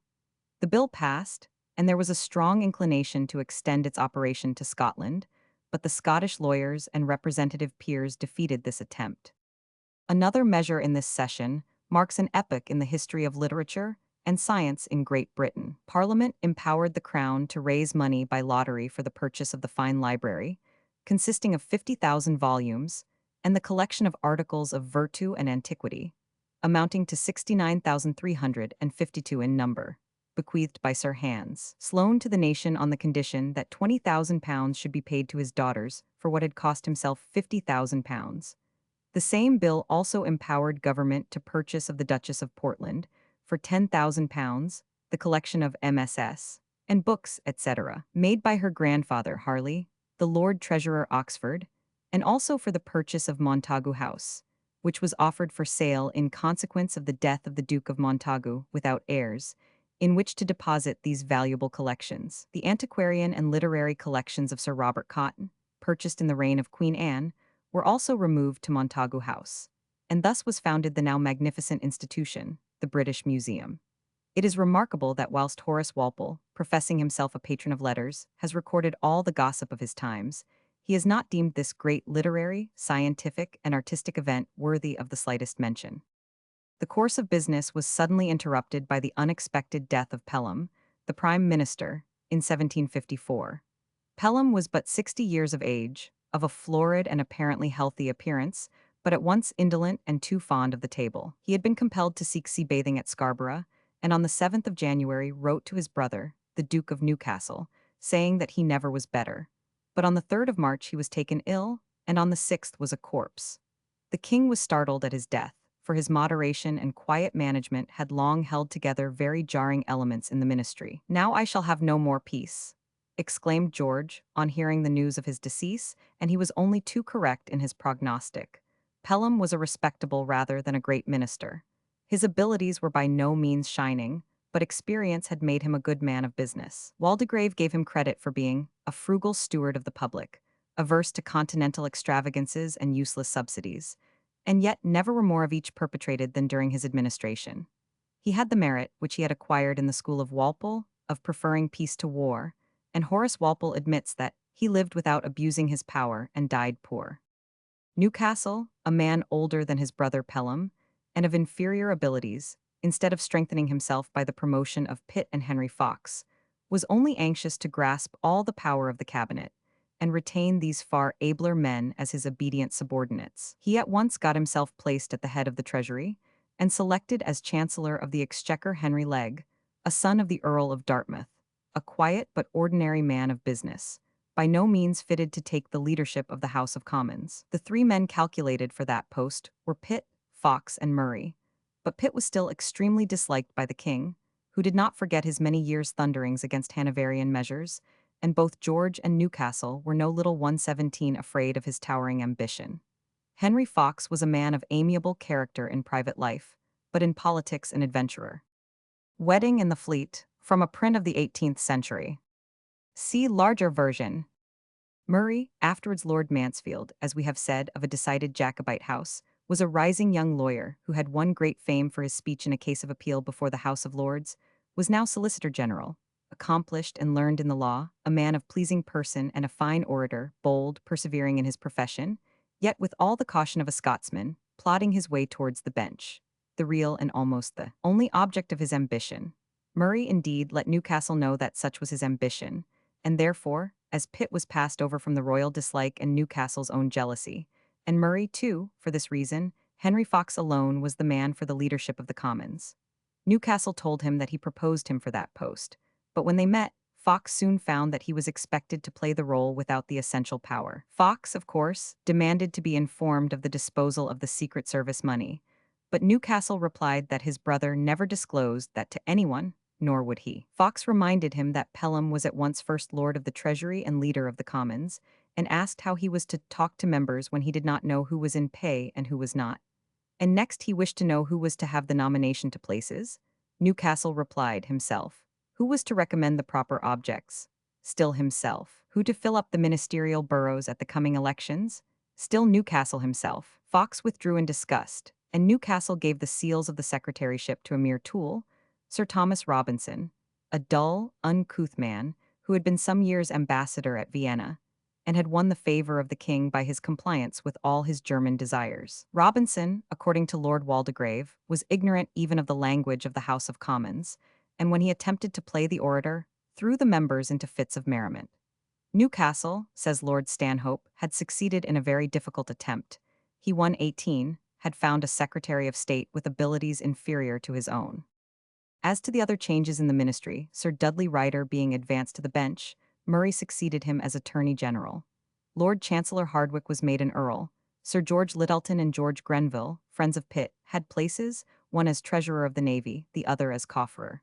Pitt himself, who was suffering from his great enemy, the gout, at Bath, was passed over. No sooner did he meet with Fox in the House of Commons than he said aloud, "Sir Thomas Robinson, lead us. Newcastle might as well send his jackboot to lead us."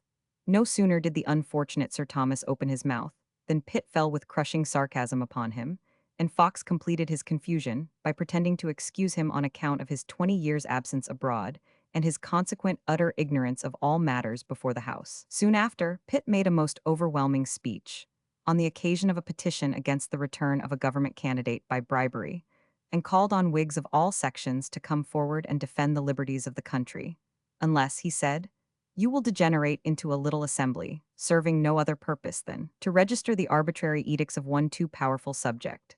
This was a blow at Newcastle, which, coming from a colleague in office, made both him and his puppets in the Commons, Legge and Robinson, tremble.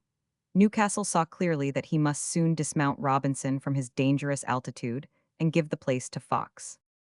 The new Parliament reassembled on the 14th of November, and the king in his speech, whilst pretending the differences which had arisen between us, France, and Spain were by no means serious, yet called for enlarged supplies to defend our American territories against the designs of these powers. In fact, matters were becoming very serious in our American colonies, but the government withheld the real facts from the knowledge of the public, and it was not till the opening of Parliament, in March 1755, that they candidly avowed that war was inevitable. The French and English were actually engaged in war both in the East Indies and in America. In the East Indies, there was just now an apparent pause in hostilities, through an agreement between the two companies.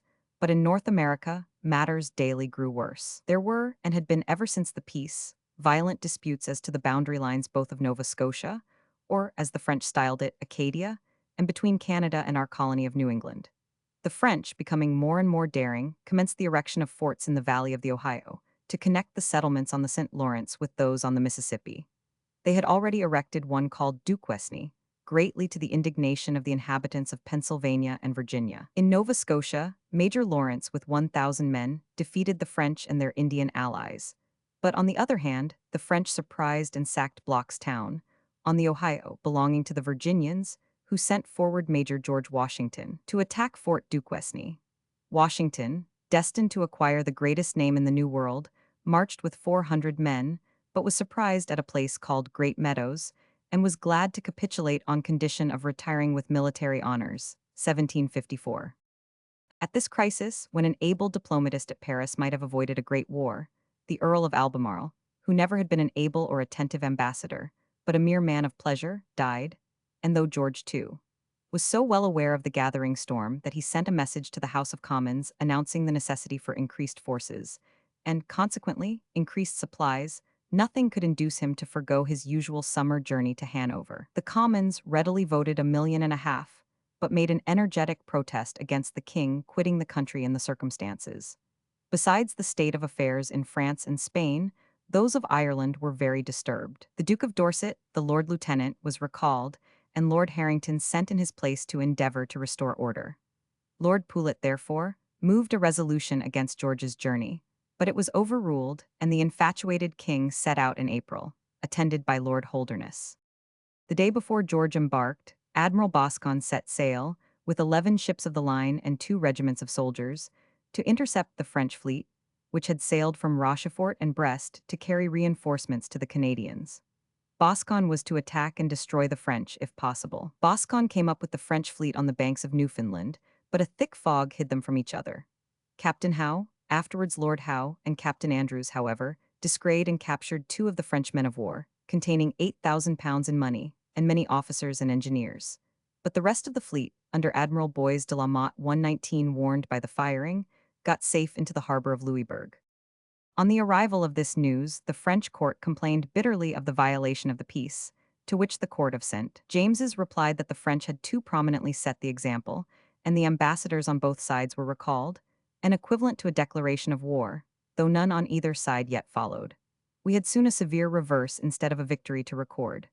General Braddock had been dispatched against Fort Duquesne, and had reached Great Meadows, the scene of Washington's defeat in the preceding summer. Braddock was a general of the Hawley School, brave enough, but, like him, brutal and careless. His soldiers hated him for his severity. The Indians resented so much the haughtiness with which he treated them, that they had most of them deserted him. And, as was the fatal habit of English commanders then and long afterwards, he had the utmost contempt for what were called provincials, that is, colonists, supposing that all sense and knowledge existed in England, and that the English, just arrived, knew more about America than natives who had spent their lives in it. He therefore marched on into the woods, utterly despising all warnings against the Indians in alliance with the French. At Great Meadows he found it necessary, from the nature of the woods and the want of roads, to leave behind him all his heavy baggage, and part of his troops to guard it, and he proceeded with only 1,200 men and 10 pieces of artillery. On the 9th of July, 1755, having arrived within 10 miles of Fort Duquesne, he still neglected to send out scouts, and thus rashly entering the mouth of a deep woody defile, he found himself assaulted by a murderous fire in front and on both flanks. His enemies were Indians assisted by a few French, who, accustomed to that mode of fighting, aimed from the thickets and behind trees, and picked off his officers, whom they recognized by their dress without themselves being visible. Without attempting to draw out of the ambush and advance with proper precautions, Braddock rushed deeper into it, and displayed a desperate but useless courage. Now was the time for his Indians to have encountered his enemies in their own mode of battle, had his pride not driven them away. After having 3 horses killed under him, in the vain endeavor to come at his foes, he was shot, and his troops retreated in all haste, leaving behind them their artillery and 700 of their comrades on the ground. Their retreat was protected by the provincial George Washington, whose advice had been unheeded, or the slaughter would have been greater. The news of Braddock's defeat, reaching London whilst the king was still absent, caused a great panic and want of decision. Sir Edward Hawke had been dispatched with a fleet of 18 sail in July to intercept the return of the French fleet from Canada, but hampered by contradictory orders, he only took prizes. And now Admiral Byng, in October, was sent out with 26 more, but both failed in their object. Our privateer cruisers had done more execution in the West Indies. They had nearly annihilated the trade of the French in those islands, and, according to Smollett, captured, before the end of the year, 300 French vessels, and brought into the English ports 8,000 French seamen. As the French now made vigorous preparations for war, George II began to tremble for Hanover and put out all his energies to accomplish fresh alliances, of course, at the cost of fresh subsidies to be paid by England. Cassell, the Empress of Russia, and even his old enemy, Frederick of Prussia, were applied to and engaged by promises of English money in defense of Hanover. George was especially afraid of Frederick, who was bound by no ties where his interest was at stake, and who, if not retained at a high rate, might fall on Hanover as he had done on Silesia. In gaining Frederick, however, George lost his old ally Austria, which, forgetting all past obligations, immediately made alliance with France. When the subsidy to Hesse-Cassel was sent home to receive the signatures of the cabinet, it was found to amount to an annual payment by England of 150,000 crowns, besides 80 crowns to every horseman and 30 crowns to every foot soldier when they were really called out to service. That to Russia was immensely greater. Then came in perspective that to Saxony, to Bavaria, etc. These latter states had been fed all through the last few years for doing nothing, and now demanded vastly higher terms. Yet when the Hessian Treaty was laid on the council table by the compliant Newcastle, ministers signed it without reading it. Pitt and Fox, however, protested against it, and when the Treasury warrants for carrying the treaty into execution were sent down to Legge, the Chancellor of the Exchequer, he refused to sign them. This was a thunderstroke to Newcastle. Legge, 120 who had been so pliant, thus to rebel. Newcastle, in his consternation, hastened to Pitt, imploring him to use his influence with Legge and promising him the seals as secretary, engaging to remove all prejudice from the king's mind. But not only Pitt, but the public had been long asking whether, in these critical times, everything was to be sacrificed for the sake of this old grasping jobber at the Treasury. Whether Newcastle was to endanger the whole nation by keeping out of office all men of talent. Pitt stood firm. No offers, no temptations could move him. Newcastle, finding Pitt unmanageable, flew to Fox, who accepted the seals on condition of having proper powers conceded to him, and agreed to support the treaties, against which he had been equally as violent as Pitt, having just before said to Dodington, "I am surprised you are not against all subsidies." Robinson was consoled with a pension of £2,000 a year and the post of Master of the Wardrobe. The king had returned from Hanover, and Fox was not to receive the seals till 2 days after the meeting of Parliament, so that he might keep his place and support the address. By his accession to office, he changed the violence of the opposition of the Duke of Bedford and brought the support of the Russells to the ministry. This strength, however, did not prevent the certainty of a breakup of the cabinet. Pitt was now arrayed against his former colleagues. Whilst things were in this position, Parliament met on the 13th of November. The great question on which the fate of the ministry depended was that of the subsidies to Hesse and Russia.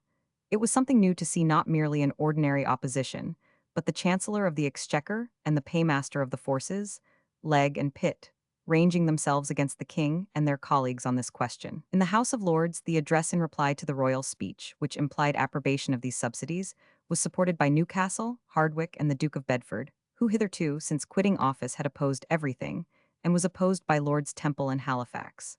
But the great struggle was in the Commons. The debate began at 2 in the afternoon and continued till 5 the next morning, the longest hitherto recorded, except the one on the Westminster election in 1741. On this occasion, William Gerard Hamilton made his first and almost last speech, which acquired him promotion in the government of Ireland and the cognomen of Single Speech Hamilton. Murray spoke splendidly in defense of the subsidies, but Pitt, rising at 1 o'clock in the morning, after sitting 11 hours in that heated atmosphere, burst out upon the whole system of German subsidies with a tempest of eloquence which held the House in astonished awe. He denounced the whole practice of feeing the little German potentates as monstrous, useless, absurd, and desperate, an eternal drain on England for no single atom of benefit. He compared the union of Newcastle and Fox to the union of the Rhone and Seine, a boisterous and impetuous torrent, with a shallow, languid, and muddy stream. But though Pitt's eloquence dismayed and confounded ministers, it could not prevent their majority. The address was carried by 311 votes against 105, and it was now clear that Pitt must quit the cabinet. In fact, in a very few days, not only he, but Legge and George Grenville were summarily dismissed, and James Grenville, the other brother, resigned his seat at the Board of Trade. The year 1756 opened with menaces to England of the most serious nature. The imbecility of the ministry was beginning to tell in the neglect of its colonies and its defenses. France threatened to invade us, and a navy of 50,000 men was suddenly voted, and an army of 34,263 of native troops.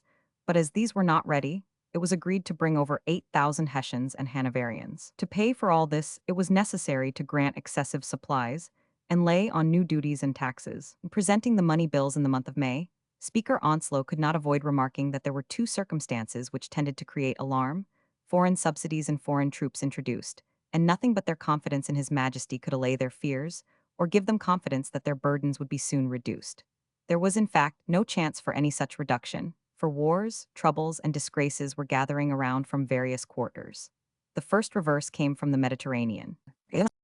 Defeat of General Braddock in the Indian ambush. CP 119. See larger version. The French had always beheld with jealousy our possession of the island of Minorca, which had been won by General Stanhope in 1708 and secured to us by the Peace of Utrecht. That England should possess the finest port in the Mediterranean, and that so near their own shores, was a subject of unceasing chagrin. The miserable administration of British affairs, the constant attention to the interests of Hanover instead of our own, now inspired France with the resolve to snatch the prize from us. Great preparations were made for this object, and the report of these as duly conveyed to the English ministers by the consuls in both Spain and Italy, but in vain. At length the certainty that the French were about to sail for Minorca burst on the miserable ministers, but it was too late. They had nothing in readiness. The port of Man was almost destitute of a garrison. The governor, Lord Tyrolli, was in England, and the deputy governor, General Blakeney, though brave as he had shown himself at the siege of Stirling, was old, nearly disabled by his infirmities, and deficient in troops. What was still worse, all the colonels were absent from the regiments stationed there, and other officers also, altogether 35. The alarmed ministers now mustered what ships they could, and dispatched Admiral Byng with them from Spithead on the 7th of April. The whole of these ships amounted only to 10, in a half-rotten condition and badly manned, and they commenced their voyage only 3 days before the French armament issued from Toulon, the English having to cross the Bay of Biscay and traverse 200 leagues of the Mediterranean, whilst the French had only 70 leagues to travel altogether. The French armament consisted of 12 ships of the line and numerous transports, under Admiral La Galissonière, consisting of 16,000 men, under the command of the Duc de Richelieu. General Blakeney received news of the approach of this fleet by means of a fast-sailing sloop, and began in all activity to prepare for his defense. He collected his forces into the castle of St. Philip, commanding the town and harbor of Man, calling in 5 companies from Ciudadela. All his troops, however, amounted only to 2,800. He had large quantities of cattle driven into the fort, flour and bakers were got in, the ports blocked up, and he sank a sloop in the channel to obstruct the entrance to the harbor. The French fleet appeared off Port Ciudadela on the 18th of April, but Byng did not come in sight till the 19th of May, a month after, and then he came disappointed and dispirited. There was a mutual attempt made by Byng and by Blakeney to effect communication, but it does not appear to have been of a determined character, and it failed. La Galissonière was now bearing down on Byng, and the next day, the 20th of May, the two fleets confronted each other. Byng, about 2 o'clock, gave the signal to Rear Admiral West to engage, which West did with such impetuosity that he drove several of the French ships out of line. But Byng himself did not follow the example of West. He hung back, and thereby prevented West from following up his advantage. It was in vain that Byng's own captain urged him to advance. He pretended that it could not be done without throwing his ships out of regular line, and he kept at such a distance that his vessel, a noble ship carrying 90 guns, never was fairly in action at all, and had not a single man killed or wounded. Thus deserted, West was compelled to fall back, and La Galissonière, who showed no disposition to continue the fight, sailed away. Byng retired to Gibraltar. At the sight of Byng sailing away, the French fired a feu de joie from all their lines, and Blakeney knew that he was left to his fate. He determined still to defend the place, but Richelieu sent in haste to Toulon for fresh reinforcements. The fort was soon surrounded by 20,000 men, with 85 pieces of artillery. In about a week, Richelieu carried one of the breaches by storm, though with great loss, and Blakeney capitulated on condition that the English should march out with all the honors of war, and should be conveyed in the French ships to Gibraltar. Thus was Minorca lost to England through the shameful neglect of a miserably incompetent ministry and a faint-hearted admiral. The tidings of this disaster roused the people of England to a pitch of desperation. The ministers were condemned for their gross neglect and imbecile procrastination, and Byng was execrated as a coward and a traitor. Meanwhile, the most culpable man of all, Newcastle, was trembling with terror and endeavoring to find a scapegoat somewhere. Fox was equally trembling, lest Newcastle should make that scapegoat of him. He declared to Dodington that he had urged Newcastle to send succor to Minorca as early as Christmas, and that Cumberland had joined him in urging this to no purpose. He asserted that Newcastle ought to answer for it. "Yes," replied Dodington, "unless he can find someone to make a scapegoat of." This was the very fear that was haunting Fox, and he hastened in October to the king and resigned the seals. This was a severe blow to Newcastle, and he immediately thought of Murray to succeed him. But unfortunately, Sir Dudley Ryder, the Lord Chief Justice, just then having died, Murray had fixed his ambition on occupying his seat on the bench. They were obliged to give it to him, with the title 123 of Mansfield, or make a mortal enemy of him. Newcastle then thought of conciliating Pitt. Pitt refused to belong to any ministry at all in which Newcastle remained. Newcastle, in his perplexity, next tried Lord Egmont and even old Granville, but both declined the honor. And not a man being to be found who would serve under him, he was compelled most reluctantly to resign. He had certainly presided over the destinies of the nation far too long. The king now thought of placing Fox at the head of a new administration, but when Fox asked Pitt to join, he refused, and the king was obliged to send for Pitt, much as he hated him. Pitt replied that he was laid up with the gout, a complaint which troubled him, but which he frequently found it convenient to assume. George then prevailed upon the Duke of Devonshire, a man of no commanding ability and averse from office, but of the highest integrity of character, to accept the post of First Lord of the Treasury and to form a cabinet. Though the friend of Fox, he felt that statesman to be too unpopular for a colleague, and offered Pitt the seals of Secretary of State, which he accepted. Legge was reappointed Chancellor of the Exchequer, Pitt's brother-in-law, Lord Temple, First Lord of the Admiralty, Temple's brother, George Grenville, Treasurer of the Navy, another brother, James Grenville, again was seated at the Treasury Board. Lord Holderness was the second Secretary of State. To oblige the king, Wills, Chief Justice of the Common Pleas, the Duke of Bedford was made Lord Lieutenant of Ireland, it was said by Fox's suggestion, as a thorn in the flesh to Pitt, and as Horace Walpole sarcastically remarked, Pitt had not Grenville cousins enough to fill the whole administration. Charles Townshend was made Treasurer of the Chamber, though his talents and eloquence, in which he excited Pitt's jealousy, deserved a much higher office. The ministry being complete, Parliament met on the 2nd of December. It was found that the new administration had not that influence in the boroughs that Newcastle, who had cultivated it, had, and several members of the cabinet, Pitt amongst them, had difficulty in getting returned, as was the case with Charles Townshend. In the king's speech, His Majesty was made to speak of the militia, which he was known by everybody to hold in sovereign contempt, as the best and most constitutional means of national defense.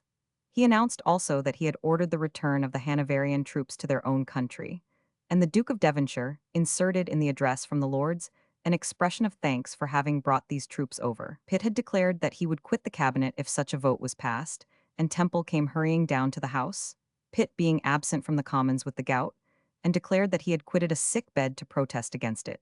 This was an unlucky beginning.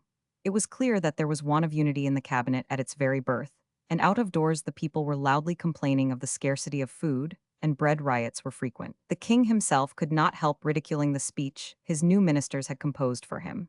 And a poor printer being arrested for putting another speech into his mouth, George said he hoped the man might receive very lenient punishment, for, as far as he could understand either of the speeches, he thought the printer's the best. To abate the ferment out of doors, the Commons passed 2 bills, one prohibiting the export of grain, flour, or biscuit, the other prohibiting, for several months, distillation from wheat or barley. But though Pitt protested against thanking the king for bringing over Hanoverian troops, he found it necessary to support the king's German treaties and alliances, which were avowedly for the defense of Hanover. Fox reminded him of his favorite phrase, that Hanover was a millstone round the neck of England. But it was not the first time that Pitt had to stand the taunt of eating his own words, and he braved it out, especially voting £200,000 to Frederick of Prussia. A wonderful revolution in continental politics had now converted this long hostile nephew of George II into an ally, if not a friend. The Empress Maria Theresa, never reconciling herself to the seizure of Silesia by Frederick, and not finding England disposed to renew a war for the object of recovering it, applied to her old enemy, France. It required some ability to accomplish this object of detaching France from its ancient policy of hostility to Austria, pursued ever since the days of Henry IV, and in severing the alliance with Prussia. But her minister, Kaunitz, who had been her ambassador in Paris, contrived to effect it. The temptation was thrown out of the surrender of Belgic provinces to augment France, in return for assistance in recovering German possessions from Prussia.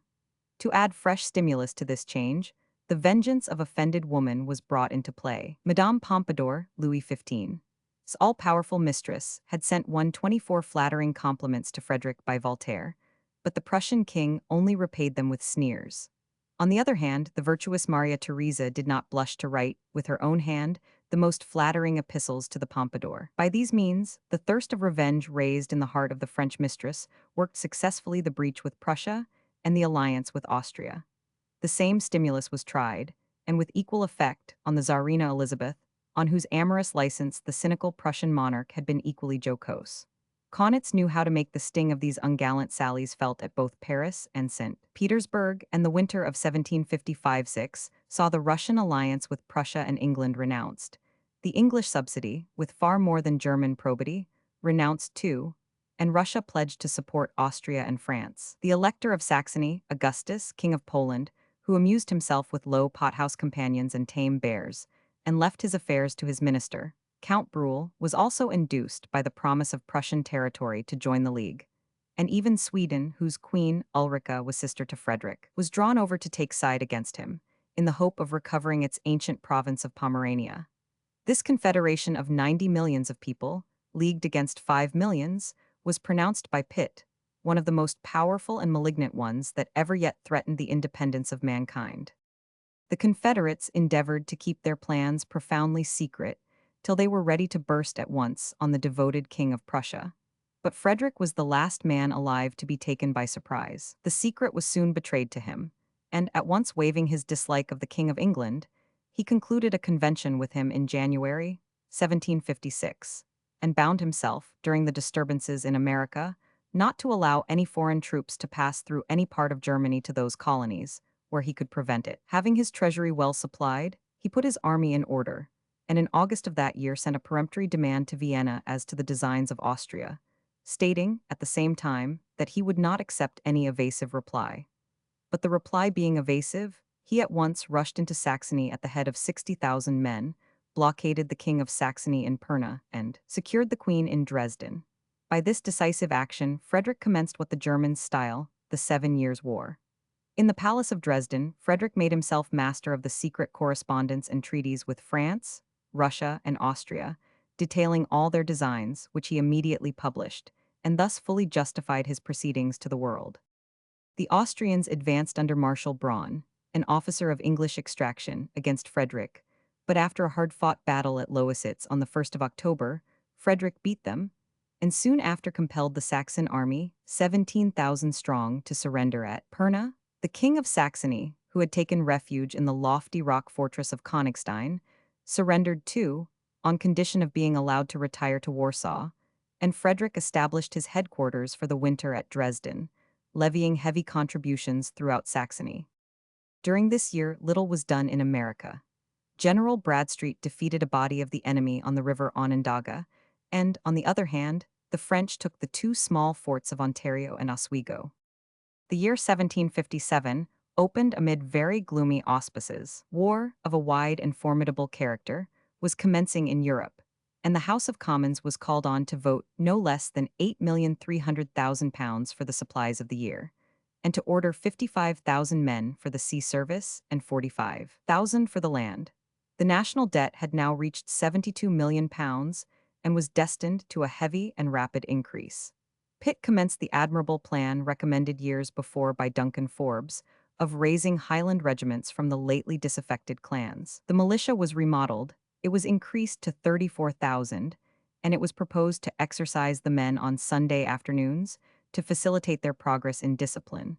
But an outcry from the dissenters put a stop to this. Serious riots, moreover, were the consequences of forcing such a number of men from their homes and occupations in the militia ranks, and the public discontent was raised to a crisis by the voting of £200,000, avowedly for the protection of Hanover. A measure which the nation beheld with astonishment, Pitt himself introduced, notwithstanding his many thunderings against the Hanover millstone. Amid these angry feelings, Admiral Byng was brought to trial. The court-martial was held at Plymouth. It commenced in December 1756 and lasted the greater part of the month of January of the following year. After a long and 125-patient examination, the court came to the decision that Byng had not done his utmost to defeat the French fleet or relieve the castle of St. Philip. The court, however, sent to the Admiralty in London to know whether they were at liberty to mitigate the 12th Article of War, which had been established by an Act of Parliament of the 22nd year of the present reign, making neglect of duty as much deserving death as treason or cowardice. They were answered in the negative, and therefore they passed sentence on Byng to be shot on board such of His Majesty's ships of war, and at such time as the Lords of the Admiralty should decide. London Bridge in 1760. See larger version. No sooner was the sentence passed than his judges were seized with a vehement desire to procure a pardon for the admiral. They made the most urgent entreaties to the Admiralty for that purpose, and Captain Augustus Cassell authorized Horace Walpole to say that he and 4 others of the members of the council had something of importance to communicate, and desired to be relieved from their oath of secrecy. The House of Commons was quite ready to pass a bill for the purpose, and the king respited the admiral till all such inquiries had been made. But when the bill had been passed by 153 to 23, it turned out that these 5 officers had nothing of consequence to disclose. Still Lord Temple, who was at the head of the Admiralty, was greatly averse from the carrying out of the sentence, which, in fact, was much disproportioned to the crime. Pitt also interceded with the king, and renewed applications were made to the Admiralty. But, on the other hand, the people were smarting under the loss of Minorca and demanded the execution of the sentence. Handbills were posted up, hang Byng or take care of the king. The House of Lords, when the Commons Bill was carried up to them, however, settled the matter. Murray and Lord Hardwicke demanded of every member of the court-martial at the bar of the House whether they knew of any matter which showed their sentence to be unjust or to have been influenced by any undue motive, and as all declared they did not, the Lords dismissed the bill.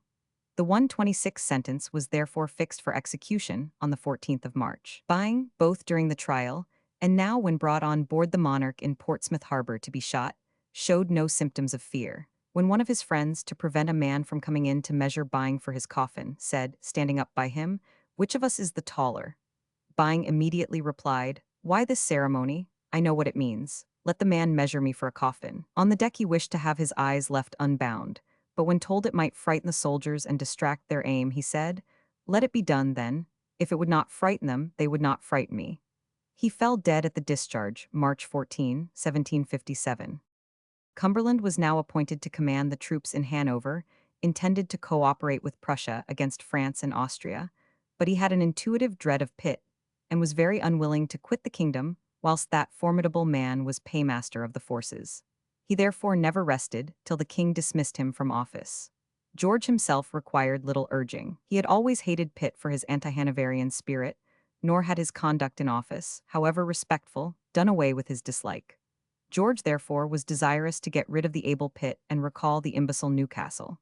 He complained that Pitt made harangues, even in the simplest matters of business, which he could not comprehend, and as for Lord Temple, his brother-in-law, he declared him to be pert and insolent. George therefore sent Lord Waldegrave to Newcastle to invite him to return to office, saying, "Tell him I do not look upon myself as king whilst I am in the hands of these scoundrels, and am determined to be rid of them at any rate." Newcastle longed to regain his favor, but he was afraid of a notice made in the House of Commons for an inquiry into the causes of the loss of Minorca.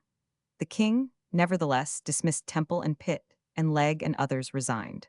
Cumberland, in great delight, then embarked for Hanover, thinking the main difficulty over, but in fact it had only just begun. The inquiry into the Minorca affair was, indeed, so managed that it did not absolutely condemn the ministry of Newcastle, neither did it fully acquit them. Whilst, at the same time, the public were highly incensed at the dismissal of Pitt, whom they rightly deemed the only man in the two houses with abilities, capable of conducting the affairs of the nation successfully. Addresses and presentations of the freedom of their cities came pouring in on Pitt from all the great towns of the kingdom. Horace Walpole said it literally rained gold boxes. Legge, as the firm ally of Pitt, received also his share of these honors. But for Newcastle to form a cabinet was no such easy matter.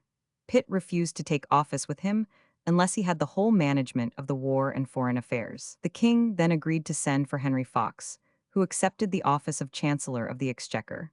But Newcastle was so sensible of Fox's unpopularity that he was terrified at undertaking an administration with Fox and without Pitt, though he was equally reluctant to let a cabinet be formed without the former. For 3 months the fruitless endeavors to accomplish a ministry went on, Parliament sitting all the time, and a great war commencing. Finally, the king and Newcastle were compelled to submit to the terms of the great commoner, as they called Pitt, who became Secretary of State, with the management of the war and foreign affairs. Newcastle became again First Lord of the Treasury, but without one of his old supporters, and Legge Chancellor of the Exchequer. Holderness, a mere cipher, was the other Secretary of State. Anson was placed at the head of the Admiralty. Lord Temple was made Lord Privy Seal, and Pratt, an able lawyer and friend of Pitt, Attorney General. Fox condescended to take the office of Paymaster of the Forces. And thus, after a long and severe struggle, the feeble aristocrats, who had so long managed and disgraced the country, were compelled to admit fresh blood into the government in the person of Pitt. But they still entertained the idea that they only were the men, and that wisdom would die with them. One and all, even the otherwise sagacious Chesterfield, prognosticated only dishonor and ruin for such a plebeian appointment. "We are no longer a nation," said Chesterfield. "I never yet saw so dreadful a prospect." And for some time, events seemed to justify these apprehensions by the old governing class. Not a plan of Pitt's but failed. His first enterprise was one of that species that has almost universally failed, a descent on the coast of France. Early in September, a fleet of 16 ships of the line, attended by transports and frigates, was dispatched to Rochefort, carrying 10 regiments of foot, under the command of Sir John Mordaunt. Sir Edward Hawke commanded the fleet, and the troops were landed 127 on a small fortified island named Aix, at the mouth of the Charente. There, in spite of strict orders, the English soldiers and sailors became awfully drunk, and committed shocking excesses and cruelties on the inhabitants. The rumor of this made the forces in Rochefort furious for vengeance, and when the army was to be landed within a few miles of the place in order to its attack, as usual in such cases, the admiral and general came to an open quarrel. Mordaunt betrayed great timidity, and demanded of Hawke how the troops, in case of failure, were to be brought off again. Hawke replied that must depend on wind and tide, an answer which by no means reassured Mordaunt. General Conway, next in command to Mordaunt, was eager for advancing to the attack, and Colonel Wolfe, afterwards the conqueror of Quebec, offered to make himself master of Rochefort with 3 ships of war and 500 men at his disposal.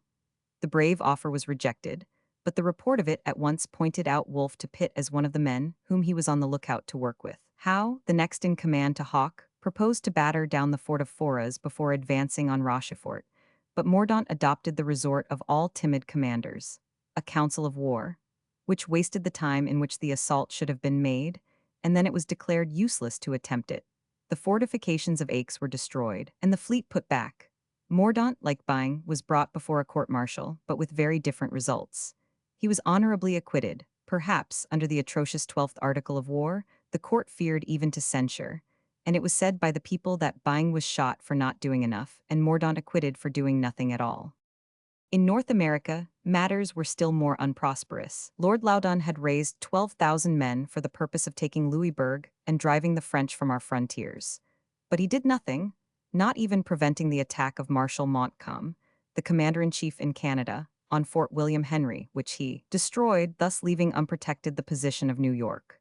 At the same time, Admiral Holborn, who was to have attacked the French squadron off Louisbourg, did not venture to do it, because he said they had 18 ships to his 17 and a greater weight of metal.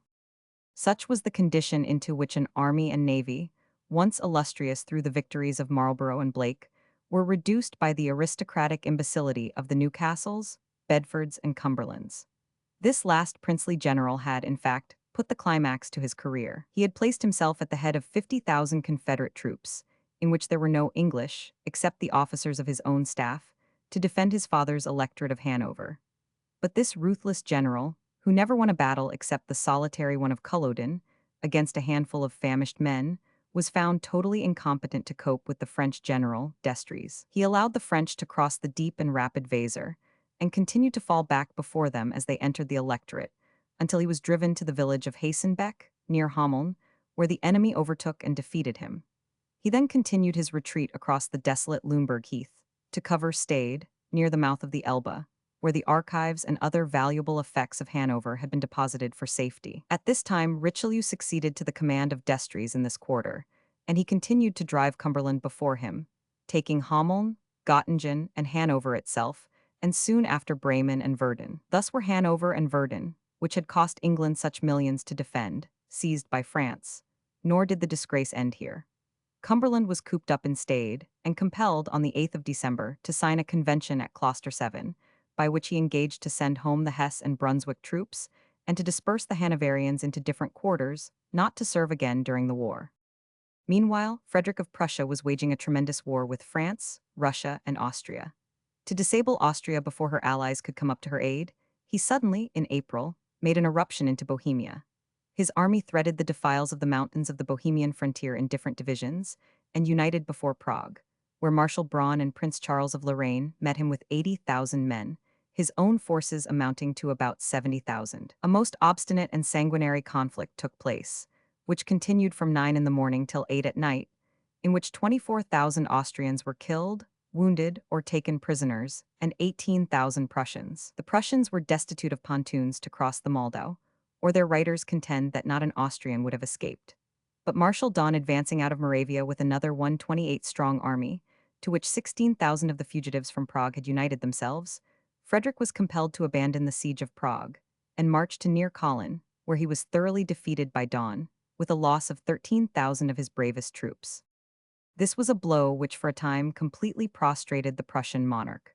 Nothing but the most indomitable spirit and the highest military talent could have saved any man under such circumstances. But Frederick had disciplined both his generals and soldiers to despise reverses, and he relied on their keeping at bay the host of enemies with which he was surrounded till he had tried a last blow. On the field of Rossbach, near the plain of Lutzen, where Gustavus Adolphus fell, after having relieved Marshal Keith at Leipzig, Frederick gave battle to the united French and Austrians.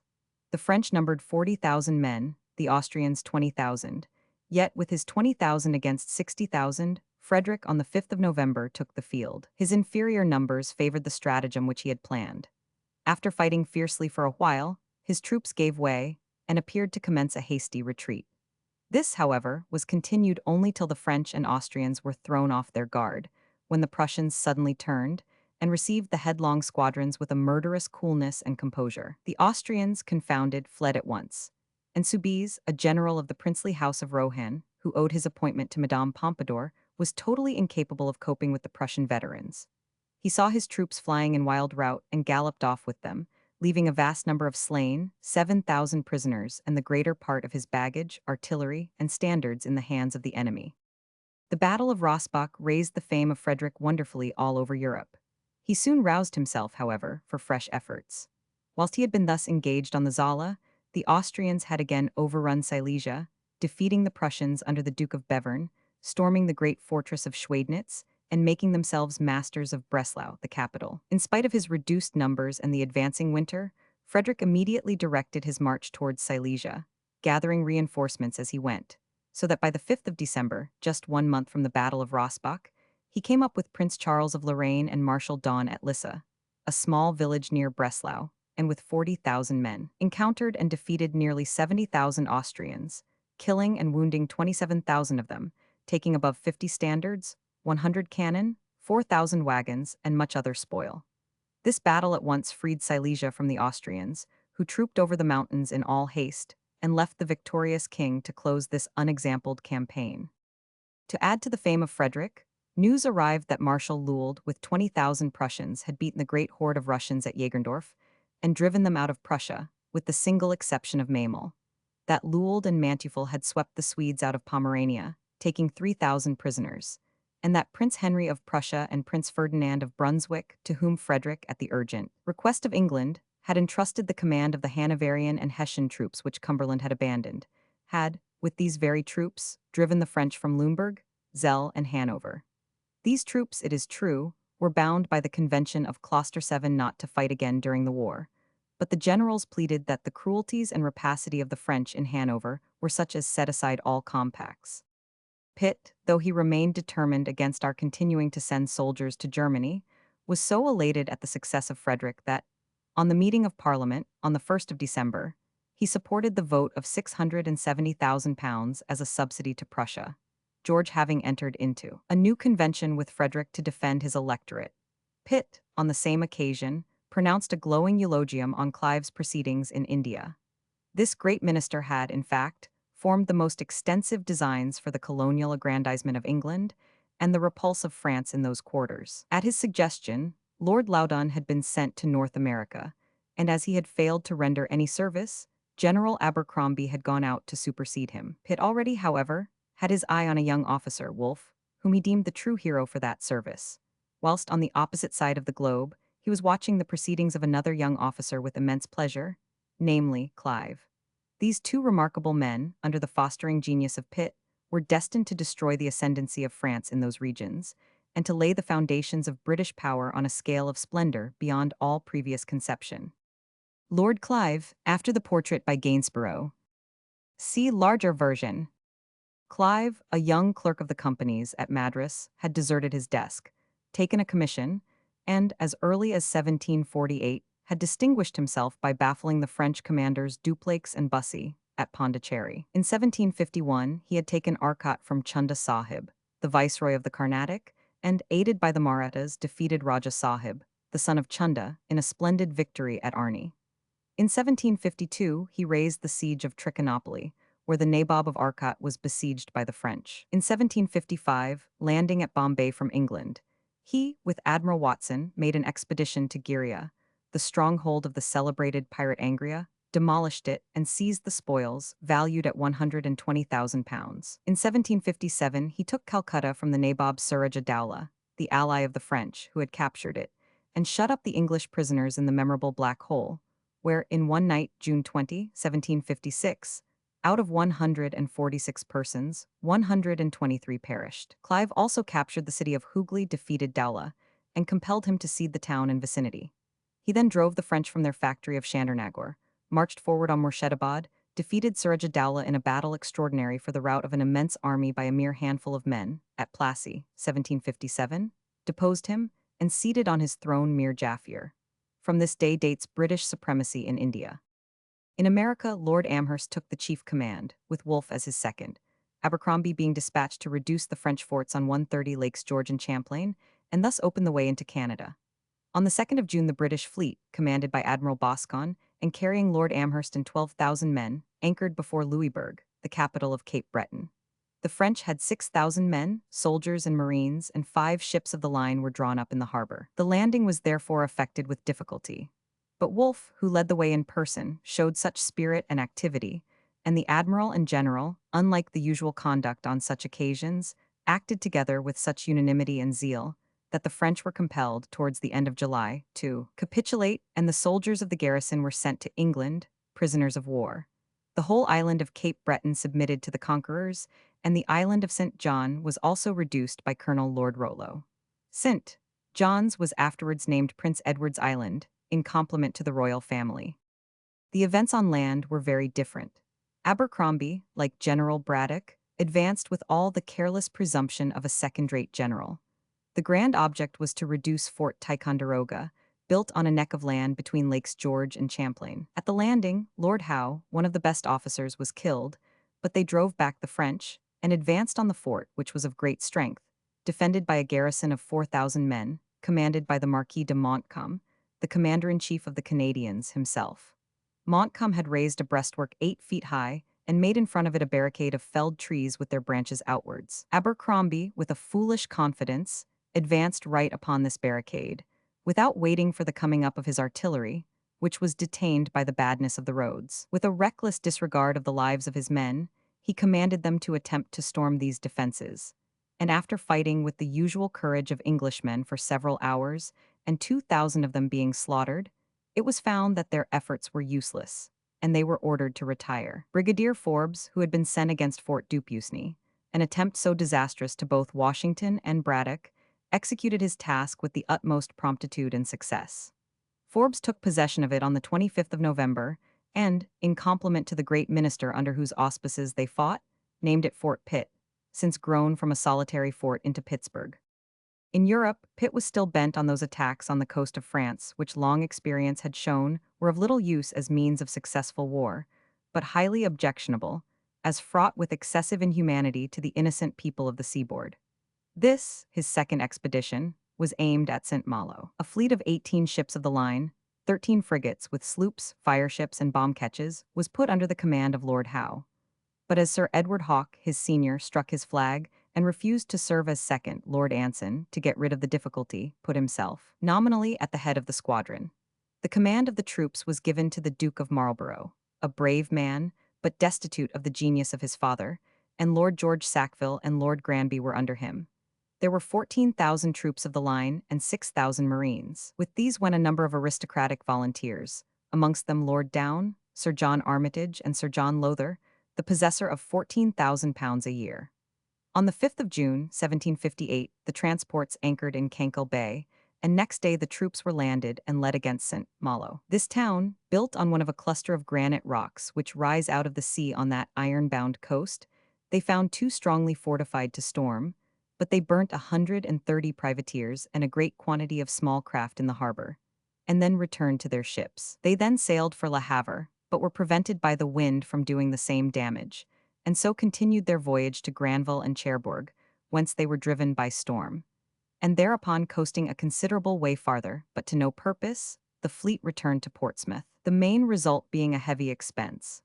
Fox and the opposition in the Commons called it breaking windows with guineas, and the old king, who had expressed his dislike of this sort of warfare, said we should brag of having burnt the French ships, and the French of having driven us away. The next month Pitt dispatched a smaller fleet and force to destroy the port of Cherbourg, which the French had constructed under Cardinal Fleury, and, as they stated by an inscription, for all eternity. This time the command was given to General Bligh. Howe was admiral, and on board with him went Prince Edward, afterwards Duke of York. On the 8th of August the troops were landed at Cherbourg, which was 131 deserted by the garrison, and they destroyed the forts and harbor, demolished 170 pieces of iron cannon, and carried off 22 fine brass ones. After re-embarking and returning to Portsmouth, Bligh was ordered to pay another visit to St. Malo, but still found it too strong for him. Yet he landed his men in the Bay of St. Lunaire, about 2 leagues westward of St. Malo, and the weather immediately driving Howe to sea, the army was marched overland to St. Cast, some leagues off. The soldiers were allowed to rove about and plunder, till Bligh heard that the Duke of Aiguillon was advancing against them at the head of a strong force. Bligh then, but in no hurry, marched for the port of St. Cast, followed by Aiguillon, who waited till he had embarked all but 1,500 men, when he fell upon them, and slaughtered 1,000 of them in a hollow way amongst the rocks leading down to the shore. In Germany, Prince Ferdinand of Brunswick, after driving the French out of Hanover, had followed them across the Rhine this spring, and on the 23rd of June defeated them at Krefeld, with a slaughter of 6,000 men. He then took Dusseldorf, but the French court recalling the incapable Clermont, and sending Marshal de Contades with fresh forces against him, and Prince Soubise defeating the Hessians, he was obliged to fall back into Westphalia, where he was joined by the Duke of Marlborough and Lord George Sackville with the English auxiliaries, but too late to effect anything further. Shortly afterwards the Duke of Marlborough died suddenly, under strong suspicions of having been poisoned. Frederick of Prussia, meanwhile, had been beset by Austrians, Russians, and French, and had never been able to retire to winter quarters. He had continued to blockade Schweidnitz amid frost and snow, and having reduced it at the very first symptoms of spring, he suddenly burst into Moravia and invested Olmütz, its capital.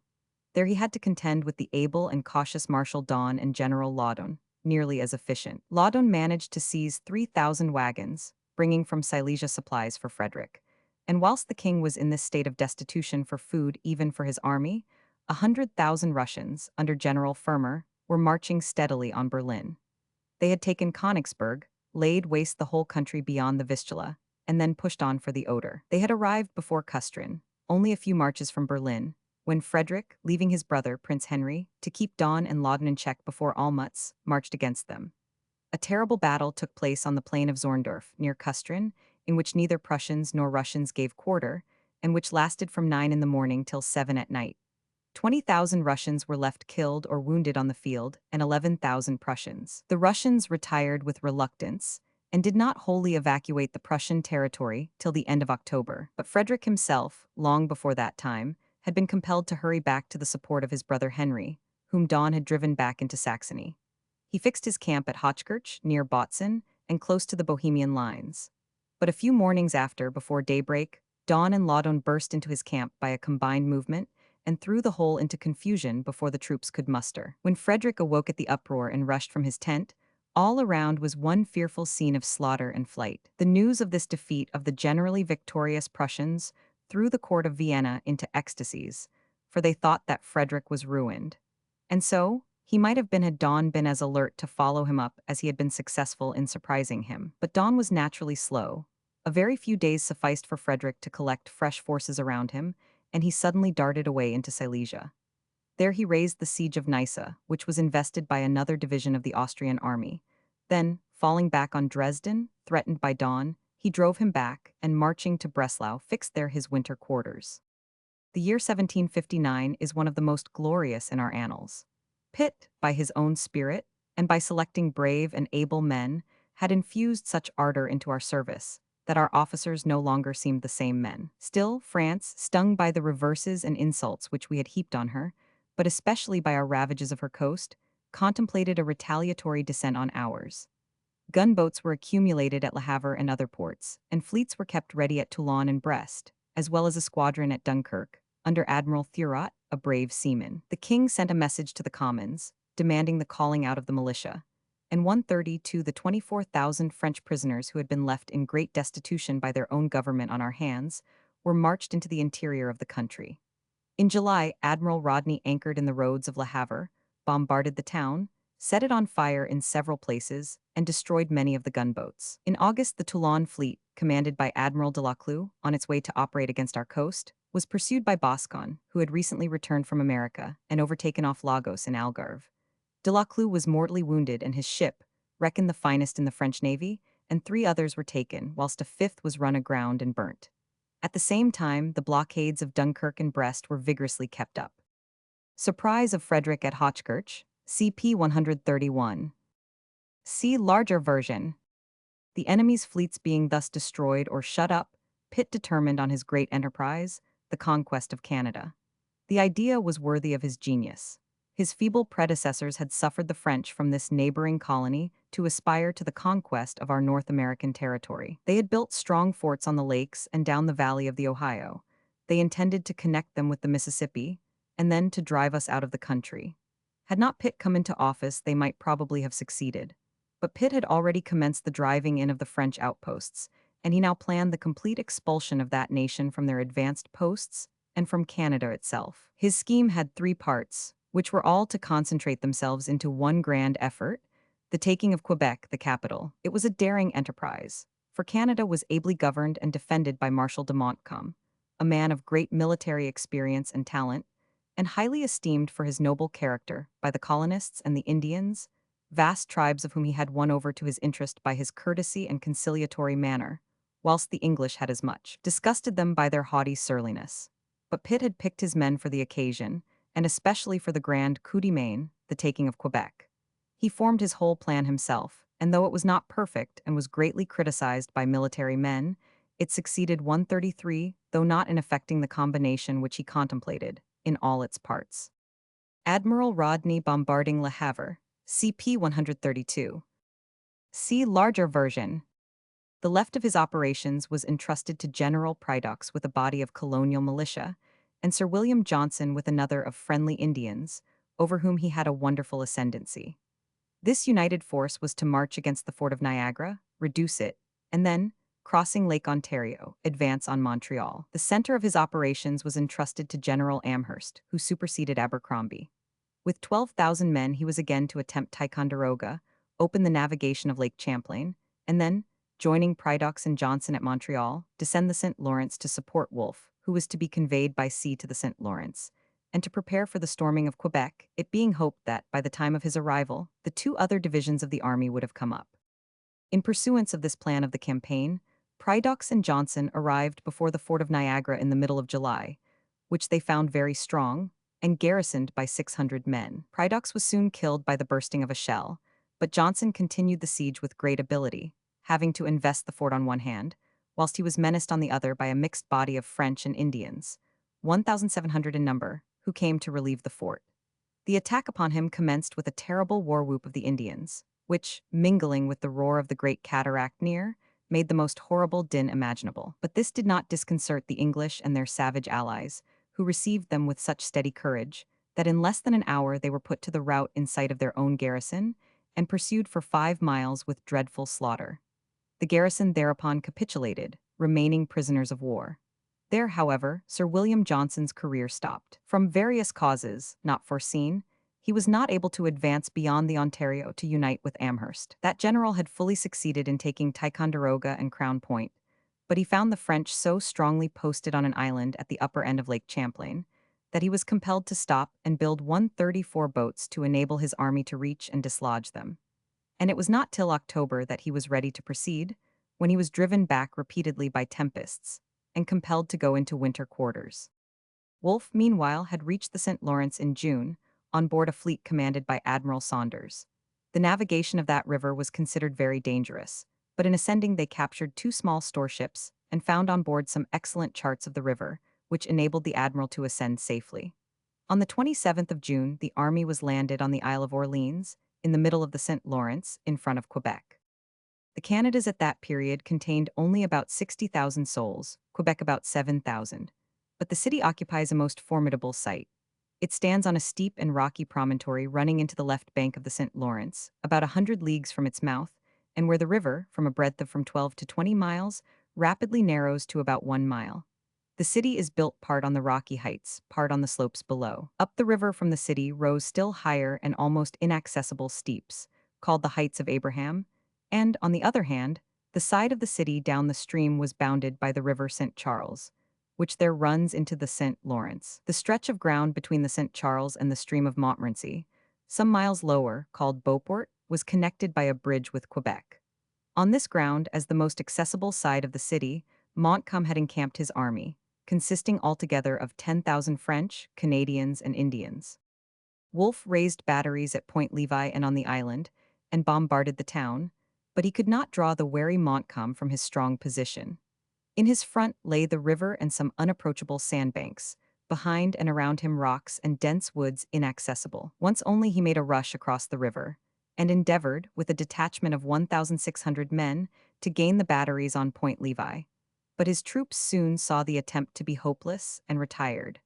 No measures were neglected by Wolfe, on his part, to draw Montcalm from his position. He marched along the banks of the Montmorency opposite to him, and made feints as if he would cross it somewhere above him, but to no purpose. Montcalm knew his advantage. Wolfe wrote home that if Montcalm had but shut himself up in Quebec, he could have taken the town very easily, but he could not readily force him from his admirable position. Growing at length impatient, he determined to attack him where he was, and he dispatched Admiral Holmes up the river with a number of transports, as though he contemplated something in that quarter.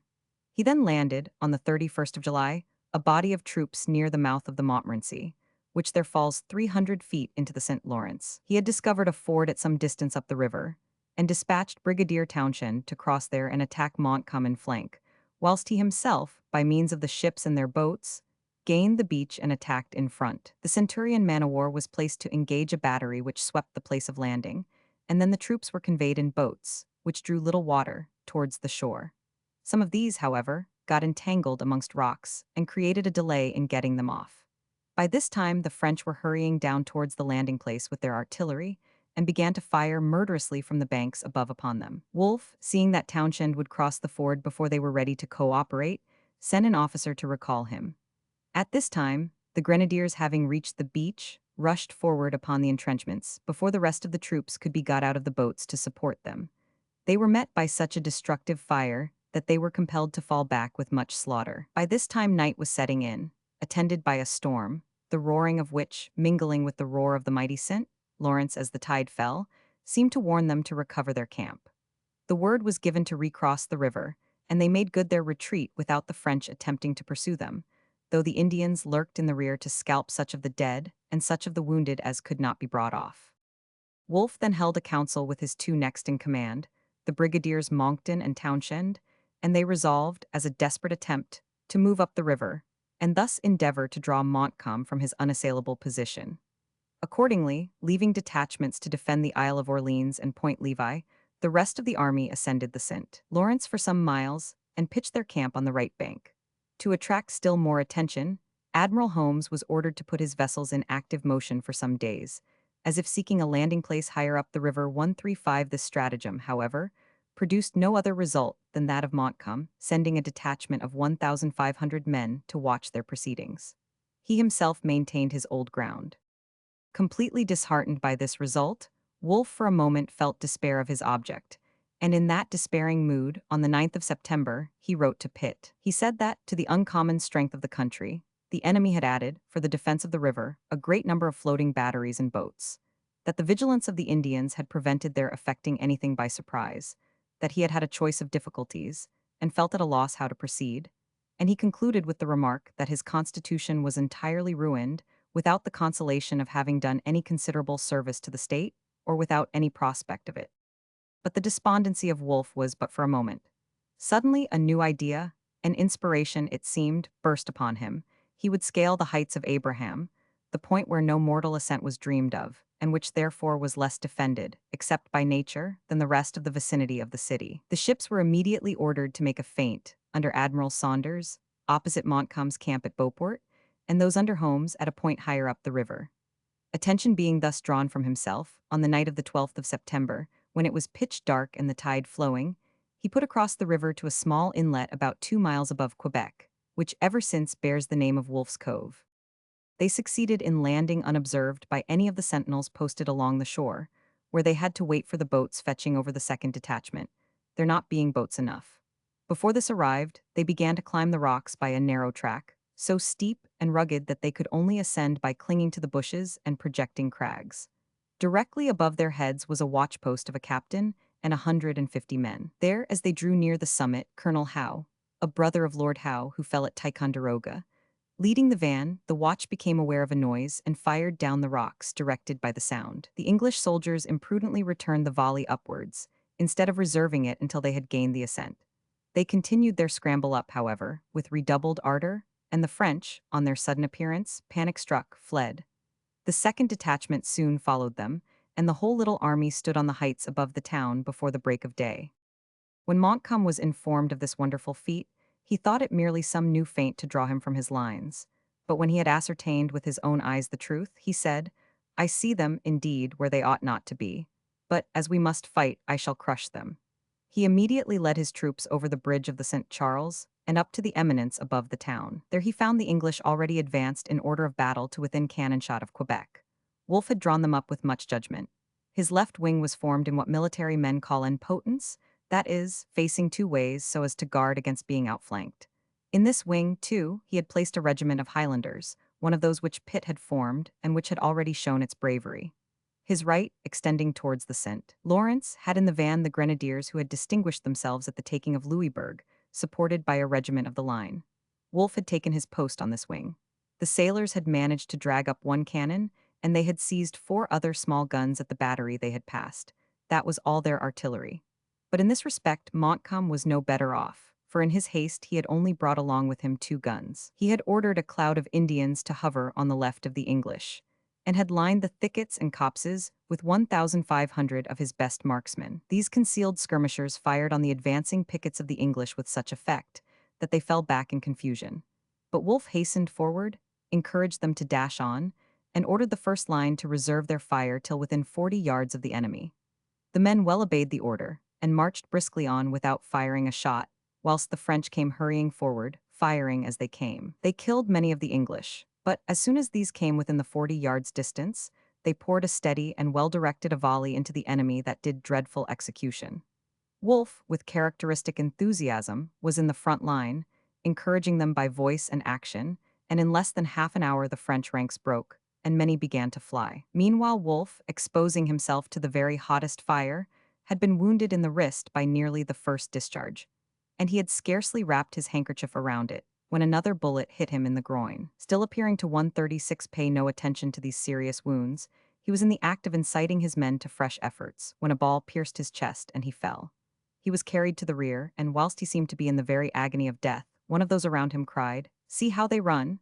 "Who run?" exclaimed Wolfe, raising himself with sudden energy on his elbow. "The enemy," replied the officer. "They give way in all directions." "God be praised," ejaculated Wolfe. "I die happy?" And falling back, he expired. Nearly at the same moment, Brigadier Monckton was severely wounded, and Brigadier Townshend took the command and completed the victory. Montcalm also had fallen. He was struck by a musket ball whilst endeavoring to rally his men and was carried into the city, where he died the next day. When told that he could not live, "So much the better," replied this brave and able man. "I shall not then live to see the surrender of Quebec." His second in command was also mortally wounded, and being taken on board the English ships, also died the next day. Of the French, 1,500 had fallen, and 640 of the English. On the 18th September, 5 days after the battle, the city capitulated, the garrison marching out with the honors of war and under engagement to be conveyed to the nearest French port. Other fragments of the defeated army retired to Montreal. Whilst this glorious news came from the west, from the east arrived tidings equally stirring.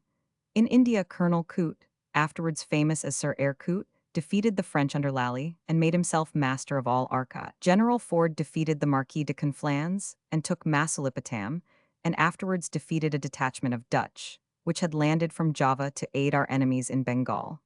Ford completely routed them, and took the 7 ships which had brought them over, and which lay in the Hooghly.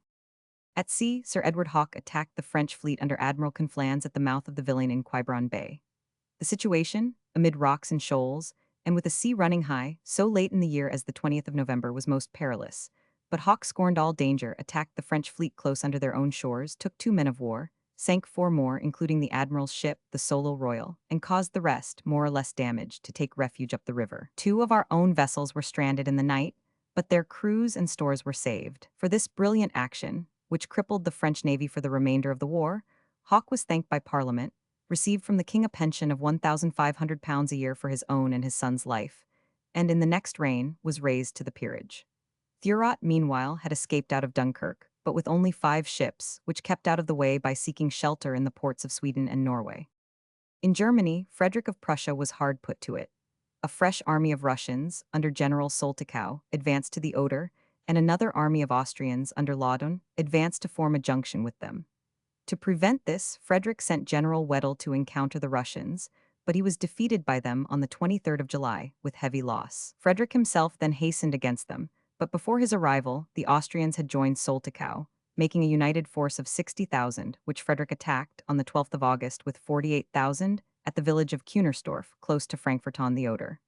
At first he was successful, but attempting to push his advantages, he was completely beaten, the whole of his army being killed or scattered to 3,000 men. So completely did his ruin now seem accomplished, that, expecting the Russians, Austrians, Poles, Swedes, and Saxons to come down on him on all sides, he once more contemplated taking the poison that he still carried about him, wrote a letter to that effect to his prime minister, and directed the oath of allegiance to be taken to his nephew, and that his brother, Prince Henry, should be regent.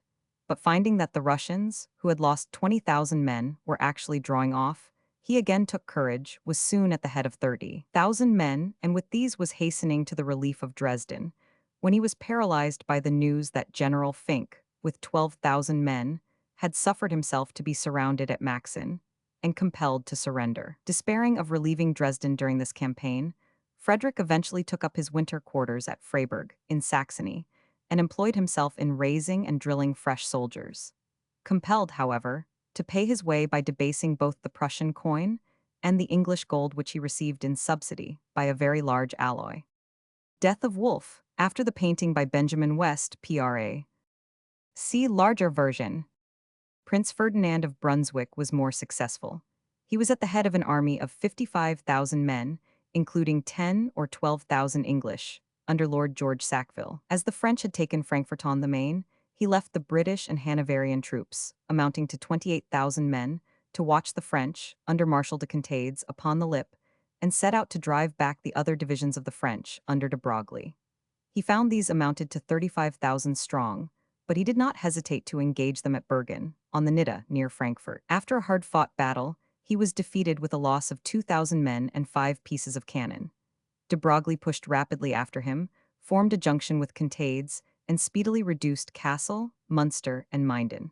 There appeared every prospect of the whole electorate of Hanover being again overrun by them. The archives were once more sent off to Stade, ready for embarkation. But Ferdinand now displayed the superiority of his generalship. He left 5,000 of his troops with an air of carelessness, in the way of the French, who, unsuspicious of any stratagem, hastened forward to surprise them, when, to their astonishment, they found the whole of Ferdinand's army had been brought up in the night and were drawn up behind a ridge near Minden. To approach Ferdinand's forces, the French were obliged to pass a narrow ground between a river and a marsh, and were so cramped that they committed the very error which cost them the Battle of Blenheim. They placed the cavalry in the center and made wings of their infantry. The cavalry made a succession of furious charges on Ferdinand's center, but this stood compact and immovable, till the French horse, being discouraged, the allies charged in their turn, and the center of the army, the cavalry, being thus driven back, the whole line gave way. At this moment Ferdinand sent orders to Lord George Sackville to charge with the cavalry, which had been kept in reserve, and thus complete the destruction of the flying French. But Lord George, who had been constantly quarreling with Ferdinand, as well as his own second in command, the Marquis of Granby, now did not appear to comprehend a succession of orders and sat still. But Ferdinand, having lost patience, sent word to the Marquis of Granby to advance, and he promptly obeyed, but it was now too late. The French had got half an hour's start. Thus the English cavalry was deprived of all share in the victory, but the English foot had borne the chief brunt of the attack, being in the center. 6 British regiments, in fact, for a time maintained the whole shock of the French. Sackville was tried by court-martial and dismissed from all his military appointments. The Battle of Minden was fought on the 1st of August, 1759. The Parliament of England met on the 13th of October. Pitt, not without cause, assumed much merit from the successes of the year, and, in truth, so far as military matters went, rarely had this country reaped such fame. We had triumphed in every quarter of the world. In January came the news of the capture of Goree. In June, of Guadeloupe. In August, that of the victory of Minden. In September, of the victory off Lagos. In October, of the conquest of Quebec. In November, of Hawke's victory off Quiberon. Horace Walpole said, "Victories came so thick that every morning we were obliged to ask what victory there was, for fear of missing one." At the same time, the condition of our trade warranted the inscription afterwards placed on Chatham's monument in the Guildhall, that he caused commerce to flourish with war. The earliest martial event of the year 1760 was the landing of Thurot, the French admiral, at Carrickfergus, on the 28th of February. He had been beating about between Scandinavia and Ireland till he had only 3 ships left, and but 600 soldiers. But Carrickfergus being negligently garrisoned, Thurot made his way into the town and plundered it, but was soon obliged to abandon it. He was overtaken by Captain Elliot and 3 frigates before he had got out to sea. His ships were taken, he himself was killed, and his men were carried prisoners to Ramsey, in the Isle of Man. In April, the French made an attempt to recover Quebec. Brigadier General Murray had been left in command of the troops, 6,000 in number, and the fleet had returned to England. The Marquis de Vaudreuil, now the French governor at Montreal, formed a plan of dropping down the St. Lawrence the moment the ice broke up, and before the mouth of the river was clear for ships to ascend from England. He therefore held in readiness 5,000 regular troops, and as many militia, and the moment the ice broke in April, though the ground was still covered with snow, he embarked them in ships and boats under the command of Chevalier de Levis, an officer of reputation. On the 28th of that month they were within sight 139 of Quebec. They had landed higher up than where Wolfe did, and were now at the village of Sillery, not far from Wolfe's place of ascent. Murray, who had only about 3,000 men available for such a purpose, the rest having been reduced by sickness, or being needed to man the fortifications, yet ventured to march out against them. He was emulous of the fame of Wolfe, and attacked this overwhelming force with great impetuosity, but was soon compelled to retire into Quebec with the loss of 1,000 men killed and wounded. This was a serious matter with their scanty garrison, considering the numbers of the enemy and the uncertainty of the arrival of succor. Levis, who knew that his success depended on forestalling any English arrivals, lost no time in throwing up trenches and preparing batteries. Had the river continued closed, Quebec must soon have reverted to the French.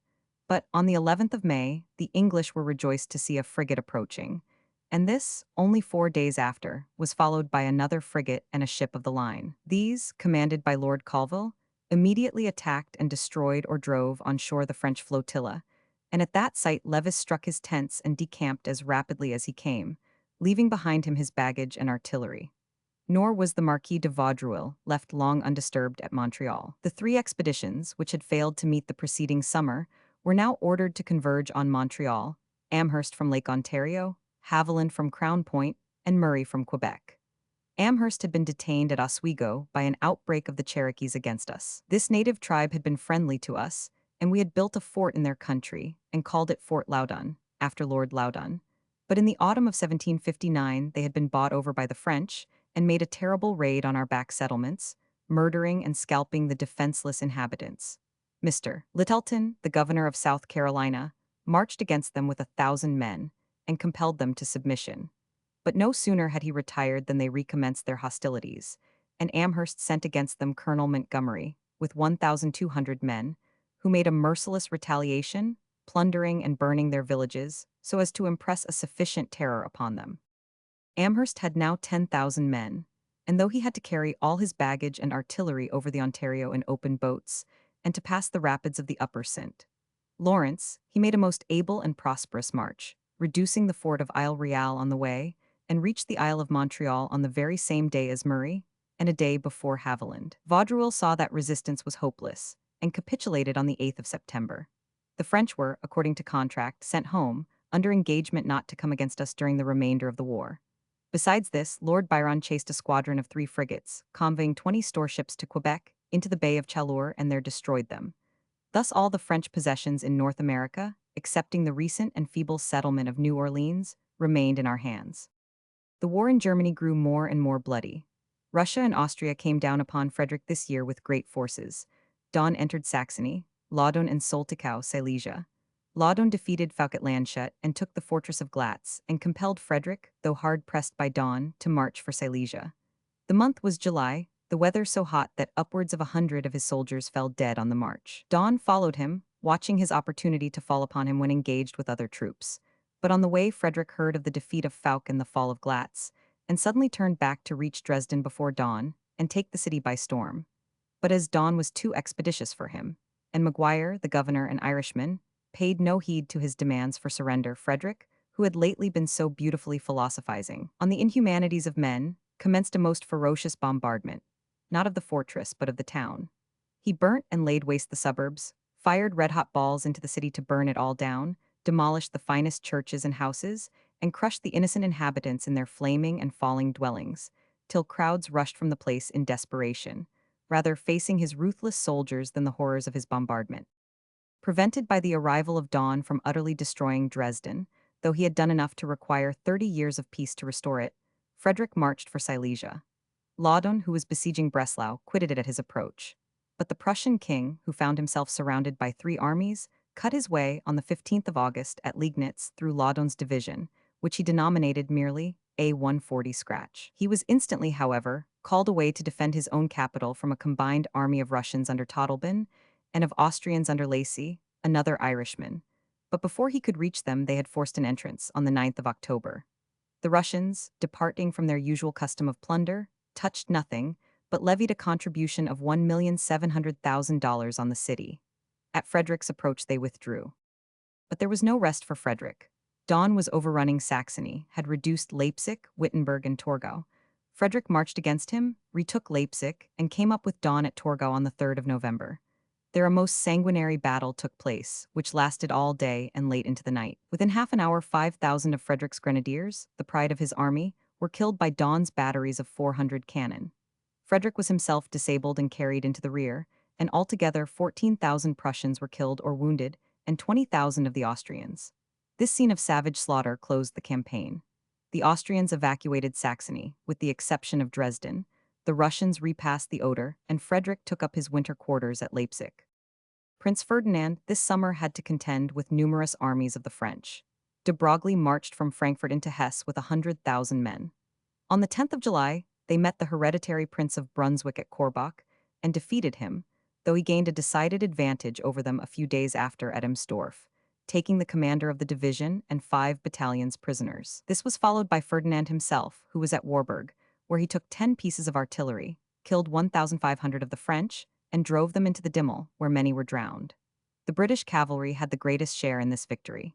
In fact, the Marquis of Granby led them on all occasions with such spirit and bravery that Ferdinand placed them continually in the post of danger, where of course they suffered more severely than the other troops. Notwithstanding these checks at Emsdorf and Warburg, the French obtained possession of Gottingen and Cassell. Ferdinand attempted, but in vain, to dislodge them from Gottingen, and the hereditary prince, attempting to surprise the Marquis de Castries at Wessel, was repulsed with a loss of 1,200 men at Klosterkampen, near that town, and was compelled to retreat. This closed the campaign, and the French took up their winter quarters at Gottingen and Cassell. Whilst these things were happening, and but 2 days before the mail arrived bringing the news of the defeat at Klosterkampen, George II died.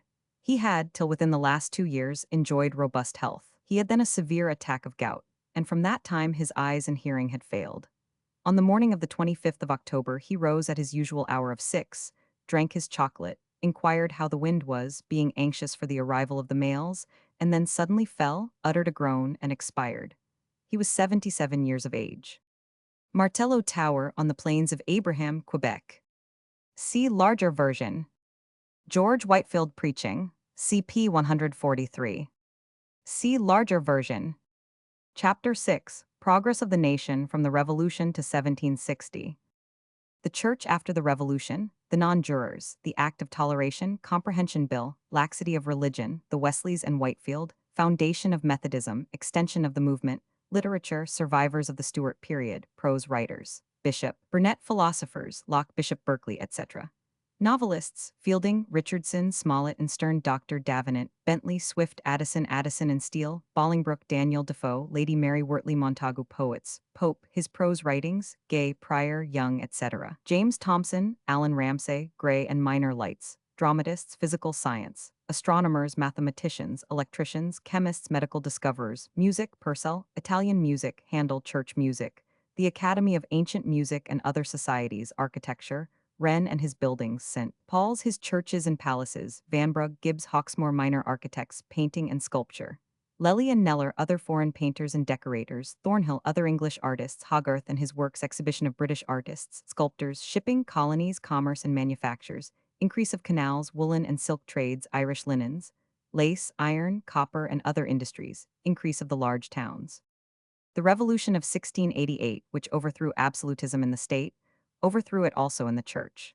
The political principles of William of Orange and the Whigs who brought him in were not more opposed to the absolutism of the Stuarts than the ecclesiastical principles of the new king and queen, and the prelates whom they introduced into the church were to the high churchism of Laud, Sancroft, Atterbury, and their section of the establishment. When Parliament, on the accession of William and Mary, presented the oath of allegiance to the Lords and Commons, 8 of the bishops, including Sancroft, Archbishop of Canterbury, refused it, and of these, 5 were of the number of the 7 who had refused to sign. James II's declaration of indulgence, and thus gave the immediate occasion to the outbreak ending in the Revolution.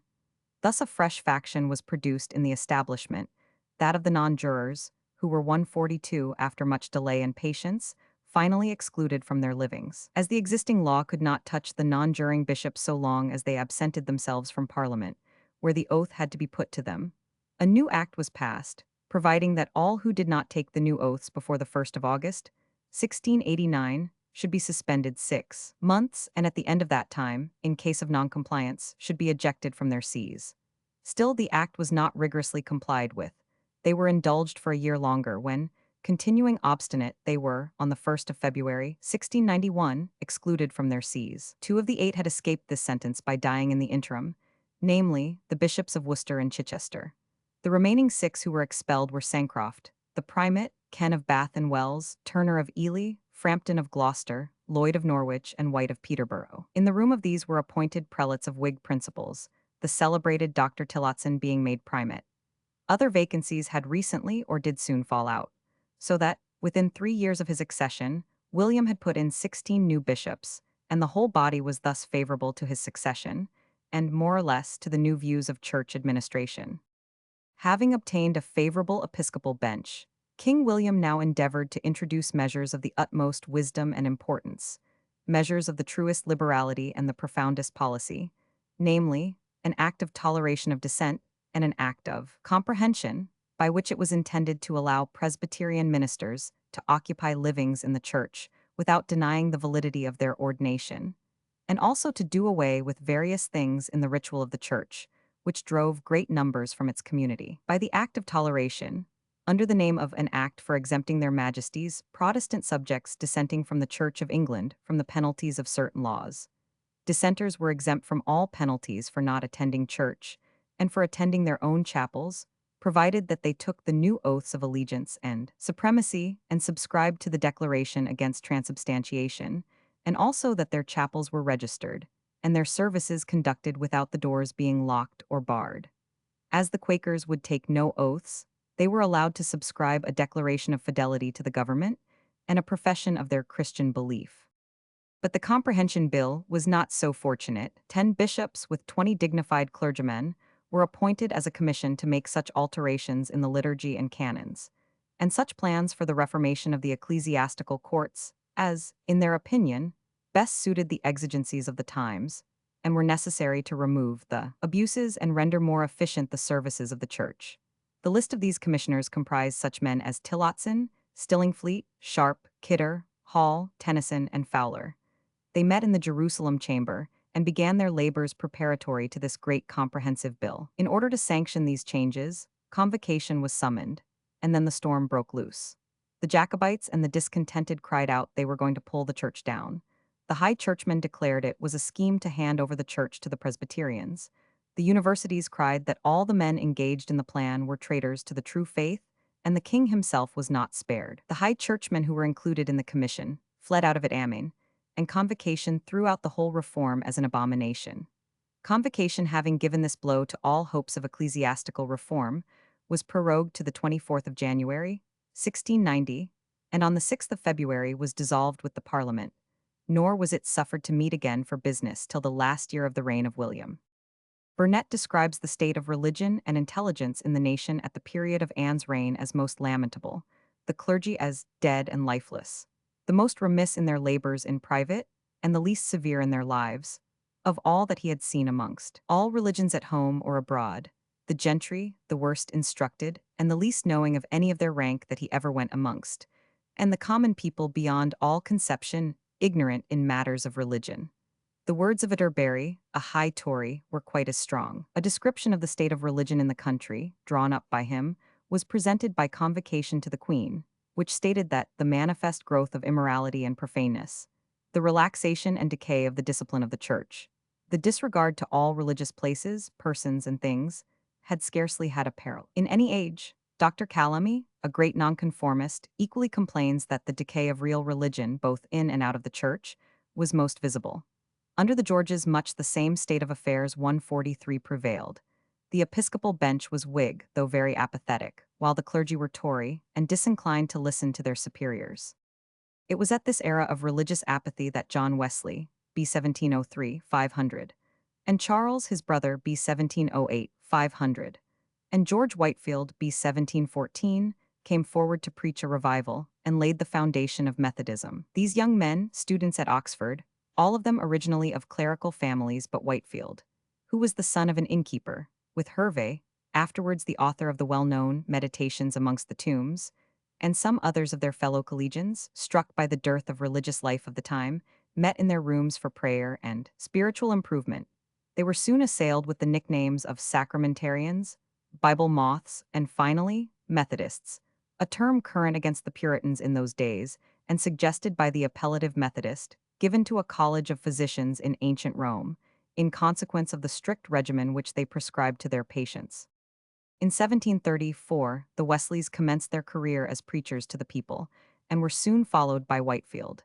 This may, therefore, be considered the date of the foundation of Methodism. None of them had any the remotest idea of separating from the Church or founding new sects. The Wesleys made a voyage to Georgia in America, and on their return found their little party not only flourishing in Oxford but in London, where they had a meeting-house in Fetter Lane. Whitefield, however, was the first to commence the practice of field preaching, amongst the colliers at Kingswood, near Bristol. But in this he was soon imitated by Wesley, as they began to attract attention by the ardor of their preaching and the wonderful effect on the people. This became necessary, for speedily all church doors were closed against them.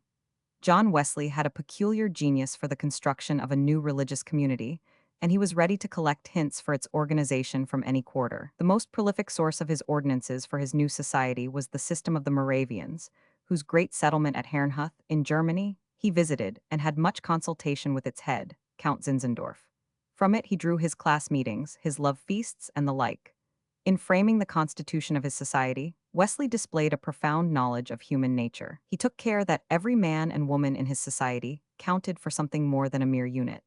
The machinery of class meetings and love feasts brought members together in little groups, where everyone was recognized and had a personal interest. Numbers of men, who had no higher ambition, could enjoy the distinction of class leaders. It did not require a man to go to college and take orders to become a preacher. Thomas Maxwell with Wesley, and Howell Harris with Whitefield, led the way from the plane of the laity into the pulpits of Methodism, and have been followed by tens of thousands who have become able if not learned, and eloquent if not Greek-imbued preachers. Wesley divided the whole country into districts, into which he sent one or more well-endowed preachers, who were called circuit preachers or round preachers, from their going their rounds in particular circuits. Under the ministry of these men sprang up volunteer preachers, who first led prayer meetings, and then ascended to the pulpit in the absence of the circuit preachers, and most of them soon discovered unexpected talents, and edifying their own local and often remote or obscure little auditories, became styled local preachers. Out of these local preachers ever and anon grew men of large minds and fertilizing eloquence, who became the burning and shining lights of the whole firmament of Methodism. It was Wesley's object not to separate from the church, and it was only after his death that the Wesleyans were reckoned as nonconformists. Whitefield and Wesley soon separated into distinct fields of labor, as was inevitable, from Whitefield embracing Calvinism and Wesley Arminianism. Whitefield grew popular amongst the aristocracy, from the Countess of Huntingdon becoming one of his followers, and, at the same time, his great patron. Whitefield, like the Wesleys, made repeated tour in America and visited all the British possessions there. When in England, he generally made an annual tour in it, extending his labors to Scotland and several times to Ireland. On one of his voyages to America, he made some stay at Lisbon. Everywhere he astonished his hearers by his vivid eloquence, and Benjamin Franklin relates a singular triumph of Whitefield over his prejudices and his pocket. He died at Newburyport, near Boston, United States, on the 30th of September, 1770. If Whitefield did not found so numerous a body as Wesley, he yet left a powerful impression on his age, and we still trace his steps in little bodies of Calvinistic Methodists 144 in various quarters of the United Kingdom, especially in Wales. John Wesley. See larger version. The literature of this period is more distinguished for learning and cleverness than for genius. There are few names that rise above the smartness and mere accomplishment of the time into the regions of pure genius, but with very few exceptions, even they bear the stamp of the period. We have here no Milton, no Shakespeare, no Herbert, no Herrick even to produce. But Defoe, Addison, Steele, Thomson, and Pope, if they do not lift us to the highest creative plane, give us glimpses and traits of what is found there. For the rest, however full of power, there hangs a tone of town, of a vicious and sordid era, about them, of an artificial and by no means refined life, a flavor of the groveling of the politics which distinguished the period, and of the low views and feelings which occupied and surrounded the throne during the greater portion of this term. Some of the writers of the last period were still existing in this. Dryden was living, and wrote some of his most perfect works, as his Fables and his Alexander's Feast, as well as translated Virgil after the Revolution.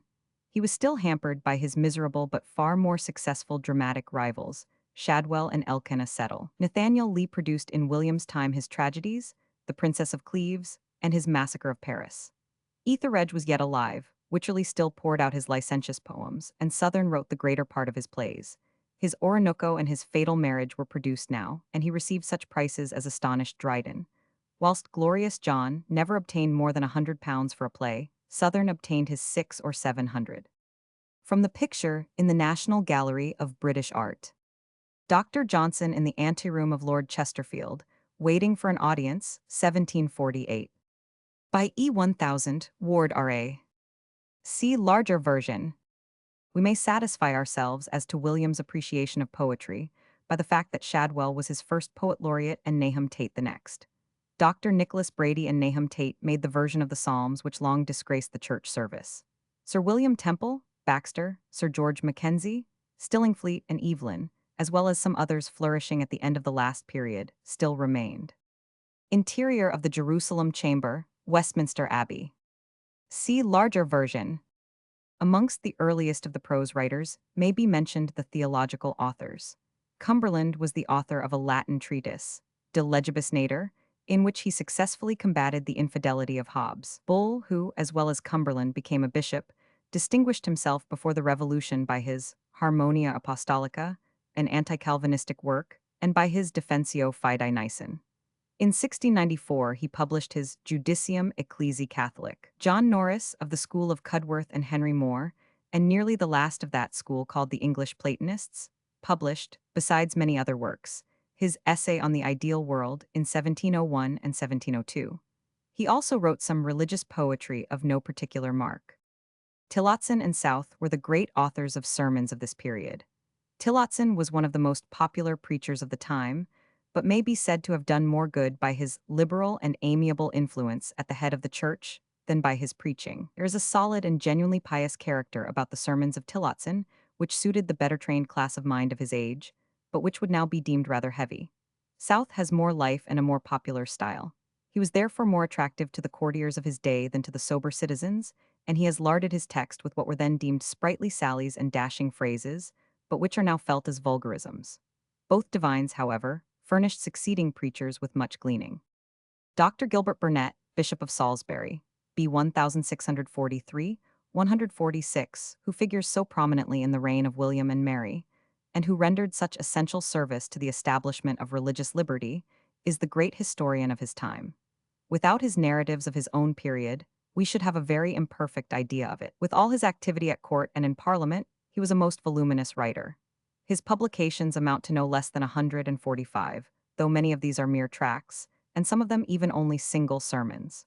His earliest productions date from 1669, and they continued, with little intermission, to the time of his death in 1715, a space of 46 years. His great works are The Reformation of the Church, in 3 volumes, folio, 1679, 1681, and 1715, and his History of His Own Times, in 2 volumes, published after his death in 1724. Burnet lays no claim to eloquence or to much genius, and he has been accused of a fondness for gossip, and for his self-importance.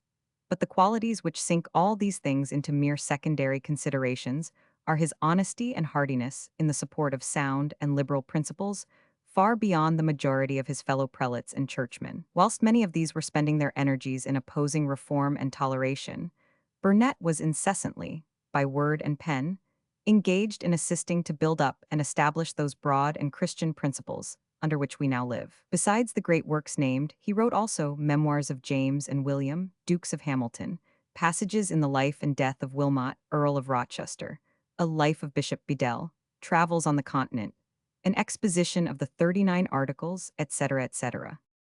Dr. Thomas Burnet is known for his eloquent and able history of the earth, Telluris Sacra Theoria, first published in Latin and afterwards in English. This work, on which his fame rests, was greatly read and admired at the time, but the discoveries of modern science have reduced it to mere ingenious but unfounded theory. He was also author of Archeologica Philosophica and some lesser treatises. The great philosopher of this period was John Locke, b. 1632, 500. Locke had much to do with the governments of his time, and especially with that extraordinary agitator and speculator, Ashley, Lord Shaftesbury, whom he attended in his banishment, and did not return till the Revolution. Yet, though so much connected with government, office, and the political schemers, Locke remained wonderfully unworldly in his nature. His philosophical bias, no doubt, preserved him from the corrupt influences around him. He was a staunch advocate of toleration, and wrote 3 letters on toleration, and left another unfinished at his death.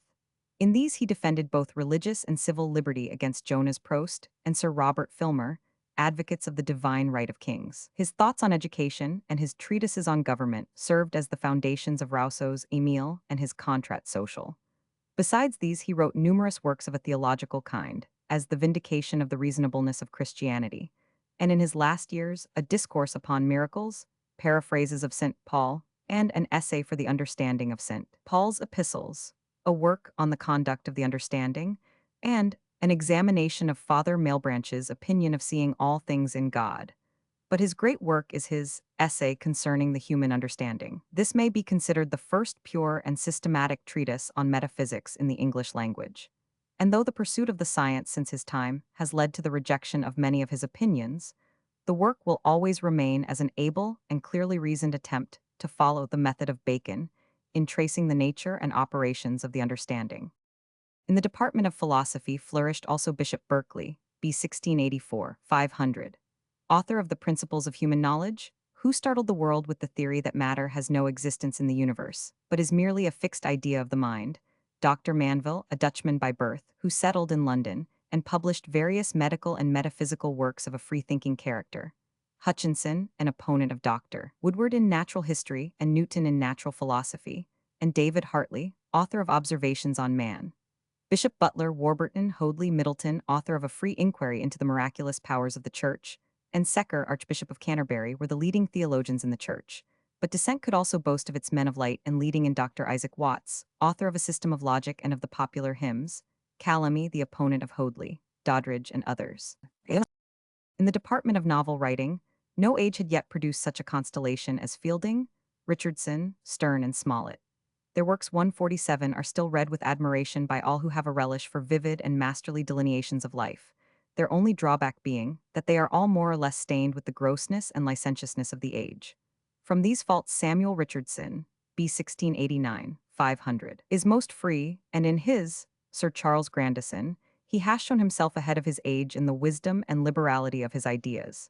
He discountenanced dueling, and taught the soundest principles of honor and morality. The photographic minuteness of his style prevents the general reading of his works in the present day of abundant new literature. The principal novels of Henry Fielding, b. 1707, 500, Joseph Andrews, Tom Jones, and Amelia, abound in wit, vigor, and knowledge of human nature. He wrote also some plays and edited several periodicals. His sister Sarah also wrote David Simple, a novel, and translated Xenophon's Memoirs of Socrates.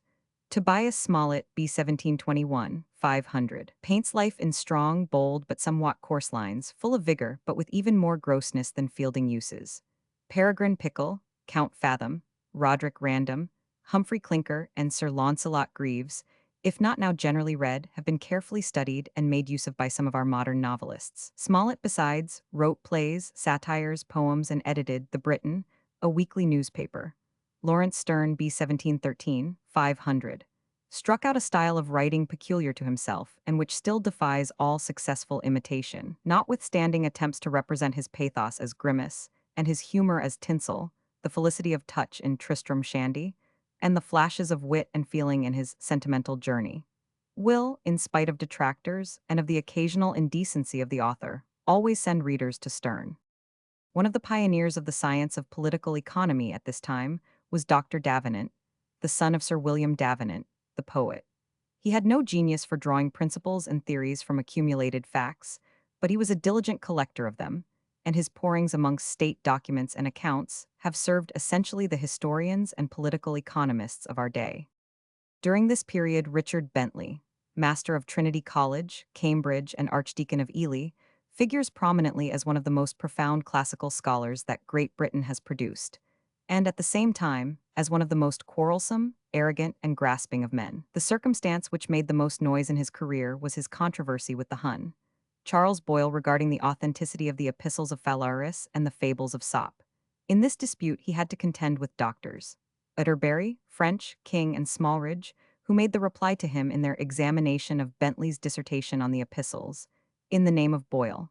Swift also attacked him in the Battle of the Books. The controversy made an immense noise at the time, and Bentley completely proved his assertion that both the epistles of Phalaris and the fables of Sop in their present form are spurious.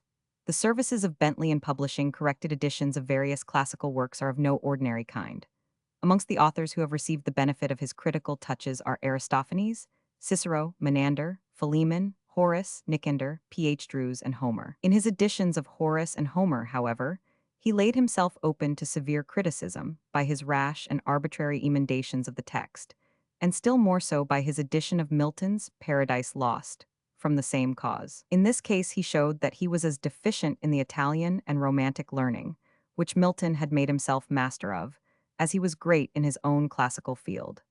Bentley displayed himself as a theologian of great distinction by his refutation of Collins's Discourse of Freethinking and his lectures at Oxford in defense of the Christian religion.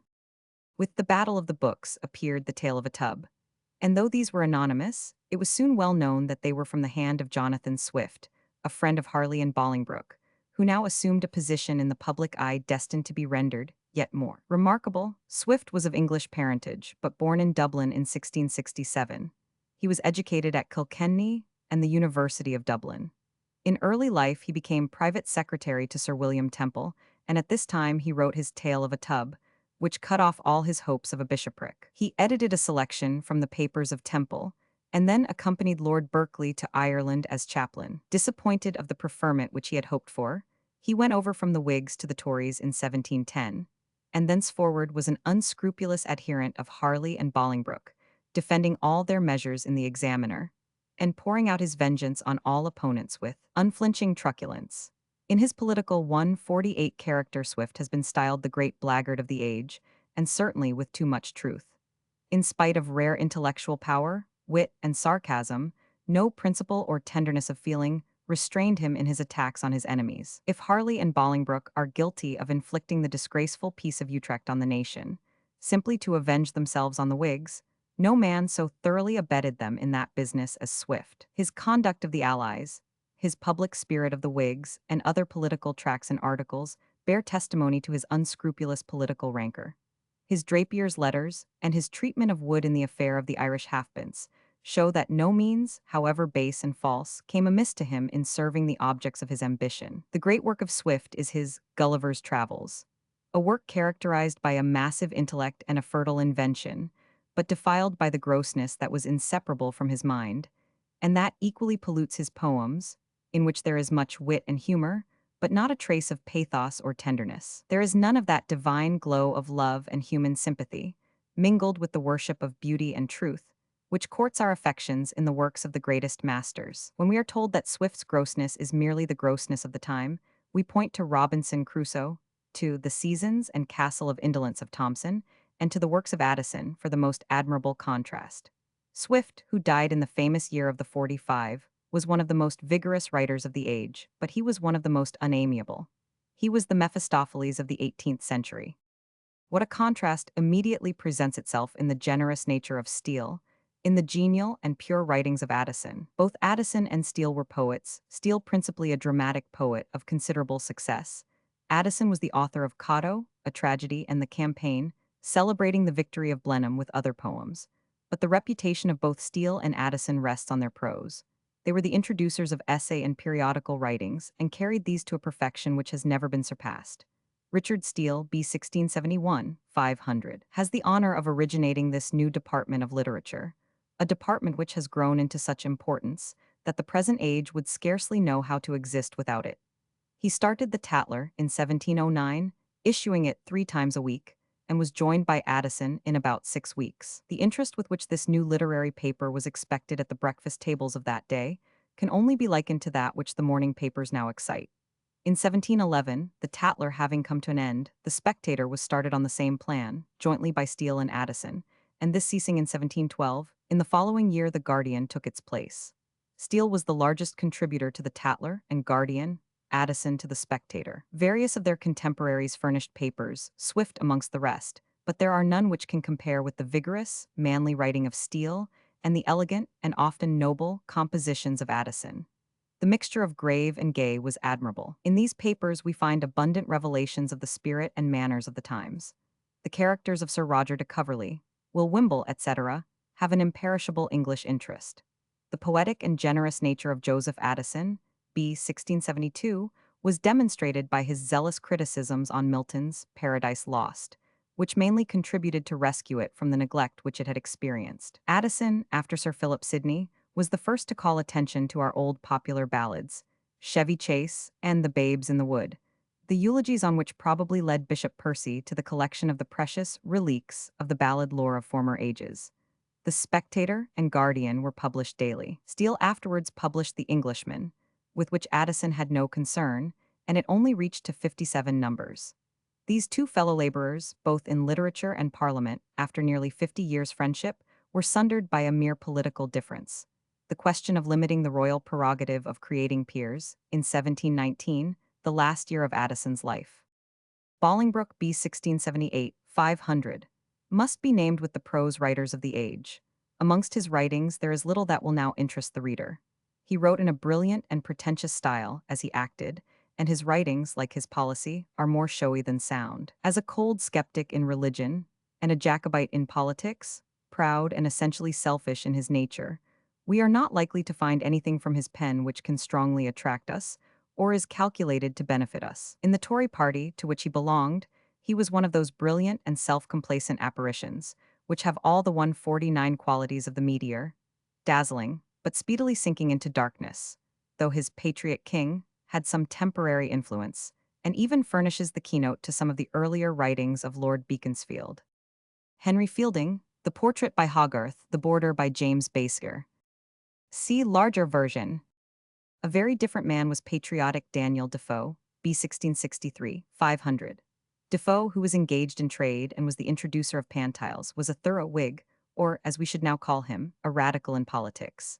He was one of those rare men who look only at the question before them, and who are therefore found almost as often calling to account the party to which they nominally belong, as rebuking the faction to which they are opposed. His principle was essentially measures, not men, and thus 150, he was one of the zealous supporters of Godolphin and his ministry in accomplishing the union with Scotland, and equally so of Harley and Bolingbroke, for establishing a commercial treaty with France. He was much more useful to reform than liked by so-called reformers, and was continually getting into trouble for his honest speaking.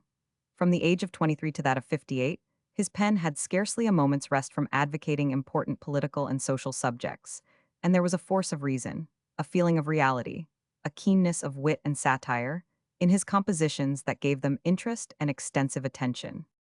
But whilst his political efforts did their work in his lifetime, his literary labors are the basis of his present fame. These were almost all produced after his 60th year. Robinson Crusoe, by far the most popular of all his writings and one of the most popular in all the world's literature.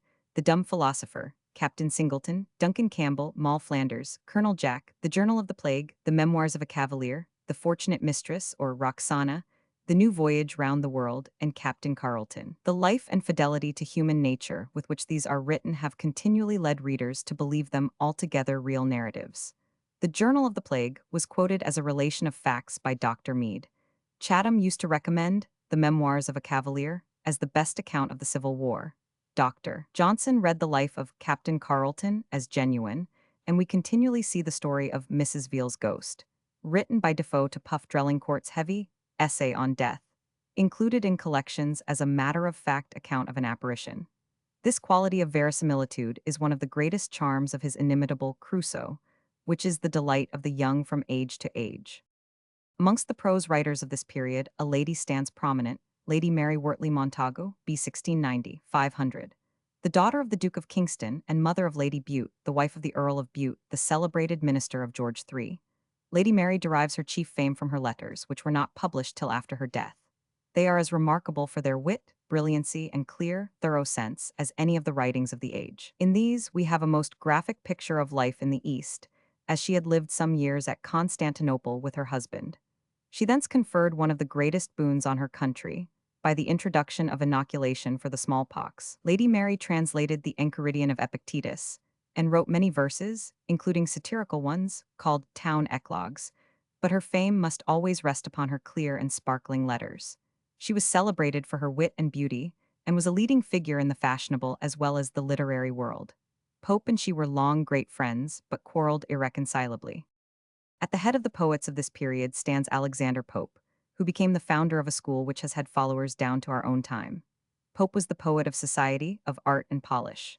His life was spent in London and in the country, chiefly between Binfield, in Windsor Forest and Twickenham, and his poetry partakes very much of the qualities of that scenery, rich, cultivated, and beautiful, but having no claims to the wild or the sublime. He is opposed to poets like Milton and Shakespeare, as pastures and town gardens are opposed to seas, forests, and mountains.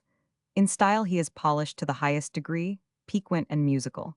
But instead of being profound and creative, he is sensible, satiric, and didactic. He failed in the vision and the faculty divine, but he possessed fancy, a moderate amount of passion, and a clear and penetrating intellect. He loved nature, but it was such only as he knew, the home scenes of Berkshire and the southern counties, the trained and polished beauties in his gardens, the winding walks and grottos at Twickenham. Mountains he had never seen, and there are none in his poetry. He was born in the year of the Revolution, and died in 1744, aged 56. And, considering that he suffered from a feeble constitution and defective health, he was a remarkably industrious man. His pastorals appeared in Tonson's Miscellany when he was only 21 years old. Before this, he had translated the first book of the Thebais, and Ovid's Epistle from Sappho to Phaon, paraphrased Chaucer's January and May, and the prologue to The Wife of Bath's Tale. In 2 years after his pastorals appeared his essay on criticism, 1711. The Messiah and The Rape of the Lock were published in 1712, the year in which the Spectator died. The Rape of the Lock celebrated the mighty event of the clipping of a lock of hair from the head of Miss Belle Fermor by Lord Petter. 151. This act, adorned with a great machinery of sylphs and gnomes, a specimen of elegant trifling, enchanted the age, which would have less appreciated grander things, and placed Pope on the pinnacle of fame. In 1713, he published Windsor Forest, a subject for a pleasant but not a great poem, yet characteristic of Pope's genius, which delighted in the level and ornate rather than the splendid and the wild.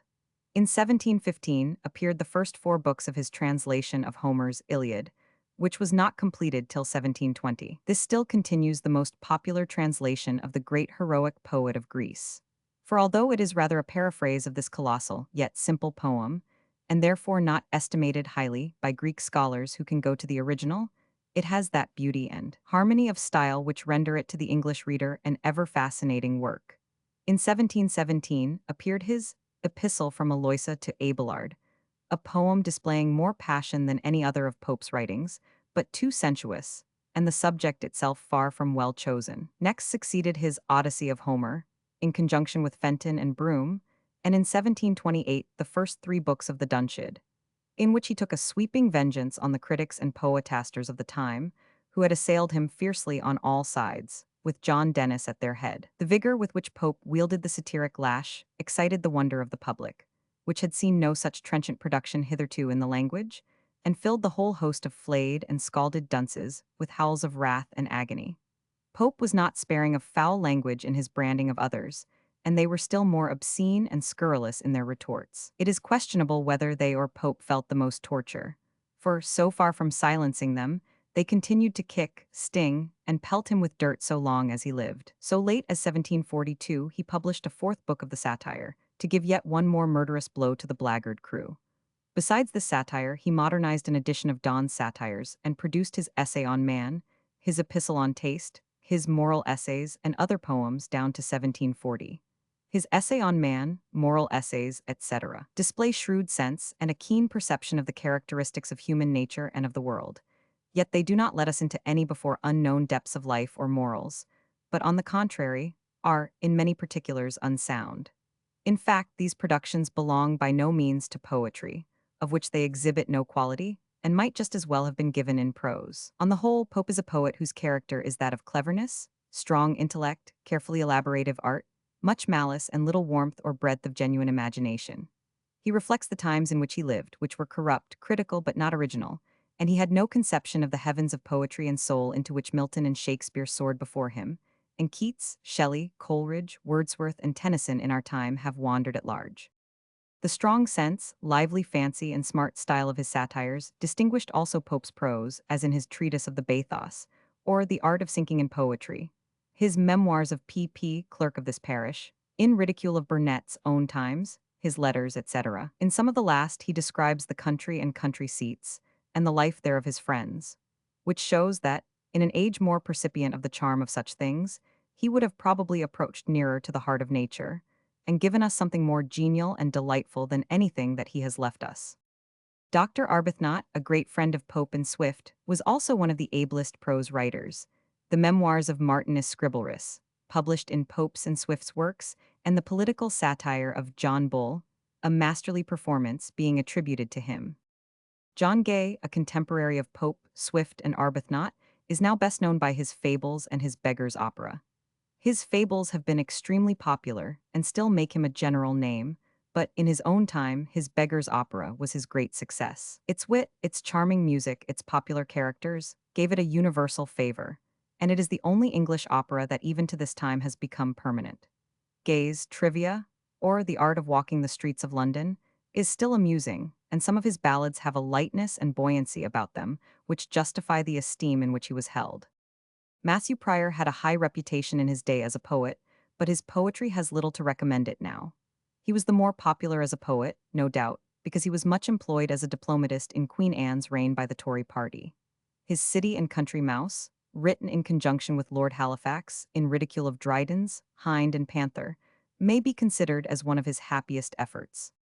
Sir Samuel Garth, author of The Dispensary, a mock heroic poem in 6 cantos, and Sir Richard Blackmore, another physician and author of a whole heap of epics in 10 or 12 books each, as King Arthur, King Alfred, Eliza, the Redeemer, etc., may still be found in our collections of verse but are rarely read. Dr. Young's Night Thoughts yet maintain their place and are greatly admired by many, notwithstanding his stilted style and violent antithesis, for amid these there are many fine and striking ideas. Still more have The Seasons and The Castle of Indolence of James Thomson retained, and are likely to retain, the public favor. The Seasons is a treasury of the life and imagery of the country, animated by a true love of nature and of God, and abounding in passages of fire, healthy feeling, and strong sense, often of sublime conceptions, in a somewhat stiff and vicious style. The Castle of Indolence is a model of metrical harmony and luxurious fancy, in the Spenserian stanza. Another poet of the same time and country, Scotland, is Alan Ramsay, who, in his native dialect, has painted the manners and sung the rural loves of Scotland in his Gentle Shepherd and his rustic lyrics. Till Burns, no Scottish poet so completely embodied the spirit, feelings, and popular life of his country. Amongst a host of verse-makers, then deemed poets, but who were merely imitators of imitators, we must accept Gray, with his nervous lyrics, and, above all, his ever-popular Elegy in a Country Churchyard. Gray also has a genuine vein of wit and merriment in his verse. Collins was a poet who under happier conditions might have done the greatest things. Parnell's Hermit, Blair's Grave, Shenstone's Schoolmistress, Akenside's Imagination, can yet charm some readers, and there are others in great numbers whose works yet figure in collections of the poets, or whose individual poems are selected in anthologies as Smith, King, Spratt, Bishop of Rochester, Duke, Montague, Earl of Halifax, Nicholas Rowe, Dyer, author of The Fleece, Gronger Hill, and Ruins of Rome, Sheffield, Duke of Buckinghamshire, Fenton, Somerville, author of The Chase, Field Sports, etc., Hammond, author of Love Elegies, Lord Lyttelton, Mallet, Mickle, author of the Ballads of Cumnor Hall, There's Nae Luck About the House, and translator of the Lusiad of Camoens, Shaw, Hart, West, Cawthorne, Lloyd, Gilbert Cooper, Granger, author of The Sugar Cane, and the once popular Ballad of Brian and Perrine, Dodsley, poet and bookseller, Boyce, author of The Deity, a poem, etc. Smollett, more remarkable as a novelist and historian, Michael Bruce, Walsh, Falconer, author of The Shipwreck, Yalden Pattison, Aaron Hill, Broom, Pitt, the translator of Virgil, John Phillips, author of Cider, a poem, The Splendid Shilling, etc., West, and others. In fact, this age produced poets enough to have constituted the rhythmical literature of a nation, had they had as much genius as they had learning. Besides the miscellaneous poets, the dramatic ones numbered Congreve, Vanbrugh, Farquhar, Colley Cibber, Nicholas Rowe, already mentioned, Savage, Lansdowne, Ambrose Phillips, and others. In many of the plays of these authors there is great talent, wit, and humor, but mingled with equal grossness. Congreve's dramas are principally The Old Bachelor, The Incognita, The Double Dealer, The Way of the World, comedies, and The Mourning Bride, a tragedy. Vanbrugh, the celebrated architect, produced The Relapse, The Provoked Wife, The Confederacy, The Journey to London, and several other comedies. Farquhar's principal plays are The Beau's Stratagem, Love in a Bottle, and The Constant Couple. Savage was the author of the tragedy of Sir Thomas Overbury. Nicholas Rowe, of 5 or 6 tragedies and 1 comedy, the most popular of which are The Fair Penitent and Jane Shore. Rowe also translated Lucan's Pharsalia. As for Colley Cibber, he was a mere playwright and turned out above 24 comedies, tragedies, and other dramatic pieces. Lord Lansdowne was the author of The She Gallants, a comedy and heroic love, a tragedy of some merit, and John Hughes wrote The Siege of Damascus, a tragedy which long remained on the stage. James Bradley, b. 1692, who succeeded Halley as the third Astronomer Royal, held that post till 1762, when he died. He had in 1728 distinguished himself by his discovery of an unanswerable proof of the motion of the Earth, by his observations on the apparent alteration in the place of a fixed star. His second great discovery was that of the mutation of the Earth's axis, showing that the pole of the equator moves round the pole of the ecliptic, not in a straight but in a waving line. Bradley gave important assistance to the ministry in their alteration of the calendar in 1751, and the vast mass of his 153 observations was published after his death by the University of Oxford in 2 volumes in 1798. Costumes of the period of George II, see larger version. Halley's quadrant was constructed and made known by him to the Philosophical Society in 1731, though Thomas Godfrey, a glazier of Philadelphia, is said to have made a similar instrument a year before. As early, however, as 1727 Newton had described such an instrument to Halley, that is, a very little time before his death. This invaluable instrument has since been improved, first into a sextant and ultimately into a complete circle. In 1758 appeared John Dollond's corrections of Newton's views of the dispersion of refracted light, and in the following year his achromatic telescope, based on his accurate discoveries. In 1720, Colin Maclaurin, the successor of James Gregory in the mathematical chair at Edinburgh, published his Geometrical Organica, a treatise on curves, in 1742 his admirable treatise on fluxions, and in 1748 his treatise on algebra. Dr. Robert Simpson, professor of mathematics at Glasgow, published a restoration of the loci of Apollonius, and an English translation of Euclid, which continued down to a late period in use, both in Scotland and England. In 1717 James Stirling published a Latin treatise on lines of the third order, and another on fluxions, called Methodus Differentialis, in 1730.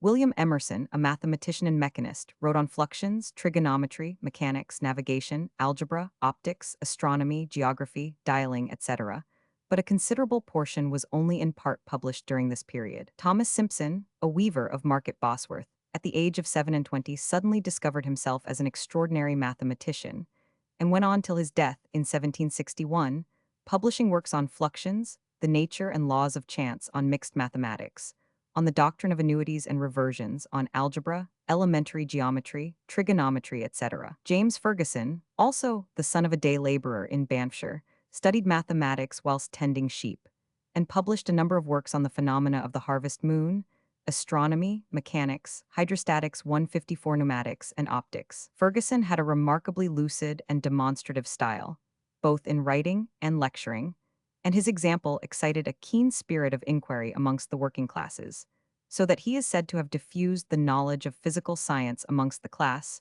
from which he sprang more than any other man. In electricity, great strides were made. Between the years 1705 and 1711, Francis Hauksbee published in the Transactions of the Royal Society several experiments, in which he had, for the first time, discovered the production of the electric spark by friction, and electrical attraction and repulsion. In 1720, Stephen Gray, a pensioner of the Charterhouse, published the result of his experiments on this subject, with a list of the substances which showed electricity under friction. And in 1732, he discovered the conducting property of non-electrical bodies. Before 1739, Duffray, keeper of the King's Garden at Paris, discovered the repellent power of 2 similarly electrified bodies, and the attraction of these positively and negatively electrified, or, as he termed it, possessing the vitreous and the resinous electricity. Cuneus and Lallemande discovered the mode of accumulating the electric fluid in what was called the Leyden jar in 1745. This discovery gave a new impetus to inquiry, and Nollet, in France, and Watson, in England, conceived the hypothesis of the jar being overcharged on one side and undercharged on the other. This growing perception of the positive and negative conditions of the electric fluid received confirmation from the experiments of Benjamin Franklin, in America. Franklin soon improved the Leyden jar into an electrical battery, and in 1752, he proved the identity of electricity and lightning by his grand experiment of the kite. On this he recommended lightning conductors, which, however, were not used in England till 10 years afterwards. On the laws of heat and cold, and atmospheric changes under their influence, Many interesting facts were ascertained by the aid of the thermometers of Fahrenheit and Réaumur. Dr. Martin of St. Andrews distinguished himself in these inquiries and published his discoveries and deductions in 1739 and 1740. In 1750, Dr. Cullen drew attention to some curious facts connected with the production of cold by evaporation. Dr. Joseph Black discovered what he called latent heat and continued his researches on this subject beyond the present period. Chemistry also received valuable extensions of its field. Dr. John Mayow published new facts respecting niter and on the phenomena of respiration and combustion, as revealed by experiments on this and other substances. At the commencement of the 18th century, Stahl, a German chemist, propounded his theory of phlogiston as the principle of combustion, which was only exploded by the further discoveries of Dr. Black, Cavendish, and Priestley. Soon after, Dr. Hales threw new light on aeriform bodies, or, as they are now termed, gases, and finally, Dr. Black demonstrated the presence of a gas in magnesia, lime, and the alkalis, which had long before been noticed by Van Helmont but had been forgotten. This was then termed fixed air, but has now acquired the name of carbonic acid gas or carbon dioxide. At the end of this period, chemistry was extensively studied and was rapidly revealing its secrets. The kindred science of medicine was also in marked advance. Dr. Thomas Sydenham, who died in 1689 at the very commencement of this period, had prepared the way for a more profound knowledge of the science by his careful and persevering observation of facts and symptoms, and the improvements he introduced guided medical men in the treatment of disease till the end of this period. Anatomical science was greatly advanced at this era by Malpighi, Steno, Reich, Duvernay, Morgagni, Albinus, Haller, and other continental physicians. In England, Humphrey Ridley published a work on the brain in 1695, and William Cowper, in 1698, his anatomical tables, said to be borrowed from the Dutch anatomist, Bidloo. In 1726, Alexander Munro published his Osteology. He was also founder of the Medical School of Edinburgh. In 1733, William Cheselden, the most expert operator of his day, published his Osteography. In 1727, Stephen Hales published his Vegetable Statics, and in 1733 his Hemastatics, which carried both vegetable and animal physiology beyond all preceding knowledge either here or abroad. Zoology and comparative anatomy also received some progress from the labors of Nehemiah Grew, Tyson, Collins, and other members of the Royal Society. Music advanced at an equal rate with its sister arts, and during this period added to its conquests the compositions of Purcell and Handel. William was too much engaged in war to become a patron of music, or of any of the fine arts, and his queen, Mary, does not appear to have possessed much taste for it. She is related by Sir 155 John Hawkins to have sent for Purcell and Mrs. Arabella Hunt, a famous singer, to entertain her. Mrs. Hunt sang some of Purcell's splendid compositions, and Purcell accompanied them on the harpsichord, but Mary soon grew weary of these and called on Mrs. Hunt to sing the Scottish ballad, Cold and Raw. Henry Purcell, b. 1658-500, produced the bulk of his works in William's reign. He composed the music to The Tempest, Diocletian, King Arthur, Don Quixote, Bonjuca, and Orpheus Britannicus. Many parts of these and his sonatas, anthems, catches, rounds, glees, etc., are as much enjoyed now as in his own day. The music to Davenant's Circe, by Bannister, of Shadwell's Psyche, by Locke, and of Dryden's Albion and Albanius, by Grabat, had increased in England the liking for the lyrical drama. But Purcell's compositions wonderfully strengthened it, and from King Arthur may properly be dated the introduction of the English opera. Gay's Beggar's Opera, 36 years after, however, was the first complete and avowed opera, and this did not establish that kind of entertainment in England. The wonderful success of this production, which was performed for 62 nights, not consecutive, was chiefly derived from the wit and satire of the composition itself, the abundance of popular airs introduced, and the party feeling which it gratified. The airs were selected and adapted by Dr. Pepusch, a German who settled in London and became celebrated there. He also furnished the overture and wrote accompaniments to the airs. 11 years after, Milton's Camus was adapted to the stage by the Rev. Dr. Dalton, with music by Dr. Arne, who afterwards composed the music for Artaxerxes, and thence derived a high reputation. The taste for Italian music was now, every day, increasing. Singers of that nation appeared with great applause at most concerts. In 1703, Italian music was introduced into the theaters as intermezzi, or interludes, consisting of singing and dancing. Then whole operas appeared, the music Italian, the words English. And in 1707, Urbani, a male soprano and two Italian women, sang their parts all in Italian, the other performers using English. Finally, in 1710, a complete Italian opera was performed at the Queen's Theatre, Haymarket, and from that time the Italian opera was regularly established in London. This led to the arrival of the greatest composer whom the world had yet seen. George Frederick Handel was born at Halle, in Germany, in 1685. He had displayed wonderful genius for music as a mere child, and having, at the age of 7 years, astonished the Duke of Saxe-Weissenfels, at whose court his brother-in-law was a valet, who found him playing the organ in the chapel, he was, by the Duke's recommendation, regularly educated for the profession of music. At the age of 10, Handel composed the church service for voices and instruments, and after acquiring a great reputation in Hamburg, where, in 1705, he brought out his Almira, he proceeded to Florence, where he produced the opera of Rodrigo, and thence to Venice, Rome, and Naples. After remaining in Italy 4 years, he was induced to come to England in 1710, at the pressing entreaties of many of the English nobility, to superintend the opera. But, though he was enthusiastically received, the party spirit which raged at that period soon made it impossible to conduct the opera with any degree of self-respect and independence. He therefore abandoned the attempt, having sunk nearly all his fortune in it, and commenced the composition of his noble oratorios.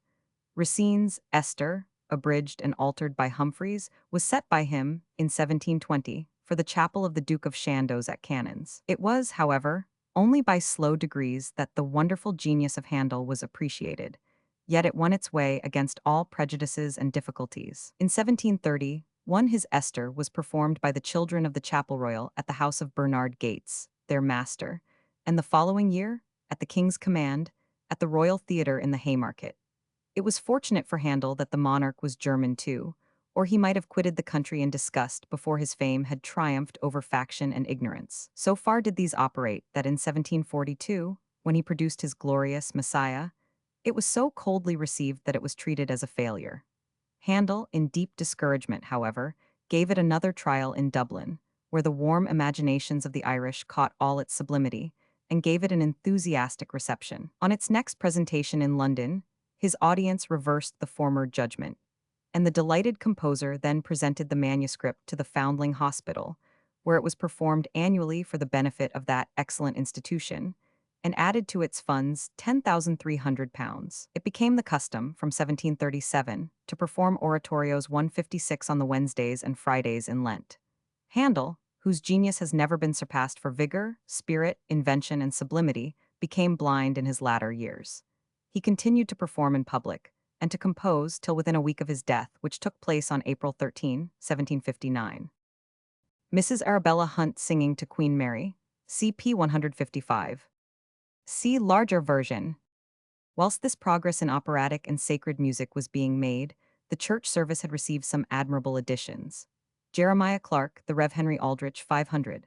500, Dean of Christ Church, John Weldon, organist to Queen Anne and George's 1 and 2, and the Rev. Dr. Robert Creighton, canon of Salisbury, composed many admirable pieces. William Croft, Muse, Doc, is the author of 31 splendid anthems, and Morris Green, Muse, Doc, of 40, which are still heard with solemn delight in old choirs. William Boyce, Muse, Doc, organist to George's 2 and 3, added to these numerous anthems and services the oratorio of Solomon, and many other compositions of a superb character, one of them the grand anthem performed annually at the Feast of the Sons of the Clergy. Boyce also composed a variety of secular pieces of rare merit. In 1710 was established the Academy of Ancient Music, the object of which was to promote the study of vocal and instrumental harmony. Doctors Pepusch, Green, and other celebrated musicians were amongst its founders. They collected a very valuable musical library and gave annual concerts till 1793, when more fashionable ones attracted the public, and the society was dissolved. In 1740, one was established the Madrigal Society, the founder of which was John Emmons, an attorney. It embraced men of the working classes and held meetings on Wednesday evenings for the singing of madrigals, glees, catches, etc. Emmons sometimes read them a lecture on a musical subject, and the society gradually grew rich. The composers of such pieces at this period were such men as Purcell, Eccles, Playford, Leveridge, Carey, Haydn, Arne, etc. Public gardens became very much the fashion, and in these, at first, oratorios, choruses, and grand musical pieces were performed, but by degrees gave way to songs and catches. 157 Vauxhall, originally called Spring Garden, established before the Revolution, became all through this period the fashionable resort of the aristocracy. And to this was added Ranelagh, near Chelsea College, a vast rotunda, to which crowds used to flock from the upper classes on Monday, Wednesday, and Friday evenings, to hear the music and singing. These performances spread greatly the taste for music, and probably excited the alarm of the puritanically religious, for there arose a loud outcry against using music in churches, as something vain and unhallowed.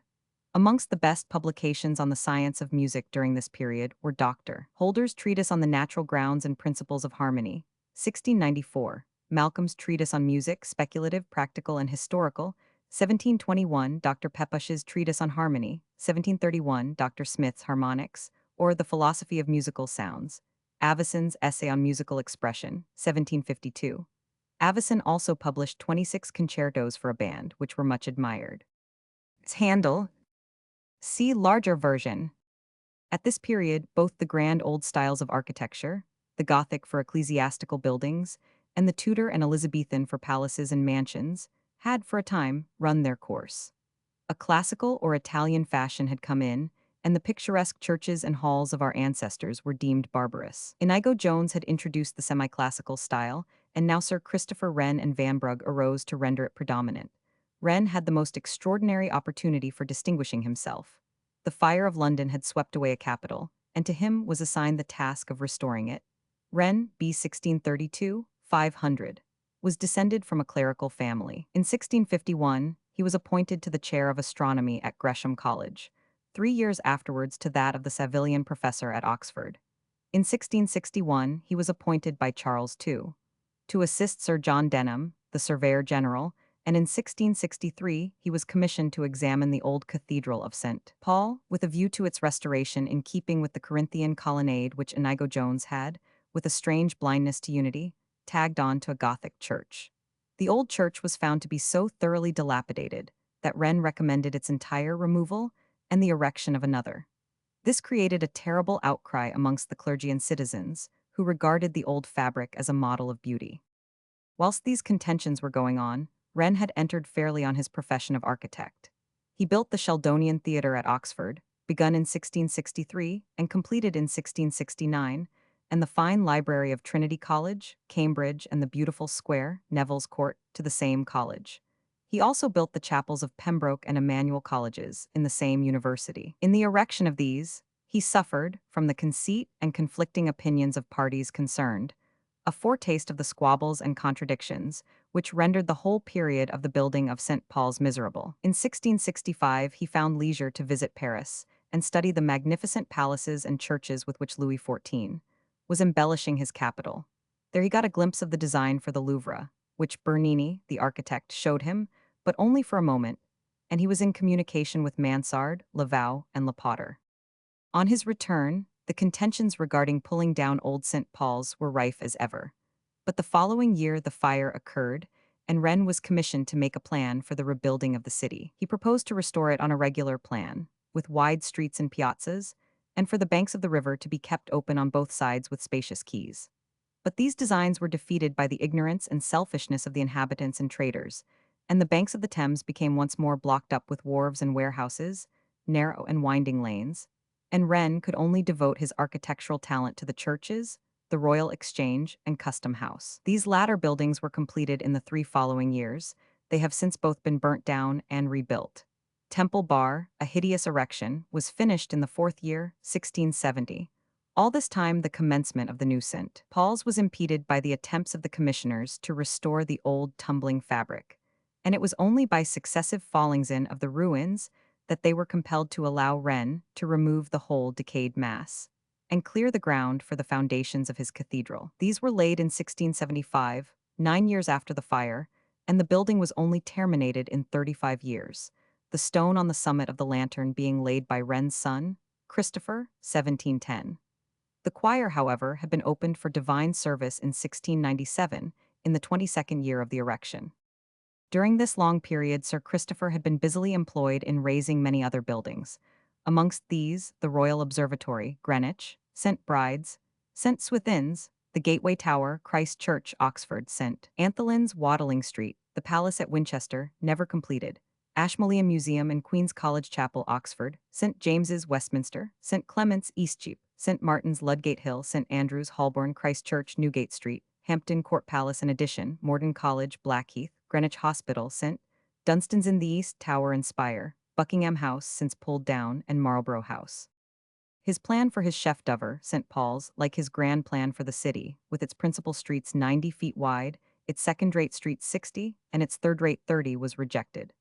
This cathedral was a composition compact and simple, consisting of a single general octagonal mass, surmounted by a dome, and extended on its west side by a portico, and a short nave or vestibule within. The great idea of Wren was to adapt it to Protestant worship, and therefore he produced a design for the interior, the parts of which were beautifully grouped together, so as to produce at once regularity and intricacy, yet without those long side aisles and recesses, which the processions and confessionals of Roman Catholic worship require. The whole long period of Wren's erection of this noble pile was one continued battle with the conceit, ignorance, and dogmatism of the commissioners, who made his life a bitter martyrdom.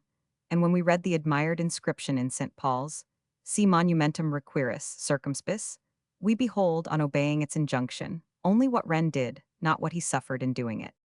The style of St. Paul's, and, indeed, of all Wren's churches, is neither Grecian nor Gothic, but Italian, influenced by the fashion which Bernini, the Italian architect of Louis XIV, had introduced into France. It is a class of architecture of which the Grecian is the basis, but which is so freely innovated upon as to leave little general resemblance. In its different parts we have columns and pilasters of every Grecian and, indeed, Roman order, pediments, peristyles, architraves, and friezes, mingled up with windows of all sorts, and all kinds of recesses and projections, the facades and intercolumniations ornamented with festoons and wreaths and human masks, and the whole surmounted by a great eastern dome, and by campaniles partaking of 159, all the compilations of the main buildings. St. Paul's itself is a noble building, notwithstanding the manifest gleanings from the antique and the medieval, and their combination into a whole which has nothing original but their combination into one superb design. Besides St. Paul's, the rest of Wren's churches are disappointing, and we cannot avoid lamenting that he had lost the sense of the beauty of Gothic architecture, especially when we call to mind the exquisite churches of that style, which adorn so many of the continental cities. Whilst the exteriors of Wren's churches show heavily in their huddled-up situations in London streets, their interiors, in which much more of the Grecian and Roman styles is introduced, are equally heavy, and wanting in that pliant grace which distinguishes the interiors of Gothic cathedrals. Perhaps the noblest work of Wren next to St. Paul's is Greenwich Hospital, which is more purely Grecian, and therefore displays a more graceful and majestic aspect. The Palace of Hampton Court, attached to the fine old Tudor pile of Cardinal Wolsey, is a great square mass, in which the Dutch taste of William is said to have set aside Wren's original design. But surely William did not compel him to erect that, in such circumstances, ponderous barbarism of a Grecian colonnade in the second quadrangle of Hampton Court, attaching it to a Gothic building. In fact, neither Wren nor Inigo Jones appears to have had the slightest sense of the incongruity of such conjunctions. Jones actually erected a Grecian screen to the beautiful Gothic choir of Winchester Cathedral and placed a Grecian bishop's throne in it, amid the glorious canopy work of that choir. The return to a better taste swept these monstrosities away.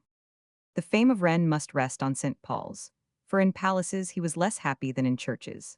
His additions to Windsor Castle and St. James's Palace, and his erection of Marlborough House are by no means calculated to do him high honor, whilst all lovers of architecture must deplore the removal of a great part of Wolsey's palace at Hampton Court to make way for Wren's structure. A glorious view, if old drawings are to be believed, must all that vast and picturesque variety of towers, battlements, tall mullioned windows, cupolas, and pinnacles have made as they stood under the clear heaven glittering in the sun. The writers who saw it in its glory describe it in its entireness as the most splendid palace in Europe. Of the campaniles of Wren, that of St. Bride's, Fleet Street, of Bow Church, Cheapside, of St. Dunstan's in the east, and the Tower of St. Michael's, Cornhill, are the finest. The last is almost his only Gothic one, and would have been a fine tower had the ornament been equally diffused over it, and not all been crowded too near the top. Wren was thwarted in his design for the London Monument. He drew a plan for one with gilt flames issuing from the loopholes, and surmounted by a ph. Nix. But as no such design could be found in the five orders, it was rejected, and the existing commonplace affair erected. One of his last undertakings was the repair of Westminster Abbey, to which he added the towers at the west end, and proposed to erect a spire in the centre. Sir Christopher left a large quantity of drawings, which are preserved in All Souls College Library, Oxford. The next great architect of this period is Sir John Vanbrugh, who, when in the zenith of his fame as a dramatic writer, suddenly started forth as an architect, and had the honor of erecting Castle Howard, the seat of the Earl of Carlisle. Blenheim House, built for the Duke of Marlborough in reward of his victories, Duncombe Hall, Yorkshire, King's Weston in Gloucestershire, Olton Hall, Cheshire, Grimsthorpe in Lincolnshire, Eastbury in Dorsetshire now destroyed, and Seaton de Laval in Northumberland since partly destroyed by fire. Besides these, he built the Opera House, also destroyed by fire. In all these there is a strong similarity, and as a general effect, a certain magnificence. But when examined in detail, they too frequently resolve themselves into a row of individual designs merely arranged side by side. This is very much the case with the long facade of Blenheim. There is a barbaric splendor, but it has no pervading unity, and only differs from the Italian manner of Rennes by a much bolder and profuser use of the Grecian columns and pilasters. In fact, the architecture of the whole of this period is of a hybrid character, the classical more or less modified, and innovated to adapt it to modern purposes and the austerity of a northern climate. Amongst the most distinguished of the series of architects is James Gibbs, who, after studying in Italy, returned to England in time to secure the erection of some of the 50 churches ordered to be built in the metropolis and its vicinity in the 10th year of Queen Anne. The first which he built is his finest.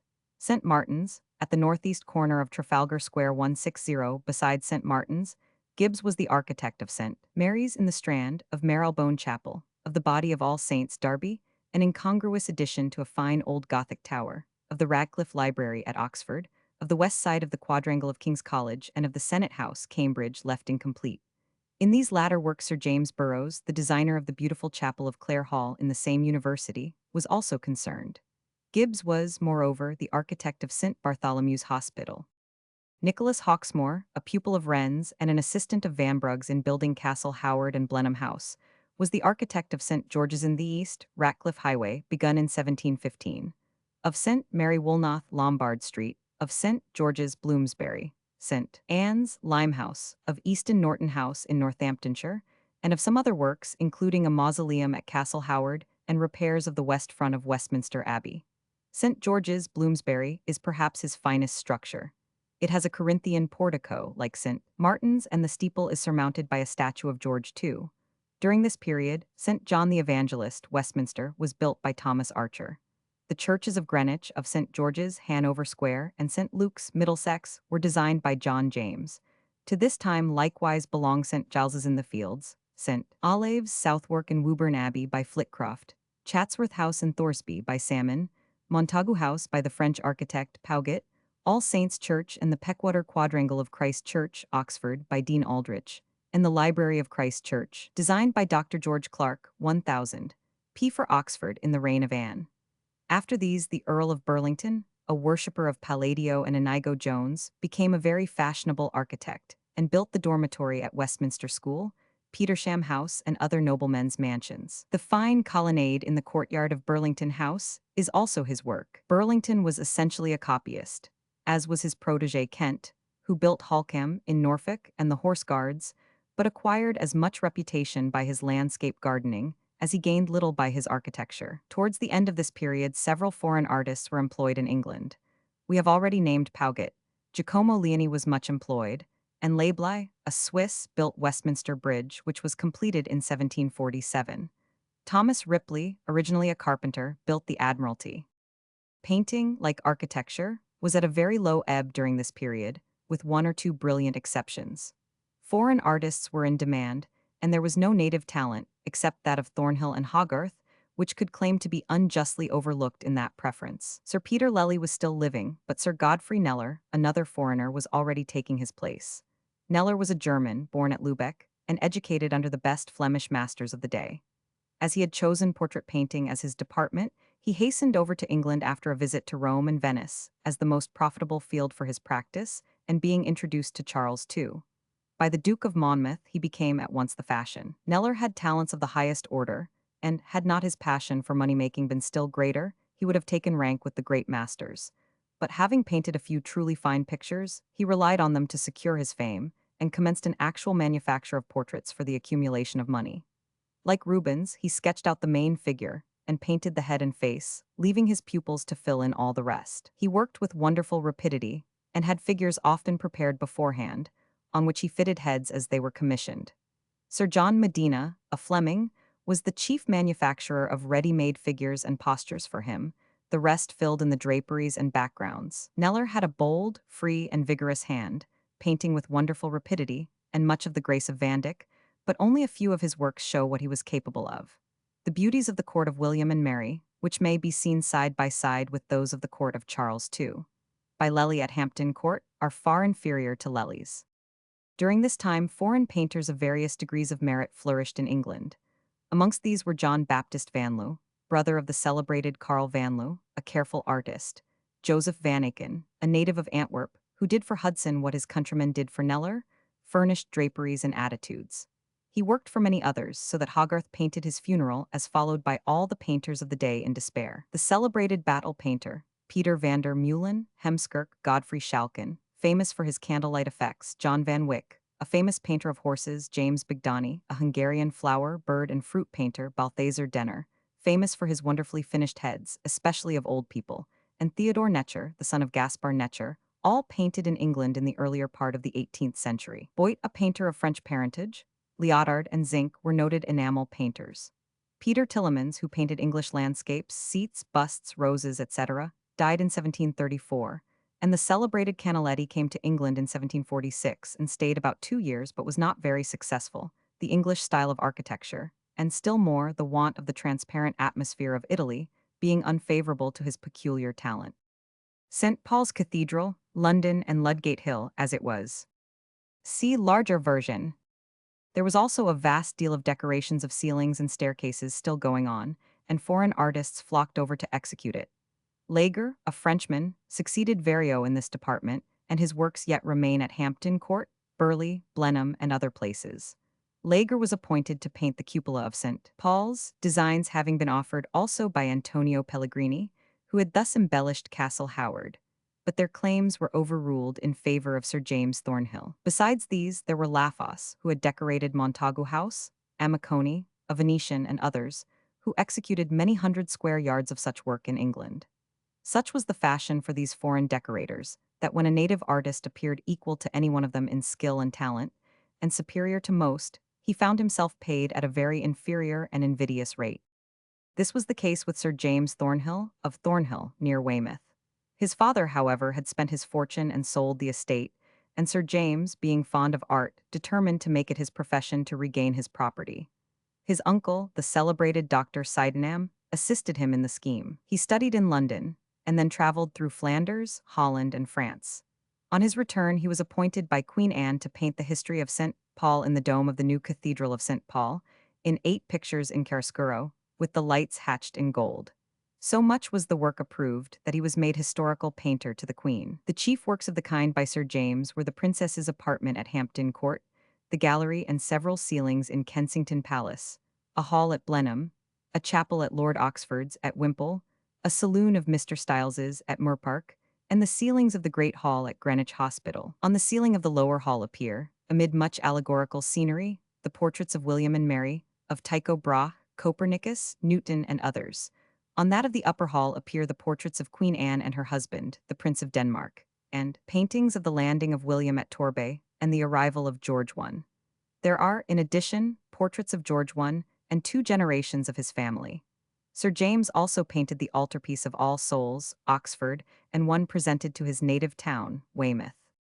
Other English artists of this period were John Riley, an excellent and original painter, who died in 1691, Murray, a Scotsman, Charles Jervas, the friend of Pope, a man much overrated by his acquaintance, and Jonathan Richardson, a much superior artist to Jervas and author of the valuable essay on the art of criticism, as it relates to painting. Thomas Hudson, a pupil of Richardson and his son-in-law, was an admirable painter of heads, and had the honor of being the instructor of Sir Joshua Reynolds. Henry Cook, like Thornhill, was a decorator, and painted the choir of New College Chapel at Oxford and the ceiling of a large room at the New River Head.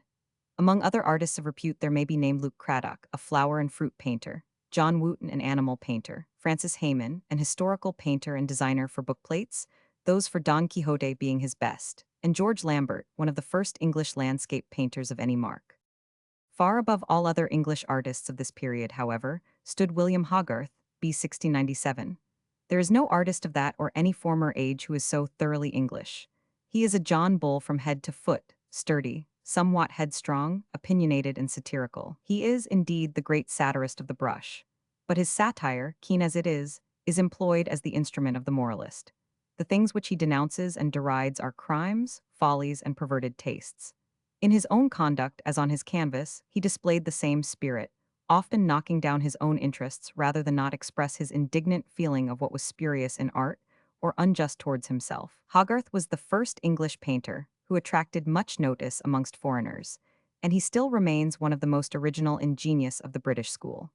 His subjects are not chosen from the loftier regions of life and imagination, but from the very lowest or the most corrupted ones of the life of his country and time. The Harlot's Progress, The Rake's Progress, Marriage a la Mode, 163, The March to Finchley, Gin Lane, Beer Lane, etc., present a series of subjects from which the delicate and sensitive will always revolt, and which have necessarily an air of vulgarity about them, but the purpose consecrates them.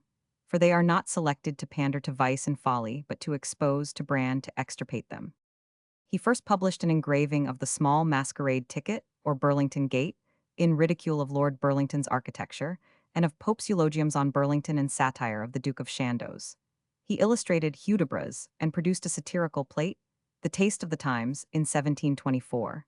And some years after, The Midnight Conversation and Southwark Fair. Not content with the fame which this vein, so peculiarly his own, was bringing him, he had the ambition to attempt the historical style, but this was a decided failure. In 1734, however, he came out in his full and peculiar strength in The Harlot's Progress. The melancholy truth of this startling drama, mingled with touches of genuine humor, seized at once on the minds of all classes. It became at once immensely popular. It was put on the stage, and 1,200 subscriptions for the engravings produced a rich harvest of profit. In the following year he produced The Rake's Progress, which, though equally clever, had not the same recommendation of novelty. In 1744, he offered for sale the original paintings of these subjects, as well as The Four Times of the Day, and The Strolling Actresses Dressing in a Barn. But here he felt the effects of the sturdy English expression of his sentiments on art, and his distributing of an engraving of the Battle of the Pictures, as a ticket of admission, gave great offense to painters and their patrons. The whole sum received was only £427. Undaunted by his self-injuring avowal of his opinions, he offered in 1750 the pictures of Marriage a la Mode for sale, but put forth an advertisement in such caustic terms, as he reflected on the result of his former auction, that he effectually kept away purchasers, and obtained only £120 for what Mr. Angerstein afterwards gave £1,000 for. His March to Finchley being sent for the royal inspection, so impressed George too, with the idea that it was a caricature of his guards, that, though the engraving of it was dedicated to him, he ordered the picture out of his sight with expressions of great indignation. Hogarth quietly substituted the name of the King of Prussia in the dedication, as an encourager of the arts. Soon after appeared his 12 plates of Industry and Idleness, and in 1753 he published a work called The Analysis of Beauty, in which he attempted to prove that the foundation of beauty and grace consists in a flowing serpentine line. He gave numerous examples of it, and supported his theory with much ingenious argument. The book brought down upon him a perfect tempest of critical abuse from his envious and enraged contemporaries. In 1757 he visited France, and being engaged in sketching in Calais, he was seized and underwent very rough treatment from the politest nation in the world, under an impression that he was employed by the English government to make drawings of the fortifications. This adventure he has commemorated in his picture of Calais Gate. In the following year he painted his Sigismunda. Besides those enumerated, the 4 election scenes, the enraged musician, the distressed poet, and England and France, all made familiar to the public by engravings, are amongst his best works. In 1760 occurred the first exhibition of pictures by British artists, the works of Hogarth being an actuating cause. He had presented to the Foundling Hospital, besides his March to Finchley, his Marriage a la Mode, and his Moses brought before Pharaoh's daughter, his most successful picture of that kind. And Haman and other artists having followed his example, a company of artists conceived the idea that an exhibition of the works of living artists might be made profitable. Hogarth fell readily into the plan, till it was proposed to add to this a Royal Academy of Arts, which he opposed with all his might. He died in 1764 and was buried in the churchyard at Chiswick, where also lies by his side his wife, who survived him 25 years. In sculpture at this period, we stood much lower than in painting. Here we had no Hogarth, nor even a Thornhill. All that was of any value in this art proceeded from the chisels of foreigners, and even in that, what an immense distance from the grand simplicity of the ancients. The sculpture of Italy and France was in the ascendant, but Bernini and Roubiliac had little in common with Phidias and Praxiteles, and our own sculptors presented a melancholy contrast to the work of artists of the worst age of Greece or Rome. There is scarcely a name that is worth mentioning. The best of the native sculptors was John 164 Bushnell, who was employed by Wren to execute the statues of the kings at Temple Bar, and Francis Bird, who was also employed later by Wren to execute the conversion of St. Paul, in the pediment of the new cathedral, the bas-reliefs under the portico, and the group in front, all of a very ordinary character. His best work is the monument of Dr. Busby in the transept of Westminster Abbey. Besides this, he executed the monument of Sir Cloudesley Shovel, also at Westminster, and the bronze statue of Henry VI, in the quadrangle of Eton College, both very indifferent.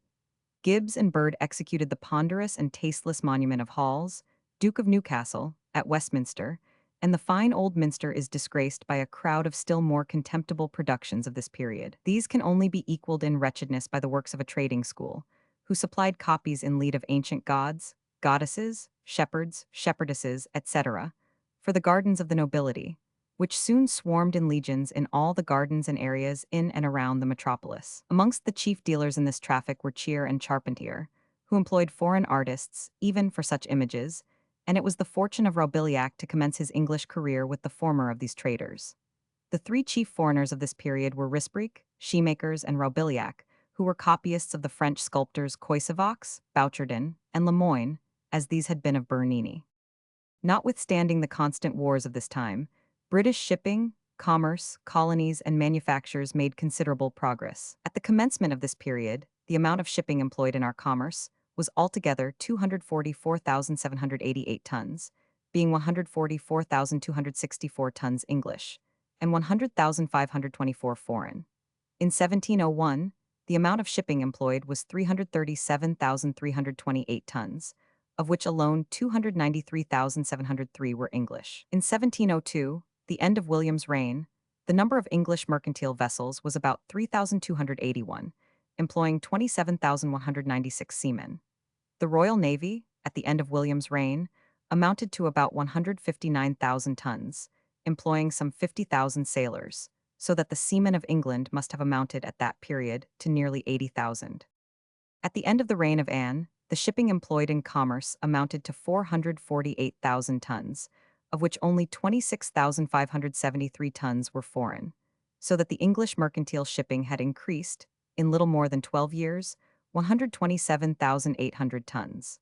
At the end of the reign of George I, our mercantile shipping was only 456,000 tons, the foreign being 23,651 tons, so that the increase for the time was but slight. The Royal Navy had greatly decreased under George I.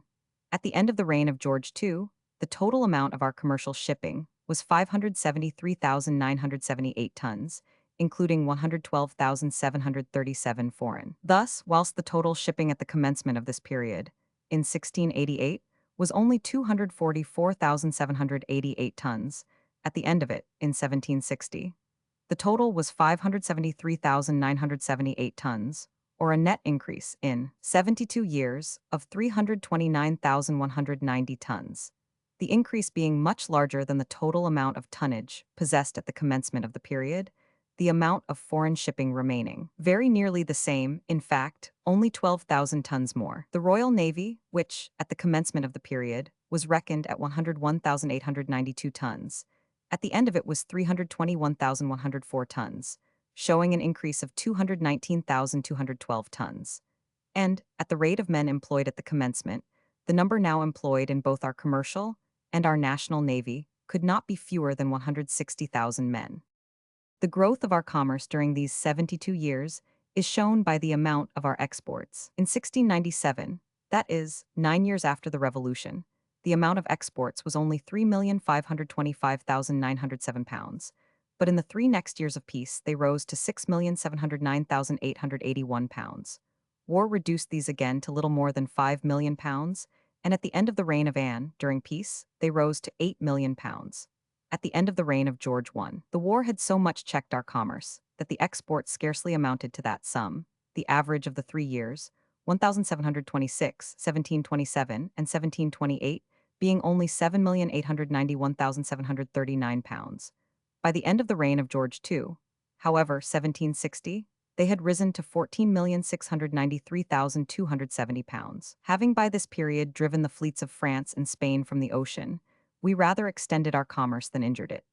Thus, during these 72 years, our exports had increased from about 3,500,000 annually to more than 14,500,000 annually, or a yearly difference of upwards of 11 millions, a most substantial growth. One great cause of this progress was the growth of our colonies.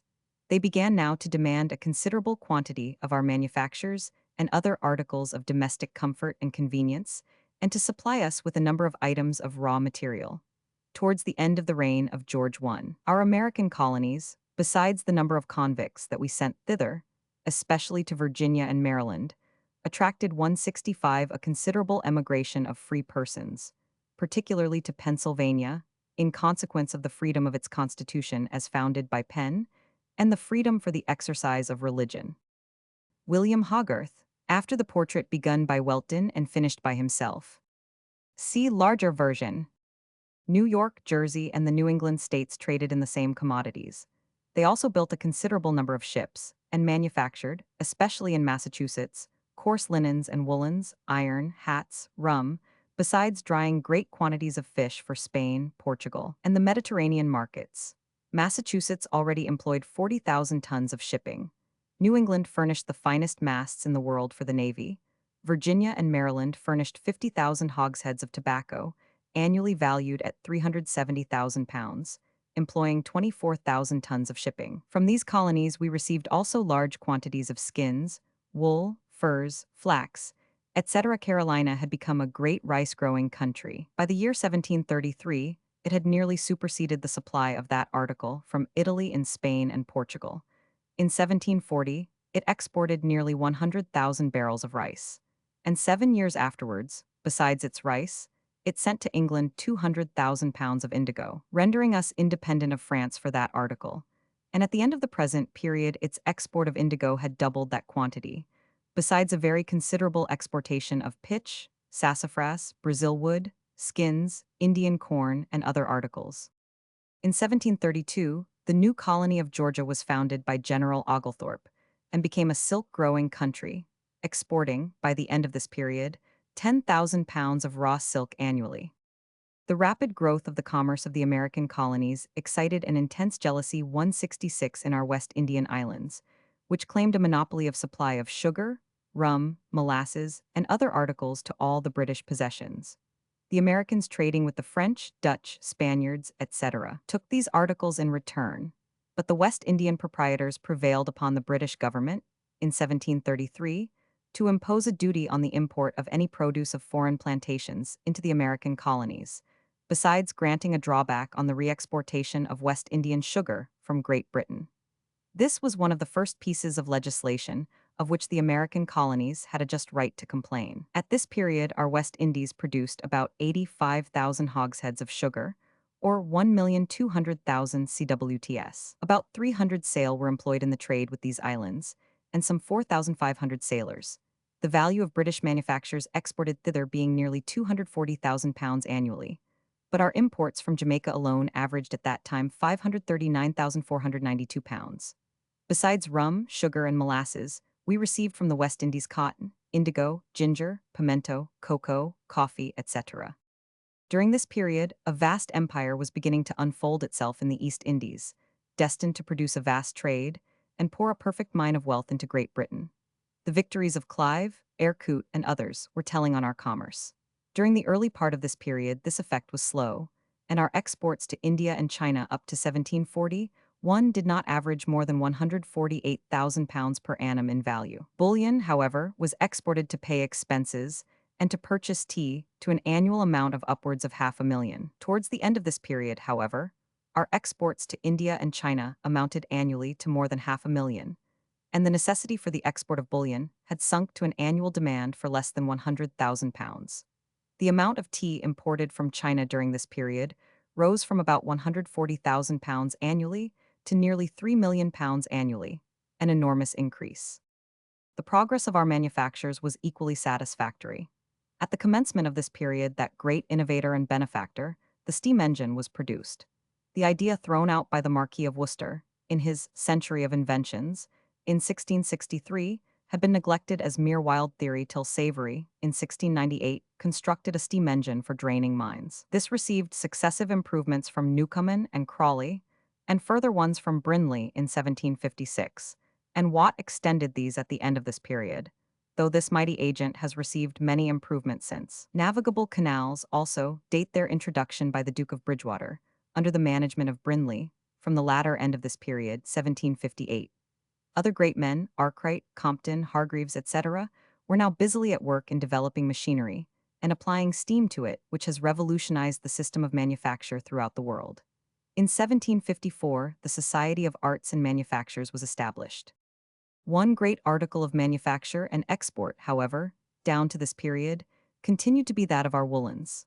To guard this manufacture, many acts had been passed at different times, prohibiting the exportation of the raw material. Immediately after the Revolution, a fresh act of this kind was passed, and such was the jealousy even of the Irish and of our American colonies weaving woolen cloths, that, in 1689, an act was passed prohibiting the exportation of wool or woolen goods from Ireland or our plantations to any country except England. Having taken measures thus to confine as much as possible the profit of the woolen manufacture to England, the next year, which saw all protecting duties taken off corn, saw also leave given for the exportation of woolen cloths, duty-free from England to any part of the world. Sir William Davenant estimates the value of the yearly growth of wool in England at this time at about £2 million, and the value of its woolen manufactures at £8 million.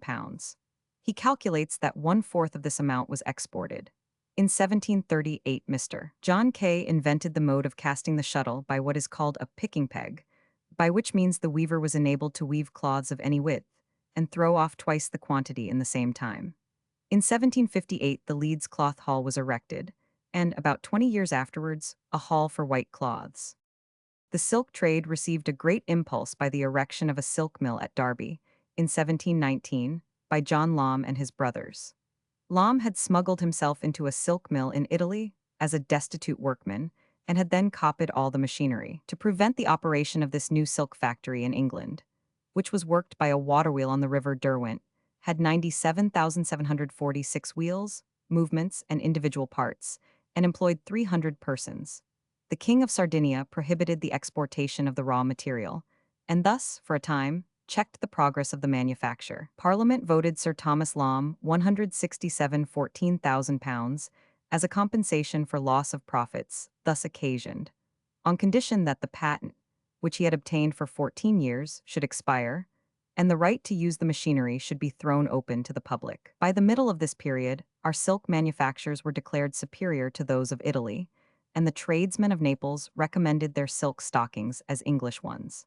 In 1755, great improvements were introduced by Mr. Jedediah Strutt in the stocking loom of Leigh. As the woolen manufactures of Ireland had received a check from the selfishness of the English manufacturers, it was sought to compensate the Protestants of Ulster by encouraging the linen manufacture there, which the English did not value so much as their woolen. A board was established in Dublin in 1711, and one also in Scotland in 1727, for the purpose of superintending the trade, and bounties and premiums on exportation were offered. In these favorable circumstances, the trade rapidly grew, both in Ireland and Scotland. In 1757, 500,000 yards of linen were annually woven in Scotland alone. The lace manufacture was still prosecuted merely by hand, and chiefly in Buckinghamshire, Bedfordshire, and in the west of England. No lace was produced from machinery before 1768. In the manufacture of iron, a most material discovery of smelting the ore by the use of pit coal was made. The forests of England were so much reduced by the consumption of wood in the iron furnaces that it was contemplated removing the business to our American colonies. This necessity was obviated by the discovery, by Dudley, of a mode of manufacturing bar iron with coal instead of wood. This discovery had been patented in 1619, yet singularly had been neglected.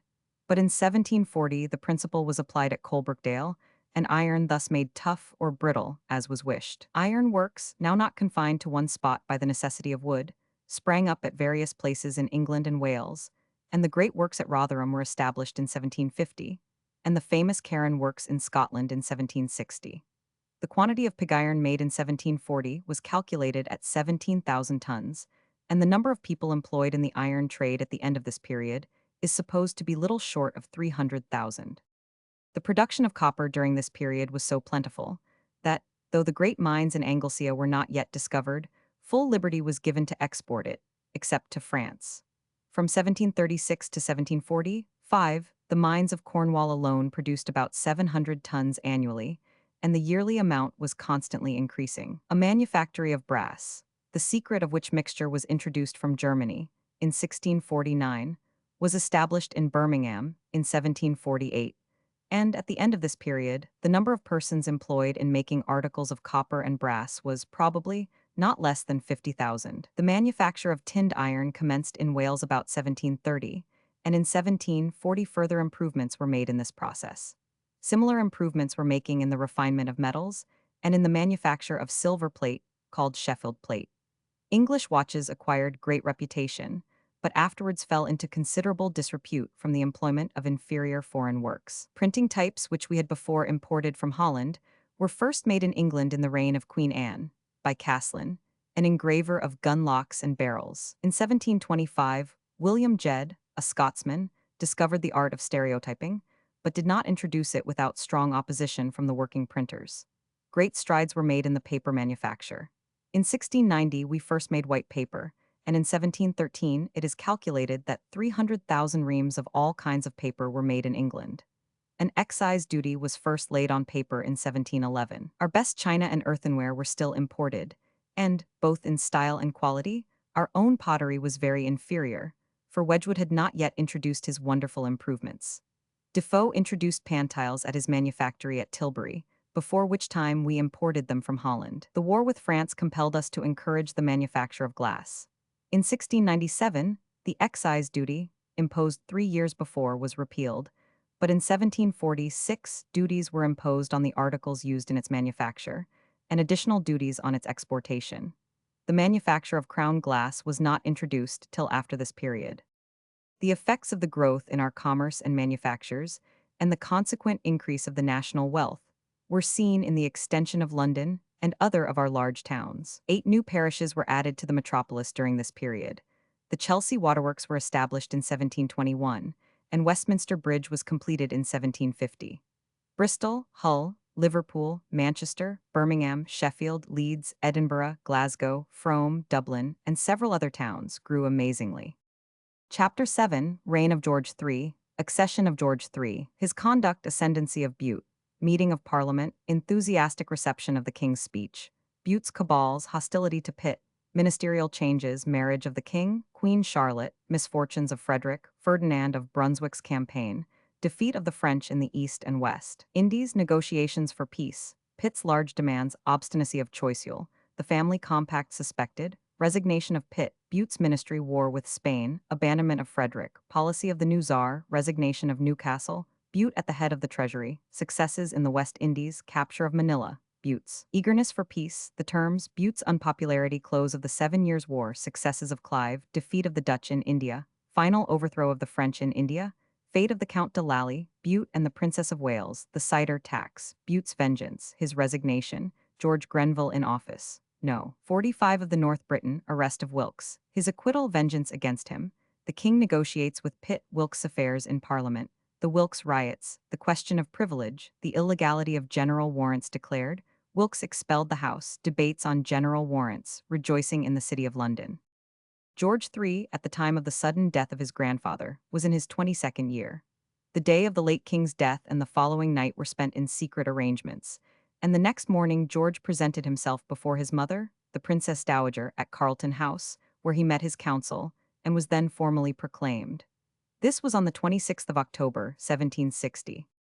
The conduct of the young king, considering his shyness and the defects of his education, was, during the first days of his sudden elevation, calm, courteous, affable, and unembarrassed. He behaved throughout, says Horace Walpole, with the greatest propriety, dignity, and decency. He dismissed his guards to attend on the body of his grandfather, but it was soon seen that there would be great changes in his government. Pitt waited on him with the sketch of an address to his council, but the king informed him that this had been thought of and an address already prepared. This was sufficient for Pitt. He had long been satisfied that the favorite of mother and son, the groom of the stole, and the inseparable companion, Bute, would, on the accession of George, mount into the premiership. On the morning of Monday, the 28th, the king's brother, Edward, Duke of York, and Lord Bute were sworn members of the Privy Council.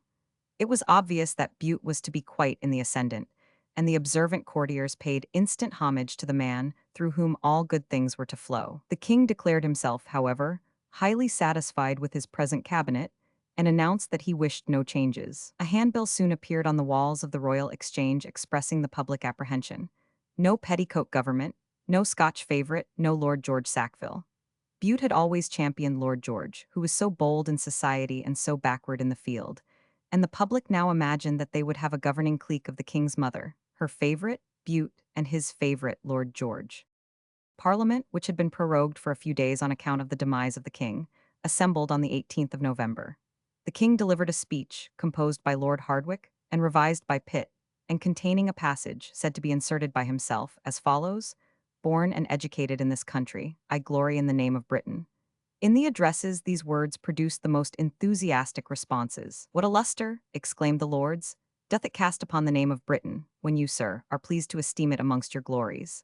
For the rest, the speech expressed the royal determination to prosecute the war with all vigor, praised the magnanimity and perseverance of his good brother, the King of Prussia, and recommended unanimity of action and opinion in Parliament. Nothing could appear more unanimous or more liberal than Parliament. But the smoothness was only on the surface. Beneath were working the strongest political animosities and the most selfish desires. The little knot of aristocratic families, which had so long monopolized all the suites of office, now saw with indignation tribes of aspirants crowding in for a share of the good things. The aspirants filled the antechamber of Bute.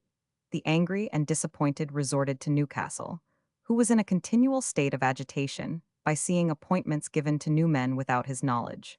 Members rushing in to offer their support to government at the next election, who had won 69 hitherto stood aloof, and were now received and encouraged. Great Seal of George III. Meanwhile, Bute was sedulously at work to clear the way for his own assumption, not merely of office, but of the whole power of the government. He acted as already the only medium of communication with the king and the depositary of his secrets.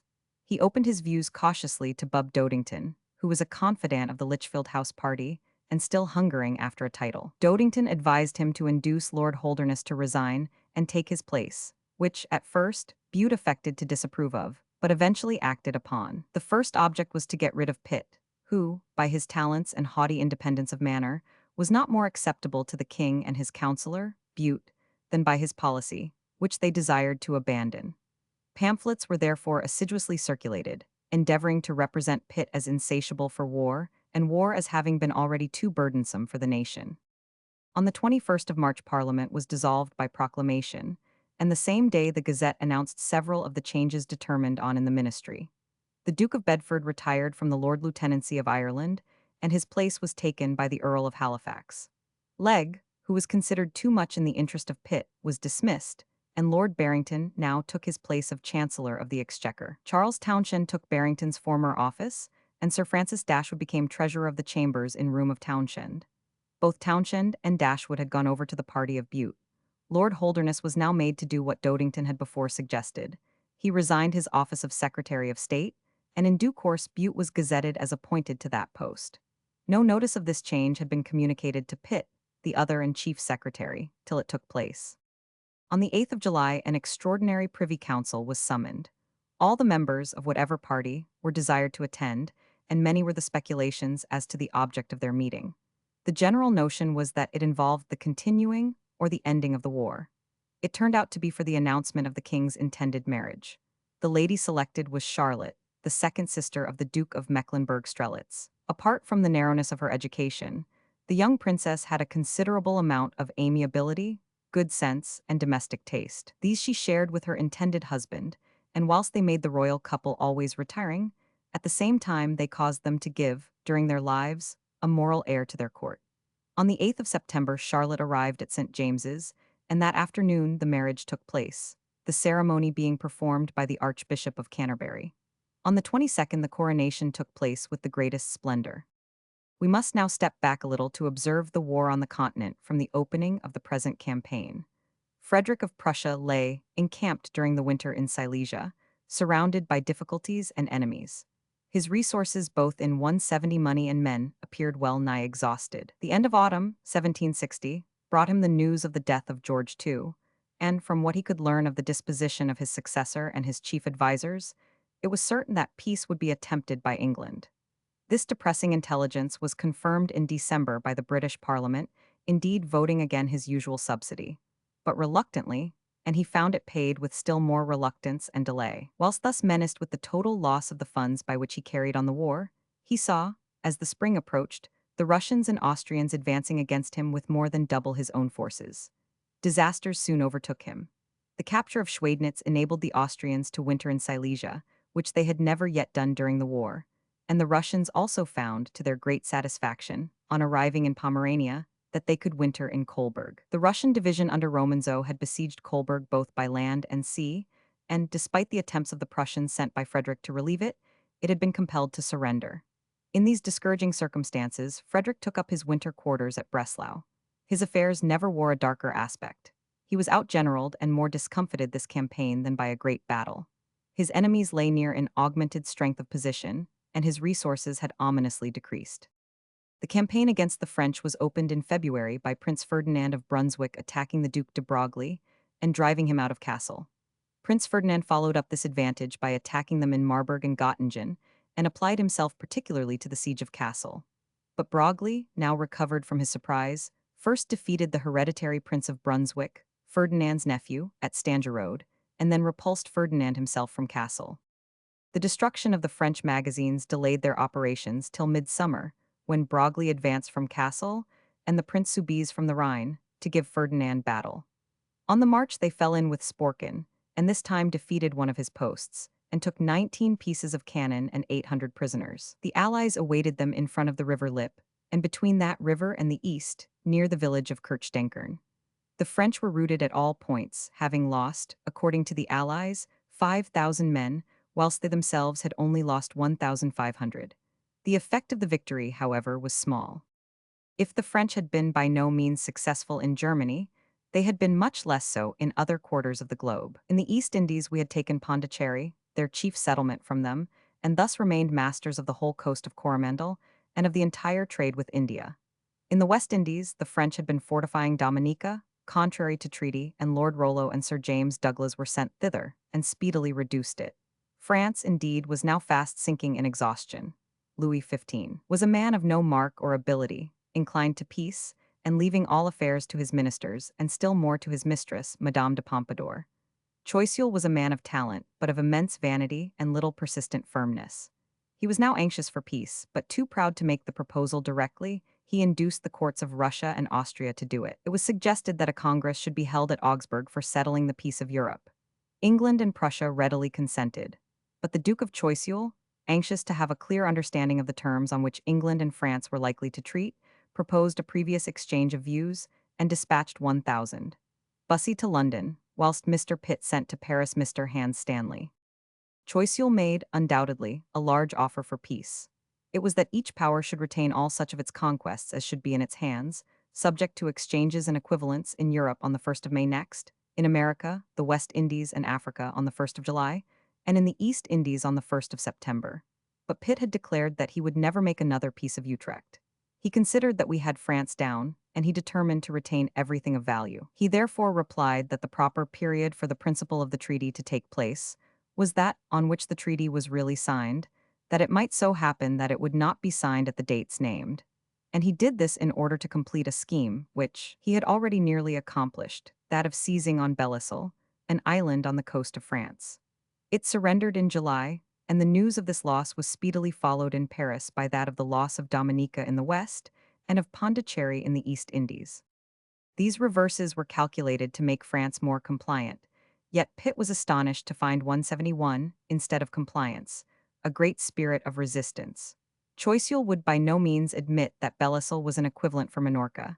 He demanded Guadeloupe and Belleisle too, simply in lieu of the French conquests in Germany. He now demurred to the surrender of Cape Breton, or in any case to forgo the right of fishing along its coasts. He was not content with Amabou or Accra. He demanded Senegal or Goree. He declined also to destroy the fortifications of Dunkirk, raised in contempt of the Treaty of Utrecht. All captures made at sea previous to the declaration of war must be restored. And in Germany, though he was willing to withdraw the French troops, it was only on condition that the troops commanded by Prince Ferdinand should not reinforce the Prussian army. The secret of this wonderfully augmented boldness of tone on the part of France soon transpired. Choiseul had been endeavoring to secure the alliance of Spain, and saw himself about to succeed. Spain was smarting under many losses and humiliations from the English during the late war. Whilst General Wall, the Spanish minister at Madrid, urged these complaints on the Earl of Bristol, our ambassador there, Choiseul was dexterously inflaming the minds of the Spanish court against Britain on these grounds. He represented it as the universal tyrant of the seas and the sworn enemy of every other maritime state. He offered to assist in the recovery of Gibraltar and to make over Minorca to Spain. By these means, he induced Spain to go into what became the celebrated family compact. That is, a compact by which France and Spain bound themselves to mutually succor and support each other, and to admit the King of Naples, the son of the Spanish king, to this compact, but no prince or potentate whatever, except he were of the House of Bourbon. Besides the general compact, there was a particular one which engaged that, should England and France remain at war on the 1st of May, 1762, Spain should on that day declare war against England, and should at the same time receive possession of Minorca. The existence of these compacts was kept with all possible secrecy, but Mr. Stanley penetrated to a knowledge of them in Paris, and his information was fully confirmed from other sources. If these, however, had left any doubt, it would have been expelled by the receipt of a French memorial through 1000. Bussy, to which a second memorial on Spanish affairs was appended. Pitt received the proposition with a tone of indignation that made it manifest that he would suffer no such interference of a third party, would not yield a step to any such alliance. He declared, in broad and plain terms, that His Majesty would not permit the affairs of Spain to be introduced by France, that he would never suffer France to presume to meddle in any affairs between himself and Spain, and that he should consider any further mention of such matters as a direct affront. A similar message was dispatched to the Earl of Bristol in Spain, declaring that England was open to any proposals of negotiation from Spain, but not through the medium of France. This was, in fact, tantamount to a defiance to both France and Spain, and would undoubtedly have put an end to all further negotiation had there not been a purpose to serve. The Spanish treasure ships were yet out at sea on their way home. Any symptoms of hostility would ensure their capture by the British, and cut off the very means of maintaining a war. General Wall, therefore, concealed all appearance of chagrin, admitted that the memorial had been presented by France with the full consent of His Catholic Majesty, but professed the most sincere desire for the continuance of peaceful relations. Pitt was not for a moment deceived, and in August the family compact was signed. He broke off the negotiation, recalled Stanley from Paris, dismissed Bussy from London, and advised an immediate declaration of war against Spain, whilst it was yet in our power to seize the treasure ships. But there was but one Pitt, one great mind capable of grasping the affairs of a nation, and of seizing on the deciding circumstances with the promptness essential to effect. The usually timid Newcastle became suddenly courageous with alarm. Bute pronounced Pitt's proposal as rash and unadvisable. The king, obstinate as was his tendency, declared that, if his ministers had yielded to such a policy, he would not. And Pitt, having labored in vain to move this stolid mass of ministerial imbecility through 3 cabinet councils, at last, in the beginning of October, declared that, as he was called to the ministry by the people, and held himself responsible to them, he would no longer occupy a position the duties of which he was not able to discharge. On the 5th he resigned, and his great ministry came to an end. The Bute ministry was now in power, and determined on reversing the policy of Pitt, policy which had added so magnificently to the territory 172 and glory of the country. Bute had now to seek powerful connections to enable him to carry on. The commonplace man seeks to make up for his feebleness by associating with him, not men of merit, but men of aristocratic connection. For this reason, he conferred the Privy Seal on the Duke of Bedford and the Seal of Secretary on the Earl of Egremont. To break the force of popular indignation for the loss of Pitt from the helm, for the people knew who was the great man and successful minister well enough. The king was advised to confer some distinguished mark of favor on Pitt. He was offered the government of Canada as a sinecure, with £5,000 a year. Pitt was not the man to undertake a highly responsible office without discharging the duties, and he was next offered the chancellorship of the Duchy of Lancaster. But he preferred a simple pension of £3,000 a year, and that a title should be conferred on his wife. By this arrangement, he was left in the House of Commons, and in a position to continue his exertions for the country. Both these suggestions were complied with. Ministers were soon compelled to pursue the policy which Pitt had so successfully inaugurated. With all the determination of Lord Bute and his colleagues to make a speedy peace, they found it impossible. The family compact between France and Spain was already signed, and in various quarters of the world Pitt's plans were so far in progress that they must go on. In East and West, his plans for the conquest of Havana, of the Philippine Isles, and for other objects were not to be abruptly abandoned, and ministers were compelled to carry out his objects, in many particulars, in spite of themselves. And now the unpleasant truth was forced on the attention of ministers, that the war which Pitt declared to be inevitable was so, and that he had recommended the only wise measure. The country was now destined to pay the penalty of their folly and stupidity in rejecting Pitt's proposal to declare war against Spain at once, and strip her of the means of offense, her treasure ships. Lord Bristol, our ambassador at Madrid, announced to Lord Bute, in a dispatch of the 2nd of November, that these ships had arrived, and that all the wealth which Spain expected from her American colonies for the next year was safe at home.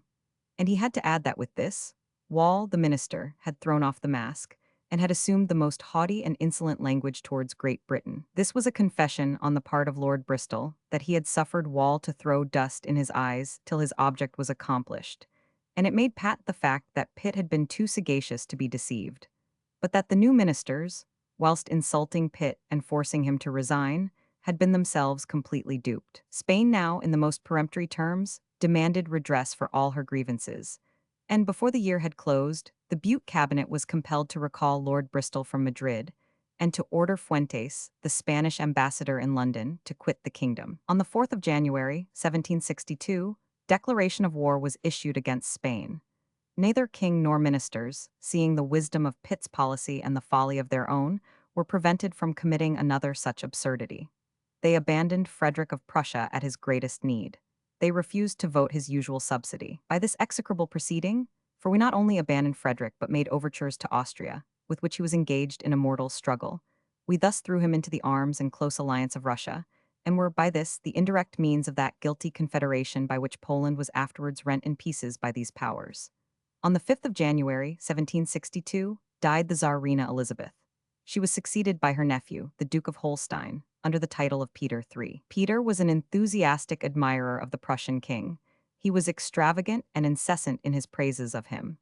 He accepted the commission of a colonel in the Prussian service, wore its uniform, and was bent on clothing his own troops in it. It was clear that he was not quite sane, for he immediately recalled the Russian army which was acting against Frederick, hastened to make peace with him, and offered to restore all that had been won from him in the war, even to Prussia proper, which the Russians had possession of. His example was eagerly seized upon by Sweden, which was tired of the war. Both Russia and Sweden signed treaties of peace with Frederick in May, and Peter went farther. He dispatched an army into Silesia, where it had so lately been fighting against him, to fight against Austria. Elated by this extraordinary turn of affairs, the Prussian ambassador renewed his applications for money, urging that, now Russia had joined Frederick, it would be easy to subdue Austria and terminate the war. This was an opportunity for Bute to retrace with credit his steps. But he argued, on the contrary, that, having the aid of Russia, Frederick did not want that of England, and he 173 is even accused of endeavoring to persuade Russia to continue its hostilities against Prussia, and thus he totally alienated a power which might have hereafter rendered us essential service, without gaining a single point. The Duke of Newcastle, man of mediocre merit as he was, saw farther than Bute into the disgraceful nature of thus abandoning a powerful ally at an extremity. as well as the impolicy of converting such a man into a mortal enemy, and, finding all remonstrances vain, resigned. Bute was glad to be rid of him, and Newcastle, finding both his remonstrance and resignation taken very coolly, had the meanness to seek to regain a situation in the cabinet, but without effect, and threw himself into the opposition. George III, see larger version. On Newcastle's resignation, Bute placed himself at the head of the Treasury and named Grenville Secretary of State, a fatal nomination, for Grenville lost America. Lord Barrington, though an adherent of Newcastle, became Treasurer of the Navy, and Sir Francis Dashwood Chancellor of the Exchequer. Bute, who, like all weak favorites, had not the sense to perceive that it was necessary to be moderate to acquire permanent power, immediately obtained a vacant garter, and thus parading the royal favors, augmented the rapidly growing unpopularity which his want of sagacity and honorable principle was fast creating. He was beset by legions of libels, which fully exposed his incapacity, and as freely dealt with the connection between himself and the mother of the king. In spite of Bute's incapacity, the expeditions planned by Pitt were uniformly successful. The British fleets were everywhere busy attacking 174 the Spanish colonies and cutting off the Spanish ships at sea.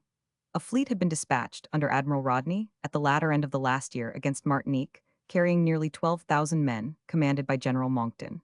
They landed on the 7th of January at Castelnaviers, besieged and took Port Royal, the capital, Saint-Pierre, and finally the whole island. This was followed by the surrender of St. Vincent, Grenada, and St. Lucia, so that the English were now masters of the whole of the Caribbees. A portion of this squadron, under Sir James Douglas, then proceeded to join an expedition, which sailed from Portsmouth on the 5th of March, the fleet commanded by Admiral Sir George Pocock, and the army by the Earl of Albemarle. The squadron arrived before Havana on the 4th of June, King George's birthday, and effected a landing without much difficulty.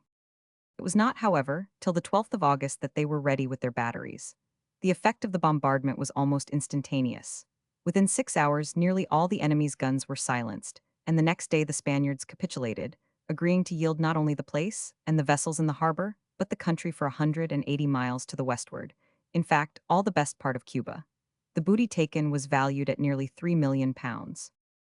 In the East Indies, immediately afterwards, another severe blow was inflicted on Spain. An expedition sailed from Madras, and Admiral Cornish conveyed in a small fleet a body of men amounting to 2,300 and consisting of one regiment of the line, in addition to Marines and sepoys. Colonel William Draper, afterwards so well known for his spirited contest with the still undiscovered author of Junius's letters, was the commander. They landed near Manila, the capital of the Philippine Islands, on the 24th of September, the Spanish garrison there being taken completely by surprise. The whole of the Philippines submitted without further resistance, and Draper, besides being made a Knight of the Bath, was, with the naval commanders, thanked by Parliament, as well they might be. The brilliant successes of this campaign had clearly been the result of Pitt's plans before quitting office. Bute and his colleagues had no capacity for such masterly policy, and as little perception of the immense advantages which these conquests gave them in making peace. Peace they were impatient for, less on the great grounds that peace was the noblest of national blessings, than because the people grumbled at the amount of taxation, and because, by peace, they diminished, or hoped to diminish, the prestige of the great minister, who had won such vast accessions to the national territory. Bute was eager to come to terms with France and Spain, regardless of the advantages he gave to prostrate enemies by showing that impatience. Had he made a peace as honorable as the war had been, he would have deserved well of the country, but to accomplish such a peace required another stamp of mind. Bute made overtures to France through the neutral court of Sardinia. Louis XV, and his ministers caught at the very first whisper of such a thing with the eagerness of drowning men, a sufficient intimation to an able and cautious minister that he might safely name his own terms. The ambassadors, however, soon found that the real business of the treaty was transacted between Bute, on the part of Britain, and the Duc de Choiseul, on that of France, and that not through ambassadors but through Sardinian envoys. The conditions first agreed upon were that both England and France were to withdraw their support, either by men or money, to the war in Germany. France was to evacuate the few towns that she held there, as well as Cleve and Gelders. Minorca was to be restored in exchange for Belisle, which thus fully justified Pitt's capture of that little and otherwise useless island. The fortifications of Dunkirk were to be reduced to the state required by the Treaty of Aix-la-Chapelle. France ceded Canada, Nova Scotia, and Cape Breton, stipulating for the free exercise of their religion by the inhabitants of Canada, and for their leaving the country if they preferred it, carrying away their effects, if done within 18 months. Nova Scotia and Cape Breton were given up unconditionally. The boundaries of Louisiana were more clearly defined. The French retained the right to fish on part of the coast of Newfoundland and in the Gulf of St. Lawrence, and to retain the two little islets of St. Pierre and Miquelon as places of shelter for their fishermen, on condition that no batteries should be raised on them, nor more than 50 soldiers keep guard there. Their fishermen were not to approach within 15 miles of Cape Breton. In the West Indies, it was decided that Great Britain should, of the French islands that she had taken, retain Tobago, Dominica, St. Vincent, and 175 Grenada, but restore to France Guadeloupe, Martinique, and St. Lucia. In the East Indies, France agreed to keep no troops and raise no fortifications in Bengal, and on these conditions their settlements were restored, but merely as places of trade. Gori, on the coast of Africa, was restored, but Senegal was surrendered. As for Spain, she abandoned all designs on Portugal and restored the colony of Sacramento, and she surrendered every point on which her declaration of war against England was based, namely, the right to fish on the coast of Newfoundland, the refusal to allow us to cut logwood in Honduras, and to admit the settlement of questions of capture by our courts of law. These certainly were large concessions, but it was to be remembered that we had not received them for nothing. They had cost vast sums, and the national debt had been doubled by this war, and now amounted to £122,600,000. These territories had, in fact, cost us upwards of £60 million, and it is certain that Pitt would have exacted a more complete renunciation from France of the conquered countries. There was a clause inserted which Pitt would never have permitted, namely, that any conquests that should be made after the signing of these articles should be restored by all parties. Now, Bute and the ministry knew that we had expeditions out against Cuba and the Philippines, and that the only conquests likely to be made were in those quarters. To throw away without equivalent the blood and money expended in these important enterprises was a most unpatriotic act. Still, there was opportunity for more rational terms. For Grimaldi, the Spanish ambassador at Paris, held back from signing, in hope that we should be defeated at Havana, and that then he could raise his terms. When the news of the loss of both Havana and Manila arrived, Grimaldi was in great haste to sign, and Mr. Grenville and Lord Egremont very properly insisted that we should demand an equivalent for the conquest in Cuba. Pitt would have stood firm for the retention of that conquest, as by far the most important, and as justly secured to us by the refusal of the Spanish ambassador to sign at the proper time. But Bute would have signed without any equivalent at all. Fortunately, there was too strong an opposition to this in the cabinet, and the Duke of Bedford was instructed to demand Florida or Puerto Rico in lieu of Havana. Florida was yielded, a fatal, though at the moment it appeared a valuable concession, for it only added to the compactness of the American colonies, hastening the day of independence, whilst Cuba would have remained under the protection of the fleet, one of the most valuable possessions of the British Empire. This point settled, the preliminaries of peace were signed at Fontainebleau on the 3rd of November. To console Spain for her losses by her unlucky alliance with France, Louis XV ceded Louisiana to that country by a private convention. The violent discontent with the conduct of Bute and his ministry gave considerable strength to the opposition, at the head of which now stood Pitt, supported by Lord Temple and the Duke of Newcastle. George Grenville, not satisfied with the terms of the peace, resigned the post of secretary to Halifax and took his new one at the head of the Admiralty, and Henry Fox, paymaster of the forces, became the leader of the Commons. The Duke of Devonshire and the Marquis of Rockingham also resigned their places in the royal household, and the king, in his vexation, striking Devonshire's name out of the list of privy councillors, the Duke's kinsmen, Lords George Cavendish and Bessborough, also resigned. Such was the formidable opposition with which Parliament came to the consideration of this peace. It met on the 25th of November, and the tone of the public out of doors was then seen. The king, as he went to the House of Lords, was very coolly received by the crowds in the streets, and Bute was saluted with hisses, groans, and the flinging of mud and stones. On the 19th of December, he moved in the Lords an address in approbation of the terms of the peace. Lord Hardwicke opposed the motion with great warmth and ability, but there was no division. Very different was the reception of a similar address in the Commons the same day, moved by Fox. There Pitt, who was suffering with the gout, denounced the whole treaty as shamefully sacrificing the honor and interests of the country. When he rose, he was obliged to be supported by two of his friends, and was at length compelled to beg to be allowed to address the House sitting. He yet made a vehement speech of 3 hours and a half against the conditions accepted. The ministry, however, had a large majority, 319 voting for them against 65. With this brief triumph of Bute's unpopular party closed the year 1762. The year 1763 opened with the signing of the 176 definitive treaty at Paris on the 19th of February, whence it was called the Peace of Paris. 5 days later, a peace was signed between Prussia and Austria at Hubertsburg, in Saxony, to which Saxony, as the ally of Austria, was a party. Indeed, when England and France, Russia and Sweden had withdrawn from the contest, there was little prospect of the continuance of the war. Both parties were exhausted, and yet, of the two, Frederick, in his dogged firmness, and in the almost unparalleled endurance of his people, was more than a match for Austria. If Maria Theresa could not cope with him when she had France, Russia, Saxony, and Poland, all united with her to put him down, the case was now hopeless. The English had stipulated that France should evacuate all the places in Germany and Flanders that belonged to those countries, and Frederick had easily induced the German states, in these circumstances, to a maintenance of neutrality. Austria, therefore, consented to this peace. She stood out the longest for the retention of Glatz, the only place won from Frederick still in her hands, but she was compelled to yield that, too. Both parties returned to the same situations as before the commencement of this fatal 7 Years' War. Temple Bar in 1800. See larger version.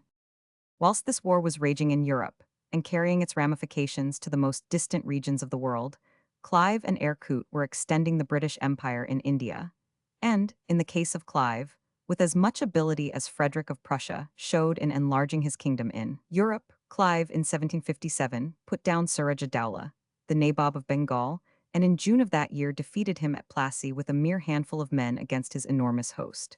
He set up Suraj Dowlah's general-in-chief, Mir Jaffier, and hailed him Nabob of Bengal, Orissa, and Bahar. We claimed from Mir Jaffier £2,750,000 as the share of the company, the fleet, and the army.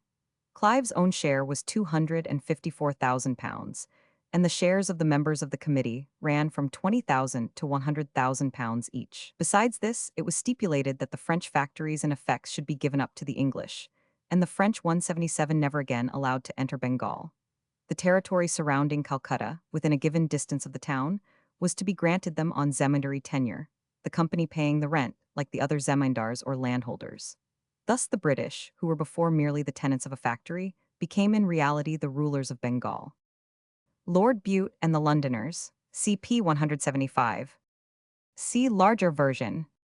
At this moment Mir Jaffier found it impossible to retain his seat without the support of the English. Shah Alam, the eldest son of the great Mughal, was coming against him with a large army. Clive met and defeated him, and for this service he received from his puppet a jaghir, or domain worth £27,000 a year. Scarcely had Colonel Ford returned from this expedition, towards the end of the year 1759, when the Dutch, envious of the English success, sent an armament of 7 men of war and 1,400 soldiers from Java. They landed on the Hooghly and began committing ravages, but Ford surprised and defeated them, taking every one of their ships. They were glad to apologize and pay the expenses of the war. In February 1760, a few weeks after these events, Clive, whose health was failing, set sail for England, where he was received with the highest éclat and made an Irish peer as Lord Clive, Baron of Plassey. He soon after entered Parliament.